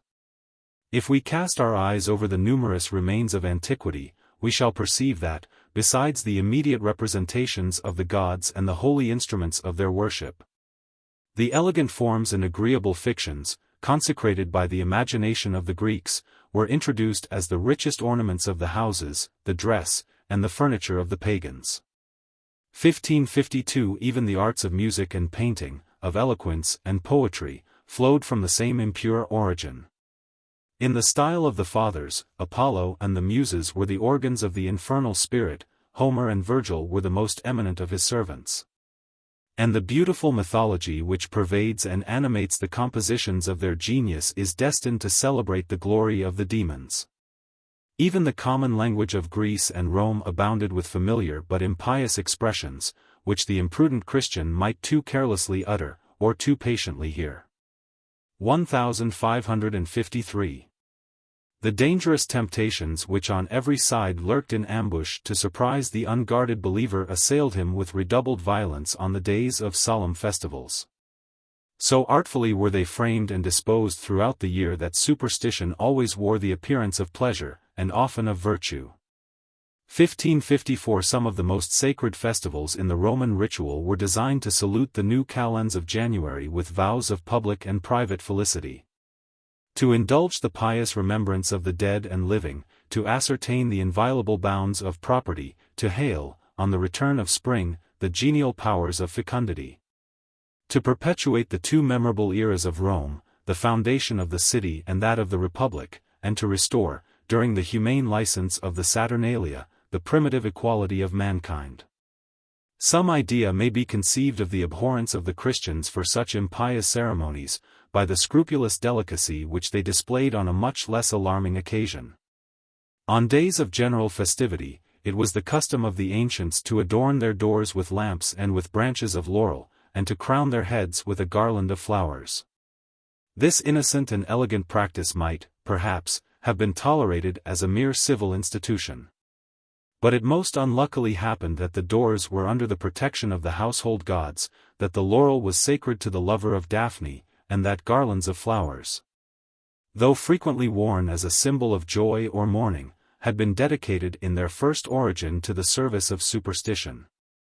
The trembling Christians, who were persuaded in this instance to comply with the fashion of their country and the commands of the magistrate, labored under the most gloomy apprehensions. From the reproaches of their own conscience, the censures of the Church, and the denunciations of divine vengeance. 1555. Such was the anxious diligence which was required to guard the chastity of the gospel from the infectious breath of idolatry. The superstitious observances of public or private rites were carelessly practiced, from education and habit, by the followers of the established religion. But, as often as they occurred, they afforded the Christians an opportunity of declaring and confirming their zealous opposition.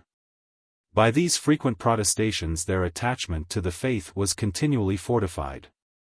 And, in proportion to the increase of zeal, they combated with the more ardor and success in the holy war which they had undertaken against the empire of the demons. 2. The writings of Cicero 1556 represent, in the most lively colors, the ignorance, the errors, and the uncertainty of the ancient philosophers with regard to the immortality of the soul.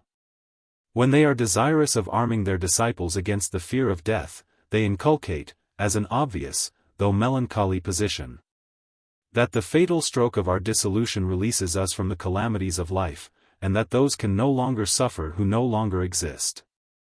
Yet there were a few sages of Greece and Rome who had conceived a more exalted, and, in some respects, a juster idea of human nature. Though it must be confessed that, in the sublime inquiry, their reason had been often guided by their imagination, and that their imagination had been prompted by their vanity. When they viewed with complacency the extent of their own mental powers, when they exercised the various faculties of memory, of fancy, and of judgment, in the most profound speculations, or the most important labors, and when they reflected on the desire of fame, which transported them into future ages far beyond the bounds of death and of the grave, they were unwilling to confound themselves with the beasts of the field, or to suppose that a being, for whose dignity they entertained the most sincere admiration, could be limited to a spot of earth and to a few years of duration. With this favorable prepossession they summoned to their aid the science, or rather the language, of metaphysics. They soon discovered that, as none of the properties of matter will apply to the operations of the mind, the human soul must consequently be a substance distinct from the body, pure, simple, and spiritual, incapable of dissolution, and susceptible of a much higher degree of virtue and happiness after the release from its corporeal prison. From these specious and noble principles, the philosophers who trod in the footsteps of Plato deduced a very unjustifiable conclusion, since they asserted, not only the future immortality, but the past eternity of the human soul, which they were too apt to consider as a portion of the infinite and self-existing spirit which pervades and sustains the universe. 1557. A doctrine thus removed beyond the senses and the experience of mankind might serve to amuse the leisure of a philosophic mind. Or, in the silence of solitude, it might sometimes impart a ray of comfort to desponding virtue. But the faint impression which had been received in the schools was soon obliterated by the commerce and business of active life. We are sufficiently acquainted with the eminent persons who flourished in the age of Cicero, and of the first Caesars, with their actions, their characters, and their motives, to be assured that their conduct in this life was never regulated by any serious conviction of the rewards or punishments of a future state.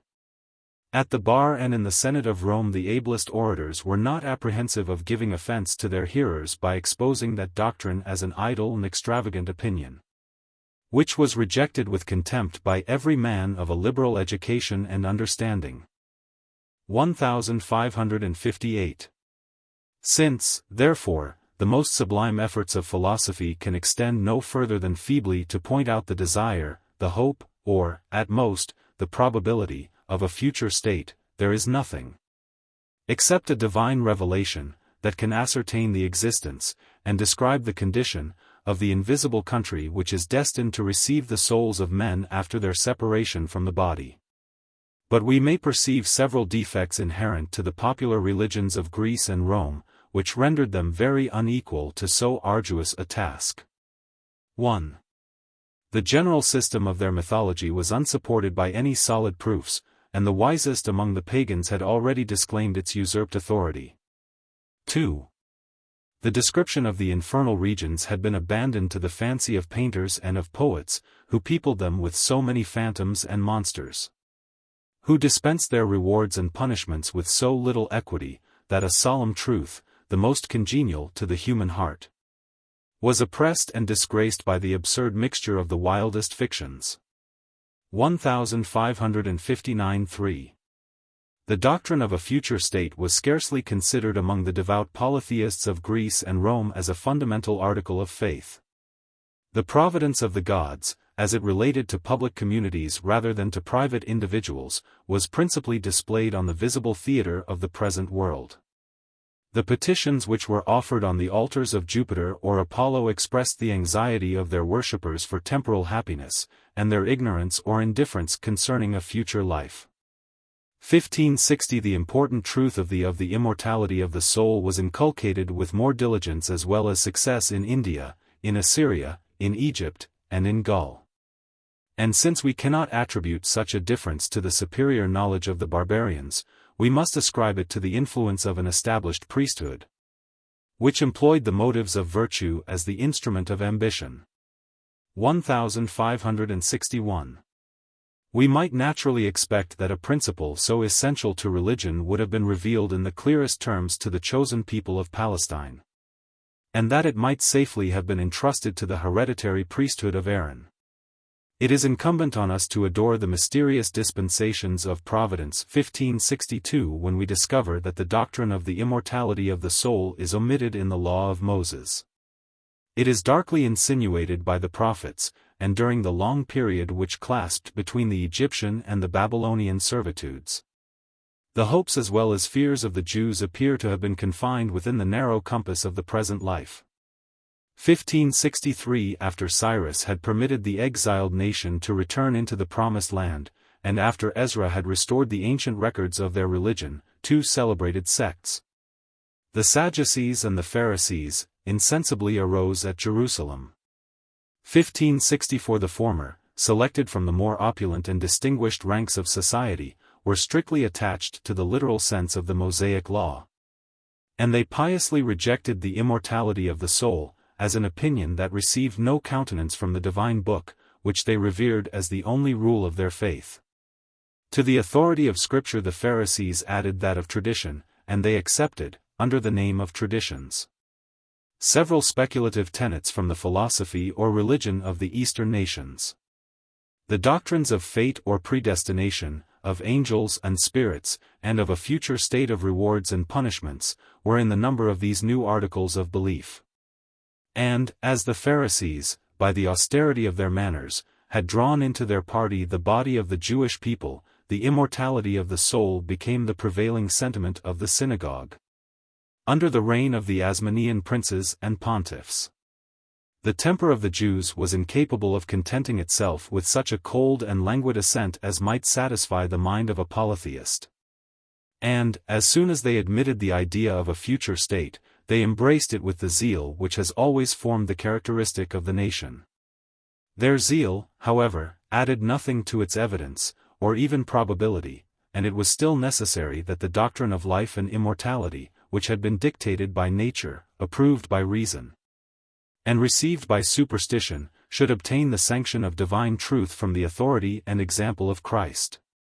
When the promise of eternal happiness was proposed to mankind, on condition of adopting the faith and of observing the precepts of the gospel, it is no wonder that so advantageous an offer should have been accepted by great numbers of every religion, of every rank, and of every province in the Roman Empire.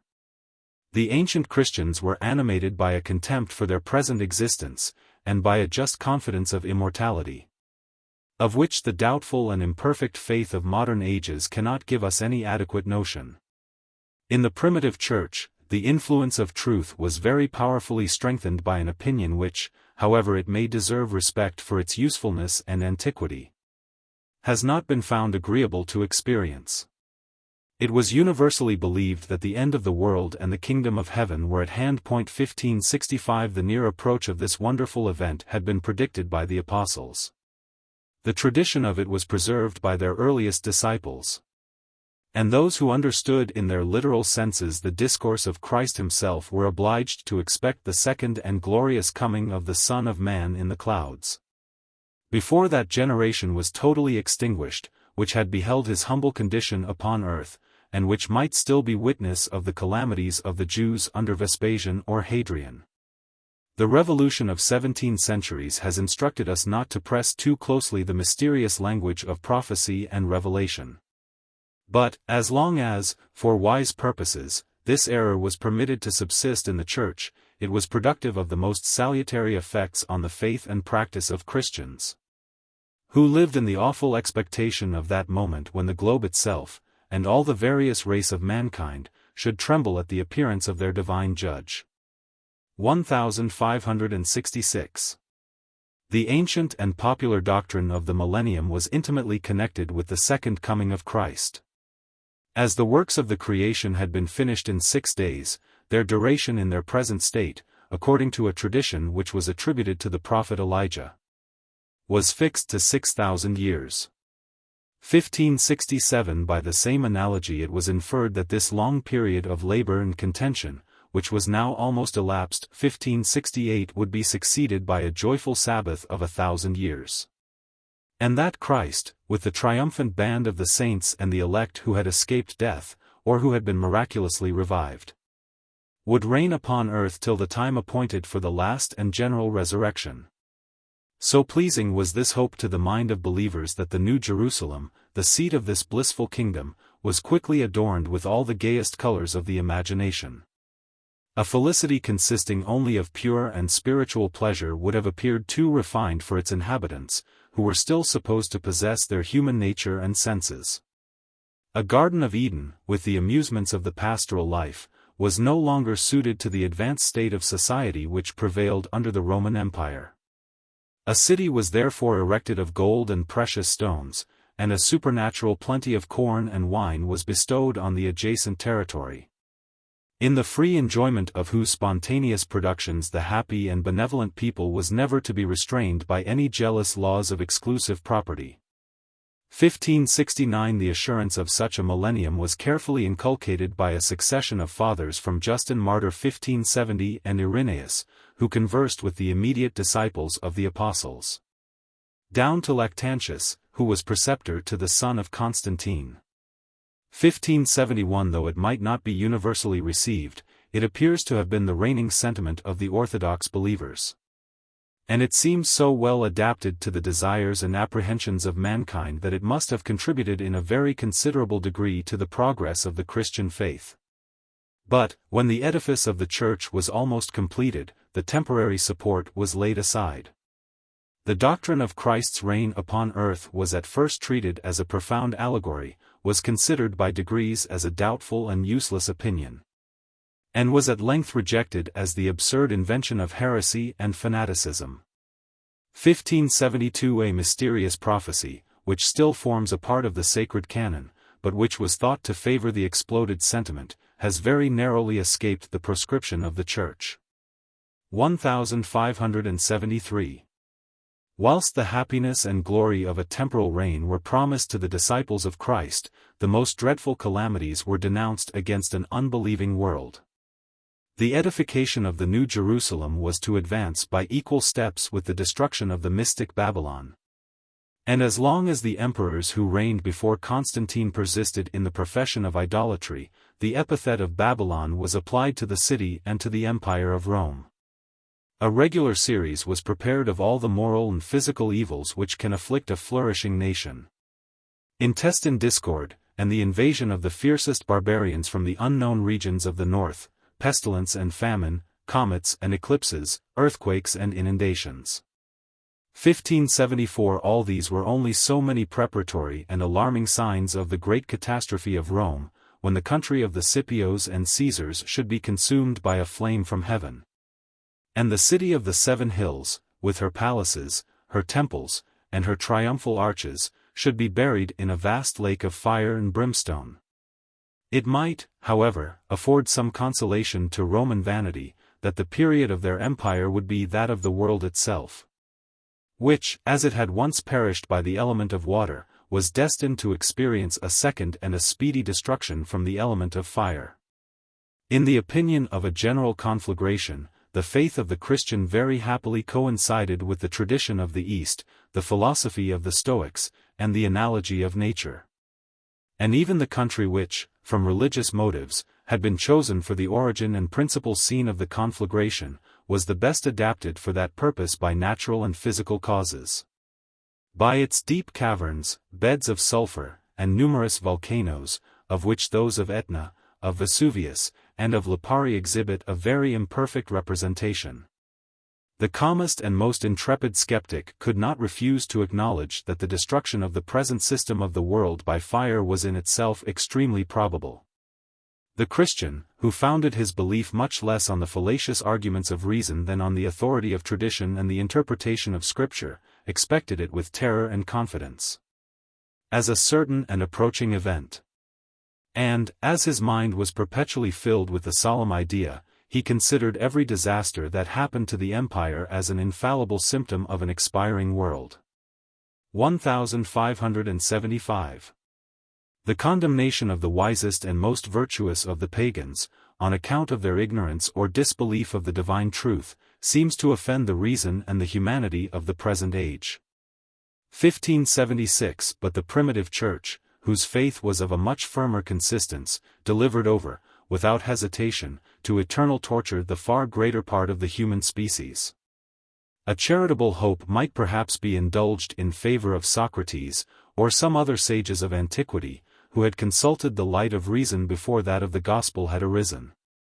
1577. But it was unanimously affirmed that those who, since the birth or the death of Christ, had obstinately persisted in the worship of the demons, neither deserved, nor could expect, a pardon from the irritated justice of the deity. These rigid sentiments, which had been unknown to the ancient world, appear to have infused a spirit of bitterness into a system of love and harmony. The ties of blood and friendship were frequently torn asunder by the difference of religious faith. And the Christians, who, in this world, found themselves oppressed by the power of the pagans, were sometimes seduced by resentment and spiritual pride to delight in the prospect of their future triumph. "You are fond of spectacles," exclaims the stern Tertullian, "expect the greatest of all spectacles, the last and eternal judgment of the universe. How shall I admire, how laugh, how rejoice, how exult, when I behold so many proud monarchs, so many fancied gods, groaning in the lowest abyss of darkness. So many magistrates, who persecuted the name of the Lord, liquefying in fiercer fires than they ever kindled against the Christians. So many sage philosophers blushing in red-hot flames with their deluded scholars, so many celebrated poets trembling before the tribunal, not of Minos, but of Christ. So many tragedians, more tuneful in the expression of their own sufferings. So many dancers." 1578.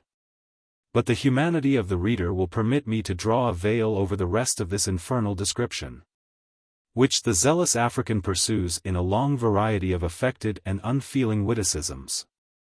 1579–1580. Doubtless there were many among the primitive Christians of a temper more suitable to the meekness and charity of their profession. There were many who felt a sincere compassion for the danger of their friends and countrymen, and who exerted the most benevolent zeal to save them from the impending destruction. The careless polytheist, assailed by new and unexpected terrors, against which neither his priests nor his philosophers could afford him any certain protection, was very frequently terrified and subdued by the menace of eternal tortures. His fears might assist the progress of his faith and reason. And if he could once persuade himself to suspect that the Christian religion might possibly be true, it became an easy task to convince him that it was the safest and most prudent party that he could possibly embrace. 3. The supernatural gifts, which even in this life were ascribed to the Christians above the rest of mankind, must have conduced to their own comfort, and very frequently to the conviction of infidels. Besides the occasional prodigies, which might sometimes be effected by the immediate interposition of the deity when he suspended the laws of nature for the service of religion, the Christian Church From the time of the apostles and their first disciples, 1581 has claimed an uninterrupted succession of miraculous powers, the gift of tongues, of vision and of prophecy. The power of expelling demons, of healing the sick, and of raising the dead. The knowledge of foreign languages was frequently communicated to the contemporaries of Irenaeus. Though Irenaeus himself was left to struggle with the difficulties of a barbarous dialect whilst he preached the gospel to the natives of Gaul. 1582 The divine inspiration, whether it was conveyed in the form of a waking or of a sleeping vision, is described as a favor very liberally bestowed on all ranks of the faithful. On women as on elders, on boys as well as upon bishops.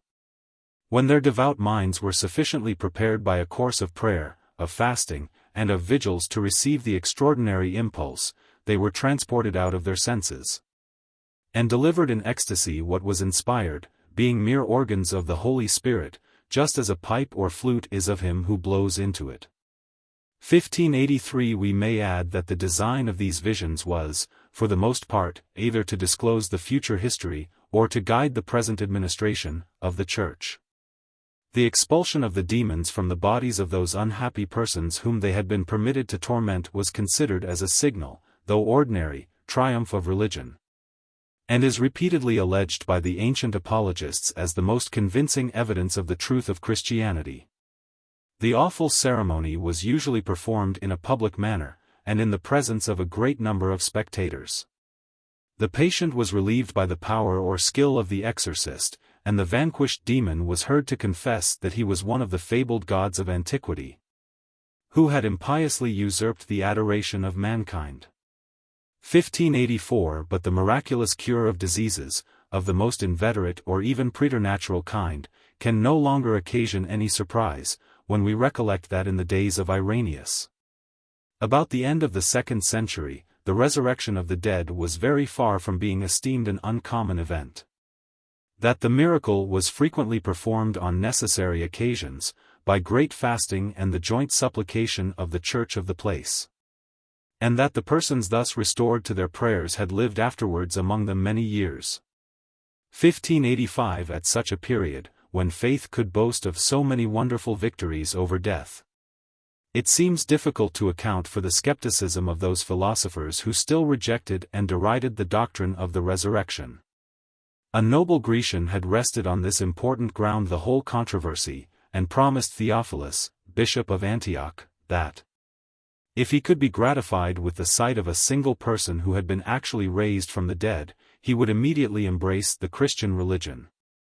It is somewhat remarkable that the prelate of the First Eastern Church, however anxious for the conversion of his friend, thought proper to decline this fair and reasonable challenge. 1586. The miracles of the primitive Church, after obtaining the sanction of ages, have been lately attacked in a very free and ingenious inquiry 1587 which, though it has met with the most favorable reception from the public, appears to have excited a general scandal among the divines of our own as well as of the other Protestant churches of Europe.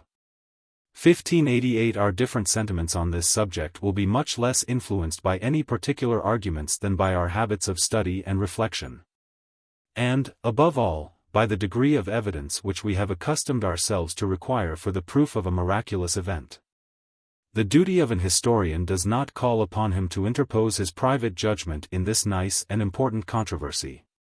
But he ought not to dissemble the difficulty of adopting such a theory as may reconcile the interest of religion with that of reason, of making a proper application of that theory, and of defining with precision the limits of that happy period, exempt from error and from deceit, to which we might be disposed to extend the gift of supernatural powers.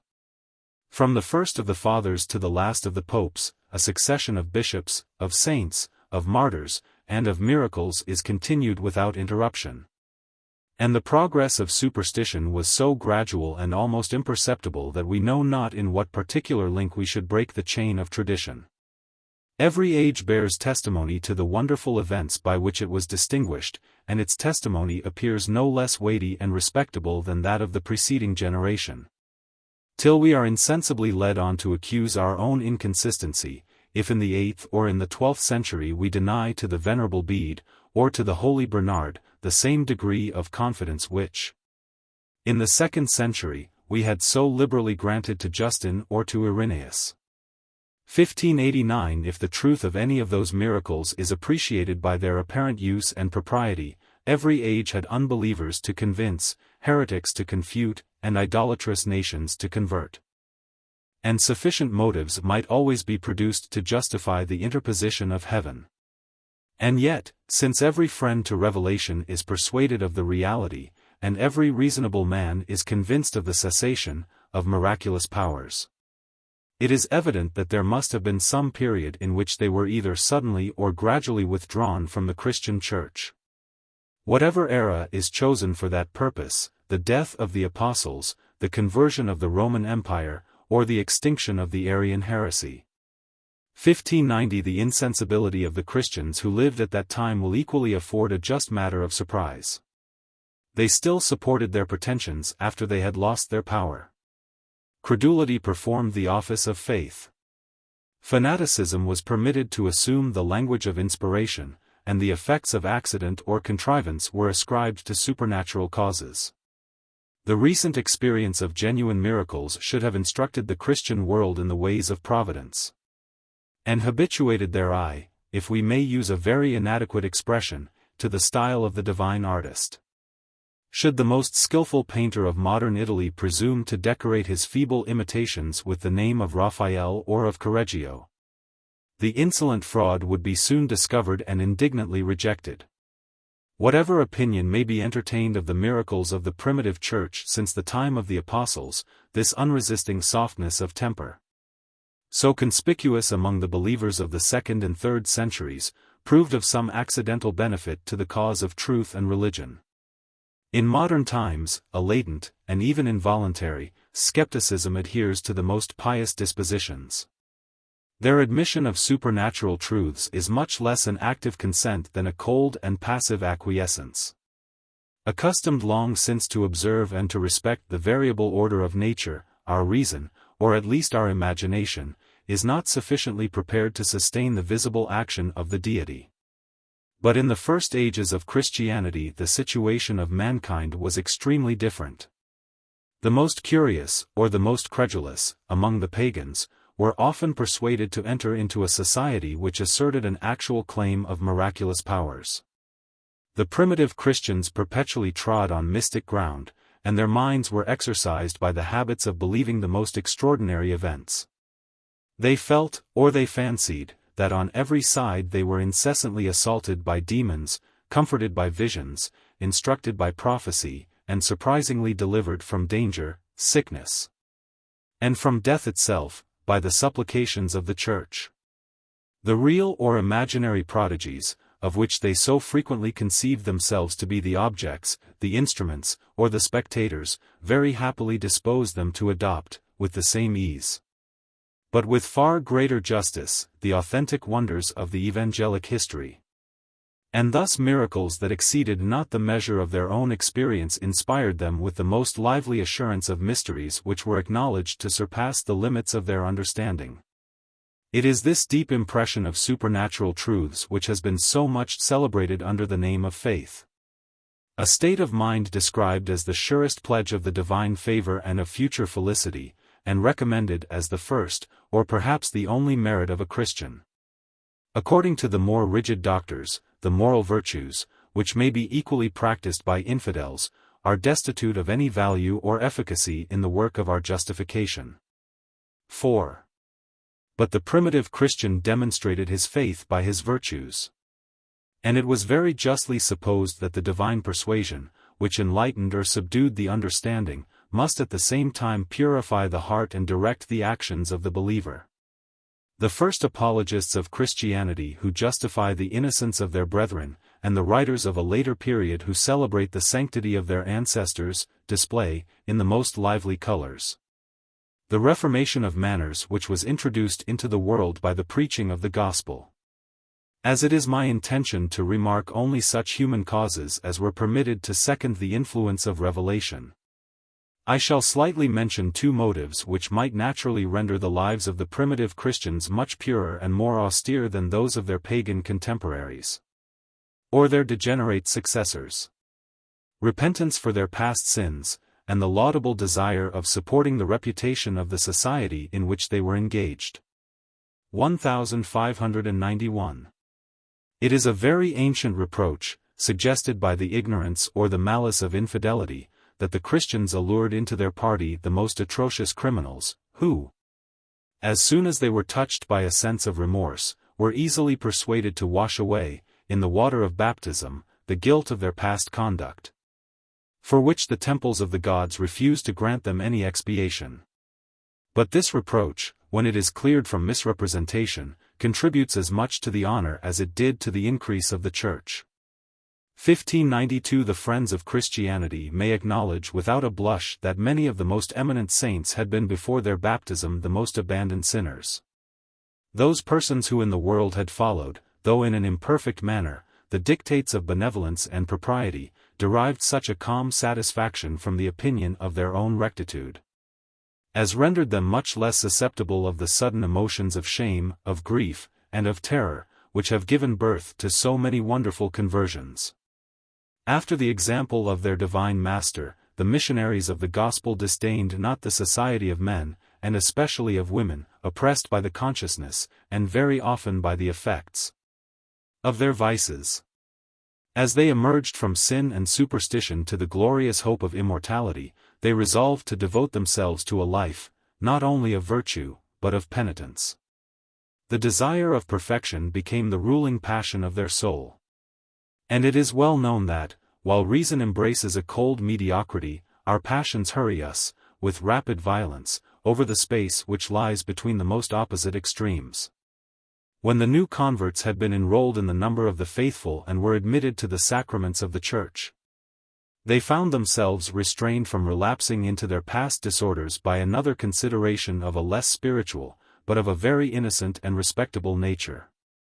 Any particular society that has departed from the great body of the nation or the religion to which it belonged immediately becomes the object of universal as well as invidious observation.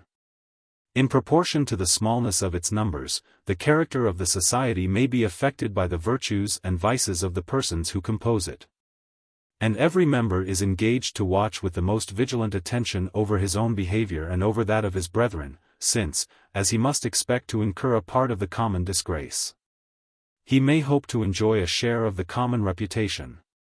When the Christians of Bithynia were brought before the tribunal of the younger Pliny, they assured the proconsul that, far from being engaged in any unlawful conspiracy, they were bound by a solemn obligation to abstain from the commission of those crimes which disturb the private or public peace of society, from theft, robbery, adultery, perjury, and fraud. 1593–1594. Near a century afterwards, Tertullian, with an honest pride, could boast that very few Christians had suffered by the hand of the executioner, except on account of their religion. 1595. Their serious and sequestered life, averse to the gay luxury of the age, inured them to chastity, temperance, economy, and all the sober and domestic virtues. As the greater number were of some trade or profession, it was incumbent on them, by the strictest integrity and the fairest dealing, to remove the suspicions which the profane are too apt to conceive against the appearances of sanctity. The contempt of the world exercised them in the habits of humility, meekness, and patience. The more they were persecuted, the more closely they adhered to each other. Their mutual charity and unsuspecting confidence has been remarked by infidels, and was too often abused by perfidious friends. 1596. It is a very honorable circumstance for the morals of the primitive Christians, that even their faults, or rather errors, were derived from an excess of virtue. The bishops and doctors of the Church, whose evidence attests, and whose authority might influence, the professions, the principles, and even the practice of their contemporaries, had studied the Scriptures with less skill than devotion, and they often received, in the most literal sense, those rigid precepts of Christ and the Apostles to which the prudence of succeeding commentators has applied a looser and more figurative mode of interpretation.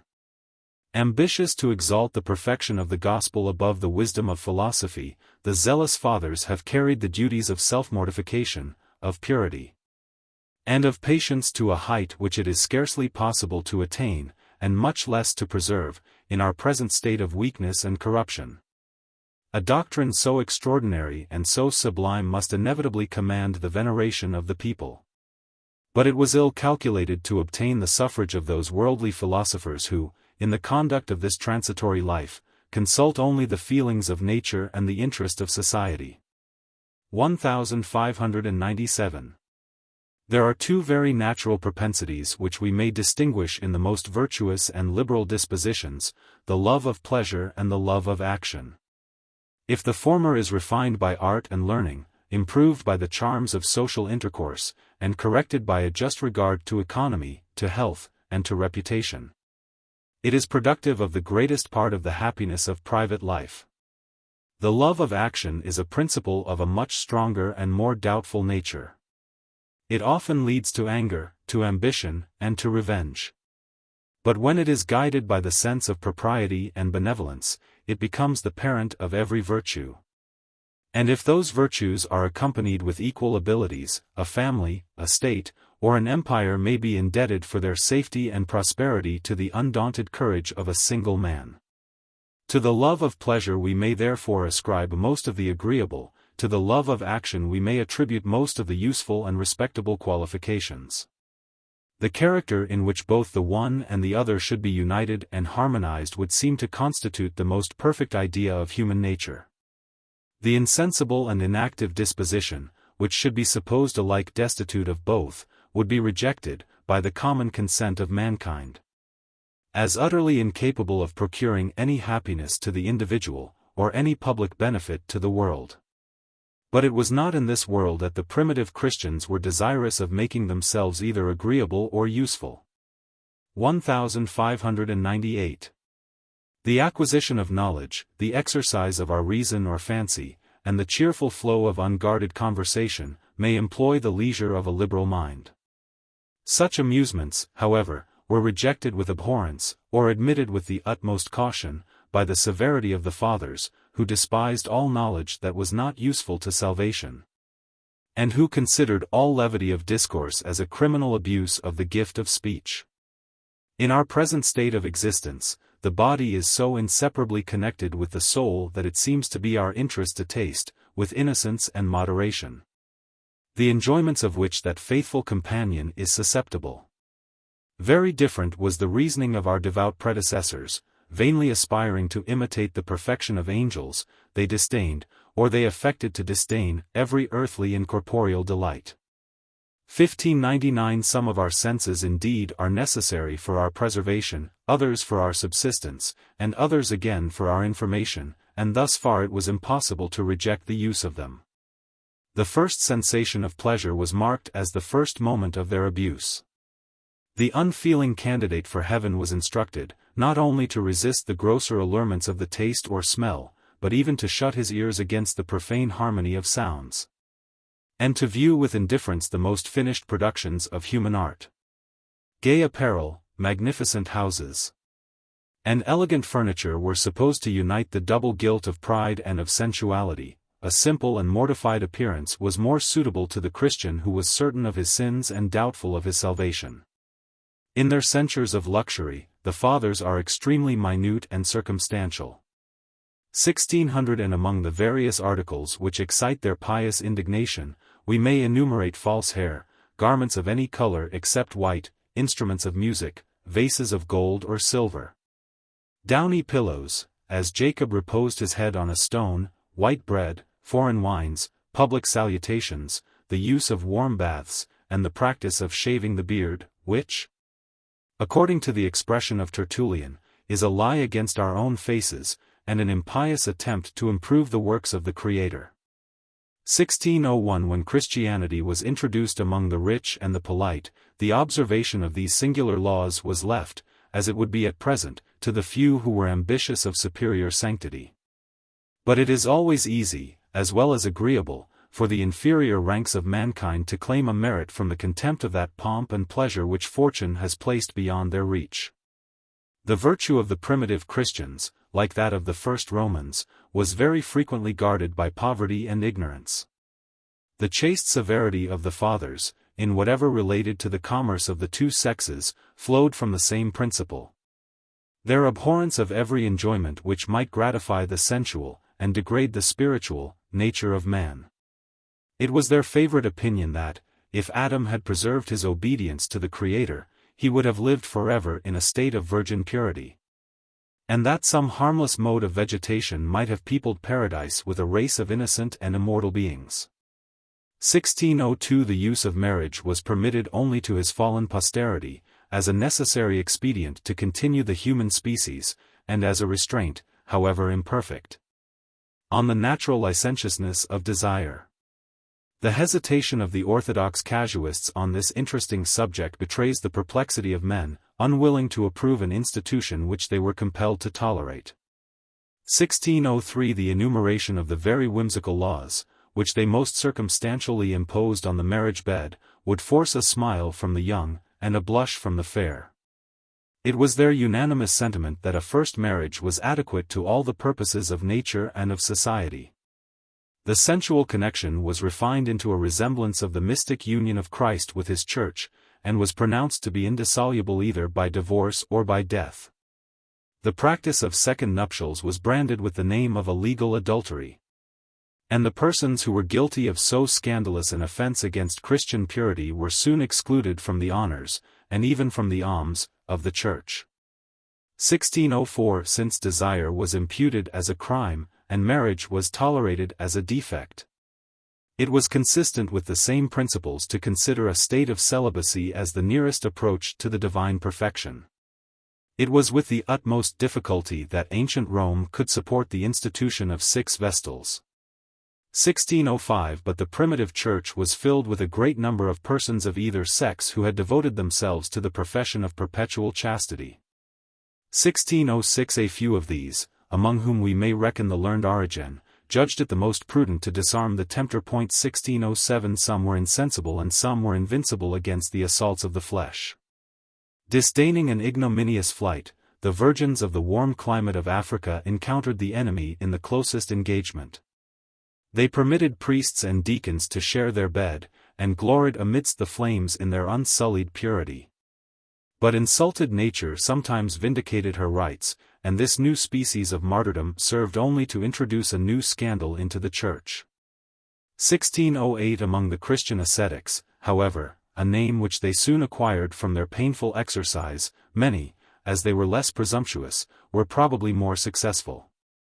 The loss of sensual pleasure was supplied and compensated by spiritual pride. Even the multitude of pagans were inclined to estimate the merit of the sacrifice by its apparent difficulty.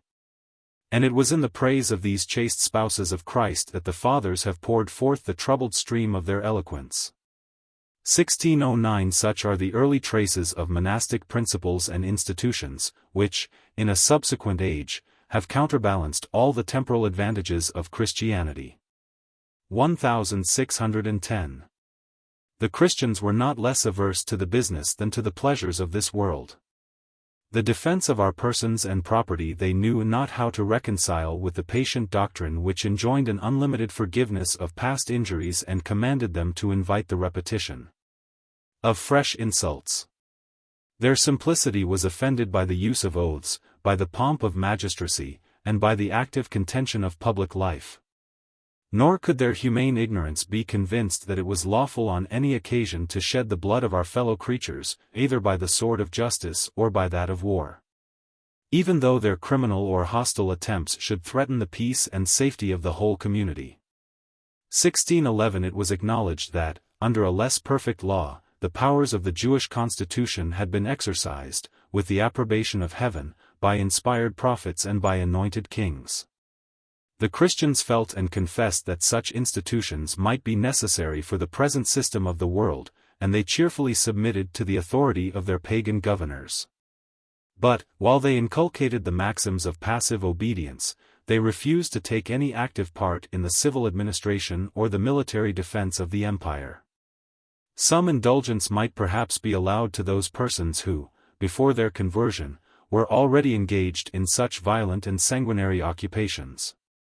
1612 But it was impossible that the Christians, without renouncing a more sacred duty, could assume the character of soldiers, of magistrates, or of princes. 1613 This indolent, or even criminal, disregard to the public welfare exposed them to the contempt and reproaches of the pagans, who very frequently asked, what must be the fate of the empire? Attacked on every side by the barbarians, if all mankind should adopt the pusillanimous sentiments of the new sect?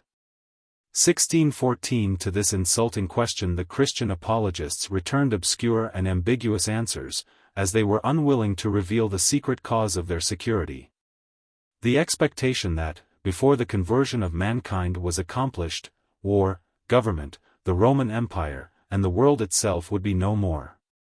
It may be observed that, in this instance likewise, the situation of the first Christians coincided very happily with their religious scruples, and that their aversion to an active life contributed rather to excuse them from the service, than to exclude them from the honors, of the state and army. v. But the human character, however it may be exalted or depressed by a temporary enthusiasm, will return by degrees to its proper and natural level, and will resume those passions that seem the most adapted to its present condition. The primitive Christians were dead to the business and pleasures of the world. But their love of action, which could never be entirely extinguished, soon revived, and found a new occupation in the government of the Church.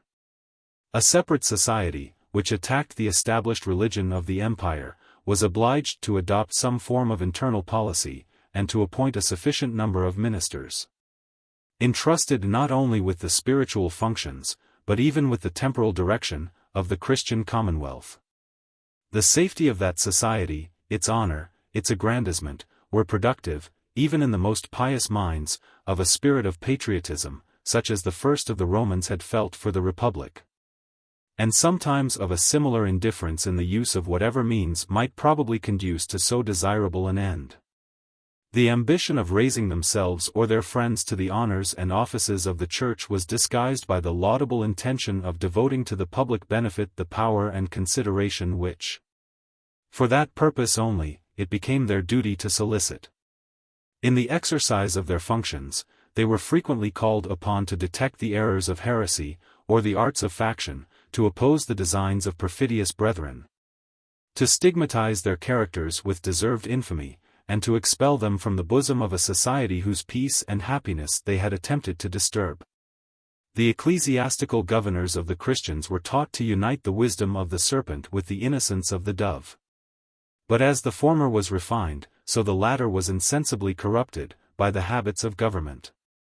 In the Church as well as in the world the persons who were placed in any public station rendered themselves considerable by their eloquence and firmness, by their knowledge of mankind, and by their dexterity in business. And while they concealed from others, and, perhaps, from themselves, the secret motives of their conduct, they too frequently relapsed into all the turbulent passions of active life, which were tinctured with an additional degree of bitterness and obstinacy from the infusion of spiritual zeal. The government of the Church has often been the subject, as well as the prize, of religious contention.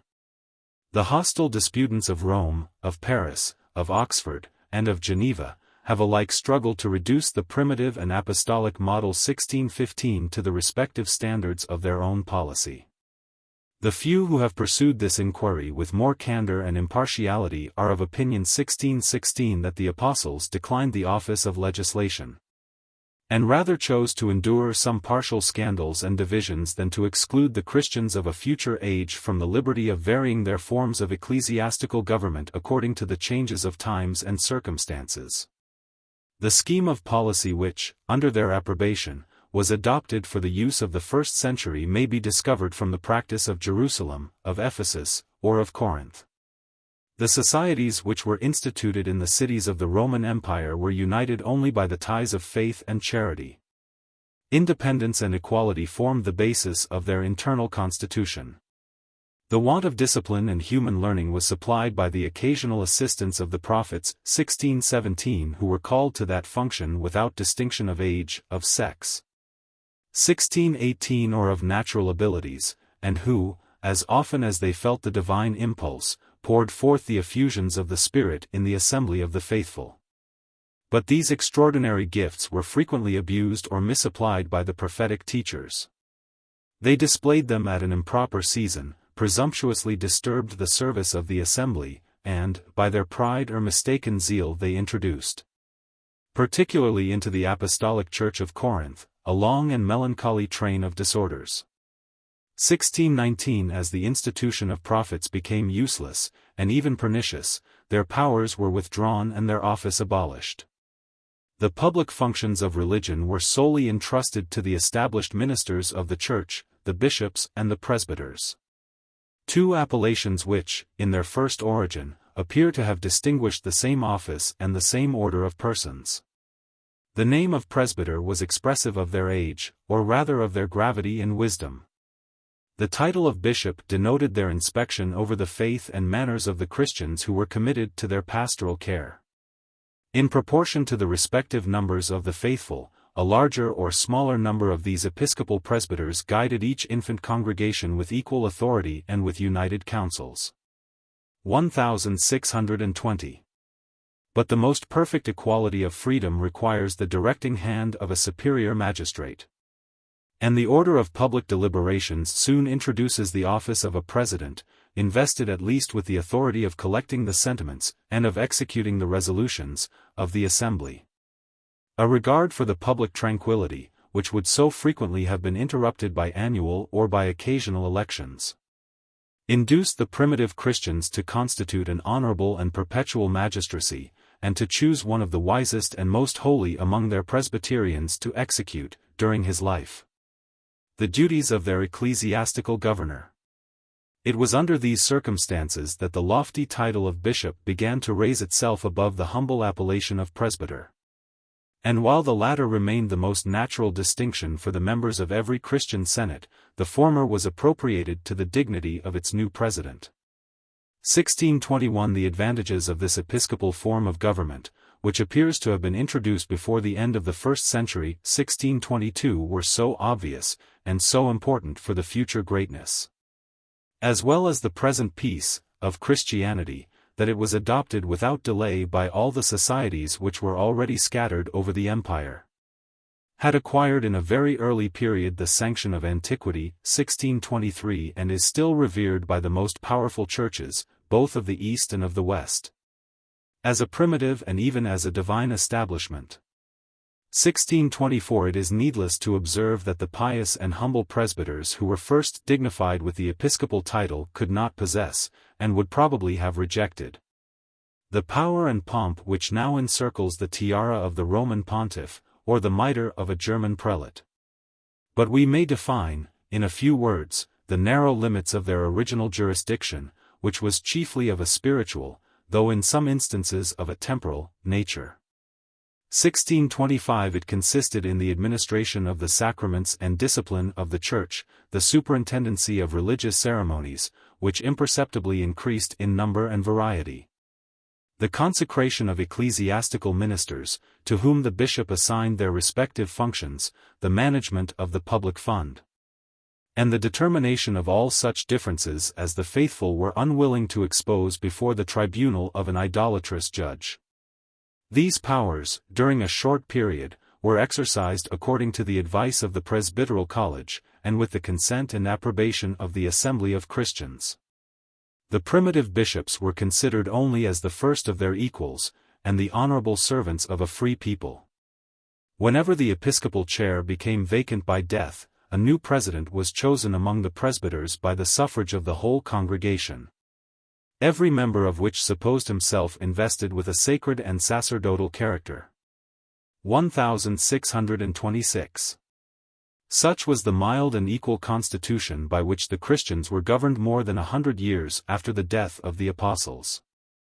Every society formed within itself a separate and independent republic, and although the most distant of these little states maintained a mutual as well as friendly intercourse of letters and deputations, the Christian world was not yet connected by any supreme authority or legislative assembly.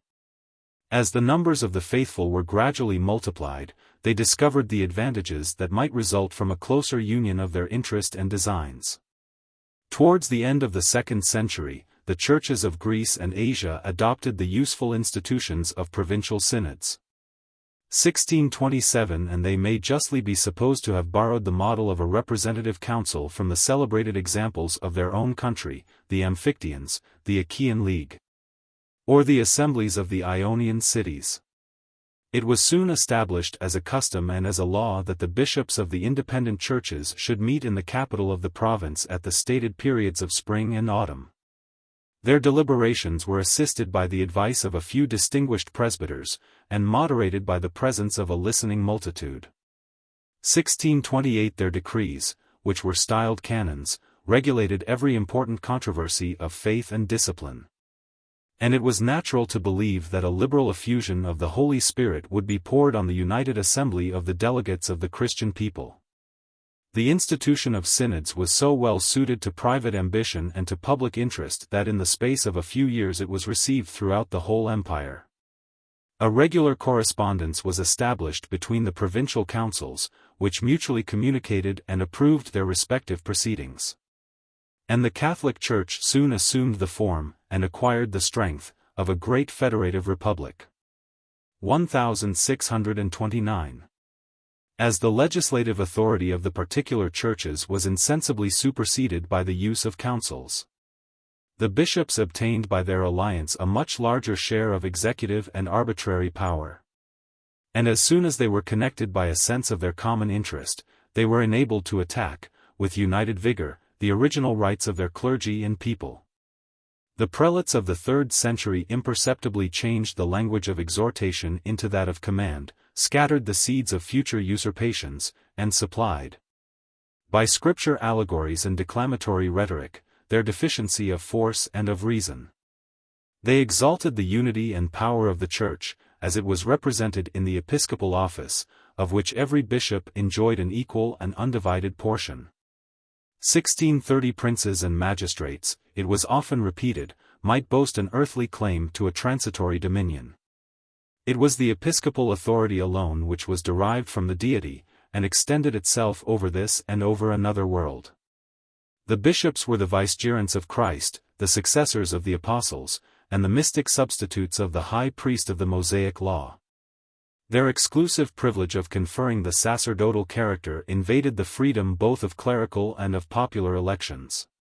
And if, in the administration of the Church, they still consulted the judgment of the presbyters or the inclination of the people, they most carefully inculcated the merit of such a voluntary condescension. The bishops acknowledged the supreme authority which resided in the assembly of their brethren. But in the government of his peculiar diocese, each of them exacted from his flock the same implicit obedience as if that favorite metaphor had been literally just, and as if the shepherd had been of a more exalted nature than that of his sheep. 1631. This obedience, however, was not imposed without some efforts on one side, and some resistance on the other. The democratical part of the Constitution was, in many places, very warmly supported by the zealous or interested opposition of the inferior clergy. But their patriotism received the ignominious epithets of faction and schism. And the episcopal cause was indebted for its rapid progress to the labors of many active prelates, who, like Cyprian of Carthage, could reconcile the arts of the most ambitious statesman with the Christian virtues which seem adapted to the character of a saint and martyr. 1632. The same causes which at first had destroyed the equality of the presbyters introduced among the bishops a preeminence of rank, and from thence a superiority of jurisdiction. As often as in the spring and autumn they met in provincial synod, the difference of personal merit and reputation was very sensibly felt among the members of the assembly.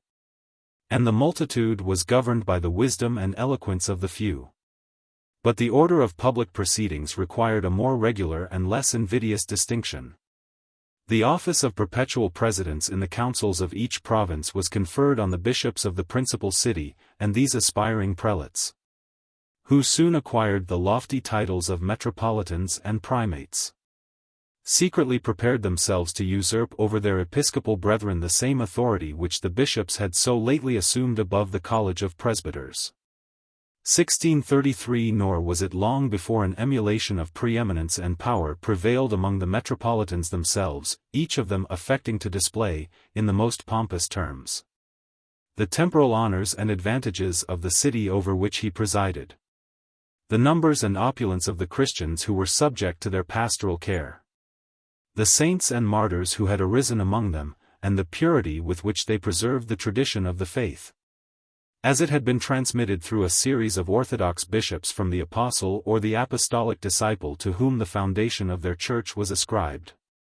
1634. From every cause, either of a civil or of an ecclesiastical nature, it was easy to foresee that Rome must enjoy the respect, and would soon claim the obedience, of the provinces. The society of the faithful bore a just proportion to the capital of the empire. And the Roman Church was the greatest, the most numerous, and, in regard to the West, the most ancient of all the Christian establishments, many of which had received their religion from the pious labors of her missionaries. Instead of one apostolic founder, the utmost boast of Antioch, of Ephesus, or of Corinth, the banks of the Tiber were supposed to have been honored with the preaching and martyrdom of the two most eminent among the apostles. 1635. And the bishops of Rome very prudently claimed the inheritance of whatsoever prerogatives were attributed either to the person or to the office of St. Peter. 1636. The bishops of Italy and of the provinces were disposed to allow them a primacy of order and association, such was their very accurate expression, in the Christian aristocracy. 1637. But the power of a monarch was rejected with abhorrence, and the aspiring genius of Rome experienced, from the nations of Asia and Africa, a more vigorous resistance to her spiritual than she had formerly done to her temporal dominion. The patriotic Cyprian, who ruled with the most absolute sway the Church of Carthage and the provincial synods, opposed with resolution and success the ambition of the Roman pontiff, artfully connected his own cause with that of the Eastern bishops, and, like Hannibal, sought out new allies in the heart of Asia. 1638. If this Punic War was carried on without any effusion of blood, it was owing much less to the moderation than to the weakness of the contending prelates. Invectives and excommunications were their only weapons, and these, during the progress of the whole controversy, they hurled against each other with equal fury and devotion. The hard necessity of censuring either a pope, or a saint and martyr, distresses the modern Catholics whenever they are obliged to relate the particulars of a dispute in which the champions of religion indulged such passions as seem much more adapted to the Senate or to the camp. 1639. The progress of the ecclesiastical authority gave birth to the memorable distinction of the laity and of the clergy, which had been unknown to the Greeks and Romans. 1640. The former of these appellations comprehended the body of the Christian people. The latter, according to the signification of the word, was appropriated to the chosen portion that had been set apart for the service of religion. A celebrated order of men which has furnished the most important, though not always the most edifying, subjects for modern history. Their mutual hostilities sometimes disturbed the peace of the infant church, but their zeal and activity were united in the common cause, and the love of power, which, under the most artful disguises, could insinuate itself into the breasts of bishops and martyrs, animated them to increase the number of their subjects, and to enlarge the limits of the Christian empire. They were destitute of any temporal force, and they were for a long time discouraged and oppressed, rather than assisted, by the civil magistrate. But they had acquired, and they employed within their own society, the two most efficacious instruments of government, rewards and punishments. The former derived from the pious liberality, the latter from the devout apprehensions, of the faithful. The community of goods, which had so agreeably amused the imagination of Plato, 1641, and which subsisted in some degree among the austere sect of the Essenians, 1642, was adopted for a short time in the primitive church. The fervor of the first proselytes prompted them to sell those worldly possessions which they despised, to lay the price of them at the feet of the apostles, and to content themselves with receiving an equal share out of the general distribution. 1643. The progress of the Christian religion relaxed, and gradually abolished, this generous institution, which, in hands less pure than those of the apostles, would too soon have been corrupted and abused by the returning selfishness of human nature. And the converts who embraced the new religion were permitted to retain the possession of their patrimony, to receive legacies and inheritances, and to increase their separate property by all the lawful means of trade and industry.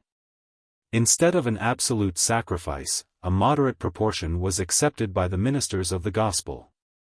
And in their weekly or monthly assemblies, every believer, according to the exigency of the occasion, and the measure of his wealth and piety, presented his voluntary offering for the use of the common fund.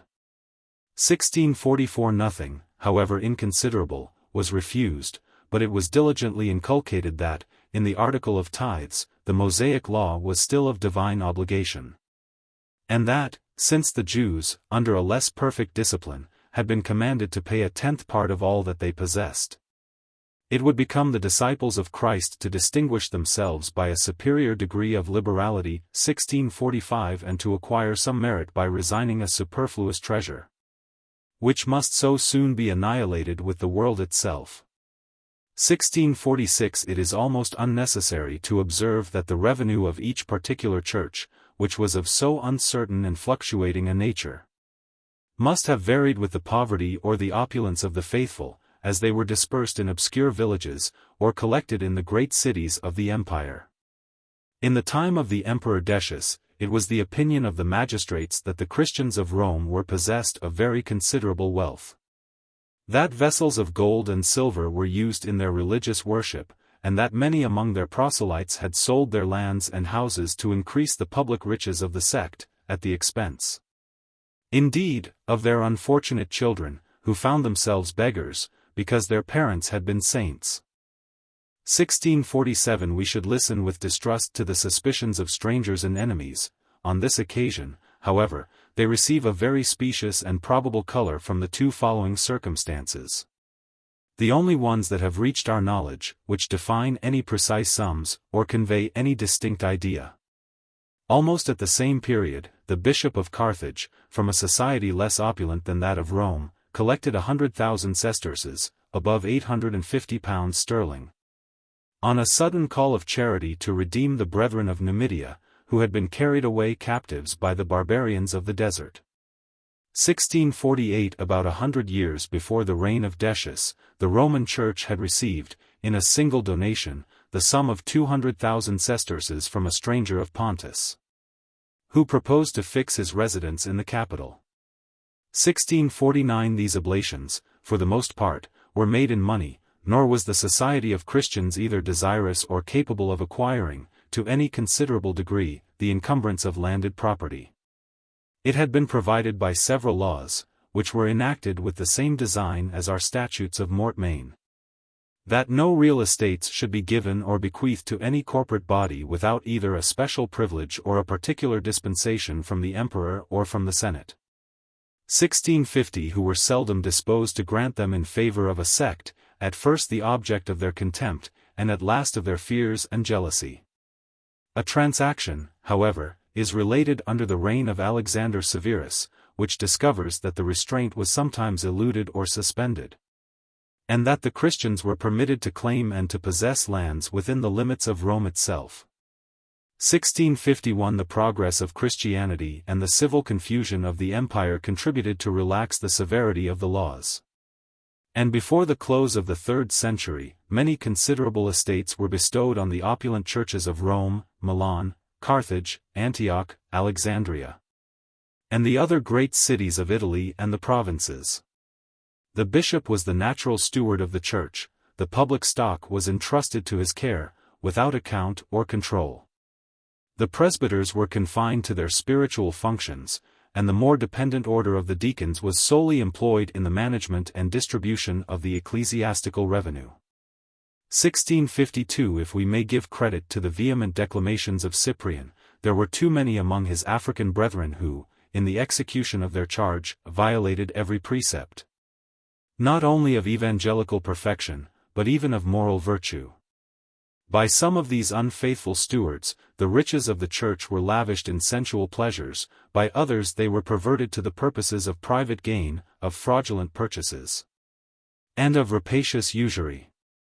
1653. But as long as the contributions of the Christian people were free and unconstrained, the abuse of their confidence could not be very frequent. And the general uses to which their liberality was applied reflected honor on the religious society. A decent portion was reserved for the maintenance of the bishop and his clergy. A sufficient sum was allotted for the expenses of the public worship, of which the feasts of love, the agape, as they were called, constituted a very pleasing part. The whole remainder was the sacred patrimony of the poor. According to the discretion of the bishop, it was distributed to support widows and orphans, the lame, the sick, and the aged of the community, to comfort strangers and pilgrims, and to alleviate the misfortunes of prisoners and captives, more especially when their sufferings had been occasioned by their firm attachment to the cause of religion. 1654. A generous intercourse of charity united the most distant provinces, and the smaller congregations were cheerfully assisted by the alms of their more opulent brethren. 1655. Such an institution, which paid less regard to the merit than to the distress of the object, very materially conduced to the progress of Christianity. The pagans, who were actuated by a sense of humanity, while they derided the doctrines, acknowledged the benevolence, of the new sect. 1656. The prospect of immediate relief and of future protection allured into its hospitable bosom many of those unhappy persons whom the neglect of the world would have abandoned to the miseries of want, of sickness, and of old age. There is some reason likewise to believe that great numbers of infants who, according to the inhuman practice of the times, had been exposed by their parents were frequently rescued from death, baptized, educated, and maintained by the piety of the Christians, and at the expense of the public treasure. 1657. 2. It is the undoubted right of every society to exclude from its communion and benefits such among its members as reject or violate those regulations which have been established by general consent. In the exercise of this power, the censures of the Christian Church were chiefly directed against scandalous sinners, and particularly those who were guilty of murder, of fraud, or of incontinence. Against the authors, or the followers, of any heretical opinions which had been condemned by the judgment of the episcopal order. And against those unhappy persons who, whether from choice or compulsion, had polluted themselves after their baptism by any act of idolatrous worship. The consequences of excommunication were of a temporal as well as a spiritual nature. The Christian against whom it was pronounced was deprived of any part in the oblations of the faithful. The ties both of religious and of private friendship were dissolved. He found himself a profane object of abhorrence to the persons whom he the most esteemed, or by whom he had been the most tenderly beloved. And, as far as an expulsion from a respectable society could imprint on his character a mark of disgrace, he was shunned or suspected by the generality of mankind. The situation of these unfortunate exiles was in itself very painful and melancholy, but, as it usually happens, their apprehensions far exceeded their sufferings. The benefits of the Christian communion were those of eternal life. Nor could they erase from their minds the awful opinion, that to those ecclesiastical governors by whom they were condemned the deity had committed the keys of hell and of paradise. The heretics, indeed, who might be supported by the consciousness of their intentions, and by the flattering hope that they alone had discovered the true path of salvation, endeavored to regain, in their separate assemblies, those comforts, temporal as well as spiritual, which they no longer derived from the great society of Christians. But almost all those who had reluctantly yielded to the power of vice or idolatry were sensible of their fallen condition, and anxiously desirous of being restored to the benefits of the Christian communion. With regard to the treatment of these penitents, two opposite opinions, the one of justice, the other of mercy, divided the primitive church. The more rigid and inflexible casuists refused them forever, and without exception, the meanest place in the holy community, which they had disgraced or deserted. And leaving them to the remorse of a guilty conscience, indulged them only with a faint ray of hope that the contrition of their life and death might possibly be accepted by the Supreme Being. 1658 A milder sentiment was embraced, in practice as well as in theory, by the purest and most respectable of the Christian churches. 1659 The gates of reconciliation and of heaven were seldom shut against the returning penitent. But a severe and solemn form of discipline was instituted, which, while it served to expiate his crime, might powerfully deter the spectators from the imitation of his example. Humbled by a public confession, emaciated by fasting and clothed in sackcloth, the penitent lay prostrate at the door of the assembly, imploring with tears the pardon of his offenses, and soliciting the prayers of the faithful. 1660 If the fault was of a very heinous nature, whole years of penance were esteemed an inadequate satisfaction to the divine justice. And it was always by slow and painful gradations that the sinner, the heretic, or the apostate was readmitted into the bosom of the Church. A sentence of perpetual excommunication was, however, reserved for some crimes of an extraordinary magnitude, and particularly for the inexcusable relapses of those penitents who had already experienced and abused the clemency of their ecclesiastical superiors. According to the circumstances or the number of the guilty, the exercise of the Christian discipline was varied by the discretion of the bishops. The councils of Ancyra and Illiberis were held about the same time, the one in Galatia, the other in Spain. But their respective canons, which are still extant, seem to breathe a very different spirit. The Galatian, who after his baptism had repeatedly sacrificed to idols, might obtain his pardon by a penance of 7 years. And if he had seduced others to imitate his example, only 3 years more were added to the term of his exile. But the unhappy Spaniard, who had committed the same offense, was deprived of the hope of reconciliation, even in the article of death. And his idolatry was placed at the head of a list of 17 other crimes, against which a sentence no less terrible was pronounced.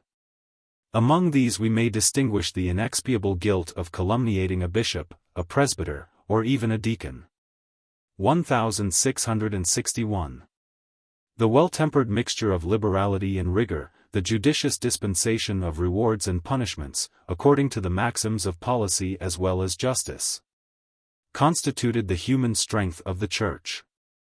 The bishops, whose paternal care extended itself to the government of both worlds, were sensible of the importance of these prerogatives, and, covering their ambition with the fair pretense of the love of order, they were jealous of any rival in the exercise of a discipline so necessary to prevent the desertion of those troops which had enlisted themselves under the banner of the cross, and whose numbers every day became more considerable.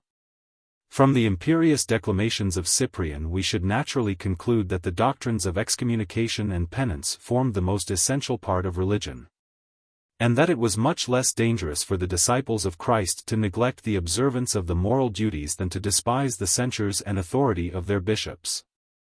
Sometimes we might imagine that we were listening to the voice of Moses, when he commanded the earth to open, and to swallow up, in consuming flames, the rebellious race which refused obedience to the priesthood of Aaron. And we should sometimes suppose that we hear a Roman consul asserting the majesty of the Republic, and declaring his inflexible resolution to enforce the rigor of the laws.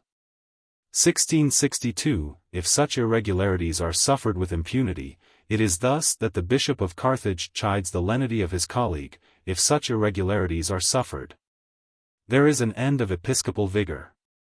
1663 An end of the sublime and divine power of governing the Church, an end of Christianity itself.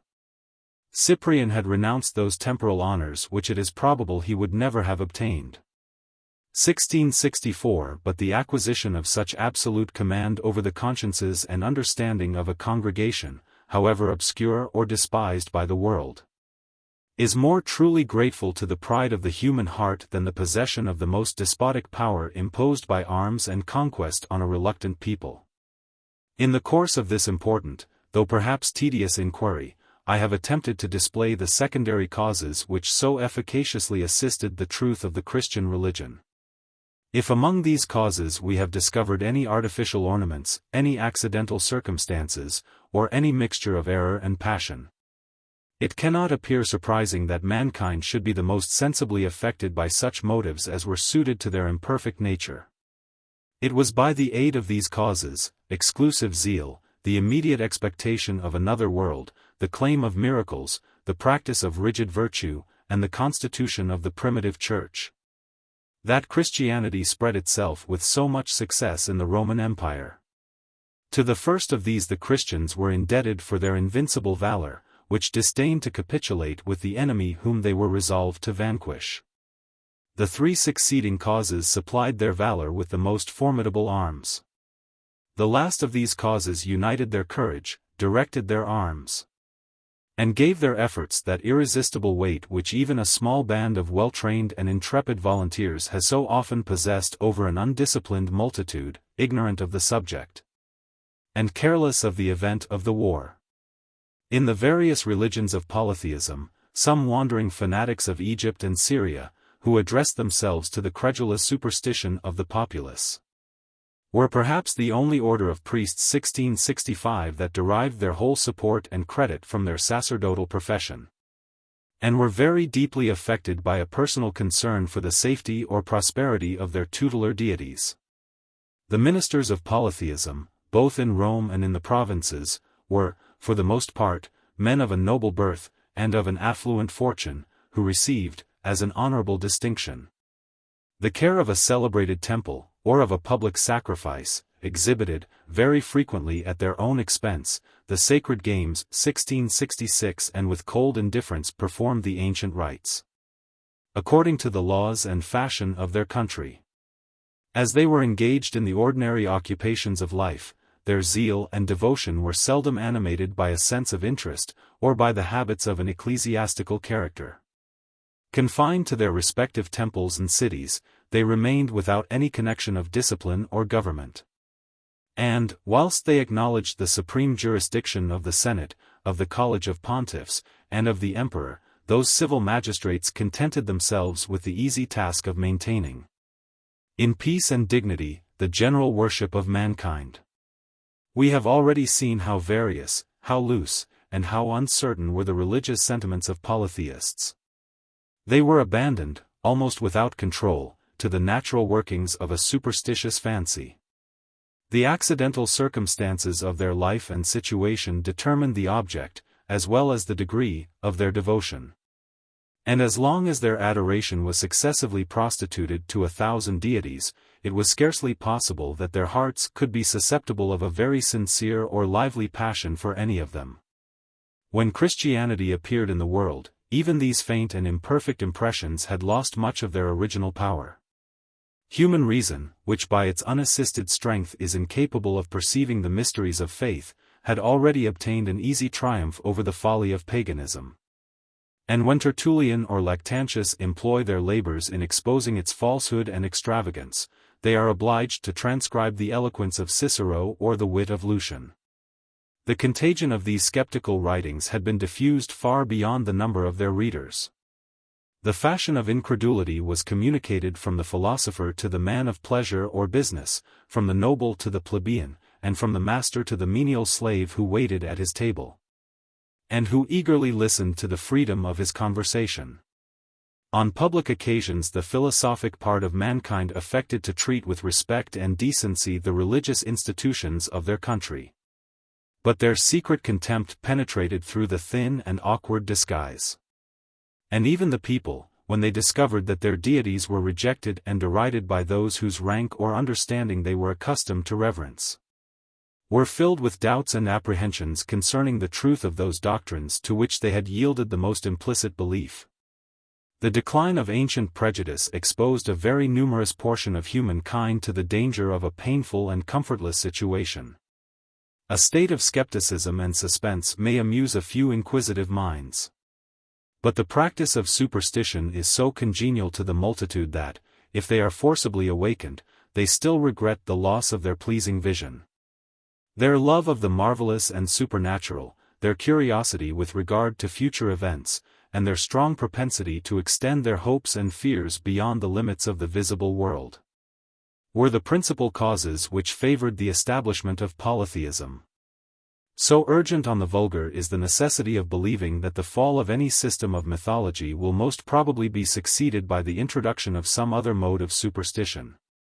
Some deities of a more recent and fashionable caste might soon have occupied the deserted temples of Jupiter and Apollo, if, in the decisive moment, the wisdom of Providence had not interposed a genuine revelation, fitted to inspire the most rational esteem and conviction, whilst, at the same time, it was adorned with all that could attract the curiosity, the wonder, and the veneration of the people. In their actual disposition, as many were almost disengaged from their artificial prejudices, but equally susceptible and desirous of a devout attachment. An object much less deserving would have been sufficient to fill the vacant place in their hearts, and to gratify the uncertain eagerness of their passions. Those who are inclined to pursue this reflection, instead of viewing with astonishment the rapid progress of Christianity, will perhaps be surprised that its success was not still more rapid and still more universal. It has been observed, with truth as well as propriety, that the conquests of Rome prepared and facilitated those of Christianity. In the second chapter of this work we have attempted to explain in what manner the most civilized provinces of Europe, Asia, and Africa were united under the dominion of one sovereign, and gradually connected by the most intimate ties of laws, of manners, and of language. The Jews of Palestine, who had fondly expected a temporal deliverer, gave so cold a reception to the miracles of the divine prophet that it was found unnecessary to publish, or at least to preserve, any Hebrew gospel. 1667 The authentic histories of the actions of Christ were composed in the Greek language, at a considerable distance from Jerusalem, and after the Gentile converts were grown extremely numerous. 1668 As soon as those histories were translated into the Latin tongue, they were perfectly intelligible to all the subjects of Rome, excepting only to the peasants of Syria and Egypt, for whose benefit particular versions were afterwards made. The public highways, which had been constructed for the use of the legions, opened an easy passage for the Christian missionaries from Damascus to Corinth, and from Italy to the extremity of Spain or Britain. Nor did those spiritual conquerors encounter any of the obstacles which usually retard or prevent the introduction of a foreign religion into a distant country. There is the strongest reason to believe that before the reigns of Diocletian and Constantine, the faith of Christ had been preached in every province, and in all the great cities of the empire. But the foundation of the several congregations, the numbers of the faithful who composed them, and their proportion to the unbelieving multitude, are now buried in obscurity, or disguised by fiction and declamation. Such imperfect circumstances, however, as have reached our knowledge concerning the increase of the Christian name in Asia and Greece, in Egypt, in Italy, and in the West, we shall now proceed to relate, without neglecting the real or imaginary acquisitions which lay beyond the frontiers of the Roman Empire. The rich provinces that extend from the Euphrates to the Ionian Sea were the principal theatre on which the apostle of the Gentiles displayed his zeal and piety. The seeds of the gospel, which he had scattered in a fertile soil, were diligently cultivated by his disciples. And it should seem that, during the 2 first centuries, the most considerable body of Christians was contained within those limits. Among the societies which were instituted in Syria, none were more ancient or more illustrious than those of Damascus, of Berea or Aleppo, and of Antioch. The prophetic introduction of the Apocalypse has described and immortalized the 7 churches of Asia: Ephesus, Smyrna, Pergamus, Thyatira, 1669 Sardes, Laodicea, and Philadelphia. And their colonies were soon diffused over that populous country. In a very early period, the islands of Cyprus and Crete, the provinces of Thrace and Macedonia, gave a favorable reception to the new religion. And Christian republics were soon founded in the cities of Corinth, of Sparta, and of Athens. 1670 The antiquity of the Greek and Asiatic churches allowed a sufficient space of time for their increase and multiplication. And even the swarms of Gnostics and other heretics served to display the flourishing condition of the Orthodox Church. Since the appellation of heretics has always been applied to the less numerous party. To these domestic testimonies we may add the confession, the complaints, and the apprehensions of the Gentiles themselves. From the writings of Lucian, a philosopher who had studied mankind, and who describes their manners in the most lively colors, we may learn that, under the reign of Commodus. His native country of Pontus was filled with Epicureans and Christians. 1671 Within fourscore years after the death of Christ, 1672 the humane Pliny laments the magnitude of the evil which he vainly attempted to eradicate. In his very curious epistle to the Emperor Trajan, he affirms that the temples were almost deserted, that the sacred victims scarcely found any purchasers, and that the superstition had not only infected the cities, but had even spread itself into the villages and the open country of Pontus and Bithynia. 1673. Without descending into a minute scrutiny of the expressions or of the motives of those writers who either celebrate or lament the progress of Christianity in the East, it may in general be observed that none of them have left us any grounds from whence a just estimate might be formed of the real numbers of the faithful in those provinces. One circumstance, however, has been fortunately preserved, which seems to cast a more distinct light on this obscure but interesting subject. Under the reign of Theodosius, after Christianity had enjoyed, during more than 60 years, the sunshine of imperial favor, the ancient and illustrious Church of Antioch consisted of 100,000 persons, 3,000 of whom were supported out of the public oblations. 1674 The splendor and dignity of the Queen of the East, the acknowledged populousness of Caesarea, Seleucia, and Alexandria, and the destruction of 250,000 souls in the earthquake which afflicted Antioch under the elder Justin.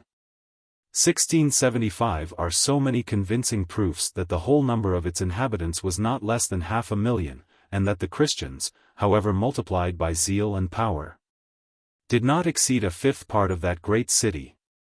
How different a proportion must we adopt when we compare the persecuted with the triumphant Church, the West with the East, remote villages with populous towns, and countries recently converted to the faith with the place where the believers first received the appellation of Christians. It must not, however, be dissembled that, in another passage, Chrysostom, to whom we are indebted for this useful information, computes the multitude of the faithful as even superior to that of the Jews and pagans. 1676 But the solution of this apparent difficulty is easy and obvious. The eloquent preacher draws a parallel between the civil and the ecclesiastical constitution of Antioch, between the list of Christians who had acquired heaven by baptism and the list of citizens who had a right to share the public liberality. Slaves, strangers, and infants were comprised in the former. They were excluded from the latter. The extensive commerce of Alexandria, and its proximity to Palestine, gave an easy entrance to the new religion. It was at first embraced by great numbers of the Therapudi, or Essenians of the Lake Mareotis, a Jewish sect which had abetted much of its reverence for the Mosaic ceremonies.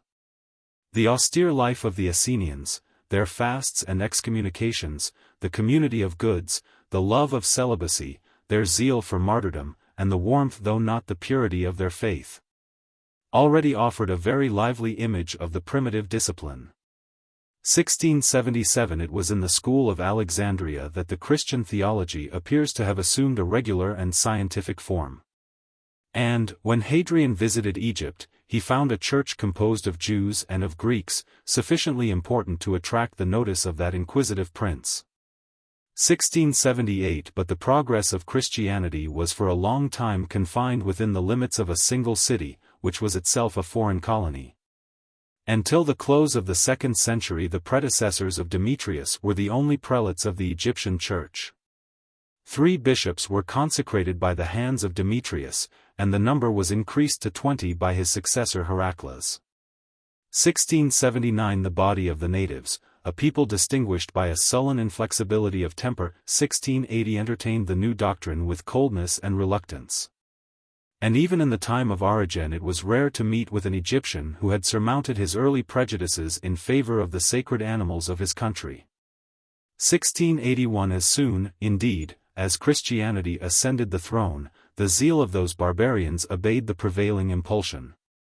The cities of Egypt were filled with bishops, and the deserts of Thebes swarmed with hermits. A perpetual stream of strangers and provincials flowed into the capacious bosom of Rome. Whatever was strange or odious, whoever was guilty or suspected, might hope, in the obscurity of that immense capital, to elude the vigilance of the law. In such a various conflux of nations, every teacher, either of truth or falsehood, every founder, whether of a virtuous or a criminal association, might easily multiply his disciples or accomplices. The Christians of Rome, at the time of the accidental persecution of Nero, are represented by Tacitus as already amounting to a very great multitude. 1682 and the language of that great historian is almost similar to the style employed by Livy, when he relates the introduction and the suppression of the rites of Bacchus. After the Bacchanals had awakened the severity of the Senate, it was likewise apprehended that a very great multitude, as it were another people, had been initiated into those abhorred mysteries. A more careful inquiry soon demonstrated that the offenders did not exceed 7,000, a number indeed sufficiently alarming, when considered as the object of public justice. 1683 It is with the same candid allowance that we should interpret the vague expressions of Tacitus, and in a former instance of Pliny. When they exaggerate the crowds of deluded fanatics who had forsaken the established worship of the gods. The Church of Rome was undoubtedly the first and most populous of the empire. And we are possessed of an authentic record which attests the state of religion in that city about the middle of the 3rd century, and after a peace of 38 years. The clergy, at that time, consisted of a bishop, 46 presbyters, 7 deacons, as many subdeacons, 42 acolytes, and 50 readers, exorcists, and porters. The number of widows, of the infirm, and of the poor, who were maintained by the oblations of the faithful, amounted to 1,500. 1684 From reason, as well as from the analogy of Antioch, we may venture to estimate the Christians of Rome at about 50,000. The populousness of that great capital cannot perhaps be exactly ascertained. But the most modest calculation will not surely reduce it lower than 1,000,000 of inhabitants, of whom the Christians might constitute at the most a 20th part. 1685. The Western provincials appeared to have derived the knowledge of Christianity from the same source which had diffused among them the language, the sentiments, and the manners of Rome. In this more important circumstance, Africa, as well as Gaul, was gradually fashioned to the imitation of the capital. Yet, notwithstanding the many favorable occasions which might invite the Roman missionaries to visit their Latin provinces, it was late before they passed either the sea or the Alps. 1686 Nor can we discover in those great countries any assured traces either of faith or of persecution that ascend higher than the reign of the Antonines. 1687 The slow progress of the gospel in the cold climate of Gaul was extremely different from the eagerness with which it seems to have been received on the burning sands of Africa. The African Christians soon formed one of the principal members of the primitive church.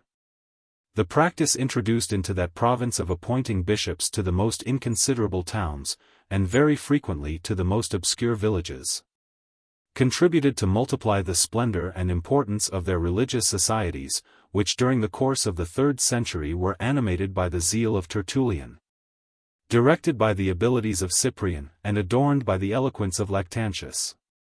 But if, on the contrary, we turn our eyes towards Gaul, we must content ourselves with discovering, in the time of Marcus Antoninus, the feeble and united congregations of Lyons and Vienna.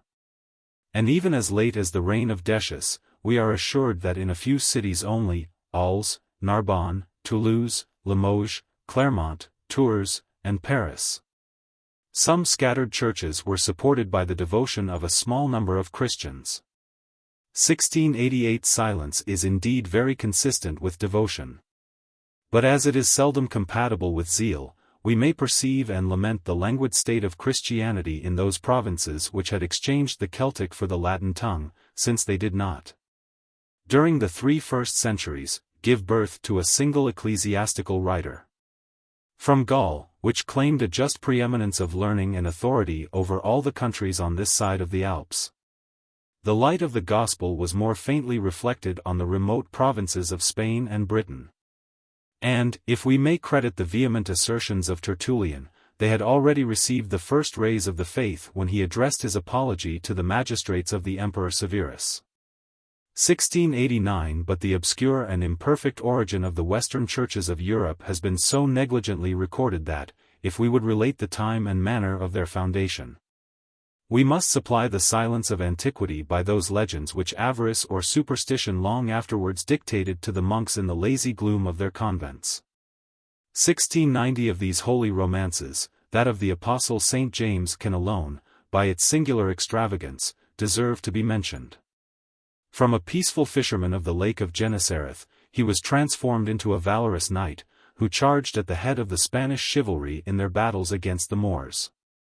The gravest historians have celebrated his exploits, the miraculous shrine of Compostela displayed his power.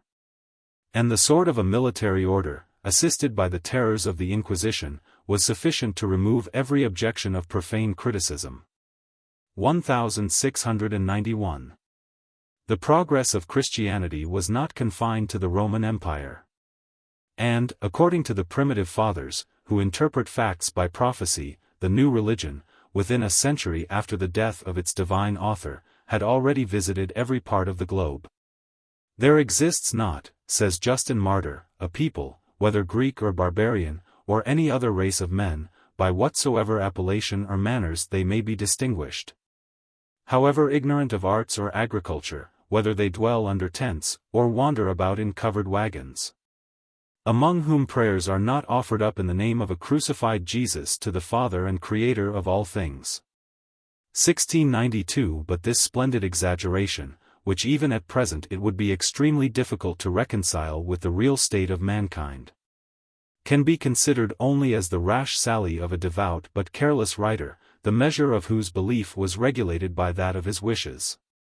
But neither the belief nor the wishes of the fathers can alter the truth of history. It will still remain an undoubted fact that the barbarians of Scythia and Germany, who afterward subverted the Roman monarchy, were involved in the darkness of paganism. And that even the conversion of Iberia, of Armenia, or of Ethiopia, was not attempted with any degree of success till the scepter was in the hands of an orthodox emperor. 1693. Before that time the various accidents of war and commerce might indeed diffuse an imperfect knowledge of the gospel among the tribes of Caledonia 1694 and among the borderers of the Rhine, the Danube, and the Euphrates. 1695. Beyond the last mentioned river, Edessa was distinguished by a firm and early adherence to the faith. 1696. From Edessa the principles of Christianity were easily introduced into the Greek and Syrian cities which obeyed the successors of Artaxerxes. But they do not appear to have made any deep impression on the minds of the Persians, whose religious system, by the labors of a well-disciplined order of priests, had been constructed with much more art and solidity than the uncertain mythology of Greece and Rome. 1697. From this impartial, though imperfect, survey of the progress of Christianity, it may, perhaps, seem probable that the number of its proselytes has been excessively magnified by fear on the one side and by devotion on the other. According to the irreproachable testimony of Origen 1698, the proportion of the faithful was very inconsiderable when compared with the multitude of an unbelieving world.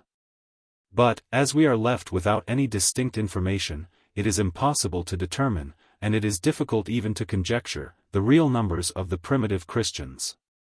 The most favorable calculation, however, that can be deduced from the examples of Antioch and of Rome will not permit us to imagine that more than a 20th part of the subjects of the empire had enlisted themselves under the banner of the cross before the important conversion of Constantine. But their habits of faith, of zeal, and of union seemed to multiply their numbers. And the same causes which contributed to their future increase served to render their actual strength more apparent and more formidable. Such is the constitution of civil society that, whilst a few persons are distinguished by riches, by honors, and by knowledge, the body of the people is condemned to obscurity, ignorance, and poverty. The Christian religion, which addressed itself to the whole human race, must consequently collect a far greater number of proselytes from the lower than from the superior ranks of life. This innocent and natural circumstance has been improved into a very odious imputation, which seems to be less strenuously denied by the apologists than it is urged by the adversaries of the faith. That the new sect of Christians was almost entirely composed of the dregs of the populace, of peasants and mechanics, of boys and women, of beggars and slaves. The last of whom might sometimes introduce the missionaries into the rich and noble families to which they belonged. These obscure teachers, such was the charge of malice and infidelity, are as mute in public as they are loquacious and dogmatical in private. Whilst they cautiously avoid the dangerous encounter of philosophers, they mingle with the rude and illiterate crowd, and insinuate themselves into those minds, whom their age, their sex, or their education has the best disposed to receive the impression of superstitious terrors. 1699. This unfavorable picture, though not devoid of a faint resemblance, betrays, by its dark coloring and distorted features, the pencil of an enemy.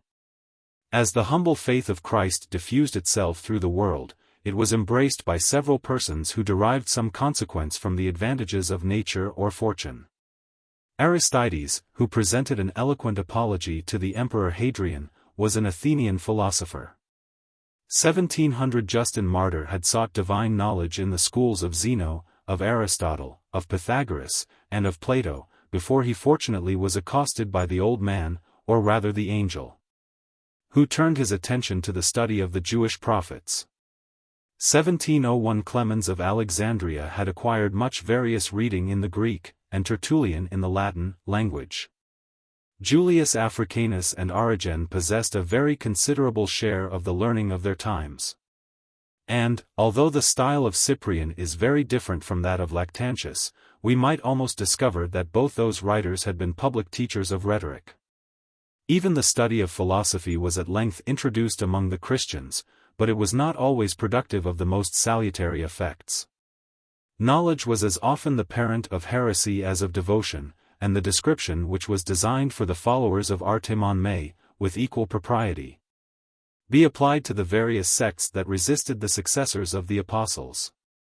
They presumed to alter the Holy Scriptures, to abandon the ancient rule of faith, and to form their opinions according to the subtle precepts of logic. The science of the Church is neglected for the study of geometry, and they lose sight of heaven while they are employed in measuring the earth. Euclid is perpetually in their hands. Aristotle and Theophrastus are the objects of their admiration, and they express an uncommon reverence for the works of Galen. Their errors are derived from the abuse of the arts and sciences of the infidels, and they corrupt the simplicity of the gospel by the refinements of human reason. 1702. Nor can it be affirmed with truth that the advantages of birth and fortune were always separated from the profession of Christianity. Several Roman citizens were brought before the tribunal of Pliny, and he soon discovered that a great number of persons of every order of men in Bithynia had deserted the religion of their ancestors. 1703 His unsuspected testimony may, in this instance, obtain more credit than the bold challenge of Tertullian. When he addresses himself to the fears as well as the humanity of the proconsul of Africa, by assuring him that if he persists in his cruel intentions, he must decimate Carthage, and that he will find among the guilty many persons of his own rank, senators and matrons of noblest extraction, and the friends or relations of his most intimate friends. 1704 It appears, however, that about 40 years afterwards the Emperor Valerian was persuaded of the truth of this assertion, since in one of his rescripts he evidently supposes that senators, Roman knights, and ladies of quality were engaged in the Christian sect. 1705 The Church still continued to increase its outward splendor as it lost its internal purity. And in the reign of Diocletian the palace, the courts of justice, and even the army concealed a multitude of Christians who endeavored to reconcile the interests of the present with those of a future life.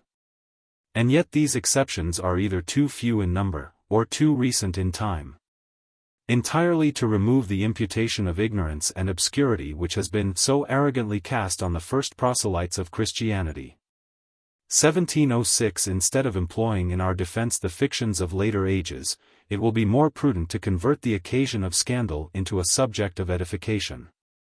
Our serious thoughts will suggest to us that the apostles themselves were chosen by providence among the fishermen of Galilee, and that The lower we depress the temporal condition of the first Christians, the more reason we shall find to admire their merit and success.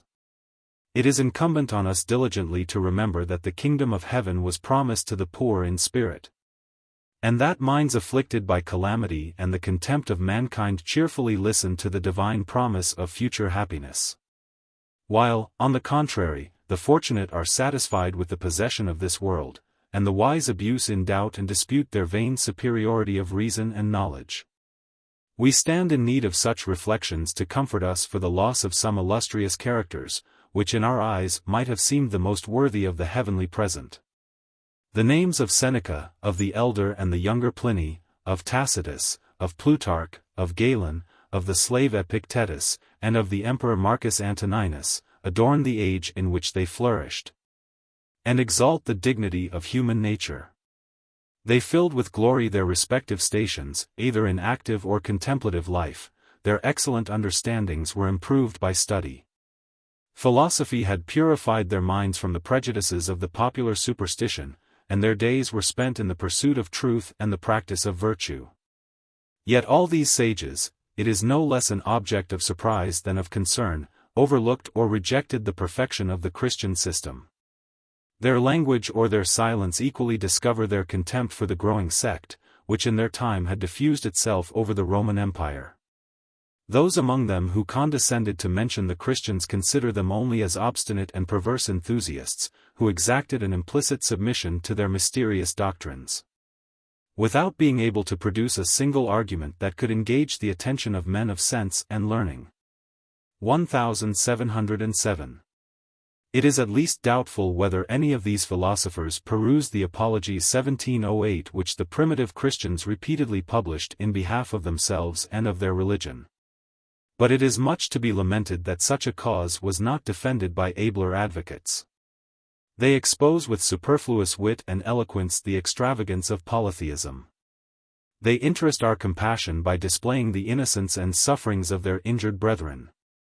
But when they would demonstrate the divine origin of Christianity, they insist much more strongly on the predictions which announced, than on the miracles which accompanied the appearance of the Messiah.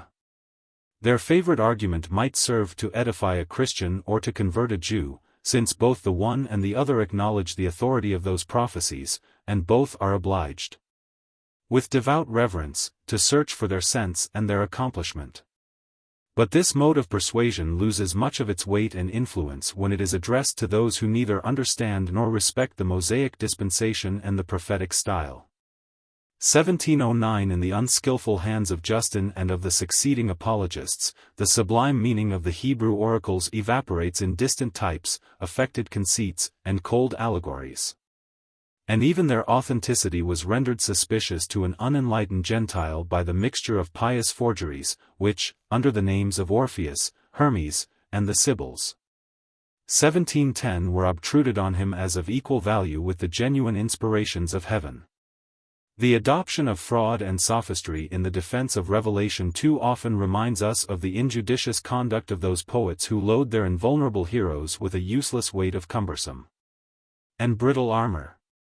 But how shall we excuse the supine inattention of the pagan and philosophic world to those evidences which were represented by the hand of omnipotence, not to their reason, but to their senses? During the age of Christ, of his apostles, and of their first disciples, the doctrine which they preached was confirmed by innumerable prodigies.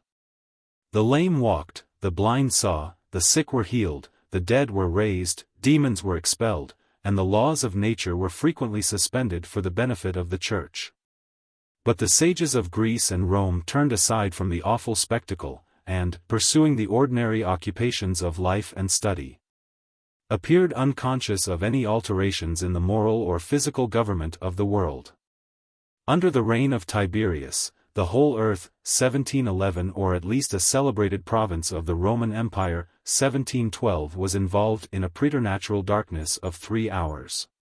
Even this miraculous event, which ought to have excited the wonder, the curiosity, and the devotion of mankind, passed without notice in an age of science and history. 1713 It happened during the lifetime of Seneca and the elder Pliny, who must have experienced the immediate effects, or received the earliest intelligence, of the prodigy. Each of these philosophers, in a laborious work, has recorded all the great phenomena of nature, earthquakes, meteors, comets, and eclipses, which his indefatigable curiosity could collect. 1714. Both the one and the other have omitted to mention the greatest phenomenon to which the mortal eye has been witness since the creation of the globe. A distinct chapter of Pliny 1715 is designed for eclipses of an extraordinary nature and unusual duration. But he contents himself with describing the singular defect of light which followed the murder of Caesar, when, during the greatest part of a year, the orb of the sun appeared pale and without splendor. The season of obscurity, which cannot surely be compared with the preternatural darkness of the Passion, had been already celebrated by most of the poets 1716 and historians of that memorable age. 1717.